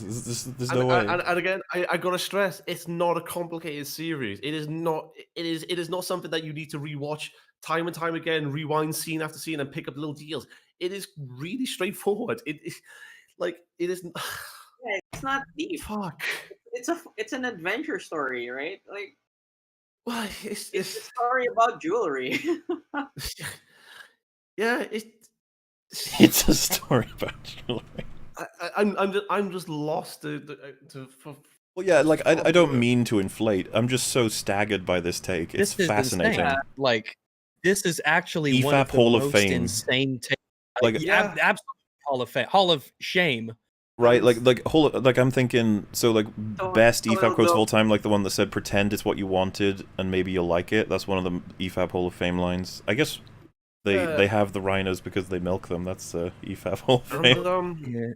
And don't forget, guys. Hall of Shame. Sorry, at the start, don't forget, he also started this whole video saying people won't listen to my actual arguments. Where are they? Well, you have to make arguments. You can't just make statements. It was clever of him. You can't be wrong. It was clever of him to push this one so late in the game because most people won't make it this far, I think. Yeah. Wow. That's just fascinating. It's just so fascinating. Oh. Wait, I got something. I am loving all your comments as well, guys, who have gone on to poke holes in his bullshit yourselves. Yeah, be nice though. Of course. Oh no, be nice. He clearly is. He really needs it. He needs help. You need to be like, okay, so this argument doesn't work because of this. Oh yeah. I'm not saying good job on anyone saying that he's a wanker or anything. I know I've just completely trashed it myself, but Well, I mean, he's gotten as good as he's given. He's thrown a hell of a lot of insults to people who like Lord of the Rings, which unfortunately is us. Yeah. Well, here's a good one. I'm sure he's in the chat right now. If this is supposed to be legit criticism, it's terrible. If this is supposed to be trolling, it's also terrible. So it's like, yeah, this is. I was only pretending to be retarded. Yeah, this is just fucking horrendous. Just oh my days. Yeah, this is some of that crazy shit. And I know people are gonna. I know people are gonna. Might go jump to the. Oh my god, they spent so long doing it. It lasted almost as long as the trilogy and all that. It's like, yeah, no, this is fucking. This is what it takes to give a fair fucking shot at actually breaking down everything. Because we're not just.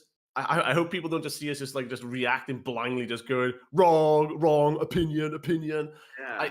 I think I've fucking how many hours have we done this? I've spent so much fucking time actually trying to clarify and explain this, and obviously everyone else here has as well, and Greg, and it's fuck. I agree with that statement. It is just so exhausted, and then but then like people just mischaracterize it, like, you know, especially obviously Mola and Rags as fucking alt-right Nazi and all this other dumb shit. It's like fuck. And and we want to talk about, like, you know, bad characters or bad actors or whatever. Like, what's this bone to pick with the gay undertones that one minute is gross, the other minute it's, you know, oh, this would be great if it was actually gay. It's kind of a bizarre video. A lot of people say, like, is this the worst video EFAP has covered? It's like, it's certainly up there, top 5. Do you know what's really funny as it's well? up there.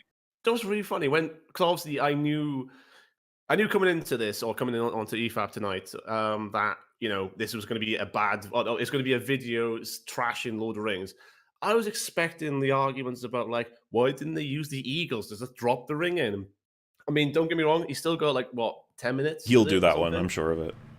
Yeah, I'm like sure, that's but still I was- something like a normal person could kind of. There are normal and then you complaints to make. explain, Actually, There are normal complaints to make. Then you're like, oh, actually, because A, B, C, and D, those are the reasons why not. And you're like, oh, Yeah, I was anticipating these kind of like logical things where, you know, it's like, why couldn't they? Because it's a genuine question. It's not just like, you know, duh, don't you know anything about Lord of the Rings? It's a genuine fucking shout. You know, why couldn't they just ride the flying beasts and just fast travel to Mordor?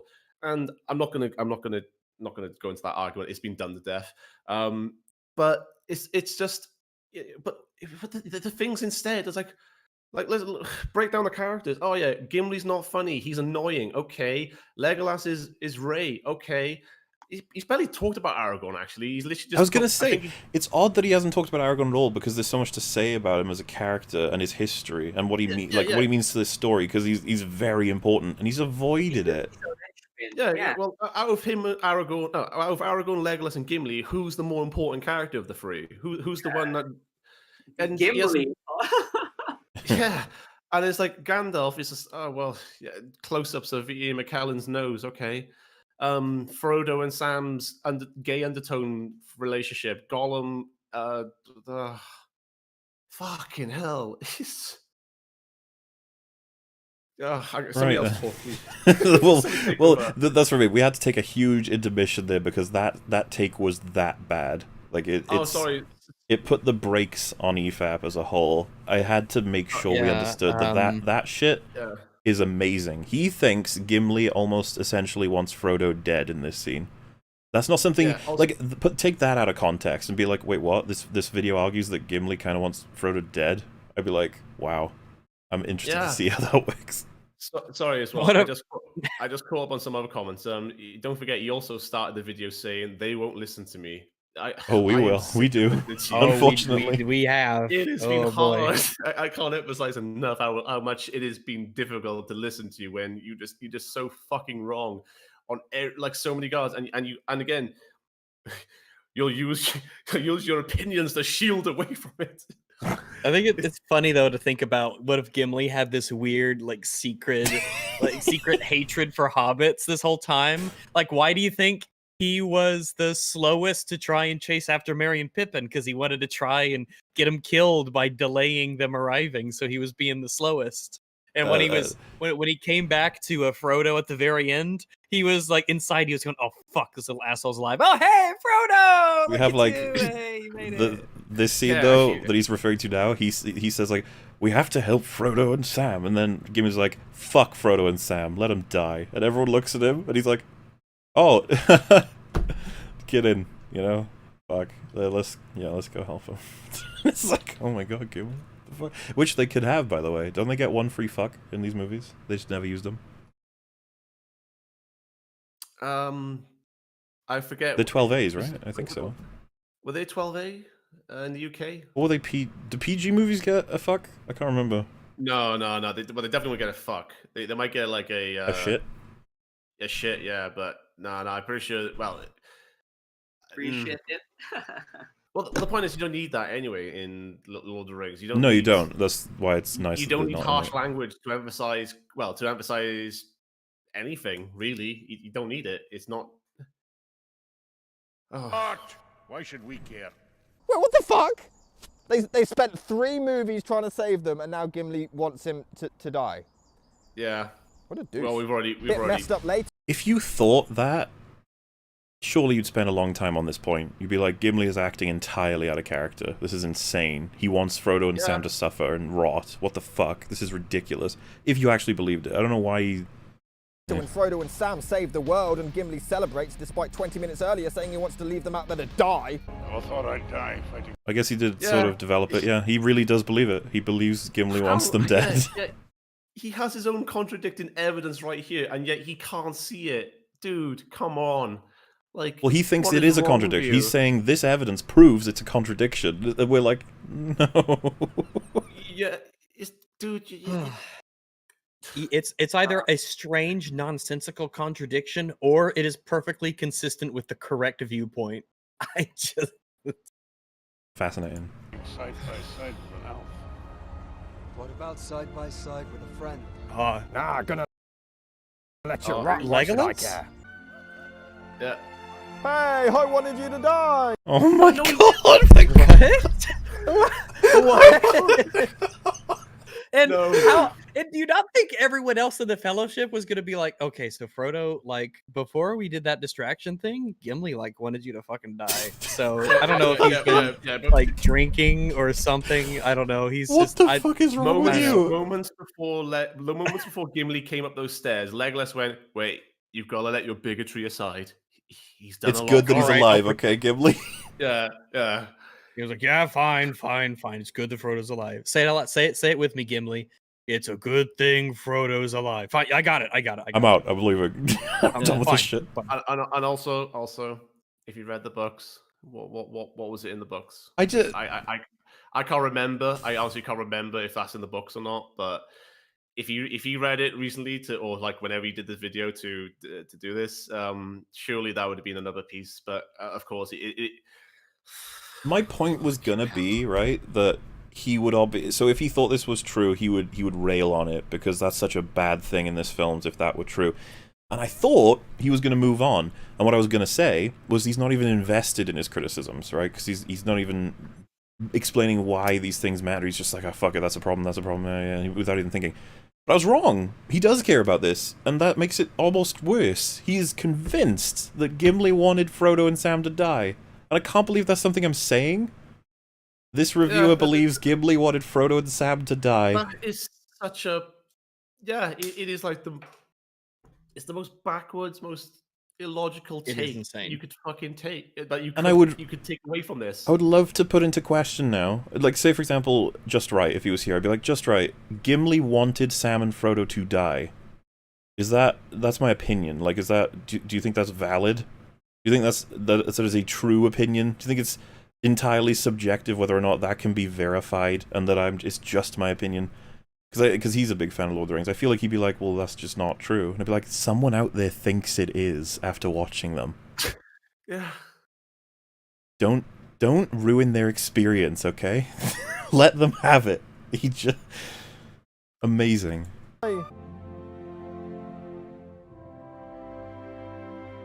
Hey, 9.5 hours and we still have no character. For Aragorn? And that's Okay. Aragorn doesn't really have a Fine. character, Alright, it's true. okay. I'm starting to realize there was no fucking point in rewatching these films ahead of time for this, was there, Rex? Fuck yeah, we just had to enjoy ourselves. And I was gonna say we had to watch Lord of the Rings. Like, well, there are worse things in life. It did take half a day, but yeah. I am so surprised that I managed to recite so many things from it, and I haven't watched them in a good couple of years now. It's almost like they're really memorable because of how meaningful all of it is. Yeah, I mean, I will wear my biasms on a sleeve. Huge fan. Yeah. I think we all are. It's okay though, because we can still be objective about what happened in these films. Also, the fact that like, oh yeah, Sam's the last one to come up, and then it's like, you know, it's the biggest relief ever for Frodo that Sam didn't perish in the fucking lava. You know, he didn't burn up into a little piece of bacon. And drum roll, guys. Who thinks it's gonna be another gay reference? Oh. Dun, dun, dun, dun, dun. Let's find out. I bet it's gonna be like Frodo creams his pants or something. Bet it. Calling it. Hey, I want to fuck your brains out. There we go. All right. There we go. Yeah. There we go. Ta-da! Ta-da! We did it. Like clockwork. He's not even. Is he even going to touch on the ending? Or that the overdue long ending? Oh, I'm sure he will. We got time. So the characters again.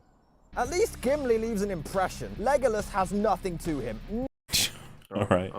He's done this before, so yeah. He has a character, but he doesn't have like a big character development. I would say there is less to describe about character. Legolas than there is most of the main characters. That doesn't make him a bad character, if that's where he's going with that. I don't know. Sheet of paper with poop stains on it. He's just this perfect angel. Hell, he single-handedly takes down an entire fucking elephant and still has perfect hair and doesn't even break a sweat. Yeah, Legolas is great. Yeah, he's a really good fighter.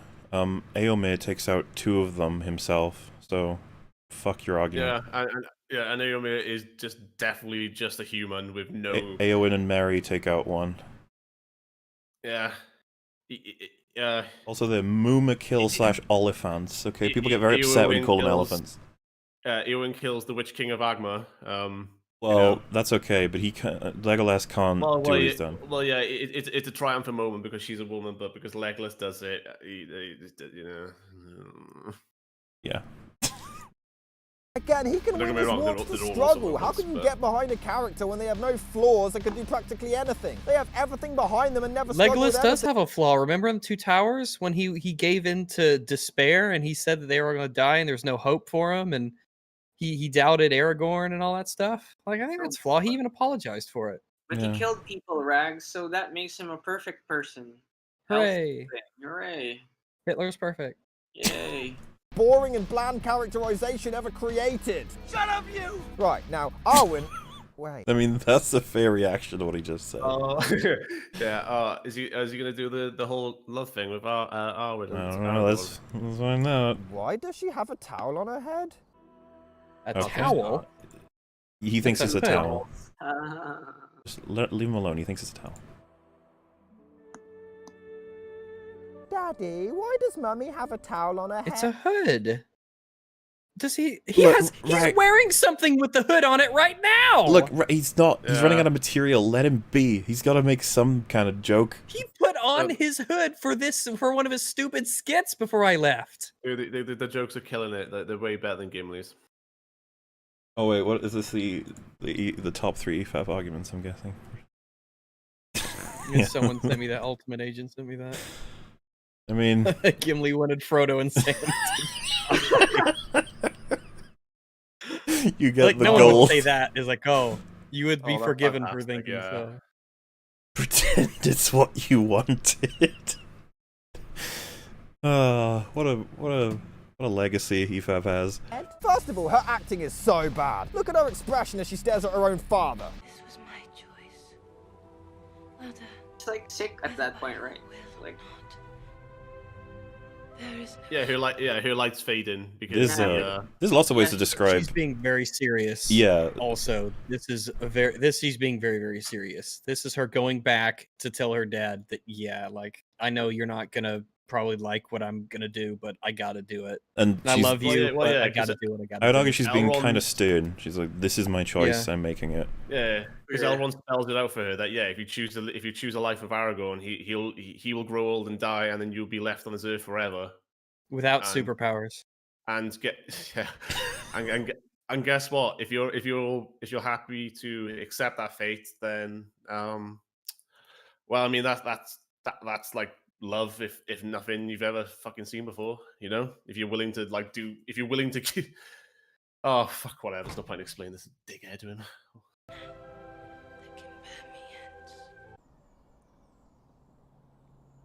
Hooray. Also, Sorry, too much emotion.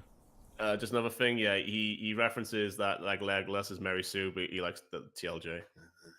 He likes TROS as well. She literally dies and comes back to life in that film.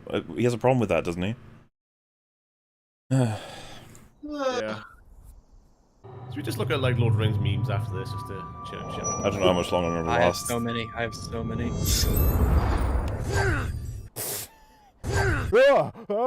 Why should we care about Aragorn's nightmare about her? Why should we care about... What? Why should we care about his nightmare about the symbolic representation of Arwen being with him smashing? Because he is extremely invested in her, and he's a character that we care about. We've had 3 movies with him. Like, He didn't watch the movie, guys. Like, I could seriously. It's like he didn't watch it. I get that sense from the thing. It's like. But it's just like, wait, you want to like he makes this point to us, and we're like, wait. Do you know that Aragorn and Arwen? Do you know they know each other? And he's like, what? Like, They're lovers. You said the point where you're like, can we just rewatch the movies? Because I can't be asked to just repeat all of the scenes to you. I don't know. There's just no point. about this relationship anyway? Why are they even in love? 9 hours in and we... Why are they in love? All right. Well, so it starts off and they already have been in love. Like their romance doesn't blossom here. They already know each other. They already are in love. The arc in this film, well, these films, it's essentially a forbidden love, but it triumphs overall. Yeah. You know, their father and him being king and all the other stuff going on in the background of, the ring. It's not you don't need to know why they love each other. Because the movie doesn't center around, like, I guess this is subjective to a degree, because it's not like, this is a believable romance in the way that they act and behave towards one another. It's not like Anakin and Padme, where you just can't see anything. It's very strange. And we watched that from the beginning as well. Yeah. We have no idea what they love about it. It's as bland as the screenplay. And to make matters worse, there's no chemistry between the actors either. They have not one reason for being in love. The only Oh god, is this Nostalgia Critic? Or Or is this someone else? reason these two are in love is because the plot needs them to be in love. Oh. They're both I don't know attractive, who it they're is. both skilled, and there's a lot of admirable traits that I can see of both of them. But like, I don't Isn't think that why they're both... She's hot, she's strong, she's smart, she's principled, she loves her father but goes against his wishes so that she can do what she feels is right and follow her heart. Then you have Aragorn, of course. I mean, there's a lot to like about this. Or to like about both characters. It's pretty easy to see what they would see in each other. Especially because Aragorn, wasn't he raised in Rivendell in part? Well, I guess my question would be, like, he was okay with Gimli mourning, or at least the sadness of the death of Balin, or knowing it. We didn't know who Balin was to any of these people in a significant, detailed way, but he was okay with that one. Like, I'd be curious to know exactly what kind of information he needs in order to feel invested about these people who love each other.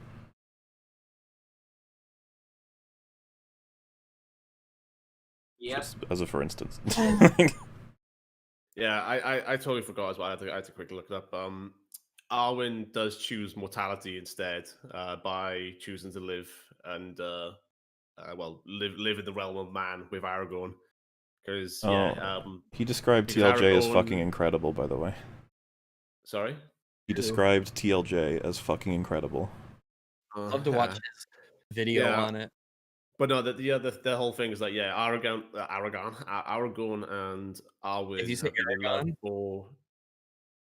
Remember Aragon, everybody? No. Sorry, I don't know. I am starting it. We're gonna eat running that on. movie I think we're running on my brain fumes is now. mush now. But yeah, Aragorn and Arwen. Again, it's not so much in the film, but in the books, they've loved each other for several decades, and I think they're even engaged. And I'm done. Go on, just do something. Love. Fucked for we have forced acting. If there had been so much as a lick of chemistry between these two actors, I may have bought into this, but there isn't. They have about as much. I don't know this voice. I don't know. I don't know it either, and I don't agree. I think that their chemistry is pretty good.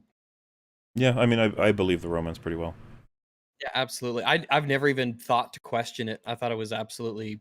I mean, they think about one another. You got the even star aspect, and Two Towers. They get into it with Eowyn being interested in Aragorn, and he's like, oh, he talks fondly about Arwen. Sorry, it's not Spoony, guys. It's definitely not Spoony. Yeah, that's not Spoony. Much chemistry as a cheerleader and a chess club president at the fucking prom. This is straight up Twilight territory. Even when they reunite, it should be emotional, but it isn't because there's nothing there. Fuck Hermione and Ron slowly developing feelings over 8 films before falling in love. Fuck Han and Leia. So now we're going to compare it to just other relationships. Right. Oh my god. Right, Harry Potter and Ginny, they have literally no chemistry or any build-up in the films. Ginny gets just sidelined because, well, they. Well, you're talking about Ron and Hermione, wasn't he? I know he was, but I just want to add other things also. Oh god, I'm so tired. Yeah, Hermione and Ron, their chemistry or their relationship does not build up throughout the films, and in fact, Ron is so mischaracterized in the films from the books. It's like I forget which film it is. Snape shuts Hermione down. He just goes, are you always such an insufferable know-it-all? And in the book, Ron stands up and he goes, he shouts like, what was the point of asking her a question if you didn't want her to answer? In the film, he looks at Harry and goes, he's got a point, So I remember that. Yeah. So Also, he shut the fuck up because I'm not even a Harry Potter fan, and I did read the books. So I remember watching. I've seen all the Harry Potter films. I just haven't seen them in ages now, and I remember being like, "Oh, Hermione and Ron is a thing." Okay. Yeah, Ron is so.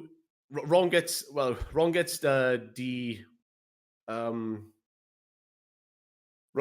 sidelined as comic relief in the films when he is like definitely the stronger friend between Harry and Hermione, and yeah, all of his best lines, all of his courage, it gets replaced. Well, Hermione gets it instead. Like when Ron goes to in the books in Prisoner of Azkaban, when Sirius Black, everyone believes that Sirius Black's here to kill Harry.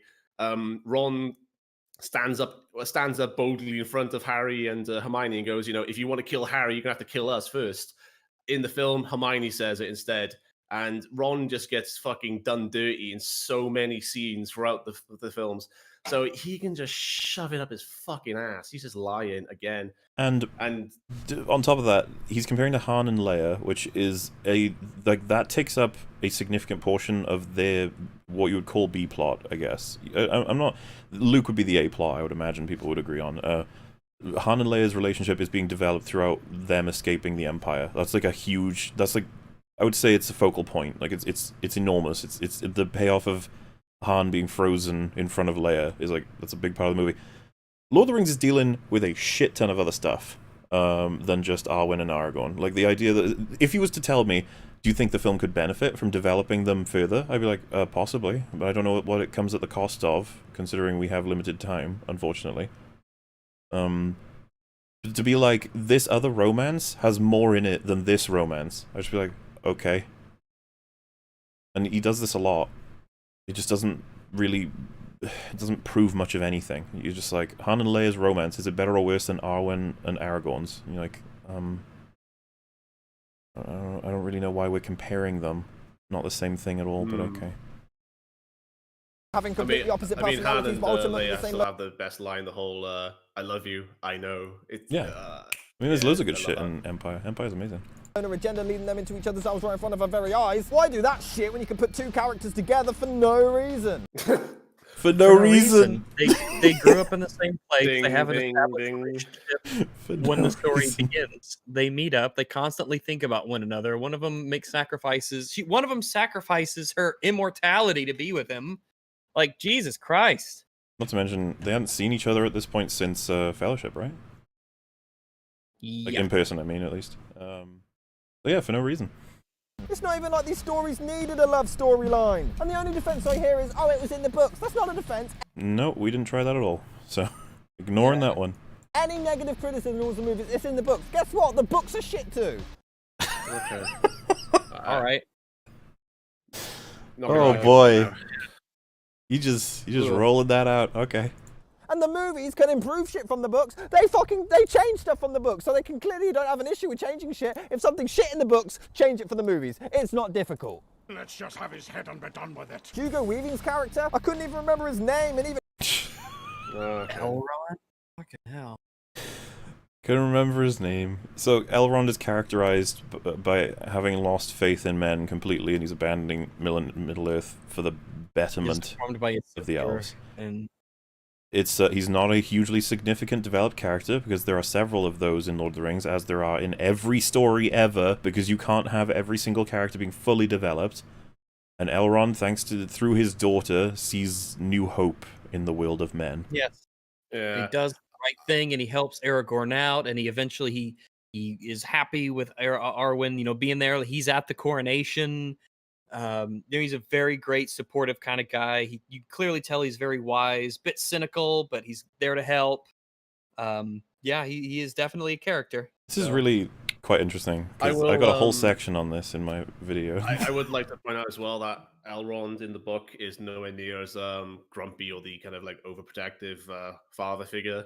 In fact, he does have he gives his blessing to Aragorn and Arwen's relationship. I can't remember enough to explain why they changed it, but I don't care now. I mean, it seems to be mainly motivated by he's almost archetypal of just a very simple idea, being that he's anti-men and then pro-men by the end. Aragorn's just like a symptom of that position. Like Aragorn is vaguely related to Elros, who is Elrond's twin brother.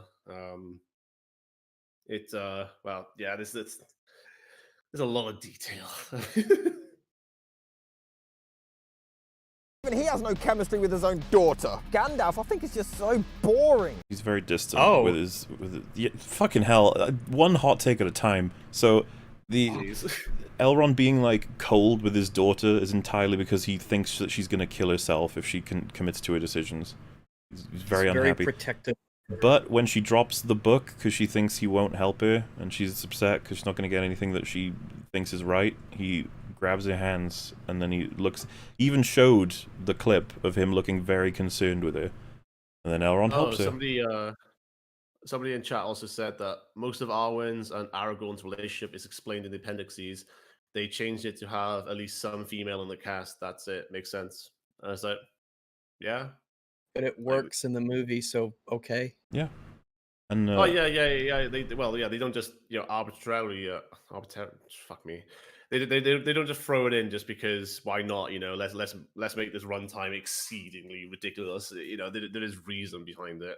Yeah, here we go. Gandalf sucks. Let's do it. He has no chemistry with his own daughter. Gandalf, I think, is just so boring. He seems to just wander around and occasionally do something for the sake of the plot, but Oh, Jesus Christ, I can't take it anymore. Somebody, Gandalf wanders around and does stuff for the plot. Weekend Warrior, you there, dude? You good? A lot of characters end up just, doing plot stuff, Yeah, Weekend Warrior, still alive? Oh. He is idle, so perhaps he has Dead. been carried away by the eagles. I mean, this video defeated, you know, Skeptic. We can more. I was Can we really make it? expecting that argument. I really was. Well, he's just done them all. Everything in everything in Lord of the Rings is just bad, and then he's gone through them individually, and all of his arguments have been fucking dreadful. We're just like, oh. Most of this stream has been us trying to explain why the film is actually really well written. That's like basically been it, and we've used his points as a vehicle to do so. That's basically it, and we still haven't covered a shit ton of the movie, all of 3. Anyway, he glanced over significant chunks of it too. Like, like I don't even think he even mentioned like Faramir. At least he mentioned the awesome mud people. Yeah, he got his he got his shitty little gripes that, you know, like Tolkien is racist or was racist or whatever. He got those little bullshit points out. Fucking Gandalf riding around for no reason. Terrible character. Ultimately, himself isn't needed. At least Dumbledore was. Gandalf isn't needed. Oh no! Gandalf isn't needed, guys. Guys, Gandalf not needed. Okay. Don't need him. He's Can't fine. wait for his Dumbledore comparison. Go on. Oh yeah, sorry, my brain hadn't even caught up to that. It's like Harry Potter, here we come. Was interesting. By the way, doesn't this shot kind of look like he's butt fucking Pippin? Oh my god, more gay. I mean, I wouldn't have even thought. I just assumed they were on a horse, so they'd be bouncing around a bit. Okay. Yeah. Ha ha ha ha. Very. Ha ha. Very funny. Like, if we watch, well, if we all watch this in private, and like, you know, you just hit play and you didn't pause it the entire time, God, the gay jokes would just get, well, they're insufferable now, but can you just, oh my God, just reeling them like so quick one after another. It's like, you know, it's like I think it's like one every 10 minutes minimum with him. I was gonna say that's like, generous. Sometimes he throws them out like, you know, 5 per minute, but yeah. Yeah, he's got a buttload of gay jokes. No, just me then. What is it with these characters and random screams? He does have an emotional. Random screams. Random. So Gandalf was moving from one place to another at a distance in the form of a jump to rescue someone from potential death in a heroic act. Yeah. He yelled as a form of not only showing that he's about to fight, but also possibly intimidating the enemy. I don't know what else to say. And then, don't get me wrong as well. Like, you know, I do like a good gay joke, but none of these are good gay jokes. It's literally just. He just says gay. That's about it. Like, yeah, gay. 2 male characters in the same scene, gay. You know, that's like the most weak tier bullshit going. Oh, Merry, Pippin riding a horse with Gandalf. Well, the gay connotations there, folks. It's fucking hell. A moment with Pippin, but again, I'm not invested, and I just don't care. Oh, don't like. God, such an amazing moment, and he's like, well, I'm not invested. Every time he comes across something that he knows is fucking great, his only thing he says is, I'm not invested. I don't care. I didn't care. I didn't feel anything. We could go back and do a drinking game for this next time. Just to I want to live. No, I don't. Not anymore.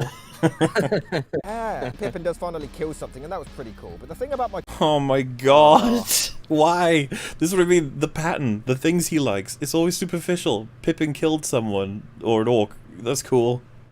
Oh. He didn't even say because Pippin saved Gandalf, or potentially saved Gandalf here. You know, it wasn't. It was just, he just killed something. Not the why, not the context of it. Not the fact that these two had been getting some pretty nifty exchanges. The films try so hard to be epic and try so hard to show this amazing story, but I just don't care. Oh my god. Woohoo, you didn't care. Yeah, alright. They just try to make it look epic when it's actually not. Is there? What should we even care? Dude, again, he just burns this trilogy to the ground. They try to make it look epic, but it's not. Fucking wrecked. In fact, why should we even give a shit when somebody dies? It's proven now that they can easily and inexplicably come back to life, so... No, he's a wizard. They're a class, they're a race. They're not, like, mortals. Mortals! Fucking hell. Why the fuck can't they bring any bastard back? No deaths mean anything in this. Why didn't they bring Boromir back? Because he died? Because he died. he died. I mean, like it.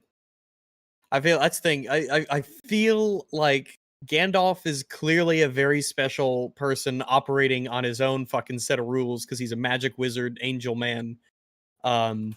So it's not like. Right, final time. When Harry killed the basilisk in Chamber of... No. I didn't give a fucking shit. That snake was fucking badass though. I wanted it to live. He's so he's you can't even It's Harry Potter. You can't even argue why Harry Potter's good in this fight. Yeah. Harry Potter somehow fucking stabs a snake. Enough Harry fucking Potter. I'm so done. I think with my brief explanation just now, I think I fucking did a better job in like 30 seconds than he's done in this whole time. He literally Secrets. I cared. It was awesome. Here, there's just no emotional connection and it's boring and bland. He killed the snake, it was awesome. That's all he had to say about the Harry Potter reference. Why the fuck did you bring it up? And this is Underil, reforged from Narsil, the sword that Aragorn's great whatever, his ancestor, Isildur, used to slay Sauron, that Aragorn is going to use to fight the enemies of Sauron, which represents his royal lineage that he has to take up. Like, this scene has got stuff is fucking happening here. Right, like, this is uncanny. It's unfortunate that no one has actually seen... Okay, so at the beginning of TFA Part 3, I make a reference to Lord of the Rings, and it's literally this scene, and everything you just said, I say and explain in detail why this scene is incredibly meaningful. It's a whole section, and it's kind of uncanny how this is happening right now. It feels like this, like if someone was, the people in chat will see my video and they'll be like, did you do this because of the coverage of this? It's like, no, this was all done ahead of time. I swear. I'm tempted to show Rags it now after this because I just. Yeah, sure. It is unfucking canny how it's 1-to-1 a section that I have, and unbelievable. I don't know what else to say. Yeah, and also this scene also has the dynamic between again Elrond and Aragorn, and him wanting to help Aragorn because doing that will help him to save Arwen because his fate is tied to the ring. There's stuff fucking happens here. Also, this is where Aragorn learns about the army of the dead. It's a huge scene. And if he wanted to flex that he read the books that he totally didn't fucking do, he would also bring up that Elrond's sons are the ones who bring the sword, not Elrond. Yeah, it's a totally fine change. That's one of the changes. I'm like, yeah, this is arguably. Oh yeah. They cut them out, and again, I think it's pure. I think it's logically it makes sense. They don't need to be in it. It's just two more characters. You can only do so much in a movie. There's just you got to practice sometimes. There are so many characters in the book. You just have to why do you think in The Hobbit, like all of the dwarves are basically totally interchangeable? Yeah, and they fuck. I don't know how you guys do it. It's fucking hard work. Bland filler. The orcs definitely clearly like have the shit longest I've been senses on an considering EFAP this for them. entire army can't see, smell, or sense the hobbits right next. See, smell, or sense. When were we ever shown that, like, orcs would be able to detect the difference between all of... Uruk-hai can smell man flesh. But they can smell that Aragorn and... sorry. It's actually hard. The Uruk-hai are aware that Aragorn and Gimli and Legolas are tracing them because they can smell man flesh. Like, they picked up our scent, Does this work on hobbits, and does that apply to Morgul orcs? So I'm not sure, but if he was... Oh, sorry, go on, Max. What's the explicit time he's referring to here? Is it this right here? Yeah, he's saying why couldn't they smell them? Well, because if you're an orc and you're surrounded by 100 other orcs, you are not going to smell two hobbits. Presumably not, but this is it now. But why would they know the smell of Hobbit? Listen though. Why would they know the smell of Hobbit? I think it's a valid point. Listen though. If he did actually wanted to fucking take a fair shot at the films, he would have, perhaps, another person would have taken the shot with what I just referenced with the Uruk-hai picking up their scent, And then they were going, why couldn't the orcs do it in this scene?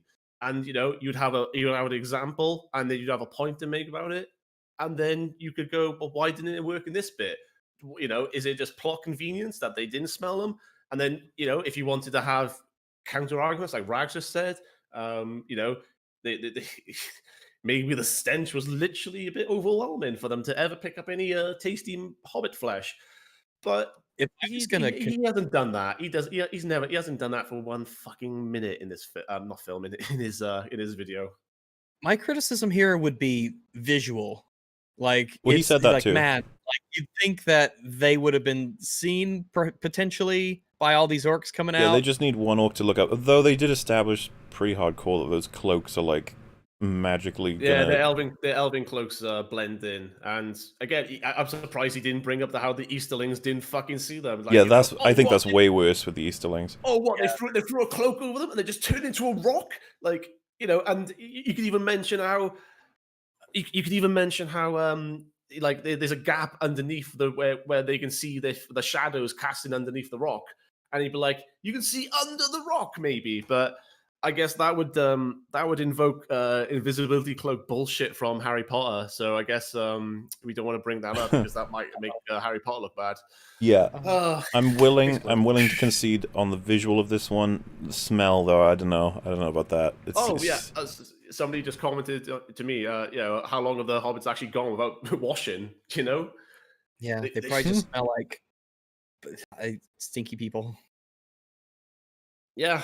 To them. And by the way, while the army's tackling each other when they clearly have weapons, would you punch somebody while you're holding a gun? Oh, dude, don't. Okay, so Don't. if let's get shad in this. Yeah, so if you have a melee weapon, then obviously there will be times where you want to grapple people, where you want to use your momentum to get them to the ground, where you want to kick them, or all kinds of different things. If you've got a long sword, sometimes it is like, sometimes the actual environment stops you from being able to swing it and use it efficiently. We got some arguments from the it's previous life or one. death. You use whatever you have at your disposal. If it's your fist, it's your fist. Come on, man. It's not Two hard. things to consider. Orcs in Mordor probably have never smelled a hobbit before, and the Saruman Uruk-hai were specifically designed to track the Fellowship. Yeah, absolutely. Again, this one again. If you fucking took those, you could like make. Well, you could argue on both sides of it. You don't have to be like, oh, this is just stupid shit. You could actually have something to do with it, but he's not doing that. And someone brought up, like, wouldn't it be alert, though, just the fact that it doesn't smell like orc would be an alert? And it's like, dude, fucking shit tons of things will not smell like orc or will. Like, I don't think, just because you smell something strange doesn't then automatically mean, like, there's a hobbit nearby.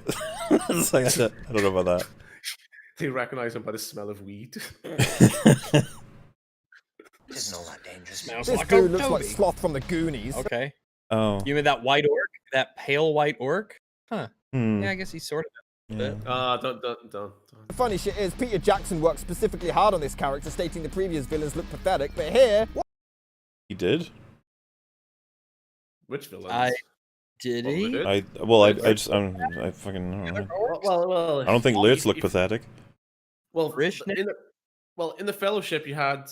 Is he referencing the orcs because Lurtz still looks badass? So I was going to reference, the Watcher in the Water, the Balrog, the Cave Troll, goblins. Look, assuming that's Peter all Jackson good. said the rest of them look pathetic, that's why I made Gothmog look like this. It's a weird statement, but I don't know if I trust this guy. I'm just putting it out there. Yeah, if anything, this makes me think that he's just has a high bar and he's not satisfied. He thinks he could always do better and stuff. Mm-hmm. What exactly were his guy? Hey, Peter, what should we make him look like? Just make him ugly. You're going to have to do as you're told. I'm constantly expecting him to come out with... Also, 3 arse-numbingly long movies in, and we're still doing the whole, you're not coming with me? Yes, I am. Bullshit. So he's but going... that was set up really quickly. Aragorn at once, he knows that, oh, yeah, they're not going to let me do this alone. They're here. And he Might wanted as well to. take them.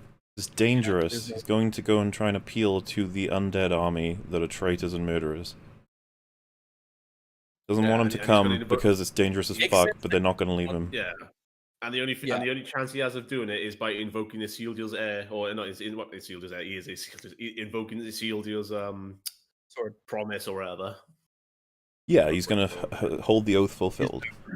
That's it. The oath. That's it. Yeah, yeah. He's gonna appeal to to the oath that they made, and they may say no.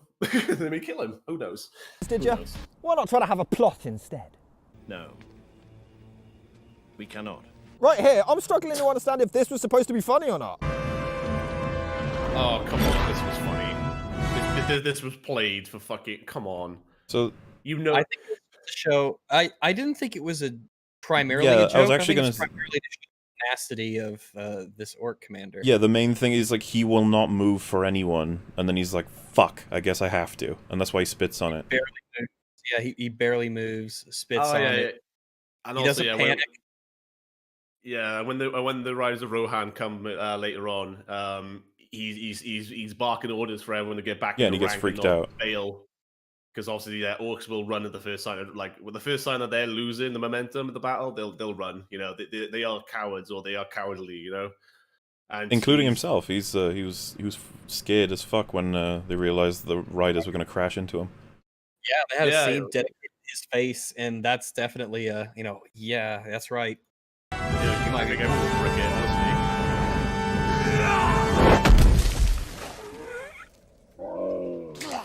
It was hilarious either way. Intentional or not, they had another funny line. What's the All line? this build up and then What line? Nothing. It's a metaphor for the movie. Spitting, that's the line. All this build up and then nothing, a metaphor for the movies. Oh. He could have said that was a funny arc, but that nice, would have been.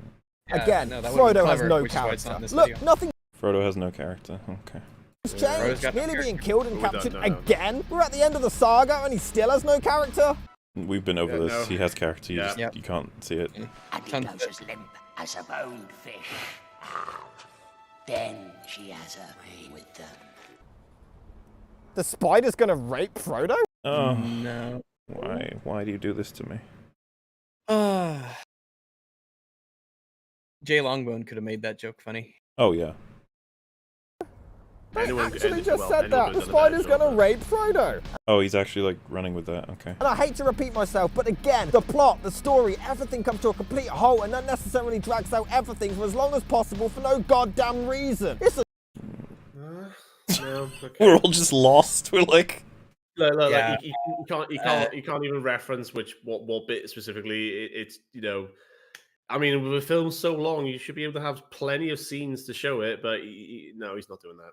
a joke by this I point. feel like this is kind of like Grandpa sitting in the corner talking about the reptoids and these things like that, and you're just you just kind of nod along. It's like, yep, yeah, I know. The bad Yeah, stuff, man, Grandpa. it's all padding. There are no characters. The worst thing ever. Harry Potter's so good, Grandpappy. Oh, yeah, it's we should watch Harry Love Potter it. again. I like the part with the cup that chooses people for the race or whatever.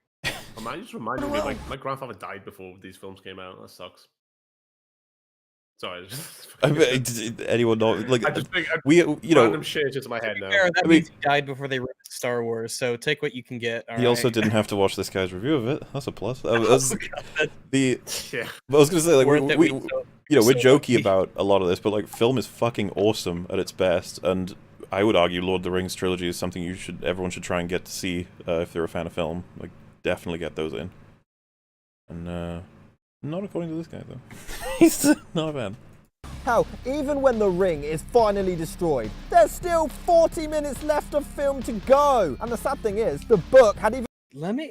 40 minutes. Let me take a look here to see, because that means there's 20 minutes between. He's probably including the credits. Also, do you guys know that when Aragorn's fighting the cave, I don't know if it's a Mordor troll or whatever, but when he's fighting the troll at the Black Gate, that's meant to be Sauron.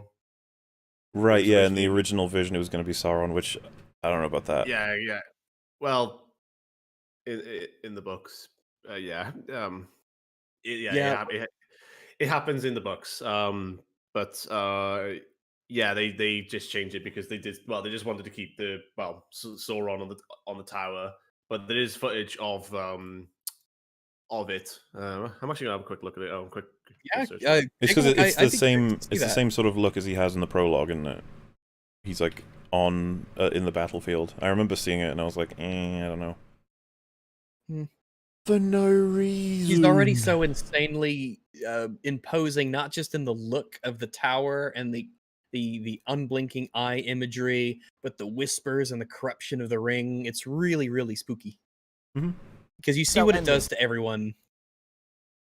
Yeah, Return of the King's movie actually cut down the fucking ending from the novel. They cut away from the battle at one point for quite a while to pad out more time, so when we finally return to it, I've just lost all the shits I gave for the action, and I give I it— thought you didn't give a shit anyway. You've only ever talked about how you don't care about any of it, so the idea that, like, I didn't care because the fight was cut away from, like, nah, fuck off.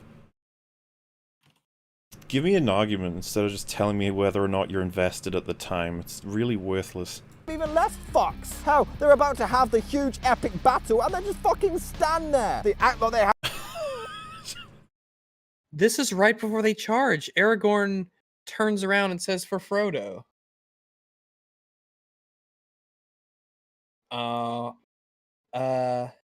This is just work. This is obviously, well, it never became concept art and just stuff like that.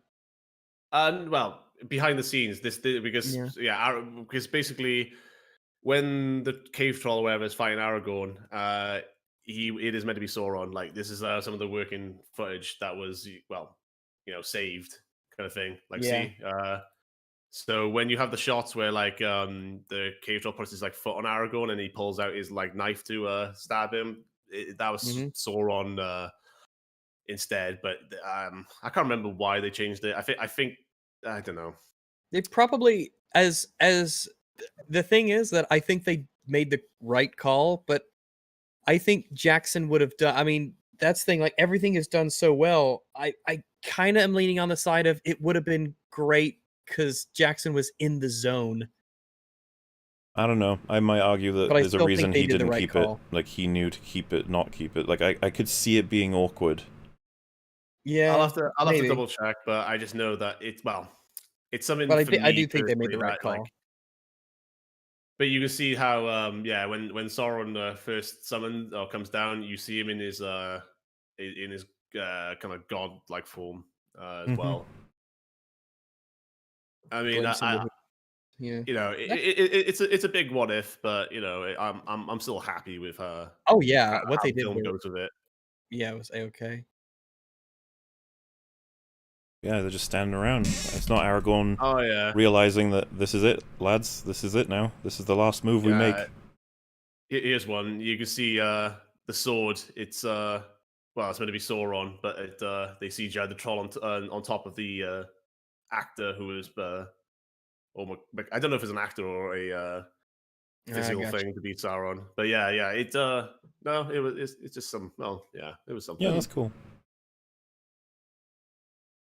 Where the fuck was this the past 8.5 hours? They've never done this before. They always just went straight in a battle, not giving a shit about life or death. What are you talking about? They often before battle prepare. What, you criticized the speech that Theoden gave before they went into battle? What do you mean? Why is it that if we had multiple battles in which they attacked immediately, that we couldn't have a battle where they didn't attack immediately? Yeah. Whoa. Bad. There we are. Jackson was worried having Aragorn fight Sauron would take the tension away from Frodo and Gollum at Mount Doom. Yeah? Yeah, I think it could potentially confuse a viewer as to what the real fight is. Yeah. No, that's not. That was my mistake. That's the third age. Just a Isildur fighting. I was gonna say it looks like a Isildur. Yeah, because you can see Elrond's there too. The elves, yeah, I was about to say. Yeah, that's that just came up when I googled the images. Yeah. Still cool. Death, and now all of a sudden, maybe war is bad. Let's kill some more time. Now, maybe war is bad? This film does not say war is bad in the sense of like film definitely goes for the violence is bad, but we definitely have to fight for the things we care about, and this fight is definitely justified, and we have to fight. Fuck it, time for some awesome fight scenes! And why the hell isn't Mount Doom cut off? You'd think since this is the only place the ring can be destroyed, there'd be an army protecting it, or every possible entrance to the place would be destroyed. I think there's something there, actually, as an argument. Yeah, you'd think Sauron would have absolute control over this place, because it's the only place the ring could be destroyed. What was Gandalf's plan? subterfuge. The whole thing. I get it. You know, you could have like I don't know a god there or something, but the Alright, whole thing George. was that Gandalf's plan was subterfuge. Nobody would suspect that there would be a hobbit walking into Mordor. Yeah. Yeah, I could see it both ways. I do think it would be if I was Sauron and I was like, the only way to kill me for good is to drop the ring in the volcano. I'm like, you know what? Just Gonna wall put up a the door on entrance, that you know? Wall up the entrance Yeah, yeah. until... Keep a ring waif nearby, or you know, because obviously, well, orcs aren't reliable. They're just as likely to fight each other than anyone else. So I Also, wouldn't, you know, as someone mentioned, he was under the impression at this point in the movie that Pippin had the ring, I believe. What? Yeah, that's yeah. Oh yeah, that's right, because of the Palantir, yeah. Yeah, he Yeah, you says- think yeah. That's So why again, Gandalf Palantir- takes Pippin with him. Pippin's at the front gate, so Yeah, this is what I mean. There's Or- room here to figure that Sauron was doing, you know, not necessarily the best thing, but an okay thing. And not just that, but good point as well from chat. It never occurred to Sauron that N would want to destroy the ring. That too, like you know. yeah, if it's corrupting influence that makes people do nothing but desire it, and for the last, forever, it's always corrupted people essentially. Yeah, that's fair enough. It's got a proven track record that It's almost like a anyone who comes fail-safe in that contact whoever with it wants tries keep to it. throw it in will be like, no, actually. Maybe that's what, because a lot of people, I don't think he's going to do it, but some people point out that Elrond not preventing Isildur from throwing it in is a flaw. Maybe it's because if Elrond was to be the one to throw it, he wouldn't be able to, because elves seem to be very corruptible from the brief moment we had with Galadriel. Also, let's consider what would happen if Elrond killed Isildur. Yeah, that would be a bit of elven human relationships. Yeah, you get a war.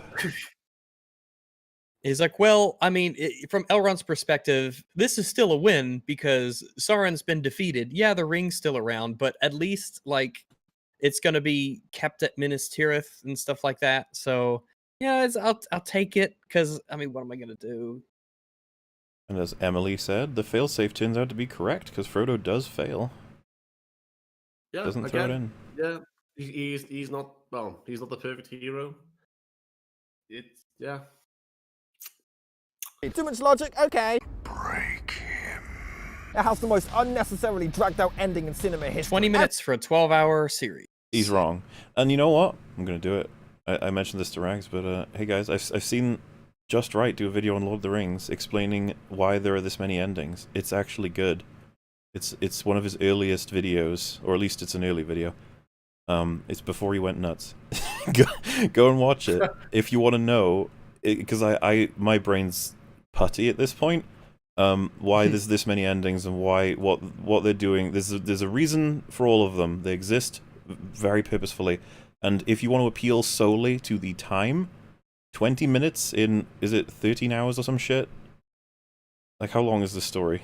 I always, again, putty. The point is, it's enough. I mean, if we were to like compare this like to a TV show, you know, I don't think anyone would have issue with a 20-minute outro or ending. You know, it's just because it's a film format and it's one of the few films that does it. And I don't know, you know, if it's not quantity over quality. It's both. Everything is amazing. Yeah, I think that's actually one of the bigger points he makes in his video is plot versus story. And at first I was like, is this pretentious? And it's like, so plot's usually generated by characters having wants and needs, right? That's the simple way of looking at it. The goal is destroy the ring. That's our plot. The plot's completed. The story's not over. We've still got things to resolve, and that's what the endings are for. Closure, resolution. There's a lot of things to explain the purpose of them and why they're so meaningful. If you're sitting in the cinema like, I saw the ring get destroyed, I'm done, let me go. Just go. You don't have to watch it, okay? Just go. If you don't want to see how all of everything ends up, like, and I'm almost feeling like just go watch Just Right's video about it. He's gonna explain it faster and more efficiently than I can. And I can't even necessarily pull apart each of the individual endings right now, because I'm again, brain power, very low. This has been a ride, okay? A journey. Yeah. Look, Weekend Warrior is dead. Skeptic is dead. I know. I'm dead. dying. We're so close. Okay, guys, so close. Everyone, including fans of the film, have made fun of it, so I don't really need to, but I'm going to anyway. It's stupid. You finished it.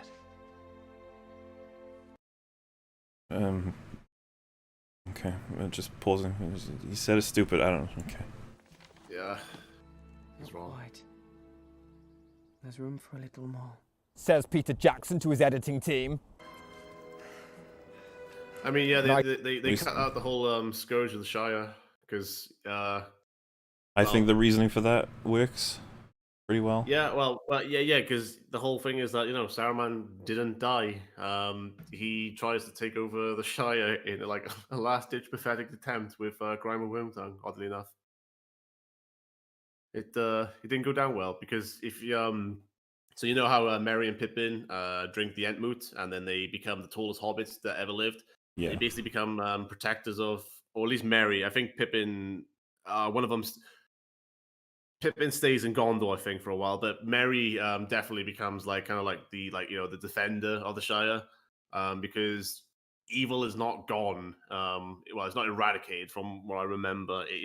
There's obviously still the fight bad, continues. evil men, but I think orcs and all that are gone. But men can still be evil and still rape and pillage and take what they want. They don't have to. There's not order, but there's not complete order throughout the world. But yeah, they cut all that out, and I don't know. Thank fuck after all this, it would just be so anticlimactic just to have like that at the end, or just to have that. Well, people will complain about that because that would that's like at least like 30 minutes worth. There's a potential to make it work. I just think the ending they went with fit a lot better with the story we had. That's all. Yeah. Nice app. They're just as gay here, so I'm not going to miss. More gay. You came right in for a gay. You just there was a gay. So Oh any boy, jokes? sweet. Here we go. I could help a bit. I could carry it for a Oh while. no, he's gonna do it. Oh, he's rolling out a lot of gay in a row now. Suck your balls for a while. I can suck your balls for a while. Touch him again. That's my job. Thank goodness Armoured Skeptic didn't have to deal with this. He would have died like twice. He would have never come back. We would have scared him off. Is that true, guys? Is that actually his 37th gay joke, or you just? Yeah, Have you guys, it could actually be. You guys actually counting this? I mean, not. To their credit, the acting Well, is we had to incredible. have that reference, didn't we? Except for here when Sam clearly rapes an orc. Yeah, with Stinger. Yeah, I mean, it's just a whole bunch of jokes in a row that are really shit. All right. It's a pretty damn good sword. It's pretty good at killing orcs. Clearly, All just right, put his penis guess. up the orc's butt. All right. Just saying, we all just saw it. Do you remember the taste of strawberries? I fed them to you on a hammer because I nibbled your ear. Wow, we're still doing this. Okay. Sorry. All right. Just, I yeah. guess he thought this was really fucking funny. And the film clearly grew defensive of this because at the end, The film clearly grew defensive. This is at the beginning. This is set up, you froob. Like, are you not paying attention? Froob. Sam really fucking quickly rushes to marry this woman he barely knows. And was He rushes to marry a woman he barely Literally, knows. like, Missed all two of the different setup. scenes in the opening. Missed the like, setup. Oh well. barely ever mentioned. He Just looks at her at the party. He looks at her at the bar. Did you catch like, that? He's clearly Barely ever interested in her. mentioned. I think that was his way of being like, yeah, okay, there was something at the beginning. I better mention vaguely that that's a thing to get out of this. It's like, okay. to let everybody know that he's not gay and he's led Frodo He lets everyone know he's not gay. on this entire time. I Seriously, did it's so joke out in of nowhere. Discord that it's when people pointed out him marrying Rosie, I was like, yeah, he's in denial. Okay. And random. Just like Nah, Gimli. Brilliant screenwriting. What is that? And how did Dildo age so much in just 4 years? ring. Oh my god, kill me. It's so obvious the ring gives people unnaturally long lives. Does he think this has So when nothing he to do with the loses the- ring and he just really aged badly in a year? Galadriel even Clearly like, Bilbo's monologue just it. Once you hit 40, it's just it's done. Yeah, it's downhill. It's done. Yeah, but it's like an Asian woman. Who knew Bilbo was Asian? Yeah. So, was it because how come it would affect Gollum almost And I just want to say, while we're talking about Bilbo here in this scene, like I get teary-eyed every fucking time I watch this because it's Bilbo's ending here is perfect. He's happy to go on another adventure. There's the goodbyes. Gandalf's going. Frodo leaves. The elves are off on their way. The music's it's just so fucking good. It's just so good. No, to too hear long. people say this is bad when I'm watching this with tears in my eyes because it's so fucking perfect. It really annoys me. Really annoys me. Too long. Too long. What is that? And how did Dildo age so much in just 4 years or so? Was it the ring? Because how come it would affect Gollum almost instantly, but it took a while to affect Frodo or anyone else? It affects different people differently. Have you been watching the film or not? Funny enough, one of the guys in chat just said that. Hang on, let me just get it back up. Yeah, he may have watched the movies, but he didn't watch the movies. Yeah, I know. Yeah, exactly. Why does Frodo leave anyway? Why? There's no goddamn reason. Oh, he missed all of it. Of course he missed all of it. He read the books, though. He should have known this. He's missed entirely Frodo's journey. Whatever. I can't be fucked to explain it to him. I know. I'm The script forgot to give me a reason, so... Go away, Doug. You don't need to be here. Oh, and look. Please don't tell me. Oh, no. The Star Screen made the same fucking mistake. Because it's a mixture of the effect the ring had on him and the Morgul wound, I believe. It's not just that he has the power of YouTube, not YouTube, power of Google, as he's literally showed us with this screenshot, and yet He still doesn't get it. Like, it's still not something he's found. And yet he still has that take on Gimli. He still has that. Well, take. that's yeah. This shouldn't shock anyone at this point. He thinks Gimli wants Frodo dead. This is so poorly researched and poorly analyzed. It's like this is fucking beyond. Like, Quentin Reviews said that a review is nothing more than a description of an experience. Quentin, do you have any issue to take with this video at all? Is it fine? Is it just a description of an experience? Is that all? Are you a fan of the Lord of the Rings by chance, or who isn't? You know, like, apart from this dude. Well, apparently there are some people who take grievances with. I'm just not a fan of Lord of the Rings. Gimli's, you know, just his attitude toward Frodo and Sam is just abhorrent. The desire to see them suffer, it's fucked up. Please end this. I looked it up because I thought maybe I missed something, and the reason given is that he was too traumatized by his journey that he just had to leave. One, that doesn't make any sense. How does it not make sense? How I want you to. Oh, fuck me. I need to explain to me what about that doesn't make sense. I need to know. I need some explanation for this madness. I need some answers.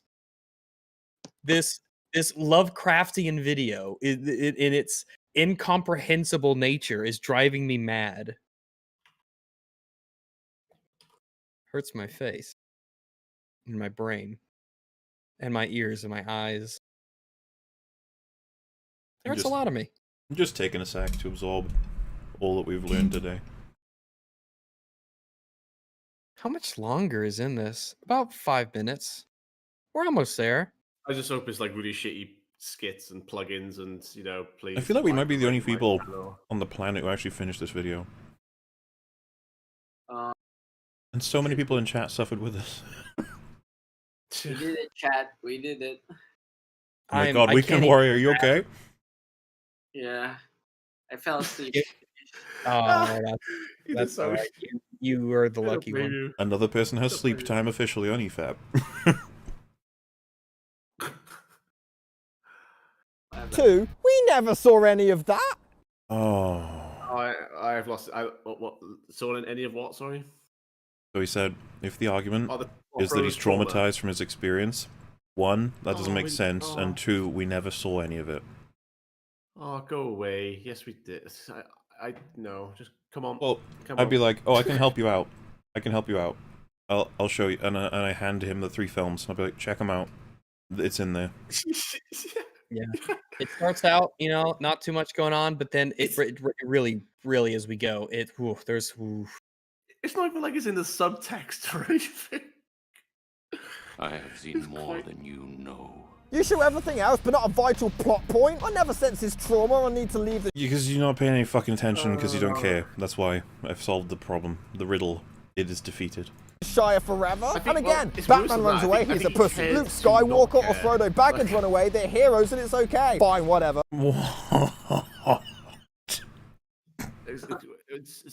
You just compared Frodo to what they did to Luke in TLJ. What is happening? I can't wait for my shower after this. It's gonna be so good. I'm just gonna carry I can't. So this is tough. Maybe get away from Sam. No, Mr. Frodo, you're supposed to kiss my dick. More will come. And the final. They're gay. They're gay. They're so gay. Final of the movie. I mean, after everything Wait, Sam did you're for back. Frodo, I would probably want He's to suck got his 3 dick, kids! Like, no lie. Like 4 years. Oh no, you pointed out that he's heterosexual. This is the meme again, where he takes a line of dialogue and he's like, he just interprets What it was in the wrong only with way him? that could possibly be nonsensical. Sam, you comes came back- back to the Shire before, and you're back now? Are you nuts? It's like, alright then, you did it. Criticism, everyone. Did you learn something? Oh, dramatic. You've been back years. What? How did? I don't understand. There he is! That's the most truest statement he's made this whole fucking film, show, video. Thank fuck. Please be the rest of the film, video. Please be it. Yeah, I want to see some police brutality. Come on. Hold on. Christ, dude. You give a shit for Peter Jackson's fucking directed. No, this is funny, you don't get it. I just don't like the movies. Oh, I know. We know Have that. you seen this man? Oh He's my wanted goodness. for one of the worst crimes we have ever met. If you have nerves in the room, We please just stop and go look on. away there. His crime isn't disliking Lord of the Rings, it's hideously miswatching them. That's all I can describe it as. He fucked up. he managed to watch a movie without taking in barely fucking any of it. It's insane. And he's created a video that nobody will hopefully take seriously because all you have to do is see the movies to just wow. You know what? I feel like all the people who asked us to watch this for a very long time, they must have seen it and they were like, you have to destroy this thing. It's the worst thing ever for Lord of the Rings. It's so unfair. I don't know who I'm more angry at, the person who made this video or the people who encouraged him to make this video. Yes. Maybe they knew exactly what would happen and this is some super 4D chess maneuver they're playing to get back at him, in which case, bravo. However, if they're trying to watch out for him, then like, wow, Yeah. what terrible advice. It was certainly the long con because there's like 3 years in the run-in. Like, the whole, well, yeah, you just see, god damn. Yeah, pretty much. Like I'm like I'm kind of feeling like quite lightheaded right now, but I did like slice my ear open this morning when I was shaving my head, so I'm just like I'm wondering if like the blood loss is coming back. I was gonna say maybe that helped with this. It's funny, right? Alive for questioning. Hey, what are you doing in here? Kids are too long. There's no way I'm not finishing this video if we're getting this far, okay? Oh yeah, no. Anywhere. Wait, was that a Madame McCann reference there? Fuck It hell, was, man. yeah. This is a good night. What? Oh. Oh. Right, 5. My name is Lockwood, Last name is spot on. and I hate Lord of the Rings. He's a villain. He's a rat. I'll mention it quickly, but after the release of these films, The Hobbit was then made as a trilogy despite being one short book. The first film, for instance, is based on just 3 chapters, and it's furthermore an excuse to just make money with even more The first padding film and filler. is just the first film. Oh, he's still talking about. Okay, Better to okay. think about that, so let's just stick to the original trilogy. Oh, I think okay. the movies are coated with filler, unnecessary scenes that add to nothing story or character-wise, bland characters that have no personalities, awful dialogue that people forgive and ignore for some reason. But in that same respect, I can honestly completely understand. He thinks he's proven this, by the way. Yeah, I've proven it by asserting that they're dumb by saying them again in a stupid voice out of context. You can see why exactly it is so successful. I can see the appeal and I can perfectly understand why they're so loved by everyone. They're well put together, I just fault the writing mostly and some of the acting. See, you can all love the films and I just can't. I'm sorry, I really am. I've tried to enjoy these films, I've watched them 3 times. No. God, man. 3 times. You missed, and how, and after 3 times, you still thought Gimli hated Frodo. Yeah. He was convinced, right? Like, He was sure of it. He double checked. He triple checked. he even wrote it in his video. How did you do that? Like, how that is so impressively bad. That is just like Kind of like an accomplishment, right? I can't. I'm too done to like think of examples to make up. It just, how could I just no, dude. You're so full of shit. Just that's my take. I'm done. And if that upsets you, I apologise. You love them. Thank you. I do think I need to apologize. Apologizing. At least he apologized, guys. Can we interpret this as an apology for the video? I'd like to. Yeah, I'm sorry. I feel like if you want to make I feel like you're gonna have to do something more meaningful. He needs to pay. He needs to show redemption. We need justice. Oh boy.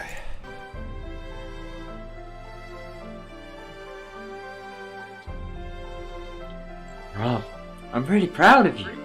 You made it through. All 3 of them. Now, you're forgetting one of the chief reasons. Rob wouldn't have been able to get through the films if it wasn't for Aaron. Now, Mr. Rob, don't poke fun. I was being serious. People, how old is this person? I don't know. Is he 25 or is he 38 or 42? How old is this person? And why is he desperate to hold on to this? So was I. Oh, pardon me, sorry.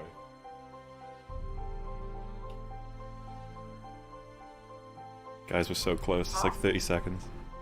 Oh, so close. I'm okay with you dragging this joke out for the rest of the video. I don't care. As long as I get to the end. I'm gonna go off like Mount Doom, Mr. Rob. Oh no. Oh. Oh no. Ooh, can you imagine him pitching this joke to the friend? And being like, please do this?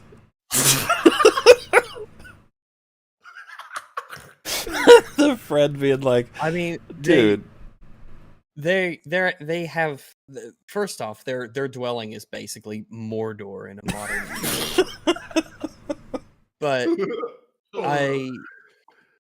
you know that thing I keep saying about why do people in YouTube videos have terrible facial hair?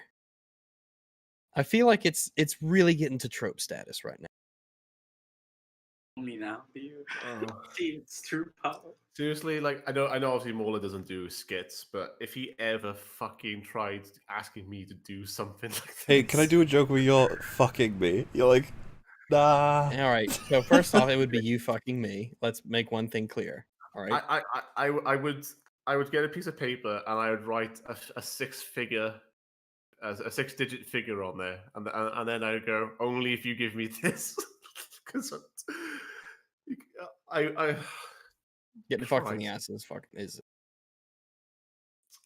I would need to have some serious compensation to this isn't a powerful look for him, is I guess what we're saying. Like it doesn't, but I mean, as long as you laughed, I guess it's funny. Yeah. So also, like, they really think that this is funny. They put so many gay comments in here. They put this. They really thought this was funny. Yeah. Like this was hilarious. Like they watched this back over and they were like, that is hilarious. People, someone's like Goodell bit. What? Have a fucking gay joke? Well, 2 guys fucking at the end of Goodell. Okay. No, just post this video. Like do that if you want. As long as you. No, Sam, don't poke us. I was being kinky. So am I. What? You're like, this is cinematic venom after that moment. That's what you do. You're like, hey, that was me, by the way. Okay. Well, that was... it's over. It's over. No, not yet. We still got 19 seconds of outro. No, it's fine. It's It has what to- about No, that? the music's great. Has to be completed. My girlfriends are just gonna watch this. See, they thought it was hilarious. The thing is, this is right at the end of like an hour plus long video, so no one's gonna see this. Right. Oh, okay. Oh, okay. I hate it. We did it. Guys, So we did it. at the end of the Lord of the Rings, you have Frodo and Sam and Merry and Pippin, and they're all in the bar, and they're all sitting there together. And these four hobbits, they've been through a lot. They've been through a whole lot, and here they are back home in a familiar place with familiar sounds and familiar faces all around them. And here they are sitting together, and no one around them could possibly imagine what they've gone. No one around them in all the Shire could possibly understand the struggles and the hardships and the pain and the horrors that they've had to witness in order to get to that point. But they understand each other. They're the only ones in that room who really get it. That's kind of how I feel. I was waiting for the other shoe to drop there. Yes. And one of this selection of four is traumatized to the point of wanting something else to change. I wonder if that is representative of you, Rags, being like, you know what, that video, that's enough. That's enough right there. You broke it. Like everyone around us is laughing and smiling and dancing and having a good time. I'm just happy to have made it here, honestly. And the pain of my experience I'll carry with me for the rest of my life. It'll never truly be gone. They don't even have to worry about it, but it's something that I've finished and I still can't ever. I feel like I'm gonna be carrying this wound like Frodo fucking did. And like people, chat's been engaged. Like people have been upset. Lord of the Rings, you gotta bring your A game if you're gonna come at Lord of the Rings. It's a tough one.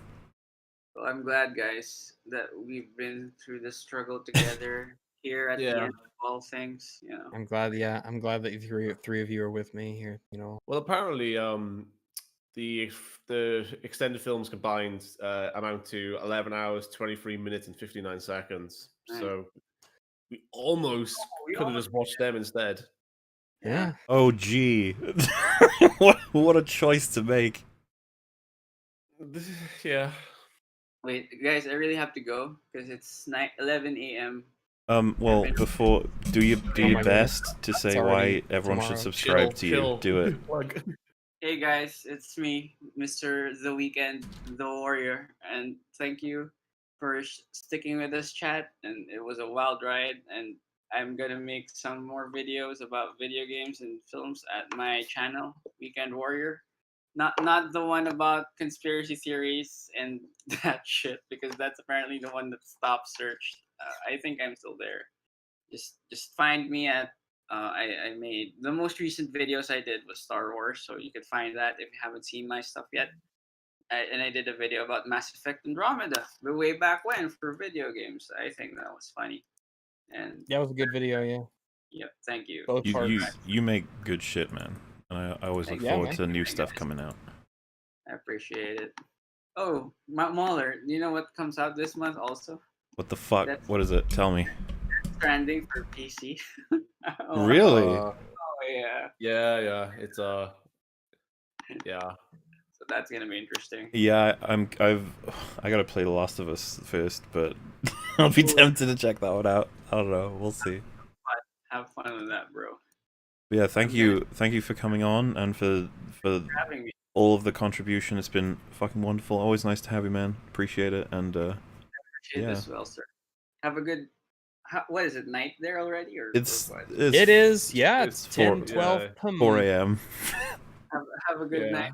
I'll see you guys. Thank you so much for coming, dude. We'll see you around. Bye. Good night. See you later. See you, dude. Goodbye.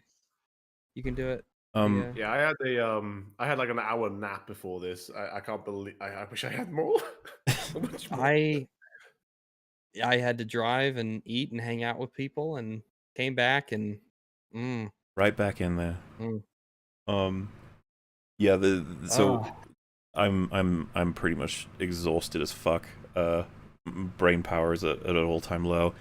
I think Rags and I will probably try and do a catch-up that's essentially going to be the size of an EFAP, I'd imagine, next week, and we will try and do all of the, we got a few left over from other ones, and then this one's as well. I would prefer not to try and do like a weary half an hour or something, and then sort of close it off. I'd rather it just be in a section, so I apologize to all the people who've sent. I'm very curious what people have to say about this one. Yeah, really appreciate all of the donations. We will get to them. It'll be on Moolah. It's just that I'm wrecked. This video took it out of me. Yeah. More, it feels like it was harder than the Cosmo video, and that one was longer. I don't even. This was. How long did it take you to do that? Well, it took us 10 hours of. I'm pretty sure the Cosmo video was like 9 hours and 20 minutes coverage or something. But how long was the video? Sorry. It might have been shorter than this one actually. It doesn't really matter. The coverage is obviously. Yeah, it's yeah.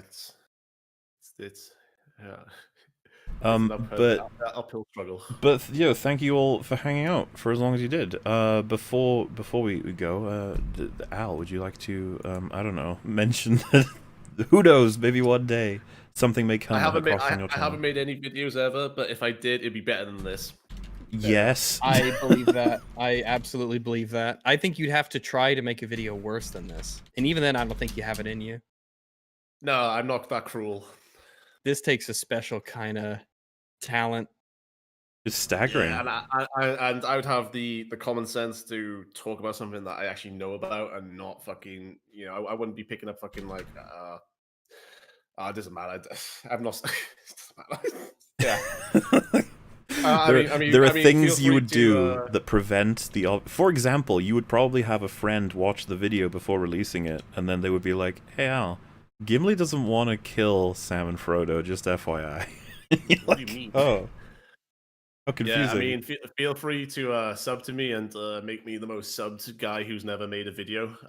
It's always funny watching people who have really shit channels. It's funny to surpass them. Or it would be funny. Oh, and of course, thank you to Armoured Skeptic. New blood on some EFAP. He was awesome guest, very engaged, and I'm really happy he stayed for as long as he did. Hopefully, everybody had fun. Is there anything you guys would like to say before we close out? No. I think Thanks yeah. for listening. I will gladly will defend the Lord of the Rings movies.